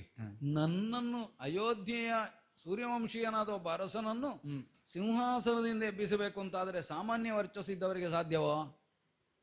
ಹೋಗಲಿ, ಏನೋ ಆಗಿ ಹೋಯ್ತು. ನನ್ನ ಸಂಸ್ಕಾರವೇ ಪ್ರಚೋದಿಸಿತೋ ಏನು ಇರ್ಲಿ. ಇರ್ಬೋದು. ಅವತ್ತೊಮ್ಮೆ ಬೇಟೆಗೆ ಹೋಗಿದ್ದೇವೆ, ಹೌದಾ? ಹೌದು, ನನಗೆ ಹಸಿವೆ ಆಗಿತ್ತು, ಹೌದಾ? ಹೇಳಿದ್ರಿ. ಏನು ಕೊಟ್ಟಿ? ಊಟ. ಎಲ್ಲಿಂದ? ಅಲ್ಲಿ ಕಾಡಿನಲ್ಲಿ. ಬೇಯಿಸಿ ತಂದದ್ದು ಹಸಿ ತಂದದ್ದು? ಅದು ಬೇಯಿಸಿ ತಂದದ್ದು ಹಸಿ ಅಂತಲ್ಲ, ಬೇಯಿಸಿದ್ದೇ ಕೊಟ್ಟದ್ದಲ್ವಾ? ಕೊಟ್ಟದ್ದು ಬೇಯಿಸಿದ್ದು ಹೌದಯ್ಯ, ತಂದದ್ದೆಂತದ್ದು? ಅಲ್ಲ, ತಂದದ್ದೇ ಬೇಯಿಸಿದ್ದೇ ಇರ್ಬೇಕಲ್ಲ. ಇರ್ಬೇಕಲ್ಲ ಅಂತ ತರ್ಕ ಮಾಡಬೇಡ. ತಂದದ್ದು ಸತ್ಯ ಸತ್ಯ ಹೇಳು. ಬರೇ ಅಕ್ಕಿಯಲ್ಲೂ ಹಿಡ್ಕೊಂಡು ಬಂದದ್ದು. ನಮಗೆಂತ ಕಣ್ಣು, ನನಗೆಂತ ಕಣ್ಣು ಕುರುಡು ಅಂತ ತಿಳ್ಕೊಂಡ್ಯಾ? ಅಕ್ಕಿ ನಮ್ಮ ಒಟ್ಟಿಗೆ ಇದ್ದವರು ಏನು ಸಾಗಿಸ್ತಾರೆ ಅಂತ ನಮಗೆ ಗೊತ್ತಾಗುದಿಲ್ಲ. ನೀವು ಉಂಡದ್ದು ಅಕ್ಕಿಯ? ಅಲ್ಲ, ಅನ್ನ. ಅಲ್ಲ, ಅಕ್ಕಿಯನ್ನು ಅನ್ನ ಮಾಡಿದೆ ಹೇಗೆ? ಅದು ಹೇಗಪ್ಪ? ನಾನು ಆಗ ಕೇಳಲಿಲ್ಲ, ಎಲ್ಲ ಒಟ್ಟಿಗೆ ಕೇಳುವಂತ ಇಟ್ಟದ್ದು.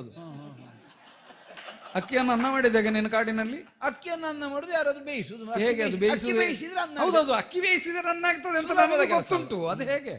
ಕೈಯಲ್ಲಿ ಹಿಡಿದ ಕೂಡಲೇ ಅನ್ನ ಆಗ್ತದ? ಇಲ್ಲ. ಮತ್ತೆ ಬೆಂಕಿ ಬೇಡುವ? ಬೇಕು. ಅದೆಲ್ಲಿ ಕಾಡಿನಲ್ಲಿ ನಿನಗೆ ಬೆಂಕಿ ಸಿಕ್ಕಿತ್ತು? ಅದು ಅಲ್ಲ, ಬೆಂಕಿ ಹೇಗೂ ಮಾಡ್ಲಿಕ್ಕೆ ಬೆಂಕಿ ಹೇಗೂ ಮಾಡ್ಲಿಕ್ಕೆ ಆಗುದೇ? ಅದು ಕಲ್ಲಿಗೆ ಕಲ್ಲು ಉಜ್ಜಿ ತರಗೆಲ್ಲ ಹಿಡಿದ್ರೆ ಆಯ್ತು ಬೆಂಕಿ. ಹೌದೌದು, ಹಾಗೆ ಮಾಡಿದ್ಯಾ? ಹೇಗೋ ಮಾಡಿ. ನಾ ಪ್ರಜ್ಞೆ ತಪ್ಪಿ ಬಿದ್ದವಲ್ಲ ಏನು. ನಮಗೆ ಕ್ಷತ್ರಿಯರಿಗೆ ಗರಡಿಯಲ್ಲಿ ಸಾಧನೆ ಮಾಡಿದ ಮೈಕಟ್ಟು ನಮ್ಮದು. ಒಂದು ಹೊತ್ತು ಊಟ ಸಿಕ್ಕಿದ ಕೂಡಲೇ ಪ್ರಜ್ಞೆ ತಪ್ಪುವುದಿಲ್ಲ. ನೀನೇನು ಬೆಂಕಿ ಇಲ್ಲದೆ ಅಡುಗೆ ಮಾಡುವ? ಅಕ್ಕಿ ಬೇಯಿಸಲಿಕ್ಕೆ ನೀರು ಬೇಡವೇನಾ? ಹೋಗಿ ನೀರು ತಂದಿದ್ಯಾ ನೀನು? ನೀರು ಮತ್ತೆ ನಿಮ್ಮ ಕೈಕಾಲು ತೊಳಿಲಿಕ್ಕೆ? ನನ್ನ ಕೈಕಾಲು ತೊಳಿಲಿಕ್ಕೆ ತಂದ ನೀರು ಬೇರೆ, ಅಕ್ಕಿ ಬೇಯಿಸಲಿಕ್ಕೆ ನೀರು ಕೊಟ್ಟು. ಹೌದು, ಕೈಕಾಲು ತೊಳೆಯೋ ನೀರಿನಲ್ಲಿ ಅಕ್ಕಿ ಬೇಯಿಸಲಿಕ್ಕೆ ಆಗ್ತದೆ. ಅಲ್ಲಲ್ಲ, ಅಕ್ಕಿ ಬೇಯಿಸಿದ ನೀರಿನಲ್ಲಿ ಕೈಕಾಲು ತೊಳಿಲಿಕ್ಕೂ ಆಗುದಿಲ್ಲ, ಅದು ನನಗೆ ಗೊತ್ತುಂಟು. ಕೆಲವರಿಗೆ ಅದನ್ನು ಕುಡಿಲಿಕ್ಕೆ ಆಗ್ತದೆ. ಅಲ್ಲ, ನೀನು ನೀರೇ ಇಲ್ಲದೆ, ಬೆಂಕಿಯೇ ಇಲ್ಲದೆ ಅನ್ನ ಮಾಡಿ. ಅಲ್ಲ, ಈಗ ನಿಮಗೆ ಆವತ್ತು ಉಂಡದ್ದು ಅದು ಜೀರ್ಣ ಆಗಿ ಸಮಯ ಎಷ್ಟಾಯ್ತು? ಸಮಯ ಈಗ ಆವತ್ತಿನ ಅಕ್ಕಿಯಲ್ಲಿಂದ ಬಂತು, ಆವತ್ತು ಬೇಯಿಸಿದ್ದೀರಾ? ಇಲ್ಲ, ಅವತ್ತಿನ ಅನ್ನ ಜೀರ್ಣ ಆಗಲಿಲ್ಲ ಅಂತ ನನಗೆ ಈಗ ಗೊತ್ತಾಗುವುದು. ಬೆಂಕಿ ಇಲ್ಲದೆ ನೀರಿಲ್ಲದೆ ಅಡುಗೆ ಮಾಡ್ಲಿಕ್ಕೆ ಬರ್ತದೆ ಅಲ್ವಾ? ಅಲ್ಲ, ಬೆಂಕಿ ನೀರು ಆಯ್ತಪ್ಪ, ಅನ್ನ ಬೇಯಿಸಿದ್ದೇ ಇಟ್ಟು ನಾವು ಅನ್ನ ಅಷ್ಟು ರುಚಿಯಾಗುವುದು ಅಂತ ಉಂಟೇನಾ? ಇದೊಳ್ಳೆ ಕಥೆ ಆಯ್ತು. ಎಂತದ್ದು? ಶಾಖ ಉಪಶಾಖ ಏನೂ ಇಲ್ಲದೆ ಬರೇ ಅನ್ನ ಹಾ. ಪರಮಾನದಷ್ಟು ರುಚಿ ಆಗ್ತದೆ ಅಂತಂದ್ರೆ? ಹೌದು, ಕೆಲವರ ಕೈಗುಣದಲ್ಲಿ ಅಡಿಗೆ ಒಳ್ಳೆ. ಅದೇ ಆ ಕೈಗುಣ ಅವನಲ್ಲಿ ಇದ್ದದ್ದು. ಇನ್ನು ಹಾಗಲ್ಲ. ಅಲ್ಲ, ನೀನು ಹೇಳಿದ್ದು ಸರಿ. ಇನ್ನು ಕೆಲವರ ನಾಲಿಗೆ ರುಚಿಯಲ್ಲಿ ಅಡಿಗೆ ಒಳ್ಳೇದಾಗುದು. ಅದು ಹೇಳಲಿಕ್ಕೆ ಬರೋದಿಲ್ಲ. ಅದು ನಾಲಿಗೆ ಕೆಲವು ಸಲ ಸುಳ್ಳು ಹೇಳ್ತದೆ. ಮಾಡಿದವರು ಪ್ರಿಯರಾದ್ರೆ ನೀವು ಮಾಡಿದ್ದೆಲ್ಲ ಒಳ್ಳೇದುಂಟು. ಬಹುಶಃ ನಿಮ್ಮ ಅದೃಷ್ಟ. ಕೆಲವರು ಹೆಂಡತಿಯನ್ನು ಅಡುಗೆ ಮಾಡುವುದೇ ಹಾಗೆ. ನಿಮ್ಮ ಅದೃಷ್ಟ ಒಳ್ಳೇದಿರ್ಬೇಕು. ಒಂದು ದಿವಸವೂ ಕೆಟ್ಟ ರುಚಿ ಅಡಿಗೆ ಉಣ್ಣುವ ಯೋಗ ಇಲ್ಲ ನಿಮಗೆ. ಅಲ್ಲ, ನಿನಗೆ ಮಾಡ್ಲಿಕ್ಕೆ ಆಗಲಿಲ್ಲ. ಕೆಟ್ಟ ರುಚಿ ಅಡುಗೆಯನ್ನು ನಿನಗೆ ಮಾಡ್ಲಿಕ್ಕೆ ಆಗಲಿಲ್ಲ. ಯಾಕೆ? ಕೆಲವರು ಕೈ ಹಾಕಿದ್ದೆಲ್ಲ ಚಿನ್ನ ಆಗ್ತದೆ ಅಂತ ಹೇಳ್ತಾರೆ, ಹೌದಾ? ಅದಕ್ಕಿಂತ ಕೆಟ್ಟದ್ದು ನನ್ನಿಂದ ಮಾಡ್ಲಿಕ್ಕೆ ಆಗುದು. ಅದ ನನಗೆ ಗೊತ್ತಾಯ್ತು. ನೀನು ಮಾಡಿದ್ರಲ್ಲಿ ಕೆಟ್ಟದ್ದೇ ಇಷ್ಟು ಒಳ್ಳೇದಿದ್ದರೆ ನೀವು ಒಳ್ಳೇದು ಮಾಡಿದ್ರೆ ಎಷ್ಟಾದೀತು? ಅದೇ ಕೆಲವು ಸಲ. ನಾನೇನು ಉಣ್ಣದ ರುಚಿ ಅಲ್ವಾ ಇದು? ನಿಷೇಧದಲ್ಲಿ ಉಂಡಿದ್ದೇನೇನು? ನಿಷೇಧದಲ್ಲಿ? ಹೌದು. ನೀನ್ ನನ್ನನ್ನು ನೋಡ್ಲಿಲ್ಲ ಅಲ್ಲ ಇಷ್ಟವರೆಗೆ? ನೋಡ್ಲಿಲ್ಲ ಅಂತಲ್ಲ, ಮತ್ತೆ ಎಲ್ಲಿ ನೋಡಿದಾಗಾದ್ರೆ? ಅಲ್ಲ, ನೋಡಿದ್ದು ನೆನಪಿಗೆ ಬರಲಿಲ್ಲ. ಅಲ್ಲ, ನೆನಪಿಗೆ ಬರಲಿಲ್ಲ ಅಂತ ಉಪಾಯದ ಉತ್ತರ ಅಲ್ಲ. ಮತ್ತೆ ನಾನು ಅನಿವಾರ್ಯತೆ ಹೇಳಿದ್ದೇನೆ. ನಿಷೇಧದಲ್ಲಿ ಹೇಳಲಿಕ್ಕೆ ಆಗುದಿಲ್ಲ. ನಿಷೇಧದಲ್ಲಿ ಇದೆ ಕೈ ರುಚಿ ಅಡುಗೆಯನ್ನು ನಾನು ನಳನಿಂದ ಉಂಡಿದ್ದೇನೆ. ಅದು ಒಂದೊಂದ್ಸಲ ನಿಷೇಧದಲ್ಲಿ ನಾನು ಅಡಿಗೆ ಮಾಡ್ತಿದ್ದೆ. ಒಂದೊಂದು ಸಲ ಸಿಂಹಾಸನದಲ್ಲಿ ಕೂತ್ಕೊಳ್ತಿದ್ಯಾ? ಯಾರು? ನೀನು? ಹೌದು, ಧೂಳೋರೆ ಸಿಲಿಕಿರುವಾಗ ಕೂತ್ಕೊಳ್ಳುದಾ? ಒಳ್ಳೆ ಪ್ರಯೋಗ ಇದು.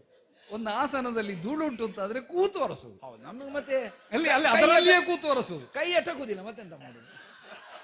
ನಿನ್ನ ಬಾಹುಕಲ್ವೇನ ನೀನು? ನಿನ್ನ ಕೈ ಎಲ್ಲಿಗೂ ಎಟಕೀತು ಅಂತ ನನಗೆ ಈಗ ಅರ್ಥ ಆಗ್ತದೆ. ಪುಣ್ಯಕ್ಕೆ ನಮ್ಮ ಸಿಂಹಾಸನದ ಧೂಳು ಒರೆಸಲಿಕ್ಕೆ ಹೊರಲಿಲ್ಲ. ಅದರಲ್ಲಿ ನಮಗೆ ಅದು ಇಲ್ಲ ಅಂತ ಆಗ್ತದೆ. ಅಲ್ಲ, ಆ ಸಿಂಹಾಸನದಲ್ಲಿ ಧೂಳೆ ಹೋಗ್ಲಿ. ಎಷ್ಟು ಗಳಿಗೆಯಲ್ಲಿ 200 ಯೋಜನೆ? ಓ, ಎಷ್ಟು ಗಳಿಗೆ? 5ಕ್ಕೆ ಅಂತ ಹೇಳಿ ಲೆಕ್ಕ. ಹೌದೌದು.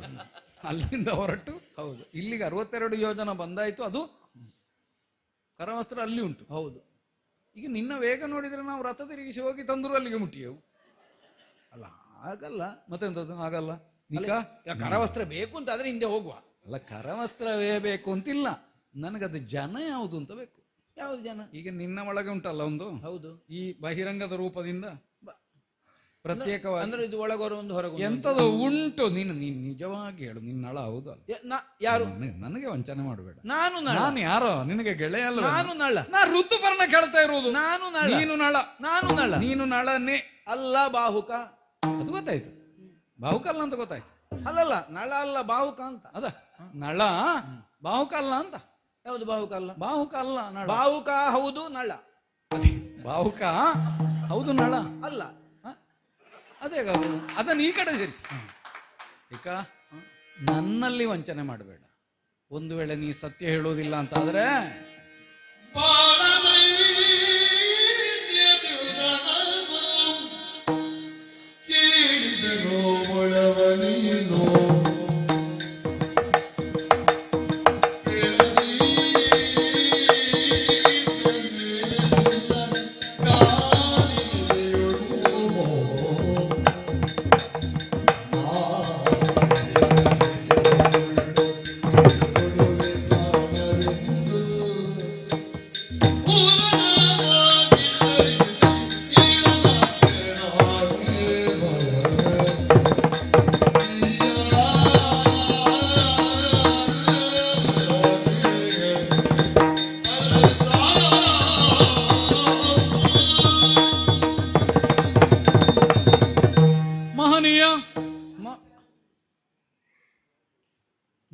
ನಿನ್ನೆದುರು ದೀನನಾಗಿ ಎರಡು ಕೈಗಳನ್ನು ಮುಗಿದು ಅಯ್ಯೋ, ಇದು ಕೇಳ್ತಾ ಇದ್ದೇನೆ, ನಿಜವಾಗಿ ನೀನು ಯಾರು ಎಂಬುದನ್ನು ಹೇಳು. ಅಲ್ಲ, ನೀವು ಕೈ ಮುಗಿದ್ರು ಕಾಲು ಹಿಡಿದ್ರು ನಾನು ಬಾಹುಕನೇ.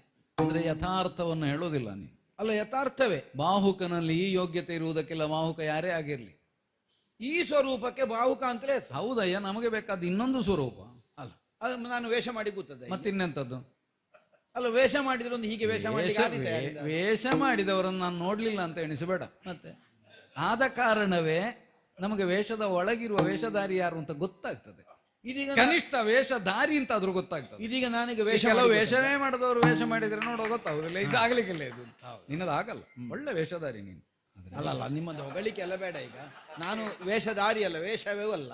ನಾನು ನಿಜವಾಗಿ ನೀನು ನಿಜವಾಗಿಯೂ ನಳ ಹೌದಲ್ವ? ಅಲ್ಲ, ನಾನು ನಿಜವಾಗಿಯೂ ಬಾಹುಕ. ಬಾಹುಕ ಅಲ್ಲ, ನಳ ಹೌದಲ್ವ? ನಳ ಹೌದಲ್ವ? ಬಾಹುಕ ಆದ್ರೆ ನಳ ಆಗುದು ಹೇಗೆ? ನೀನ್ ನಳ ಹೌದಲ್ವ? ನಳ ಆದ್ರೆ ಬಾಹುಕ ಆಗುದು ಹೇಗೆ? ಹಾಗಿದ್ರೆ ಎರಡೂ ಒಂದಲ್ಲ, ಎರಡೂ ಒಂದಲ್ಲ, ಪ್ರತ್ಯೇಕ ಪ್ರತ್ಯೇಕ. ಬಾಹುಕ ಬೇರೆ, ನಳ ಬೇರೆ, ಹೌದಾ? ನೀವ್ ಹೇಳ್ತೀರಿ ನಳ ಬೇರೆ ಬಾಹುಕ ಬೇರೆ ಅಂತ. ಅಲ್ಲ, ಈಗ ನೀ ಹೇಳು. ಈಗ ನಿನ್ನ ಮನೋಗತದಲ್ಲಿ ನಳ ಮತ್ತು ಬಾಹುಕ ಒಂದೇ ಬೇರೆ ಬೇರೆ ಬೇರೆ ಒಂದಾಗುದು ಹೇಗೆ? ಅದು ನಳನೇ ಬಾಹುಕ, ಬಾಹುಕನೇ. ಹಾಗಿದ್ರೆ ಒಂದು ಮಾಡುವುದು ಹೇಗೆ ಅಂತ ನನಗೆ ಗೊತ್ತಾಗುದಿಲ್ಲ. ಈಗ ಒಂದಿದ್ದದ್ದನ್ನು ಎರಡು ಮಾಡ್ಲಿಕ್ಕೆ ಆಗ್ತದ ಅಂತ ನೋಡ್ತೇನೆ. ನಾನೀಗ ನನ್ನ ನಾಲಗೆಯನ್ನು ಕೊಯ್ದು ನಿನ್ನ ಪದ ಮೂಲದಲ್ಲಿ ಪ್ರಾಣ ಬಿಟ್ಟೆ.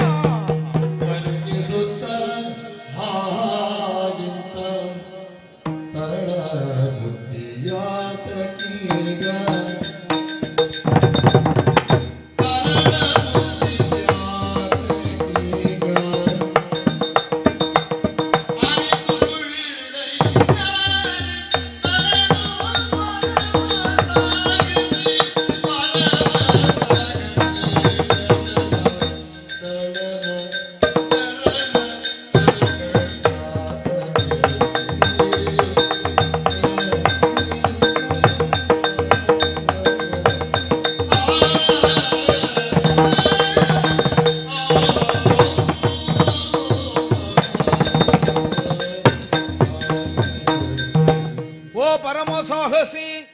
ಋತುವರ್ಣ ಭೂಪತಿ. ಏನು ಹುಡುಗಾಟಿಕೆ ಮನಸ್ಸನ್ನು? ಹುಡುಗಾಟಿಕೆ ಎಲ್ಲ ಒಂದು ಕ್ಷಣ ವಿಳಂಬ ಇಲ್ಲ.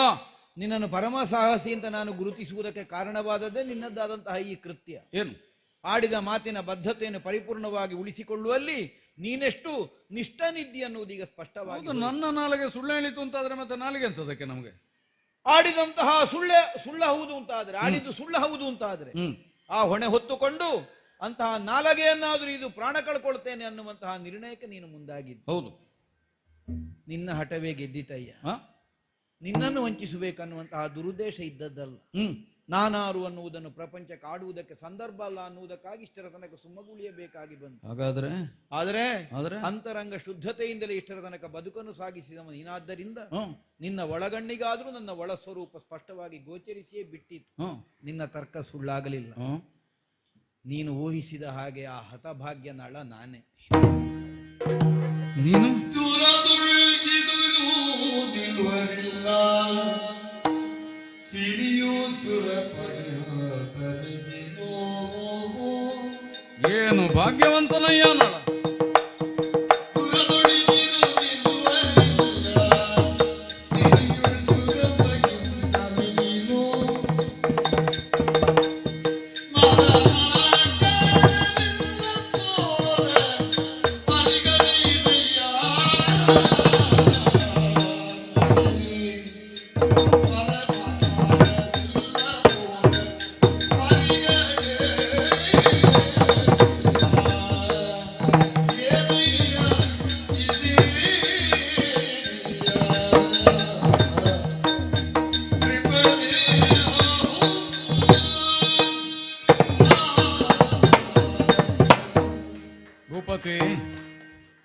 ಪರಮ ಹೃಷ್ಟನಾಗಿದ್ದೆ. ನೈಜವಾದ ಸ್ನೇಹ ಭಾವವನ್ನು ಗುರುತಿಸಿ ಯಥಾರ್ಥವನ್ನು ಹೇಳಿದೆಯಲ್ಲ. ಎತ್ತಿದ ಕತ್ತಿಯನ್ನಿದೋ ಕೆಳಗಿಟ್ಟಿದ್ದೇನೆ. ಯಾಕೆ? ಕ್ಷತ್ರಿಯರಲ್ಲಿ ಒಂದು ಶರಣಾಗತಿಯ ಸೂಚನೆಯೂ ಹೌದು.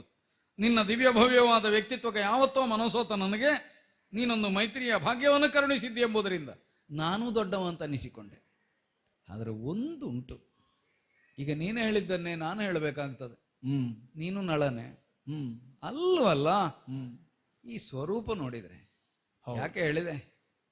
ಸುರಪತಿಯ ಅಧಿಕಾರ ಸಿರಿಗಳಿಗಿಂತ ಅಧಿಕವಾದ ಯೋಗ್ಯತೆ ಸಂಪತ್ತು ಎಲ್ಲವನ್ನೂ ಹೊಂದಿ ಮೆರೆದಾಡುತ್ತಿದ್ದವ ನಳ ಚಕ್ರವರ್ತಿ. ಹೌದು.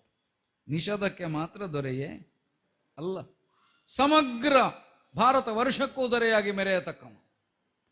ಅಂತಹ ಯೋಗ್ಯತಾವಂತನಾದ ಪರಮ ಸುಂದರನಾದ ನಳ ಚಕ್ರವರ್ತಿಯಲ್ಲಿ ಈ ವಿಕಾರವಾದ ದೇಹ ಸ್ವರೂಪ ಎಲ್ಲಿ? ಯಾಕಯ್ಯ ಹೀಗಾಯ್ತು?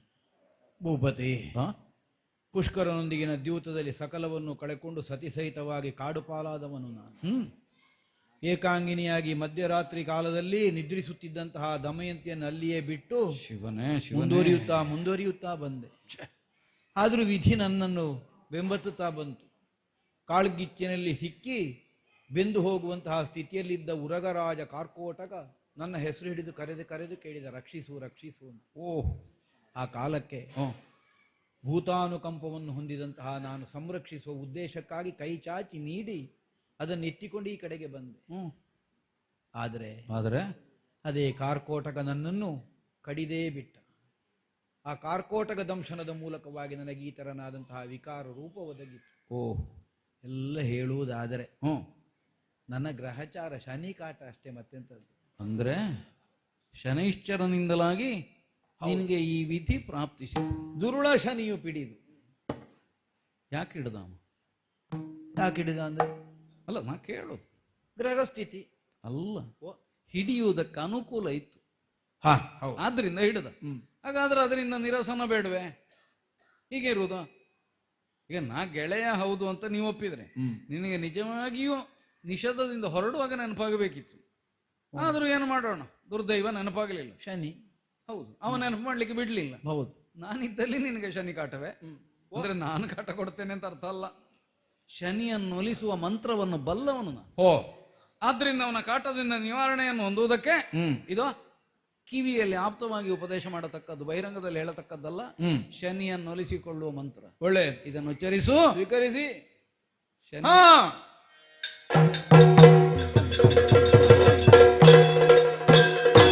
ಶನಿ ವಿಮೋಚನಾ ಮಂತ್ರ ಪ್ರಭಾವದಿಂದ ಶರೀರದಲ್ಲಿ ಅಂತರ್ಗತನಾಗಿದ್ದಂತಹ ಶನೈಶ್ಚರನೇ ಹೊರಗೆ ಬರುವ ಹಾಗಾಯಿತು.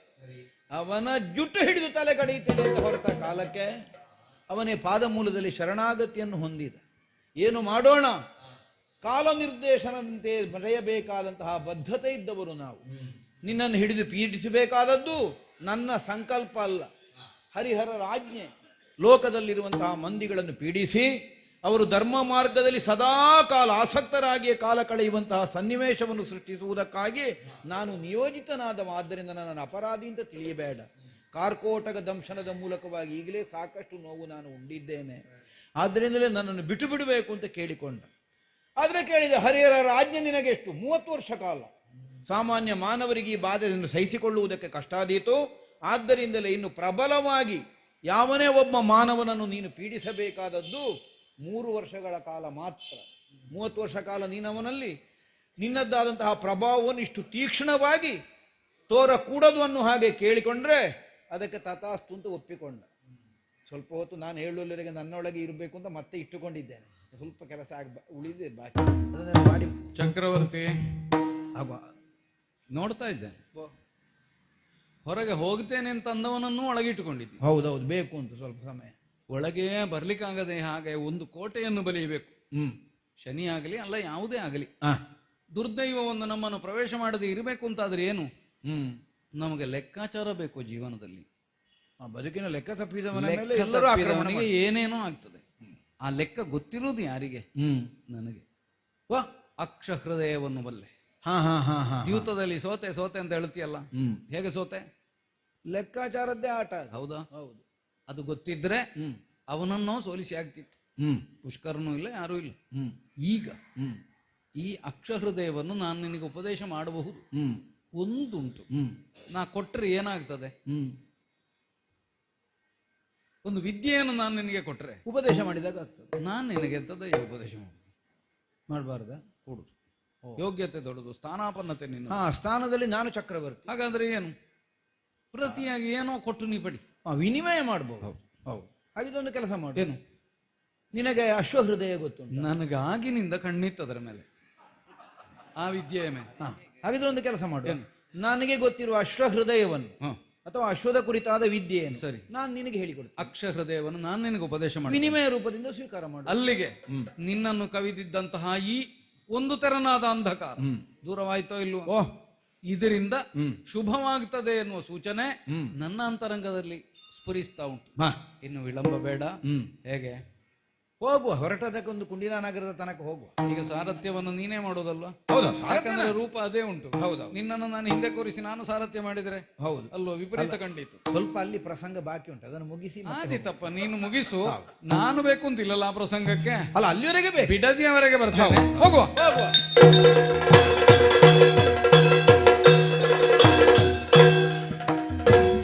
ವಿಚಿತ್ರವೇ, ಕುಂಡಿನ ನಗರವನ್ನು ಸೇರಿದೆವು. ಸೇರಿದ ಮೇಲೆ ಯಾರಿಗಾದಿತಯ್ಯ ಇಲ್ಲಿ ತಲೆ ಬೀಸಿ ಒಬ್ಬೊಬ್ಬರೇ ಬರುವುದು. ನಮಗೆ ಅಂತ ಒಂದು ಬಿಡಾರ ಕೊಟ್ರೆ ಬಿಡಾರದಲ್ಲಿ ನೆಮ್ಮದಿಯಲ್ಲಿ ನಿದ್ದೆ ಮಾಡ್ಲಿಕ್ಕೆ ಬಿಡ್ತಾರ ಹೇಳುದು ನಾನು. ಆಗಾಗ ಒಂದು ಅವರದ್ದು ಉಪಚಾರ. ವಿಶ್ರಾಂತಿ ತಗೊಳ್ತಾ ಇದ್ದೀರಾ, ಊಟ ಮಾಡಿದ್ದೀರಾ? ಮೊದಲಿನಿಂದ ಮಲಗಿಂತ ಮತ್ತೆ ಕೆಲವರು ಹೇಳುದು ಹೇಗೂ ಮಲಗಿದ್ದೀರಲ್ಲ ಮೊದಲಿನಿಂದ ಮಲಗಿಂತ. ಈಗ ನಿಜವಾಗಿ ನೋಡಿದ್ರೆ ಅಲ್ಲ, ನಾವು ಉಪವಾಸ ಕೂತುಕೊಳ್ಳಿಲ್ಲ, ಎಂತ ವ್ಯವಸ್ಥೆ ಒಂದೊಂದು ಬಿಡಾರಕ್ಕೆ ವ್ಯವಸ್ಥೆ ಮಾಡ್ತಾರೆ. ಎಂತದ್ದು ಅಲ್ಲ, ಅಕ್ಕಿ ದವಸ ಧಾನ್ಯ ಎಲ್ಲ ಬಂದಿದೆ, ಬೇಯಿಸುವುದಕ್ಕೆ ಬೆಂಕಿಯೂ ಇಲ್ಲ, ನೀರು ಇಲ್ಲ, ಅಡುಗೆ ಮಾಡುದೇ ಗಯ್ಯ. ಅಲ್ಲ, ನಾವು ಏನು ಉಪವಾಸ ಕೂತುಕೊಳ್ಳಿಲ್ಲ, ನಮಗೆಲ್ಲ ಅಡುಗೆ ಎಲ್ಲ ಆಗಿದೆ. ಈಗ ಅದರ ಮಧ್ಯದಲ್ಲಿ ಮತ್ತೊಂದು ಹೇಳಿಕೆ ಬಂತು ನಮಗೆ. ಅಲ್ಲ ಏನಿಲ್ಲ, ಮದುಮಗಳಿಗೆ ನಮ್ಮನ್ನು ಕಾಣಬೇಕಂತ. ಅಲ್ಲ ಅಯ್ಯಯ್ಯೋ ಅಂತದ್ದು. ಅಲ್ಲ, ಕಾಣಬೇಕು ಅಂತ ಹೇಳಿದ ಮೇಲೆ ಒಮ್ಮೆ ಹೋಗದೆ ಆಗ್ತದ? ಮದುಮಗಳಲ್ವ, ನಿನಗೆ ಮದುವೆಯಾಗಿ ಹೋದ ಮೇಲೆ ಕಾಣಬೇಕು ಅಂತ ಕಾಣಲಿಕ್ಕೆ ಆಗ್ತದೆ? ಹಾಗೆ ನಮಗೆ ಈ ಅಂತಃಪುರದ ಜಾಗವೂ ಗೊತ್ತಿಲ್ಲ, ಹಾಗೆ ಹುಡುಕಿ ಇಲ್ವಲ್ವಾ? ಅದರಿಂದ ಶೃಂಗಾರ ಎಲ್ಲ ಕಾಣುವುದಿಲ್ಲ, ಮದುಮಗಳ ಅಲಂಕಾರ ಇನ್ನೂ ಆಗ್ಲಿಲ್ವ ಕಡೆಗೆ ಅಂತ ಕಾಣುವುದೇ ಇಲ್ಲ. ಯಾರು ಇಲ್ವಾ ಇಲ್ಲಿ? ಇದ್ದೇನಲ್ಲ. ಇದ್ಯಾರು ಜನ? ನಾನೇ ನಿಮ್ಮನ್ನು ಬರುವುದಕ್ಕೆ ಹೇಳಿದವಳು. ಅಂದ್ರೆ ಇವತ್ತಿನ ಮದುಮಗಳು? ಹೌದು. ನಿದ್ದೆ ಮಾಡಿಕೊಂಡಿದ್ರ? ಅಲ್ಲ, ಇಲ್ಲ ನಿದ್ದೆ ಅಲ್ಲ. ಅಲ್ಲ, ಇನ್ನೀಗ ಎಬ್ಬಿಸಿ ಆದ ಮೇಲೆ ಕೇಳಿ ಏನು ಪ್ರಯೋಜನ? ಒಂದು ಉಪಚಾರಕ್ಕೊಂದು ಕೇಳಬೇಕು ಅಂತ. ಹೌದೌದು. ಅಲ್ಲ, ಇದೀಗ ಮದುಮಗಳ? ಹೌದು. ಮದುಮಗಳು ಒಂದು ಹೀಗಲ್ವಾ? ಮದುಮಗಳು ಅಂದ್ರೆ ಹೀಗಲ್ಲ, ಹೀಗಿರುವ ಮದುಮಗಳು. ಅಲ್ಲ, ಇನ್ನು ಅಲಂಕಾರ ಆಗುವುದು ಯಾವಾಗ ಇದು? ಅಲ್ಲ, 13ಕ್ಕೆ ಶುಭ ಲಗ್ನ ಅಂತೆಲ್ಲ ನಮಗೆ ಸುದ್ದಿ ಸಿಕ್ಕಿತ್ತು. ಆಗೋ ಹೊತ್ತಿಗೆ ಆಗುತ್ತದೆ, ಆದ್ರೆ ಅದಕ್ಕೆ ಮೊದಲು ನಿಮ್ಮಲ್ಲಿ ಸ್ವಲ್ಪ ಮಾತನಾಡಬೇಕು ಅಂತ ಅನ್ನಿಸಿತು ನನಗೆ. ಅಲಂಕಾರಕ್ಕೆ ಮದುವೆಗೆಲ್ಲ ಮೊದಲು ನನ್ನಲ್ಲಿ? ಹೌದು. ನನ್ನಲ್ಲಿ ಎಂತದಪ್ಪ?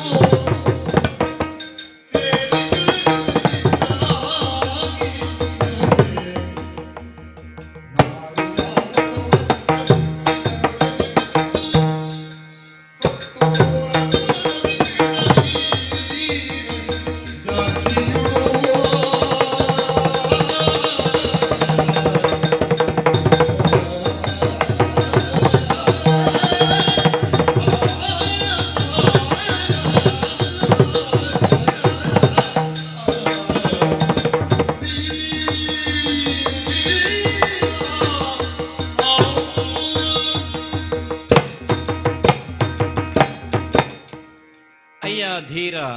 ಓ, ಬೇರೆ ಯಾರಾದ್ರೂ ಇದ್ದಾರೆ ಒಟ್ಟಿಗೆ? ಇಲ್ಲ, ನಿಮ್ಮನ್ನೇ.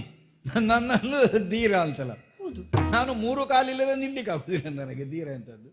ಅಲ್ಲ, ಹಾಗಾಗಿಯೇ ನಿಮ್ಮ ಕುರಿತಾಗಿ ನಾನು ಧೀರ ಅಂತ ಕರೆದದ್ದು. ನಿಮ್ಮ ಒಂದು ಸ್ಥೈರ್ಯ, ಈ ರೀತಿಯಾಗಿ ನೀವು ಬರುವ ಒಂದು ಶೈಲಿಯನ್ನು ನೋಡಿ ನನಗೆ ನಿಮ್ಮನ್ನು ಧೀರ ಅಂತ ಕರೆಯುವ ಅಂತ ಆಯ್ತು. ಅದೇ, ನಾನು ಬರುವಾಗ ಎಲ್ಲರಿಗೂ ಸಂತೋಷವೇ ಆಗೋದು. ಅಲ್ಲ, ನಗಾಡ್ತಾರೆ ಎಲ್ಲರೂ ಅಂತ. ಹಾಗೆ ಹಾಗಲ್ಲ, ಸಂತೋಷದಿಂದ ಅಲ್ಲ. ಇಷ್ಟೆಲ್ಲ ಇದ್ರೂ ಪ್ರಾಕೃತಿಕವಾಗಿ ನಿಮಗೆ ಕೊಟ್ಟಂತಹ ಎಲ್ಲಾ ಅಡೆತಡೆಗಳನ್ನು ಮೀರಿ ನೀವು ಜೀವಿಸಿಕೊಂಡಿರುವ ಶೈಲಿ ಉಂಟಲ್ಲ, ಅದು ನನಗಿಷ್ಟ ಆಯ್ತು. ಅದೇ ಕೆಲವು ಜನ ಹಾಗೆ ಹೇಳಿದ್ರು ನನ್ನನ್ನು ನೋಡಿ, ಹ್ಮ್ ಇವ ಇನ್ನೂ ಬದುಕಿದ್ದಾನಲ್ಲ ಹೀಗೆ ಅಂತ. ಸ್ವಾಮಿ, ಓ ಒಂದೇ ಹೇಳೋ, ಹ್ಮ್ ಸಹಜವಾಗಿ ಇರುವಾಗ ಪ್ರಶ್ನೆ ಹುಟ್ಟುವುದಿಲ್ಲ. ನಮ್ಮ ಕೈ, ನಮ್ಮ ಕಾಲು, ನಮ್ಮ ಕಣ್ಣು ಎಲ್ಲ ಸರಿ ಇರುವಾಗ ನಮಗದರ ಮೌಲ್ಯ ಗೊತ್ತಾಗುವುದಿಲ್ಲ. ಅದೇ ಸರಿ ಇರುವಾಗ ಯಾರು ಕೇಳುವುದೇ ಇಲ್ಲ, ಮಾತಾಡಿದವರೇ ಇಲ್ಲ. ಹೌದು, ಅದು ಸರಿ ಇಲ್ಲದೆ ಬದುಕುವವರನ್ನು ನೋಡಿಯೇ ಪ್ರಪಂಚ ಪ್ರಶ್ನಿಸುವುದು. ನಮಗೆ ಇಷ್ಟೆಲ್ಲ ಇದ್ದು ನಾವು ಹೀಗಿದ್ದೇವೆ, ನಿಮಗದು ಇಲ್ಲದೆ ಇದ್ರೂ ನೀವು ಹೀಗಿದ್ದೀರಲ್ಲ. ಅಲ್ಲ, ನನಗೆ ಹೇಳಿಕೆ ಬಂದಾಗ ನನಗೆ ಹಾಗೆ ಅನಿಸಿ, ಇಷ್ಟೆಲ್ಲ ಜನ ಬಂದಿದ್ದಾರೆ ಇಲ್ಲಿ, ಹೇಳಿಕೆ ನನಗೆ ಯಾಕೆ ಬಂದದ್ದು ಅಂತ. ಪ್ರಾಕೃತವಾದದ್ದನ್ನು ನೋಡಿ ಪ್ರಶ್ನಿಸಬೇಕು ಅಂತ ನನಗೆ ಅನ್ನಿಸುವುದೇ ಇಲ್ಲ. ಅಪ್ರಾಕೃತವಾದದ್ದನ್ನು ಕಂಡಾಗ ಒಂದು ಕುತೂಹಲ. ಅದೇ, ನಾನಂತೂ ಒಂದು ಪ್ರದರ್ಶನದ ವ್ಯಕ್ತಿ ಆದೆ ಈ ಸಲ. ನೀವು ಈ ಸಲ ಎದುರು ಲಯದಲ್ಲಿ ಮಾತಾಡುದು ಅಂತ ನಿರ್ಣಯ ಮಾಡಿಯೇ ಬಂದದ್ದ ಬರುವಾಗ? ಓ ಅಲ್ಲ, ಎದುರು ಲಯದಲ್ಲಿ ಮಾತಾಡುದು ಅಂತ ನಿರ್ಣಯ ಮಾಡಿ ಬಂದ? ಅಲ್ಲ, ಎದುರೆದುರು ಮಾತಾಡುದು ಅಂತ. ಲಯದಲ್ಲುಂಟಲ್ಲ ಮಾತು, ಲಯದಲ್ಲುಂಟಲ್ಲ. ಹೌದೌದು ಸ್ವಾಮಿ, ಓ ಇದು ನೀವು ಬಂದದ್ದಲ್ವಾ? ಇದು ಒಳ್ಳೆ ಕಥೆ ಆಯ್ತು. ಹಾಗಲ್ಲ, ಮತ್ತೆ ಯಾರು ನನ್ನನ್ನು ಎತ್ತಿ ತಂದು ಇಟ್ಟದ್ದ ಇಲ್ಲಿಗೆ? ಹಾಗಲ್ಲ ಹಾಗಲ್ಲ, ನೀವು ಬಂದದ್ದು ಅಂತ ಇಲ್ಲಿಗೆ. ನಾನಂದ್ರೆ ನಿಜವಾಗಿ ನಾನೇ ಬಂದದ್ದಲ್ಲ. ನೀವೇ ಬಂದದ್ದಲ್ಲ? ಅಲ್ಲ ಅಲ್ಲ ಅಲ್ಲ ಅಲ್ಲ, ನಾನು ಕರ್ಕೊಂಡು ಬಂದದ್ದು. ಹಾ, ಹೌದೌದೌದು ಹೇಳಿ ನನಗೆ ಮರ್ತೋಗಿತ್ತು ಅದು. ಹೌದು ಹೌದು, ಇದು ಅಯೋಧ್ಯೆಯಿಂದ ಹೌದೌದು ಋತುಪರ್ಣ ಭೂಪತಿಗಳನ್ನು ನೀವು ರಥದಲ್ಲಿ ಕರ್ಕೊಂಡು. ಹೌದು, ಅವರು ಹೊರಡದಿದ್ರೆ ನಾನು ಹೊರಡ್ಲಿಕ್ಕೆ ಇರ್ಲಿಲ್ಲ, ನಾನು ಹೊರಡದಿದ್ರೆ ಅವರು ಬರ್ಲಿಕ್ಕೆ ಇರ್ಲಿಲ್ಲ. ಅದು ಗೊತ್ತಾಯ್ತು. ಅದು ಕೆಲವು ಸಲ ಹಾಗಾಗ್ತದೆ. ಅಂದ್ರೆ ಈಗ ಉದ್ದೇಶ ಇದ್ದದ್ದು ಅವರಿಗೆ ಅಂತ ಕಾಣ್ತದೆ ಅಲ್ವಾ? ಹೌದೌದು ಹೌದು. ಇದು ಅಲ್ಲ, ಹೇಳಿಕೆ ಬಂದದ್ದೇ ಅವರಿಗೆ. ಅದೇ ಅದೇ, ನಿಮಗೆ ಬರಬೇಕು ಅಂತ ಇರ್ಲಿಲ್ಲ. ನಿಮಗೆ ಬರಬೇಕು ಅಂತ ಇರ್ಲಿಲ್ಲ. ಅಲ್ಲ, ಅವರು ಬರ್ಬೇಕಲ್ಲ. ಅಲ್ಲ, ಹೌದು, ಅಲ್ಲ, ನಿಮಗೇ ಬರಬೇಕು ಅಂತ ಇರ್ಲಿಲ್ಲ. ಅಲ್ಲ, ನನಗೆ ಬರ್ಲಿ, ನನಗೆ ಇಲ್ಲಿಗೆ ಮದುವೆ ನಡೀತದೆ ಅಂತೇಳಿ ಗೊತ್ತಿಲ್ಲ ಅಲ್ಲ. ಹೌದು, ಇದು ಬೇರೆ ಒಳ್ಳೆ ಸಾರಥಿ ಇರ್ತಿದ್ರೆ ನೀವು ಬರ್ತಿರ್ಲಿಲ್ವೋ ಏನೋ ಅಲ್ವಾ? ಅಲ್ಲ, ಯಾವ ಸಾರಥಿಗಳು ಕರ್ಕೊಂಡು ಹೋಗ್ತೇವೆ ಅಂತ ಹೇಳಲೇ ಇಲ್ಲ. ಸರಿ ಸರಿ, ಇದು ಸಾರಥಿಗಳು ತುಂಬಾ ಮಂದಿ ಇದ್ದಾರೆ ಅಯೋಧ್ಯೆಯಲ್ಲಿ, ಕರ್ಕೊಂಡು ಹೋಗೋ ಸಾರಥಿಗಳು ಒಬ್ರು ಇಲ್ಲ. ನೀವು ಕೇಳುದು ನಾನು, ಇದು ಅಪ್ರಸ್ತುತ ಅಂತ ತಿಳಿಯಬಾರದು. ಇಲ್ಲಪ್ಪ, ಅಯೋಧ್ಯೆಯಲ್ಲಿರುವ ಸಾರಥಿಗಳು ಯಾರೂ ಕರ್ಕೊಂಡು ಹೋಗುವುದಿಲ್ಲ ಅಂತ ಹೇಳಿದ್ರು ಅಂತ ನೀವು ಹೇಳಿದ್ರಿ. ಅಲ್ಲ, ಕರ್ಕೊಂಡು ಹೋಗುದಿಲ್ಲ ಅಂತ ಹೇಳಲಿಲ್ಲ, ಕರ್ಕೊಂಡು ಹೋಗ್ತೇವೆ ಅಂತ ಯಾರು ಹೇಳಲಿಲ್ಲ. ಅದಲ್ಲ, ಹಾಗಾದ್ರೆ ನೀವು ಅಯೋಧ್ಯೆಯವರಲ್ಲ ಅಂತ ಆಯ್ತಲ್ಲ. ಅಲ್ಲ, ಅಯೋಧ್ಯೆಯಲ್ಲಿರುವ ಸಾರಥಿಗಳು ಕರ್ಕೊಂಡು ಹೋಗುವುದಿಲ್ಲ, ನೀವು ಅಯೋಧ್ಯೆಯವರಲ್ಲ ಅಂತ ಆಯ್ತಲ್ಲ. ಅಯೋಧ್ಯೆ ಅಲ್ಲ ನಾನು. ಅದೇ, ಅಯೋಧ್ಯೆ ಅಲ್ಲ ಇದು ಒಂದು ಕೆಲವು ಪ್ರಶ್ನೆ ಕೇಳಿ. ಅಲ್ಲ, ಈಗ ಅಯೋಧ್ಯೆ, ಈಗ ವರ್ತಮಾನದಲ್ಲಿ, ಈಗ ಅಯೋಧ್ಯೆ ಅಲ್ಲ, ವರ್ತಮಾನದಲ್ಲಿ ನೀವು ಗುಂಡಿನಾಪುರದವರು ಅಲ್ಲ. ಅದು ಈಗ ಇಲ್ಲಿಗೆ ಬಂದು ಹೋಗಿ ನೆಂಟರ ನನ್ನ ಅಂತಪುರದಲ್ಲಿ ಇದ್ದೇನೆ. ಇಲ್ಲಿ ನೆಂಟ ಅಲ್ವಾ ನಾನು? ಅದೇ ಅದೇ ಅದೇ, ಹೌದು, ಕುಂಡಿನ ನಗರ, ಗುಂಡಿನ ನಗರಕ್ಕೆ ಬಂದು ಹೋಗ್ಬೇಕು ಅಷ್ಟೇ. ಹೌದು ಹೌದು, ನನ್ನ ಅಂತಪುರದಲ್ಲಿ ಇದ್ದೀರಿ ನೀವು. ಹೌದು. ಇದು ಸ್ವಾಮಿ, ನೀವು ಯಾರು? ಒಳ್ಳೆ ಕಥೆ ಆಯ್ತು. ಇಷ್ಟೆಲ್ಲಗೆ ಗುರುತ ಇಲ್ಲದೆ ಮಾತಾಡಿದ್ದಾಗಿದ್ರೆ ಪರಿಚಯ ಆಗ್ಲಿಕ್ಕೆ ಇಷ್ಟೊತ್ತು ಮಾತಾಡಿದ್ದು ನಾನು. ಇದು ಪೀಟಿಗೆ ಇಷ್ಟು. ಹೌದು, ನಮ್ಮಲ್ಲಿ ಹಾಗೆ ಕ್ರಮ ಉಂಟು. ಹೌದು, ಹೆಂಡತಿ ಒಬ್ಬಳು ರಸ್ತೆಯಲ್ಲಿ ನಿಂತು ಎಷ್ಟೋ ಗಳಿಗೆ ಒಬ್ಬಳಲ್ಲಿ ಮಾತಾಡಿದ್ಲಂತೆ. ಮತ್ತೆ ಮನೆಗೆ ಬಂದ ಮೇಲೆ ಗಂಡ ಕೇಳಿದಂತ, ಅದು ಯಾರು ಅಂತ. ಅದು ಯಾರು ಅಂತ ಗೊತ್ತಿಲ್ಲ ಅಂತ ಹೇಳಿ, ಗೊತ್ತಾಗಲಿಕ್ಕೆ ಮಾತಾಡಿದ್ದು, ಗೊತ್ತಾಗ್ಲಿಲ್ಲ. ಹೌದು ಹೌದು, ಅಂತ ಊರ್ನವ್ರಿಗೆ ಗೊತ್ತಾಯ್ತು ಇವರೇನು ಅಂತ. ಪರಿಚಯ ಆಯ್ತಲ್ಲ. ಪರಿಚಯ ಮಾಡಬೇಕಾದ್ರೆ ಈಗ ಒಂದು ದೊಡ್ಡ ಕಟ್ಟಡ ಕಟ್ಟಬೇಕು ಅಂತಾದ್ರೆ ಕೆಳಗೆ ಪಂಚಾಂಗ ಬೇಡ ಅಂತೂ ನನ್ನನ್ನು ಈ ಸಲ ಒಂದು ಕೆಸರು ಕಲ್ಲು ಮಾಡುದ ಅಂತ. ಪಂಚಾಂಗ ಕೆಸರು ಕಲ್ಲಾಗುವುದು ಹೇಗೆ? ಅಲ್ಲ, ಕೆಸರು ಕಲ್ಲು ಹಾಕೋದು ಅಂತ ಹೇಳುದು ಅದನ್ನು. ಅದು ಗೊತ್ತಾಯ್ತು. ಅಲ್ಲ, ಮತ್ತೆ ಪಂಚಾಂಗ. ಹೌದಾ? ಮತ್ತೆ ಇದು ನೀವು ಯಾರು? ಓ, ನಿಮ್ಮ ನಾಮ ಯಾವುದು? ಅಲ್ಲ, ನಾಮ ಅಂದ್ರೆ ಹೆಸರು. ಅದೇ ಹೆಸರು. ಹೆಸರು. ಇದು ಒಂದೊಂದ್ಸಲ ಎಲ್ಲರೂ ಕೇಳುವಾಗ ನನ್ನ ಹೆಸರು ನನಗೆ ಮರ್ತು ಹೋಗುದು ಏನು ಅಂತ. ತವ ಊರು ಯಾವುದು ಈಗ? ಈಗ ಈಗ ಕುಂಟಿನಾಪುರ. ಅಲ್ಲ, ಅದು ಅಂದ್ರೆ ಈಗ ಅಂತ ಹೇಳಿದ್ರೆ ಹಾಗಲ್ಲ. ಅದೇ ಹೋದದ್ದೇ ಊರು ಅಂತ ಗೊತ್ತಾಯ್ತು. ಈಗ ಕುಂಡಿನಾಪುರ, ಅದಕ್ಕಿಂತ ಮೊದಲು ಅಯೋಧ್ಯೆ, ಅದಕ್ಕಿಂತ ಹಿಂದೆ ಎಲ್ಲಿದ್ರೋ ಗೊತ್ತಿಲ್ಲ. ಅದಕ್ಕಿಂತ ಮೊದಲು ನಮ್ದು ಬಂಗಾಳ. ಬಂಗಾಳ ಊರು ಬಂಗಾಳ. ಈಗ ನಾನು ಕಂಗಾಲು ಅಂತ. ಅದೇ ಅದೇ ಗೊತ್ತಾಯ್ತು. ಊರು ಬಂಗಾಳ ಅಲ್ವಾ? ಬಂಗಾಳ ಪೂರ್ವದಲ್ಲಿರೋದಾ? ಪೂರ್ವದಲ್ಲಿರೋದಾ ಬಂಗಾಳ? ಅಲ್ಲ, ಪೂರ್ವದಲ್ಲಿ ಬಂಗಾಳ ಅಂದ್ರೆ ಪೂರ್ವ ಬಂಗಾಳ ಅಂತ ಹೇಳಿದ್ದಲ್ಲ. ಹಾಗಲ್ಲ, ಬಂಗಾಳ ಬಂಗಾಳ ಇರುವಲ್ಲೇ ಇರುವುದು. ಅದಲ್ಲೇ ಉಂಟು. ನಾನು ಪೂರ್ವದಲ್ಲಿ, ನೀವು ಪೂರ್ವದಲ್ಲಿ ಬಂಗಾಳ ಅಂತ. ಇದು ಊರು ಬಂಗಾಳ. ಊರು ಬಂಗಾಳ. ನಿಮ್ಮ ಹೆಸರು? ಹೆಸರು ಹೇಳಿಲ್ವಾ ನಾನು? ಇಲ್ಲ. ಬಾಹುಕ. ಬಾಹುಕ, ಹೌದು. ಯಾರ ಚಾರಕ ಅಂತ ಹೇಳಿದ್ದೆ ನೀವು? ಯಾವಾಗ? ಈಗಲ? ಹೌದು, ಈಗ ಋತುಪರ್ಣನ. ಋತುಪರ್ಣನ. ಇದು ನೀವು ಸಾರಥಿ ಅಲ್ವಾ? ಸಾರಥಿ ಅಂತಲ್ಲ, ನಾನೆಲ್ಲ ಮಾಡ್ತೇನೆ.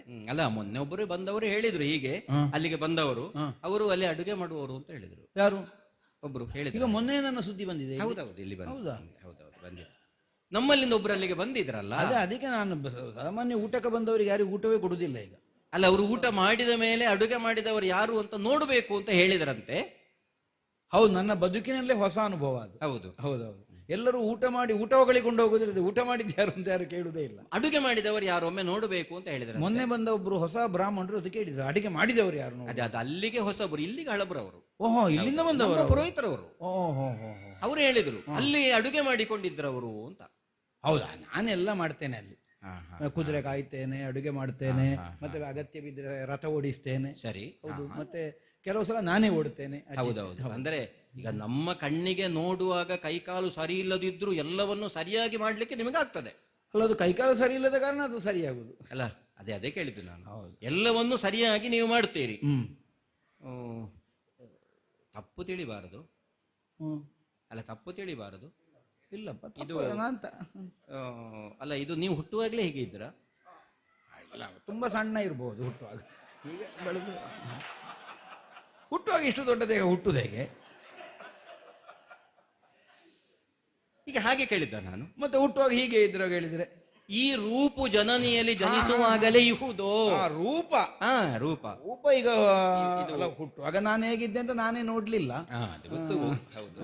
ಅಲ್ಲ, ಹುಟ್ಟುವಾಗಲೇ ಇದ್ದದ್ದು ತಿರುಗಾಟದಲ್ಲಿ ಸಿಕ್ಕಿದ್ದ ಅಂತ. ಇದು ನಮ್ಮ ಸಂಪಾದನೆ. ನಮ್ಮ ಬುದ್ಧಿವಂತಿಕೆಯಿಂದ. ಅದೇ ಗೊತ್ತಾಯ್ತು. ಕೆಲವರದ್ದು ಹಾಗೆ ತಿರುಗಾಟದಲ್ಲೆಲ್ಲ ಬೇರೆ ಬೇರೆ ಬುದ್ಧಿವಂತಿಕೆ ಮಾಡಿ ಬೇರೆ ಬೇರೆ ರೀತಿಯದ್ದನ್ನು ಸಂಪಾದನೆ ಮಾಡ್ತಾರೆ. ಹೌದೌದು. ಇದು ನಿಮಗೆ ಈ ರೂಪವನ್ನು ನೀವೇ ಸಂಪಾದನೆ ಮಾಡಿಕೊಂಡದ್ದು ಅಲ್ಲ, ಇದು ಬೇಕು ಅಂತ ಮಾಡಿದ್ದಲ್ಲ, ಆದದ್ದು. ಅಂದ್ರೆ ಅದು ಕೆಲವು ಸಲ ನನ್ನ ಬುದ್ಧಿವಂತಿಕೆಯಲ್ಲಿ ಆದದ್ದು. ಅದು ಹೌದು, ಅದು ಕೆಲವು ಸಲ ನಮಗೆ ಅಗತ್ಯ ಇಲ್ಲದಿದ್ದರೂ ಬೇರೆಯವರು ಕೊಡ್ತಾರೆ, ತೆಕ್ಕೊಳ್ಳಿ ಅಂತ ಹೇಳಿ. ಹೌದು. ಹಾಗಾದ್ರೆ ಮತ್ತೆ ಸೇರಿಕೊಂಡದ್ದು ನಿಮಗೆ? ಮತ್ತೆ ಸೇರಿಕೊಂಡದ್ದು. ಇದು ನೀನು ಹುಡುಕಿ ಕೊಡುದ ಪ್ರಶ್ನೆ. ಇದು ನಿಮಗೆ ಮದುವೆ ಆಗಿದ? ಅಲ್ಲ, ನಾನು ಹೀಗೆ ಆಚೆ ಈಚೆ ಮಾಡಿ ಕೇಳುದಾ ಅಂತ. ಅಲ್ಲ, ಮದುವೆ ಆಗಿದೆ ಅಂತಲ್ಲ. ಅಲ್ಲ, ಇದು ನಿಮಗೆ ಮಕ್ಕಳೆಷ್ಟು? ಅಲ್ಲ, ಅದೊಂದೊಳ್ಳೆದೇ ಅದು ಕೇಳಿದ್ದು ಮೊದಲೇ. ಅಲ್ಲ, ಇದ್ರೆ ಈಗ ಮದುವೆ ಆಗಿದೆ ಅಂತ ಕೇಳಿ ಅಲ್ವ ಕೇಳಬೇಕಾದ ಮಕ್ಕಳೆಷ್ಟು ಅಂತ. ಹೌದು. ಅದು ಮೊದಲೇ ಯಾಕೆ ಮಕ್ಕಳೆಷ್ಟು ಅಂತ? ಅಷ್ಟೊತ್ತಿಗೆ ಮದುವೆ ಆಗಿದೆ ಇಲ್ಲೋ ಅಂತ ಗೊತ್ತಾಗ್ತದಲ್ಲ. ಅದಕ್ಕೆ ಮದುವೆ ಆದವರಿಗೆಲ್ಲ ಮಕ್ಕಳಾಗ್ತದೆ ಅಂತ ಅರ್ಥವ? ನೀವು ಮತ್ತೊಂದನ್ನು ಕೇಳಲಿಲ್ವಲ್ಲ? ಹೌದು. ಅದೇ, ಮದುವೆ ಆದವರಿಗೆಲ್ಲ ಮಕ್ಕಳಾಗ್ತದೋ ಅಂತ ಕೇಳಿದ್ರಿ. ಹೌದು. ಇನ್ನೊಂದು ಕೇಳಲಿಲ್ವಲ್ಲ? ಅಲ್ಲ, ಇನ್ನೊಂದು ಈಗ ಮಕ್ಕಳಾಗ್ಲಿಕ್ಕೆ ಮದುವೆ ಆಗಬೇಕು ಅಂತ. ಅದೇ ಅದನ್ನು ಕೇಳಲಿಲ್ವಲ್ಲ? ಅಲ್ಲ, ಹೌದು, ಕೇಳಬೇಕು. ಇಲ್ಲಲ್ಲ, ಬೇಡ, ನೇರ ಕೇಳುವ. ಯಾಕಂದ್ರೆ ಒಬ್ಬ ಹುಟ್ಟಿದವನಿಗೆ ಒಬ್ಬನೇ ಅಪ್ಪ ಅಲ್ಲ. ಹೌದು. ಅಲ್ಲ, ಹೇಳಿದ್ದಾನೆ. ಅಲ್ಲ, ಅದು ಗೊತ್ತಾಯ್ತು. 4-5 ಜನ ಇದ್ದಾರೆ. ಹೌದು, ಶಾಸ್ತ್ರವೇ ಹೇಳ್ತದೆ. ಇದು ಮದುವೆ ಆಗಿದೆ ನಿಮಗೆ? ಮದುವೆ ಆಗಿದೆ, ಹೋಗಿದೆ. ಅಲ್ಲ, ಆಗಿ ಹೋಗಿದೆ ಅಂತ. ಮದುವೆ ಆಗಿ ಹೋಗಿದೆ ಅಂತ. ಹೆಂಡತಿಯನ್ನು ಕಳ್ಕೊಂಡಿದ್ದೀರಾ ನೀವು? ಹೆಂಡತಿಯನ್ನು ಕಳ್ಕೊಂಡಿದ್ದೀರಾ? ಅಲ್ಲ, ಕಳ್ಕೊಂಡದ್ದು ಅಂದ್ರೆ ಅಲ್ಲ, ಮದುವೆ ಆಗಿ ಹೋಗಿದೆ ಅಂತ. ಆ ಮದುವೆ ಆಗಿ ಅದು ಭೂತಕ್ಕೆ ಸಂದಿದೆ. ಅಲ್ಲ, ಮದುವೆ ಆಗಿ ಹೋಗಿದೆ ಅಂತ ಹೇಳುದಿಲ್ವ? ಅದು ಆಗಿದೆ, ಹೋಗಿದೆ. ಮದುವೆ ಆಗಿದೆ. ಹೆಂಡತಿ ಕಳ್ಕೊಂಡದ್ದು ಅಂದ್ರೆ ಹೆಂಡತಿ ಒಟ್ಟಿಗಿಲ್ಲ. ಇದು ಬಿಟ್ಟು ಹೋದಳ? ಹೌದು, ಹೋಗಬೇಕಾದ್ರೆ ಬಿಡ್ಬೇಕಲ್ಲ, ಮತ್ತೆ ಬಿಡದೆ ಹೋಗ. ಬಿಟ್ಟೇ ಹೋದ? ಅಲ್ಲ, ಬಿಟ್ಟು ಹೋದ? ಅಲ್ಲ, ಹೋಗಿ ಬಿಟ್ಟು ಹೋದದ್ದು ಗೊತ್ತಿಲ್ಲ, ಅಂತೂ ಹೋದದ್ದು ಅದೇ. ಅಂತೂ ನಿಮ್ಮೊಟ್ಟಿಗೆ ಈಗ ಇಲ್ಲ? ಈಗ ಇಲ್ಲ. ಇದು ಅಲ್ಲ, ಈಗ ಇಲ್ಲ ಅಂದ್ರೆ ಎಲ್ಲಿಯೋ ಇರಬಹುದು. ಈಗ ಕೆಲವು ವರ್ಷ ಸಂಸಾರ ಮಾಡಿದ್ದೀರಾ ಒಟ್ಟಿಗೆ? ಹೌದು, ಕೆಲವು ವರ್ಷ ಸಂಸಾರ ಮಾಡಿದ್ದೇವೆ. ಅದಕ್ಕೆ ಏನಾದ್ರೂ ಫಲ ಸಿಕ್ಕಿದ? ಸಂಸಾರ ಮಾಡಿದ್ದಕ್ಕ? ಹೌದು. ಅಂದ್ರೆ ಸಂಸಾರಕ್ಕೆ ಫಲ ಸಂತಾನವೇ ಅಲ್ಲ? ಹೌದೌದು, ಅದಾಗಿದೆ. ಹೌದು. ಎಷ್ಟು? ಇದು ನನಗೆ 2 ಜನ. ನನಗೂ 2 ಜನ ಮಕ್ಕಳು. ಇದು ನಾನು ಕೇಳಲೇ ಇಲ್ಲ ಈಗ. ಅಲ್ಲ, ನಾನೊಂದು ಹೇಳಿಕೊಂಡದ್ದು ನಾನೇ. ಅಂದ್ರೆ ನನಗೂ ಮದುವೆ ಆಗಿದೆ ಅಂತ ಮೊದಲು. ಹೌದಾ? ಹೌದೌದು, ಹೌದಾ? ಮೊದಲಾಗಿದೆ. ನಿಮಗೆ ಗೊತ್ತಿರುವ ಕಾರಣ ಹೇಳಲಿಲ್ಲ. ಅಲ್ಲ, ಮೊದಲು ಆದದ್ದು ನನಗೆ ಗೊತ್ತುಂಟು. ಹೌದು. ಹಾಗೆಂತ ಮಕ್ಕಳಿದ್ದಾರೋ ಇಲ್ಲೋ ಅಂತ ನಿಮಗೆ ಗೊತ್ತಿರ್ಲಿಕ್ಕೆ ಸಾಧ್ಯ ಇಲ್ಲ. ಯಾಕೆಂದ್ರೆ ಮೊದಲಾದ ಕಾರಣವೇ ಅಲ್ಲ, ಪುನಃ ಸ್ವಯಂವರ. ಹೌದು, ಪುನಃ ಸ್ವಯಂವರ. ಇದು ಪುನಃ ಸ್ವಯಂವರಕ್ಕೆ ನಾವು ಬಂದದ್ದಲ್ಲ. ಹೌದು, ಹಾಗೆ ಮೊದಲಾಗಿದೆ ಅನ್ನೋ ನಿರ್ಣಯ. ಇದು ನಿಮಗಿಬ್ಬರು ಮಕ್ಕಳು? ನನಗಿಬ್ಬರು ಮಕ್ಕಳು. ನನಗೂ 2 ಜನ ಮಕ್ಕಳು. ಇದು ನಿಮ್ಮದು 2 ಗಂಡ 2 ಹೆಣ್ಣ? ಅಲ್ಲ, 2 ಅಲ್ಲ. ಮತ್ತೆ? ಅಲ್ಲ, 2 ಅಲ್ಲ ಅಂದ್ರೆ ಗಂಡು. ಅದೇ ಗಂಡು ಅಲ್ಲ, ಹೆಣ್ಣು ಅಲ್ಲ ಅಂತಲ್ಲ. 2 ಗಂಡು ಅಲ್ಲ, 2 ಹೆಣ್ಣು ಅಲ್ಲ. 1 ಗಂಡು 1 ಹೆಣ್ಣು ಅಂತ. ನನಗೂ ಹಾಗೆ. ವಾ, ಒಂದು ಗಂಡು ಒಂದು ಹೆಣ್ಣು ನನಗೆ. ಹಾಗಿದ್ರೆ ಈಗ ನಿನ್ನ ಮಕ್ಕಳು ನನ್ನ ಮಕ್ಕಳು ಸಮ ಆಯ್ತು ಅಲ್ಲಿಗೆ. ಅಲ್ಲ ಅದೇ ಅದೇ ಒಂದೇ ಅಂತ. ನನ್ನ ಮಕ್ಕಳು ನಿಮ್ಮ ಮಕ್ಕಳು ಒಂದೇ. ಅಲ್ಲ ಒಂದೇ ಅಂದ್ರೆ ಗಂಡು ಹೆಣ್ಣೆ ಅಂತ ಅದೇ ಆಯ್ತು. ಅದೇ ಒಂದೇ ಹಾಗೆ. ಇದು ಅಲ್ಲ, ಈಗ ನೀನು ಮತ್ತೆ ಮದುವೆ ಆಗುದು ಯಾಕೆ? ಯಾವುದು ಹೇಗೆ? ಅಲ್ಲ ನೀನು ಮತ್ತೆ ಮದುವೆ ಆಗುದು ಯಾಕೆ? ಮತ್ತೆ ಮದುವೆ ಆಗುದು ಅದು ನಿಮಗೆ ವಿಷಯವೇ ಗೊತ್ತಿಲ್ಲ. ಅಲ್ಲ ಅಲ್ಲ, ಮದುವೆ ಆಗಿದೆ, ಇಬ್ರು ಮಕ್ಕಳಿದ್ದಾರೆ ಅಂತೆಲ್ಲ ಹೇಳ್ತಿ, ಮತ್ತೆ ಮದುವೆ? ನಾನೀಗ ಇರುವುದು ನನ್ನ ಗಂಡನ ಮನೆ ಅಲ್ವಲ್ಲ, ಇದು ನನ್ನ ತವರು ಮನೆ ಅಲ್ವಾ? ಹಾ, ಗಂಡನ ಮನೆ ಇಲ್ಲ. ಗಂಡನ ಮನೆ ಅಂದ್ರೆ ಇದು ಗಂಡ ನನ್ನನ್ನು ಬಿಟ್ಟು ಹೋದ್ದು ಅಂತ. ಇದು ಗಂಡ ನಿನ್ನನ್ನು ಬಿಟ್ಟು ಹೋದ, ನೀನು ಗಂಡನನ್ನು ಬಿಟ್ಟು ಹೋದ? ಗಂಡನೇ ನನ್ನನ್ನು ಬಿಟ್ಟು ಹೋದ್ದು. ಇದು ಈಗ ಗಂಡನೇ ನಿನ್ನನ್ನು ಬಿಟ್ಟು ಹೋದ? ಹೌದು ಅಲ್ವಾ? ಹೌದು. ನಾನು ಒಟ್ಟಿಗೆ ಹೋಗುವಂತ ಆದಷ್ಟು ಪ್ರಯತ್ನ ಮಾಡಿದೆ, ಆದ್ರೂ ನನ್ನನ್ನು ಬಿಟ್ಟು ಹೋದ್ರು ರಾತ್ರಿ ಹೊತ್ತು. ಓಹೋ, ಕಾಡಿನ ಮಧ್ಯದಲ್ಲಿ. ಇನ್ನೇನು ಕಷ್ಟ ಬಂತ ಯಾರಿಗೂ ಗೊತ್ತು. ಏನಾದ್ರು ಸಮಸ್ಯೆ ಇರ್ಬೋದು. ನನಗಲ್ವಾ? ಅಲ್ಲ ಅಲ್ಲ, ಹಾಗಲ್ಲ, ಮತ್ತೆ ಆ ಗಂಡನಿಗೂ ಅಲ್ಲದಿದ್ರೆ ಈಗ ನಿನ್ನಾಗಿದ್ದ ಹೆಂಡತಿಯನ್ನು ಬಿಟ್ಟು ಅಮ್ಮ ಯಾಕೆ ಹೋಗ್ತಾನೆ? ಹೌದಲ್ಲ. ಅಲ್ಲ, ಒಟ್ಟು ಈಗ ಗಂಡನನ್ನು ದೂರ್ಲಿಕ್ಕೆ ಆಗುದಿಲ್ಲ, ಬಿಟ್ಟು ಹೋಗಿದ್ದಾನೆ. ಇಲ್ಲ ಇಲ್ಲ ಅಲ್ಲ, ಈಗ ಕೆಲವು ಸಲ ಒಳ್ಳೆ ಕಾರಣಕ್ಕೆ ಬಿಟ್ಟು ಹೋಗ್ತಾರೆ. ಹೌದು. ಒಟ್ಟಿಗಿದ್ರೆ ಕಷ್ಟ ಬರ್ತದೆ ಅಂತ ಗೊತ್ತಾಗಲ್ಲ, ಹಾಗೂ ಬಿಡ್ಲಿಕ್ಕೆ ಸಾಧ್ಯ ಓ, ಹಾಗೊಂದು ಮುಖ ಉಂಟಲ್ಲ ಅದಕ್ಕೆ. ಮತ್ತೆ ಒಟ್ಟಿಗಿದ್ದು ಕಷ್ಟಪಡುದು ಬೇಡ ಅಂತ ಹಾಗೆ ಅಂತ ಎಲ್ಲಿ ನಾವು ಹುಡುಕಿದೆವು ಅಂತಾದ್ರೆ ಸುಳಿವೇ ಇಲ್ಲ. ಹೌದಾ? ಹೌದು. ನಾಳೆ ಕಾಣ್ಲಿಕ್ಕೆ ಸಿಗ್ಲಿಲ್ಲ, ಕಾಣ್ಲಿಕ್ಕೆ ಸಿಗುವುದಿಲ್ಲ. ಹಾಗೆ ಮತ್ತೆ ಕೊನೆಗೆ ಹೀಗೆ ನಿರ್ಣಯ ಮಾಡಿ ನನಗೆ ಪುನಃ ಸ್ವಯಂವರ ಮಾಡುವುದು ಅಂತ ನಮ್ಮ ತಂದೆ ನಿರ್ಣಯ ಮಾಡಿದರು. ಸರಿ ಸರಿ ಸರಿ, ವಿಷಯ ಗೊತ್ತಾಯ್ತು. ಈಗ ಪುನಃ ಸ್ವಯಂವರದ್ದೆಲ್ಲ ಗೊತ್ತಾಗಿದೆ. ಹೌದು, ದಮಯಂತಿ ಪುನಃ ಸ್ವಯಂವರ. ಹಾಗೆ ಎಲ್ಲರೂ ಬಂದು ಸೇರಿದ್ದಾರೆ. ಹೌದು ಹೌದು, ರಾಜಾದಿರಾಜರೆಲ್ಲ ಬಂದು ಸೇರಿದ್ದಾರೆ. ಆದ್ರೂ ನಾನು ನಿಮ್ಮನ್ನೇ ಕರೆದು ನಿಮ್ಮಲ್ಲಿ ಮಾತನಾಡಬೇಕು ಅಂತ ಉದ್ದೇಶಪೂರ್ವಕವಾಗಿ ನಿಮ್ಮನ್ನು ಬರಿಸಿದೆ. ಅಲ್ಲ, ನಮಗೆ ಹೇಳಿಕೆ ಬಂದದ್ದು ನಮಗೆ ವಿಶೇಷ ಅಂತ ಅನ್ನಿಸಲಿಲ್ಲ. ನನ್ನನ್ನು ನೋಡಿದವರು ಎಲ್ಲ ಕಡೆಯಲ್ಲಿಯೂ ಹಾಗೆ ನನ್ನ ಬಗ್ಗೆ ಒಂದು ಕುತೂಹಲದಿಂದ ವಿಮರ್ಶೆ ಮಾಡ್ತಾರೆ. ಯಾರಿಗೂ ಅಂದ್ರೆ ಮನುಷ್ಯ ಜಾತಿಯಲ್ಲಿ ಇಂಥದ್ದು ಇದ್ದಿದ್ದು ಅಂತ ಅವರಿಗೊಂದು ಕಲ್ಪನೆ ಇಲ್ಲ. ಹಾಗಾಗಿ ಕೇಳ್ತಾರೆ, ಇದು ನಾನು ಹೋಗ್ಬೋದಾ? ಇಲ್ಲ ಇಲ್ಲ, ನನ್ನದು ಇನ್ನೊಂದು ಉಂಟು, ಭಿನ್ನ. ಮನವೋ ಸರ್ವತಾ ಒಡಬಡಗೋ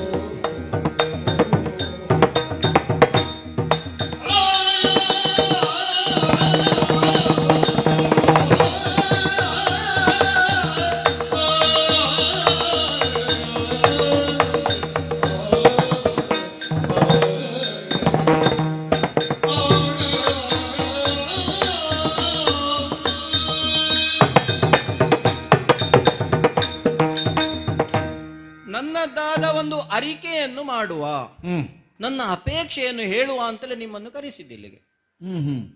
ಇದು ಕಳೆದ ಸಲ ಅಂದ್ರೆ ನನ್ನ ಮೊದಲ ಮದುವೆಯಲ್ಲಿ ಏನು ಸಂಭ್ರಮ, ಏನು ಸಡಗರ. ಚಕ್ರವರ್ತಿಯಾಗಿರುವಂತಹ ನಿಷಧಪುರಾಧೀಶನಾದ ನಳನನ್ನು ದಮಯಂತಿ ವರಿಸುವಂತಹ ಸ್ವರ್ಣ ಸನ್ನಿವೇಶ ಅದು. ಏನು ಮಾಡುವ, ಕನಸಿನಲ್ಲಿ ಲಭಿಸಿದಂತಹ ಸಂಪತ್ತಿನ ಹಾಗಾಯ್ತದು. ಅಂದ್ರೆ ನನಗೆ ಅರ್ಥ ಆಗಲಿಲ್ಲ. ಚಕ್ರವರ್ತಿ ಆದ್ರೇನು, ಈಗ ನನಗೆ ಇಟ್ಟುಕೊಳ್ಳುವುದಕ್ಕೆ ಯೋಗ ಬಂತ.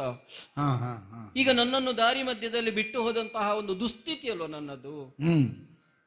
ಆಗ ನಾನು ಆಲೋಚನೆ ಮಾಡಿದೆ, ಈಗ ಮರಳಿ ಎಲ್ಲ ಕ್ಷತ್ರಿಯರಿಗೆ, ರಾಜಾದಿರಾಜರಿಗೆ ನಮ್ಮ ತಂದೆ ಆಮಂತ್ರಣ ಕೊಟ್ಟಿದ್ದಾರೆ. ತುಂಬಾ ಜನ ಸೇರಿದ್ದಾರೆ, ಎಲ್ಲ ಬಂದು ಸೇರಿದ್ದಾರೆ, ಎಲ್ಲ ಉಪವಾಸ ಮಾಡಿ ಕಾಯ್ತಾ ಇದ್ದಾರೆ. ಅದ್ಯಾಕೋ ಉಪವಾಸ? ಯಾಕೆಂದ್ರೆ ಬೇಯಿಸಲಿಕ್ಕೆ ವ್ಯವಸ್ಥೆ ಇಲ್ಲ, ಹಾಗಾಗಿ. ಅವರಿಗೆ ನೀವು ಊಟ ಮಾಡಿದ್ರಾ? ನಮ್ದಾಯ್ತು. ನೀವು ಬರುವಾಗಲೇ ತೆಕ್ಕೊಂಡು ಬಂದ್ರಿ ಅಂತ ಕಾಣ್ತದೆ. ಹೌದು, ಸಾಧಾರಣ ಹಾಗೆ ನಾವು, ನಾನು ಅಂತೇನು ಎಲ್ಲರೂ ಹಾಗೆಲ್ಲ ಬರುವಾಗ ಅವರವರ ಬುತ್ತಿ ಹಿಡ್ಕೊಂಡೇ ಬರ್ತಾರೆ. ಹೌದಲ್ಲ, ಕೆಲವು ಕಾರ್ಯಕ್ರಮದಲ್ಲಿ ಹೋದ ಮೇಲೆ ಏನು ಇರುವುದಿಲ್ಲ. ಇದು ಸ್ವಾಮಿ, ಕ್ಷತ್ರಿಯರು ಅಂತ ಹೇಳಿದ್ರೆ ಏನು? ಕೇವಲ ಭೋಗಕ್ಕಾಗಿ ಸ್ತ್ರೀ ತನಗೆ ಬೇಕು ಅನ್ನುವ ಭಾವವನ್ನು ಹೊಂದಿದವರು. ನಾಳೆ ದಿನ ನನಗಿಂತ ಸುಂದರಿಯವರುಗಳು ಸಿಕ್ಕಿದ್ರು ಅಂತಾದ್ರೆ ನನ್ನನ್ನು ಪಕ್ಕಕ್ಕೆ ಸರಿಸಿ ಮತ್ತೊಬ್ಬಳನ್ನು ಮದುವೆ ಆಗುವುದಕ್ಕೆ ಸ್ವಯಂವರಕ್ಕೆ ಹೋಗುವವರು.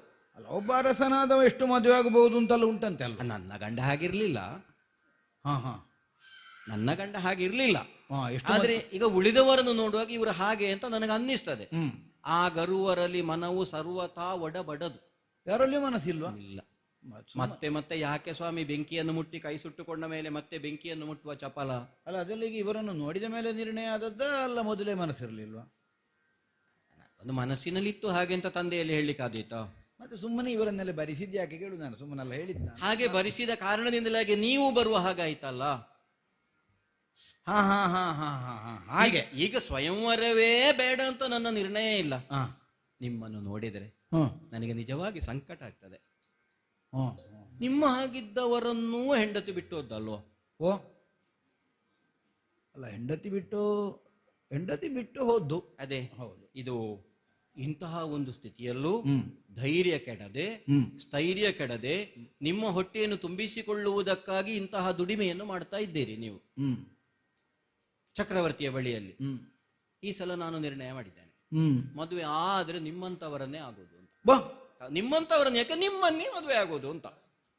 ನನ್ನನ್ನು ಮದುವೆ ಆಗುದು. ಹೌದು, ನಿರ್ಣಯ ಇದು ನಿಮಗೆ ನಾನಾದೀತ? ಓ ಅಲ್ಲ, ನಾನು ಇದಕ್ಕೆ ಎಂತದ್ದು ಉತ್ತರ ಕೊಡುದಪ್ಪ? ಈಗ ನನ್ನನ್ನು ಮತ್ತೆ ನೋಡಿ, ನಿಮಗೂ ಒಂದು ಮದುವೆ ಆಗಿದೆ, ಹೌದು, ಹೆಂಡತಿ ಇಲ್ಲ. ಹೆಂಡತಿ ನನಗೂ ಒಂದು ಮದುವೆ ಆಗಿದೆ, ಗಂಡ ಇಲ್ಲ. ಕಂಡ ಇಲ್ಲ, ನಿಮಗೂ ಇಬ್ಬರು ಮಕ್ಕಳು ಇದ್ರು, ಈಗ ನಿಮ್ಮ ಬಳಿಯಲ್ಲಿಲ್ಲ. ಬಳಿಯಲ್ಲಿ ಇಲ್ಲ. ನನಗೂ ಇಬ್ಬರು ಮಕ್ಕಳು ಇದ್ದವರು ಈಗಲೂ ನನ್ನೊಟ್ಟಿಗೆ ಇದ್ದಾರೆ. ಅವರನ್ನು ಕರ್ಕೊಂಡು ಹೋದ್ರೆ ನಿಮಗೆ ಮಕ್ಕಳು ಆಯ್ತು ಒಟ್ಟಿಗೆ. ಅಲ್ಲ, ವಿಷಯ ನೋಡಿದ್ರೆ ಈಗ ನಿನ್ನದ್ದು ನನ್ನದೆಲ್ಲ ಕತೆ ಒಂದೇ ಕಾಣುತ್ತದೆ. ಹೌದು, ಆದ್ರೆ ನನ್ನ ವ್ಯಥೆ ಬೇರೆ ಉಂಟಲ್ಲ, ಅದಕ್ಕೆ ಅಂತ. ಏನುಂಟು ನಿಮಗೆ ಬೇರೆ? ಅಯ್ಯೋ, ನನಗಿನ್ನು ಮದುವೆಯ ನನಗೆ ಬೇಡ. ಕರುಣಿ ಮೋಗ ಯಾಕೀಗೆ ಗಿನ್ನಡು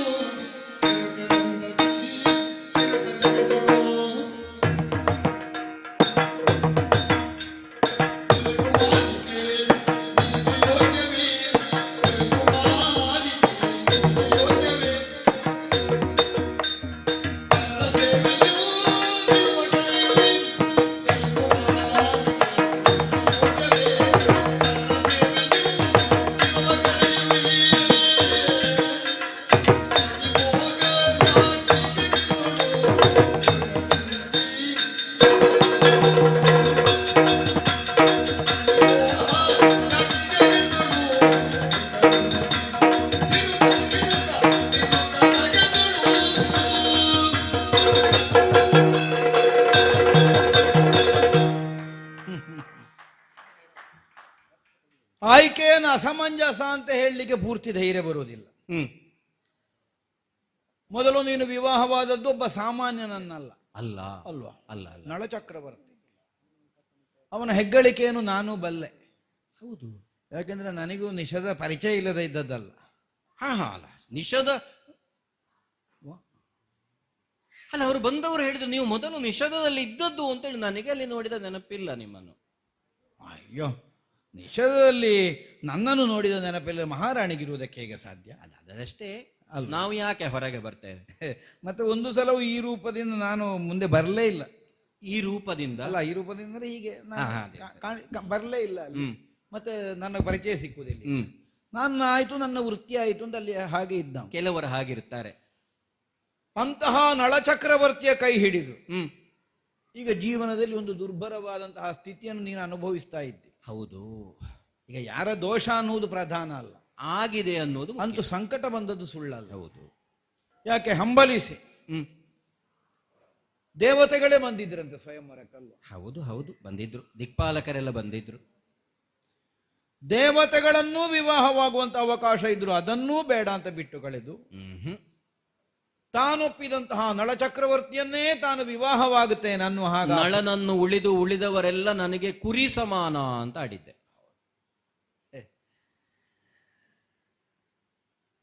ಆ ಪ್ರೇಮಕ್ಕೆ ವಿಶಿಷ್ಟವಾದಂತಹ ವಿಶೇಷವಾದಂತಹ ಮೌಲ್ಯವನ್ನೇ ಪ್ರಪಂಚಕ್ಕೆ ಬೋಧಿಸುವ ಹಾಗೆ ನಳಚಕ್ರವರ್ತಿಯನ್ನು ನೀನು ವಿವಾಹವಾದವಳು ಅಲ್ವಾ? ಹೌದು. ಆದರೆ ನಾವು ಎಣಿಸಿದಾಗೆ ಜೀವನ ಇಲ್ಲ, ವಿಧಿ ಅನ್ನುವುದು ದೊಡ್ಡದು. ಹೌದು. ಎಂತವರ ಬದುಕನ್ನಾದ್ರೂ ಅಸ್ತವ್ಯಸ್ತಗೊಳಿಸಿ ಬಿಡುತ್ತದೆ. ಈಗ ಯಾರಾದ್ರೂ ಭಾವಿಸ್ಲಿಕ್ಕುಂಟ ಈ ಚಕ್ರವರ್ತಿಗೆ ಎಲ್ಲ ಬಂದಿತ್ತು ಅಂತ? ಇಂತಹ ಒಂದು ದುಸ್ಥಿತಿ ಬರುವುದಕ್ಕುಂಟೆ? ಹೌದು. ಹೀಗೆ ಕಣ್ಮರೆಯಾಗಿ ಹೋಗುವುದಕ್ಕುಂಟೆ? ಕಾಲದೋಷವೋ ಕರ್ಮದೋಷ ಹೇಳಲಿಕ್ಕಿಲ್ಲ. ಯಾಕೆ? ಚಕ್ರವರ್ತಿಯದ್ದಾದಂತಹ ಸಚ್ಚಾರಿತ್ರ್ಯವನ್ನು ಯಾವನೂ ಪ್ರಶ್ನಿಸುವುದಕ್ಕಿಲ್ಲ ಪ್ರಪಂಚದಲ್ಲಿ. ಅಂತಹ ಆದರ್ಶಪ್ರಾಯವಾದಂತಹ ಜೀವನವನ್ನು ಸಾಗಿಸಿದಂತಹ ಚಕ್ರವರ್ತಿ ಕನಸಿನಲ್ಲೂ ತಪ್ಪು ಮಾಡುವವರಲ್ಲ. ಜೂಜಾಡ್ಲಿಕ್ಕೆ ಮನಸ್ಸು ಮಾಡಿದ್ದೇ ವಿಪರೀತ ಕಾಣುತ್ತದೆ. ಹೌದು, ಆಡಿದ, ಆಡ್ಲಿ, ಎಲ್ಲವನ್ನು ಕಳಕೊಂಡು, ಎಲ್ಲವನ್ನು ಅಂದ್ರೆ ಎಲ್ಲವನ್ನು, ಮೈಯ ಮಾನ ಮುಚ್ಚಿಕೊಳ್ಳುವುದಕ್ಕೆ ಒಂದು ಅರಿವೆಗೂ ಗತಿ ಇಲ್ಲದೆ ಇರುವಷ್ಟು ದುರ್ಭರವಾದ ಸ್ಥಿತಿಯಲ್ಲಿ ಕಾಡು ಸೇರುವ ಕಾಲಕ್ಕಾದ್ರೂ ಕೈ ಹಿಡಿದ ನೀನು ಅನುಸರಿಸಿಯೇ ಬಂದೆ. ಬರಲೇಬೇಕಲ್ಲ ಅಲ್ವಾ? ಅದು ಕರ್ತವ್ಯ ಅಲ್ಲ, ಅದು ಸಹಜ. ಹಾಗಿದ್ರೆ ಎಷ್ಟು ಅನ್ಯೋನ್ಯವಾದಂತಹ ದಾಂಪತ್ಯ. ಸಹಚರಿ ತವ ಅಂತ ಹೇಳಿ ಅಲ್ವ ನಾನು ಮದ್ವೆ ಆದವರ. ಹೌದೌದೌದೌದು.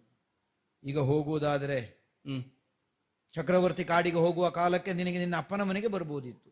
ಅವರೇ ಹೇಳಿದ್ದುಂಟು. ಓ, ಹಾ ಹಾ ಹಾ ಹಾ, ಹೇಳಿದ್ದುಂಟಲ್ವ? ಕಾಡಿನಲ್ಲಿ ಕಷ್ಟ ಆಗ್ತದೋ ಏನೋ ನಿನಗೆ ಅಂತ. ಅನುಸರಿಸಿಕೊಂಡು ಬಂದಂತಹ ಯಾವ ಪ್ರಜೆಗಳನ್ನು ಒಂದಿಗೆ ಚಕ್ರವರ್ತಿ ಕರ್ಕೊಂಡು ಹೋಗಲಿಲ್ಲ. ಆದ್ರೂ ಕೈ ಹಿಡಿದಂತಹ ನಿನ್ನನ್ನು ಕಾಡಿಗೆ ಕರ್ಕೊಂಡು ಹೋದ್ರು ಉಳಿಸಿಕೊಳ್ಳುವುದಕ್ಕಾಗಲಿಲ್ಲ. ಆಗಲಿಲ್ಲ ಅಲ್ವ? ಹೌದು. ಅಂತಹ ದಾಂಪತ್ಯದ ಸವಿನೆನಪು ನಿನ್ನ ಅಂತರಂಗದಲ್ಲಿರುವಾಗ ಈಗ ಬಂದು ಸೇರಿದಂತಹ ಇವರಲ್ಲಿ ಯಾರನ್ನು ವಿವಾಹವಾಗುವುದಕ್ಕೂ ನಿನ್ನ ಮನಸ್ಸಿಗೆ ಒಪ್ಪಿಗೆ ಆಗುವುದಿಲ್ಲ. ಒಂದು ಹಿಂಜರಿಕೆ. ಬಹುಶಃ ನೀನೊಂದು ದೈವದೊಂದಿಗೆ ಸ್ಪರ್ಧೆಗೆ ಇಳಿದೆಯೋ ಏನು.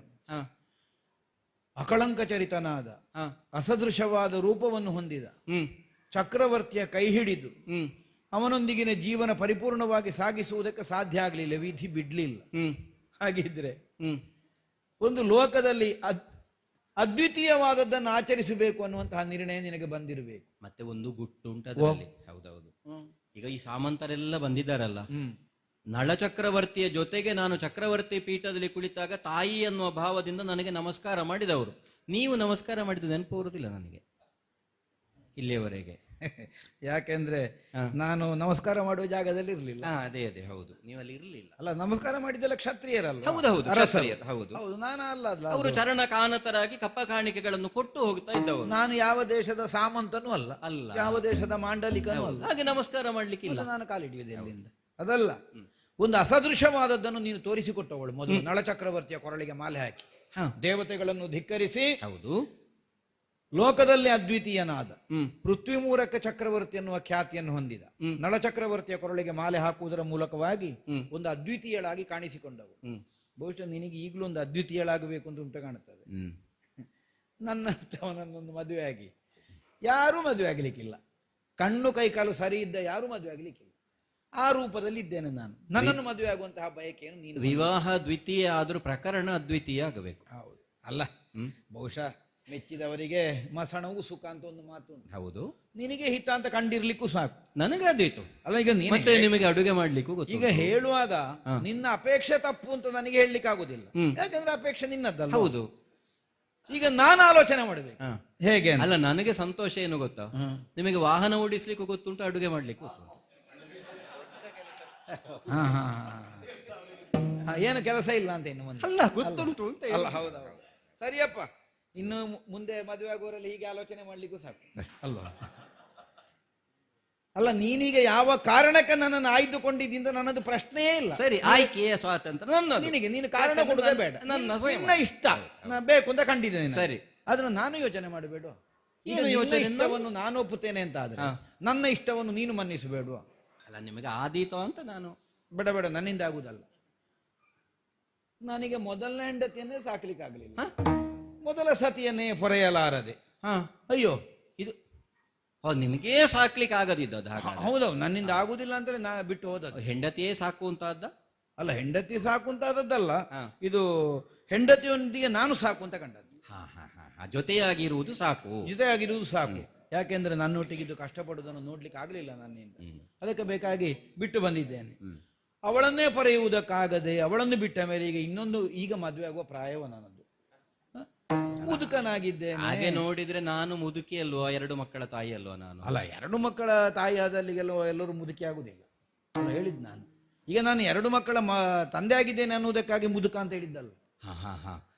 ಜೀವನದಲ್ಲಿ ಅನುಭವಿಸಿದ ಕಷ್ಟ ಸಂಕಟಗಳ ಮೂಲಕವಾಗಿ ನನಗೆ ಅಕಾಲದಲ್ಲಿ ವೃದ್ಧಾಪ್ಯ ಬಂದಿದೆ. ಹಾಗೆ ನೀವು ಮಾಗಿದ್ದೀರಿ? ಮಾಗಿದ್ದಲ್ಲ, ಬಾಗಿದ್ದು. ಎಂತದ ಮಾಗೋದು? ಅಕಾಲದಲ್ಲಿ ವೃದ್ಧಾಪ್ಯ ಬಂದಿದೆ. ಹಾಗಾಗಿ ನಾನು ನಿಶ್ಚಯ ಮಾಡಿದ್ದೇನೆ, ಮದುವೆ ಬೇಡ, ಮೊದಲ ಹೆಂಡತಿಯನ್ನೇ ಸಾಕ್ಲಿಕ್ಕೆ ಆಗಲಿಲ್ಲ, ಹಾಗಾಗಿ ನಾವೊಂದು ಹೊಣೆ ಬೇಡ, ಯಾರಿಗೆ ಆದಿತಿ ಮದುವೆ ಆಗಿ ಅದೇ ಹೆಂಡತಿಯನ್ನು ಸಾಕಿಕೊಂಡು ಒಟ್ಟಿಗೆ ಜೀವನ ಮಾಡುದು. ಅದೇ ಹೆಂಡತಿಯನ್ನು ಅಲ್ಲ ಹೇಳಿದ್ದು ನಾನು, ಅಲ್ಲ ಅದೇ ಹೆಂಡತಿಯನ್ನು ಸಾಕುವುದೊಂದೇ ಕೆಲಸ ಮಾಡಿಕೊಂಡು ಅಲ್ಲಿಗೆ ಒಟ್ಟಿಗೆ ಇರುವ ಕೆಲಸ ಎಲ್ಲ ಆಗುವಂತದ್ದಲ್ಲ ಅದು. ಈಗ ಯಾವ್ದು ರಗಳೆ ಉಂಟಾ, ಆಗುವಲ್ಲಿ ಹೋಗಿ ಸೇರಿಕೊಂಡಿತ್ತು, ಆಗುವ ಕೆಲಸ ಮಾಡಿತು, ಹಾಗೆ ನನಗೆ ಬೇಡ ಮದುವೆ ಬೇಡ. ನೀನೆ ಕಲಿಸಿದ ಜಾಣ ನುಡಿಗಳ ಲೇಖಕಿ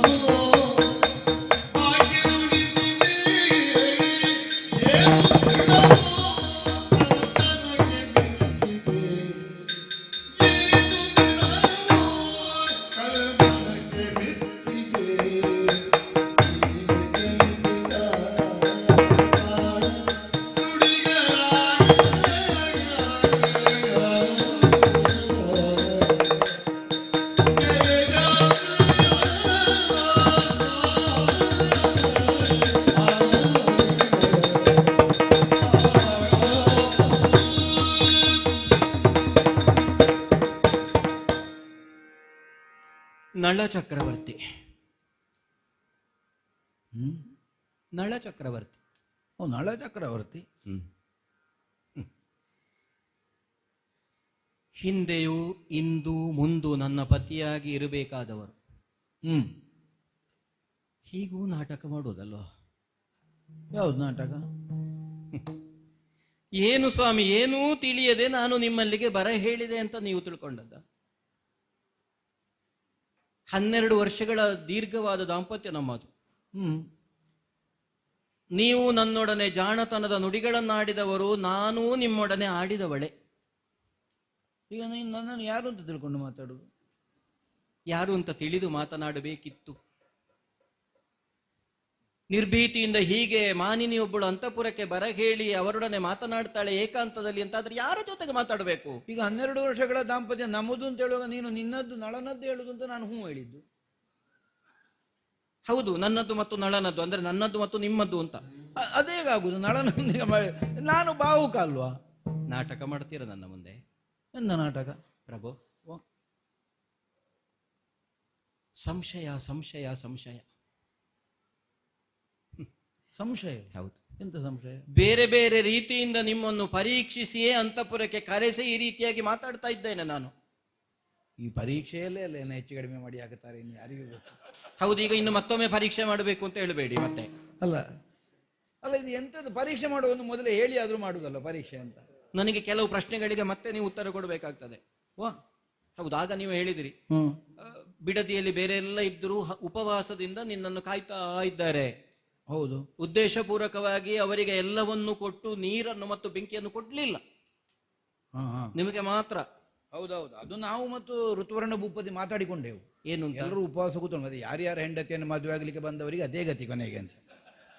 ಪ್ರಭು ಅಲ್ಲ, ಗೊತ್ತಾಯ್ತು. ಹಾಗೆ ಅಂತ ನೀವು ಉಪವಾಸ ಇರ್ಲಿಲ್ವಲ್ಲ? ಅಲ್ಲ, ನಾವು ಊಟ ಮಾಡಿದ್ದೇವೆ, ಅದರಲ್ಲಿ ಅರ್ಥ ಆಗ್ತದಲ್ಲ. ಓ, ಅವನ ಹೆಂಡತಿಯನ್ನೇ ಮತ್ತೆ ಮದುವೆ ಆಗುವುದಕ್ಕೆ ಬಂದವ ಹೊಟ್ಟೆ ತುಂಬಾ ಊಟ ಮಾಡ್ತಾನೆ ಅಂತ. ಯಾರ ಹೆಂಡತಿಯನ್ನು ಯಾರು ಮದುವೆ ಆಗುದು? ನಿಮ್ಮ ಹೆಂಡತಿಯನ್ನು ನೀವು ಮದುವೆ ಆಗುದು. ಮತ್ತೆ ನನ್ನ ಹೆಂಡತಿಯನ್ನು ಇಲ್ಲಿ ಮದುವೆ ಆಗುದು? ಪ್ರಭು, ಪ್ರಾಣಿಗಳಿಗೆ ಅರ್ಥ ಆಗುವ ವಿಷಯ ದಮಯಂತಿಗೆ ಗೊತ್ತಾಗುವುದಿಲ್ಲ. ಪ್ರಾಣಿಗಳಿಗೆ ದ್ಯೂತವನ್ನು ಆಡ್ತಾ ಆಡ್ತಾ ನೀವೆಲ್ಲವನ್ನು ಕಳಕೊಂಡಂತಹ ಕಾಲದಲ್ಲಿ ನಮ್ಮ ರಥದಲ್ಲಿ ನಮ್ಮ ಕುದುರೆಗಳನ್ನು ಕಟ್ಟಿ, ಅಂದ್ರೆ ನಿಷಧದ ಕುದುರೆಗಳನ್ನು ಕಟ್ಟಿ ಇಲ್ಲಿಗೆ ನಮ್ಮ ಮಕ್ಕಳನ್ನು ಕಳುಹಿಸಿದವಳು ನಾನು. ಅದೇ ಕುದುರೆಗಳೀಗ ಲಾಯದಲ್ಲುಂಟು. ಹೌದೌದು, ಮಕ್ಕಳನ್ನು ನೋಡಿದೆ ನಾನು. ಅಯೋಧ್ಯೆಯಿಂದ ನೀವು ಬರುವ ಕಾಲದಲ್ಲಿ ನಿಮ್ಮನ್ನು ತಿಳಿದು ಲಾಯದಲ್ಲಿ ಕಟ್ಟಿದಂತಹ ಕುದುರೆಗಳು ಹೇಷಾರವ ಮಾಡ್ತವೆ. ನಿಮ್ಮ ಮಡದಿಯಾದಂತಹ ನನಗೆ ಬಂದದ್ದು ಯಾರು ಅಂತ ಗೊತ್ತಾಗೋದಿಲ್ಲ. ನನ್ನನ್ನು ನೋಡಿದ್ರೆ ಯಾವ ಪ್ರಾಣಿಯೂ ಕೂಗುತ್ತದೆ. ಹೌದು, ನಾನು ಕೂಗ್ತಾ ಇದ್ದೇನೆ, ಕಣ್ಣೀರು ಹಾಕ್ತಾ ಇದ್ದೇನೆ ಅಂತ ಅದರ ಅರ್ಥ. ನಮ್ಮ ಇಬ್ಬರು ಮಕ್ಕಳನ್ನು ನಿಮ್ಮ ಬಳಿಗೆ ಕಳುಹಿಸಿದೆ, ಅಲಂಕರಿಸಿ. ಒಳ್ಳೆ ಮಕ್ಕಳು. 2 ತೊಡೆಗಳಲ್ಲಿ ಇಬ್ಬರನ್ನು ಕುಳ್ಳಿರಿಸಿ ಅವರ ಶಿರವನ್ನು ಆಗ್ರಾಣಿಸಿ ನೀವು ಕಣ್ಣೀರು ಸುರಿಸಿದ್ರಂತೆ. ನನ್ನ ದಾಸಿಯಾದ ಕೇಶಿನಿ ಹೇಳಿದ್ಲು, ಯಾಕೆ ನೀವು ಅವರನ್ನು ನೋಡಿ ತೊಡೆಯಲ್ಲಿ ಕುಳ್ಳಿರಿಸಿ ಕಣ್ಣೀರು ಸುರಿಸಬೇಕಿತ್ತು? ಯಾಕೆ ಅವರ ನೆತ್ತಿಯನ್ನು ಆಗ್ರಾಣಿಸಬೇಕಿತ್ತು? ಅಲ್ಲ, ನನಗೆ ನನ್ನ ಮಕ್ಕಳ ನೆನಪಾಯ್ತು. ಅದೇ ಕೇಶಿನಿ ಕಂಡಾಗ ಅದನ್ನೇ ಹೇಳಿದ್ರಂತೆ, ನನಗೆ ಪಕ್ಕನೆ ನನ್ನ ಮಕ್ಕಳ ನೆನಪಾಯಿತು ಅಂತ.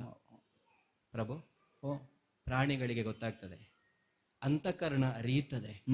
ಇನ್ನೂ ನನ್ನ ಮುಂಭಾಗದಲ್ಲಿ ನಾನು ಯಾರೋ ಬೇರೆ ಅಂತ ನಾಟಕ ಮಾಡ್ತಾ ಇದ್ದೀರಿ. ಒಂದು ಹೇಳ, ಶತಮಾನಗಳ ಕಾಲ ನೀರಿನಲ್ಲಿರುವಂತಹ ಕಲ್ಲಾದರೂ ನೀರಿನ ಸಂಸರ್ಗದಿಂದ ಕರಗೀತೋ ಏನು, ಆದ್ರೆ ನಿಮ್ಮ ಮನಸ್ಸು ಕರಗುವುದಿಲ್ಲ, ಕಲ್ಮನ ಅಂತ ಅನ್ನಿಸದೆ. ಯಾಕೆ ಪ್ರಭು ಹೀಗೆ ಪರೀಕ್ಷೆ ಮಾಡ್ತಾ ಇದ್ದೀರಿ?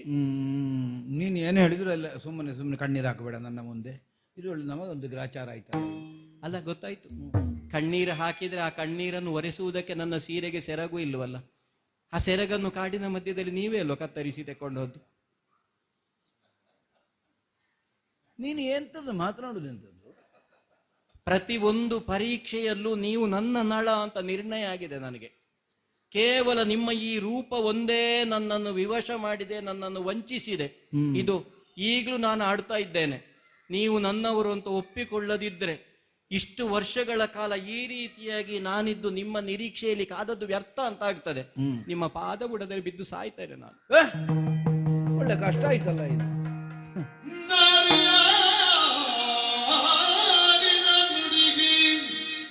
ದಮಯಂತಿ ಊರಿನ ಜಗಲಿಲ್ಲ ದಾರಿಯ ಭೂಕರಿಸಿ ಸರಿ ಬಿಟ್ಟಾಗ ಬೋರ ನಿರಗುತ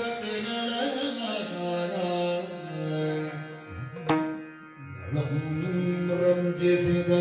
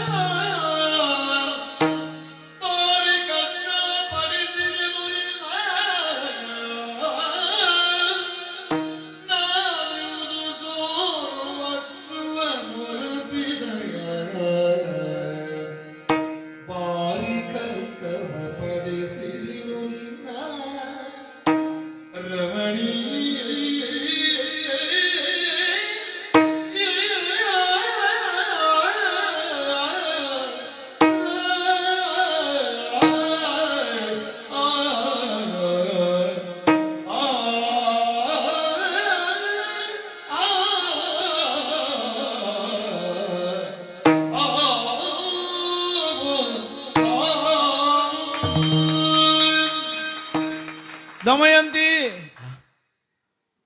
ಪ್ರಭು ಮೇಲೇಳು, ಇದ್ದೆ. ಮೇಲೇಳು. ನಿನ್ನ ತೋಳುಗಳಿಗೆ ಕೈ ನೀಡಿ ನನ್ನನ್ನು ಮೇಲಕ್ಕೆತ್ತಿಕೊಂಡಿದ್ದೇನೆ. ಈ ನೆರಳಿಗೆ ಆ ಶರೀರವೇ ಅಲ್ವೇ ಪ್ರಭು ಆಶ್ರಯ? ಕುಬ್ಜವಾದ ಕುರೂಪವಾದಂತಹ ನನ್ನದಾದಂತಹ ಆಕೃತಿಯನ್ನು ನೋಡಿ ನಿನ್ನ ಮನಸ್ಸಿನಲ್ಲಿ ಒಂದು ತಳಮಳ ಮೂಡಿ ಹೋಗಿತ್ತಲ್ಲ. ಹೌದು. ಯಾಕೆ ಹೀಗೆ? ಕೇವಲ ಬಾಹ್ಯದ ವೈರೂಪ್ಯವೇ ಆದರೆ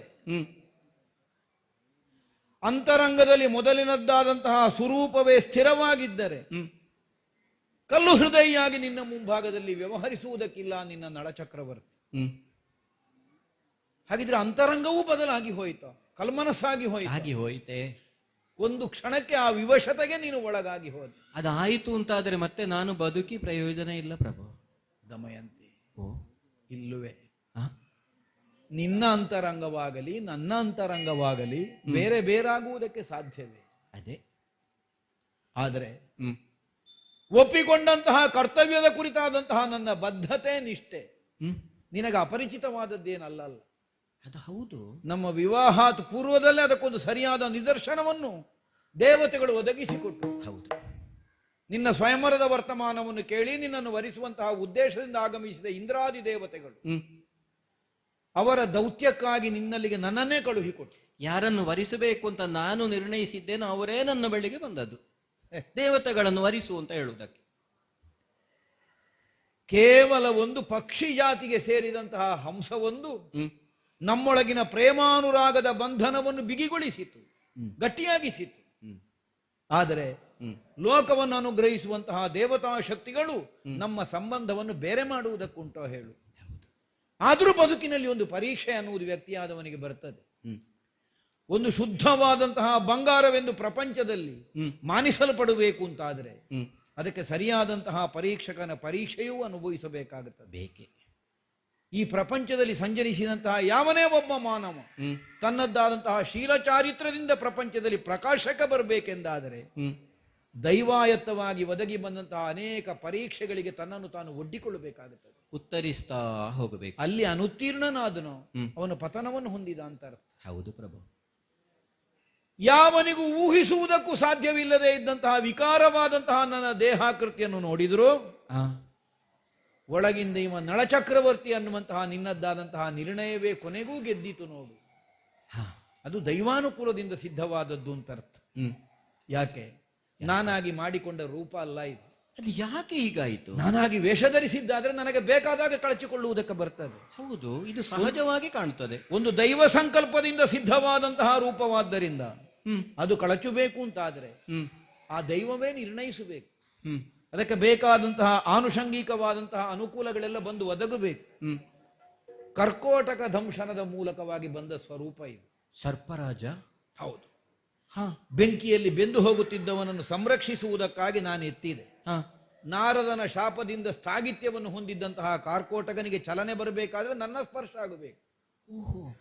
ಅಂತಹ ಒಂದು ಸ್ಥಿತಿಯಲ್ಲಿದ್ದಂತಹ ಕಾರ್ಕೋಟಕನನ್ನು ಬದುಕಿಸಿದ್ದಕ್ಕೆ ಪ್ರತಿಯಾಗಿ ನನಗೆ ಸಿಕ್ಕಿದ್ದರ ದಂಶನದ ಪರಿಣಾಮ. ಪ್ರಭು, ಚಕ್ರವರ್ತಿಯಾಗಿ ನಿಷೇಧದಲ್ಲಿ ಇರುವಂತಹ ನೀವು ಕಾನನ ಮಧ್ಯದಲ್ಲಿ ಬಿದ್ದಂತಹ ಕಾರ್ಕೋಟಕನ ಬಳಿಗೆ ಬರಬೇಕು ಅಂತ ಪೂರ್ವ ನಿರ್ಣಯ ಇತ್ತು. ಮೊದಲೇ ನಿರ್ಣಯ ಆಗಿದೆ.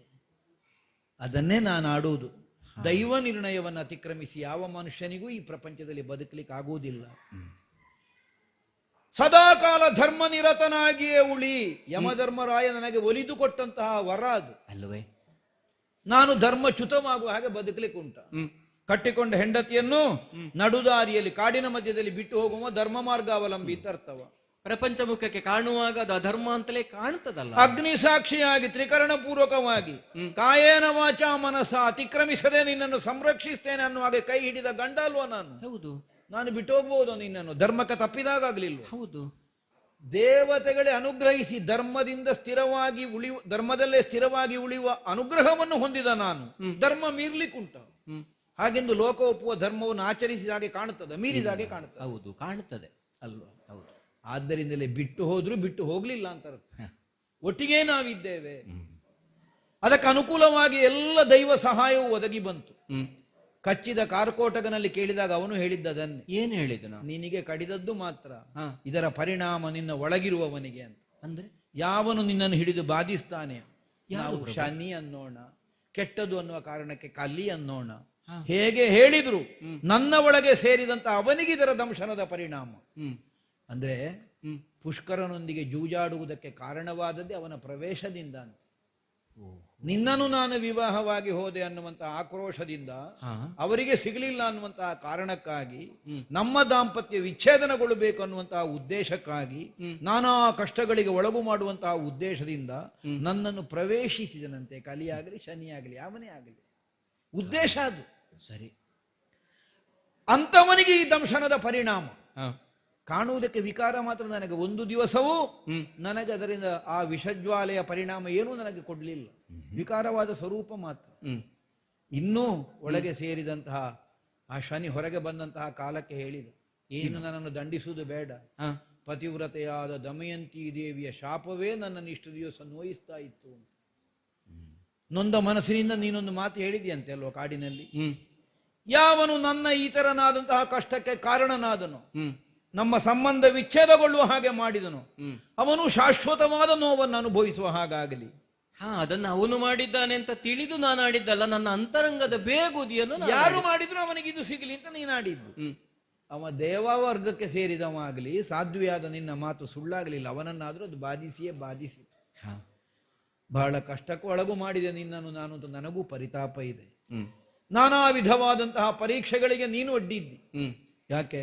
ಅಗಲಿ ಹೋದಂತಹ ಪತಿಯನ್ನು ಮತ್ತೆ ಸಂಪಾದಿಸಬೇಕಾದ್ರೆ ನಿನಗಷ್ಟು ಅನಿವಾರ್ಯವಾಗಿ ಹೋಯಿತು. ಹೌದು ಪ್ರಭು. ಪುನಃ ಸ್ವಯಂವರವನ್ನು ನೀನು ನಿರ್ಣಯಿಸಿಕೊಂಡಿದ್ಯನ್ನು ಹಾಗೆ ಪ್ರಪಂಚಕ್ಕೆ ಪ್ರಕಟವಾದ ಮೇಲೆ ಸುಲಭವಾಗಿ ಬಂದು ನಿನ್ನನ್ನು ನಾನು ತಿಳಿದವನಾದರೂ ಸ್ವೀಕರಿಸುವುದಕ್ಕಾಗುತ್ತದೋ ಹೇಳು? ಇಲ್ಲವೇ? ನಾಳೆ ಪ್ರಪಂಚದಲ್ಲಿ ಒಂದು ಅಪವಾದ ಕಾರಣವಾಗಿ ಪರಿಣಮಿಸ್ತದೆ ಅದು.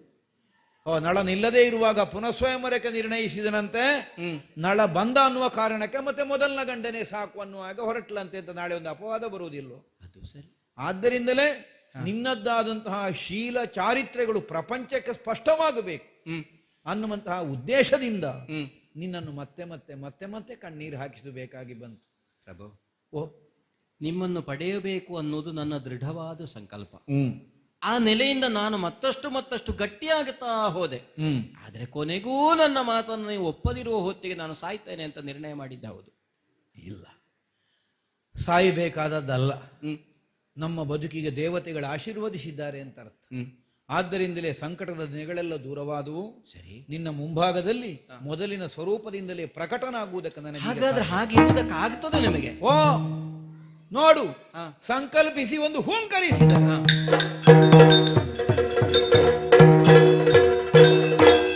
ಮತ್ತೊಮ್ಮೆ ಚರಣಕಾನತಳಾಗಿದ್ದೇನೆ. ವಾರಿಜಾಪ್ತನ ತೇಜದಿಂದ ಮೊದಲಿನ ಹಾಗೆಯೇ ಕಂಗೊಳಿಸ್ತಾ ಇದ್ದೇನೆ. ಹೌದು ಪ್ರಭು. ಅಲ್ವಾ? ಹೌದು. ನಾನು ಒಂದೂ ಸುಳ್ಳು ಹೇಳಲಿಲ್ಲ. ಇಲ್ಲ. ನನಗೆ ಮದುವೆ ಬೇಡ ಅಂತಲೇ ಹೇಳಿಲ್ವ ನಾನಾಗ? ಹೇಳಿದ್ದೀರಿ. ಬೇಕಾ ನಿಜವಾಗಿ?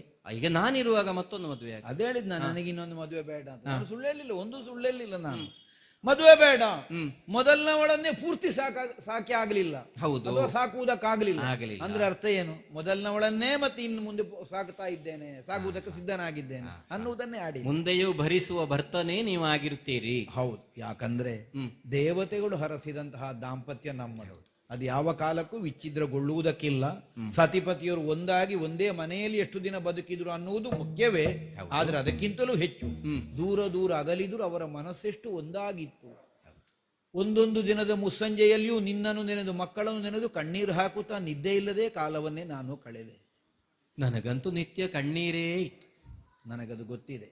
ಆದ್ದರಿಂದ ನಮ್ಮ ಕಣ್ಣೀರೆಲ್ಲ ಮುಗಿದು ಹೋಯಿತು. ಜೀವನದ ಇದ್ದ ಕಣ್ಣೀರೆಲ್ಲ ಮುಗಿದು ಹೋಗಿದೆ. ಇನ್ನೇನಿದ್ರು ಪನ್ನೀರು ಮಾತ್ರ. ಹೌದು ಅಲ್ವಾ? ಸಂತೋಷದಿಂದ ಬದುಕು. ಆದೀತು.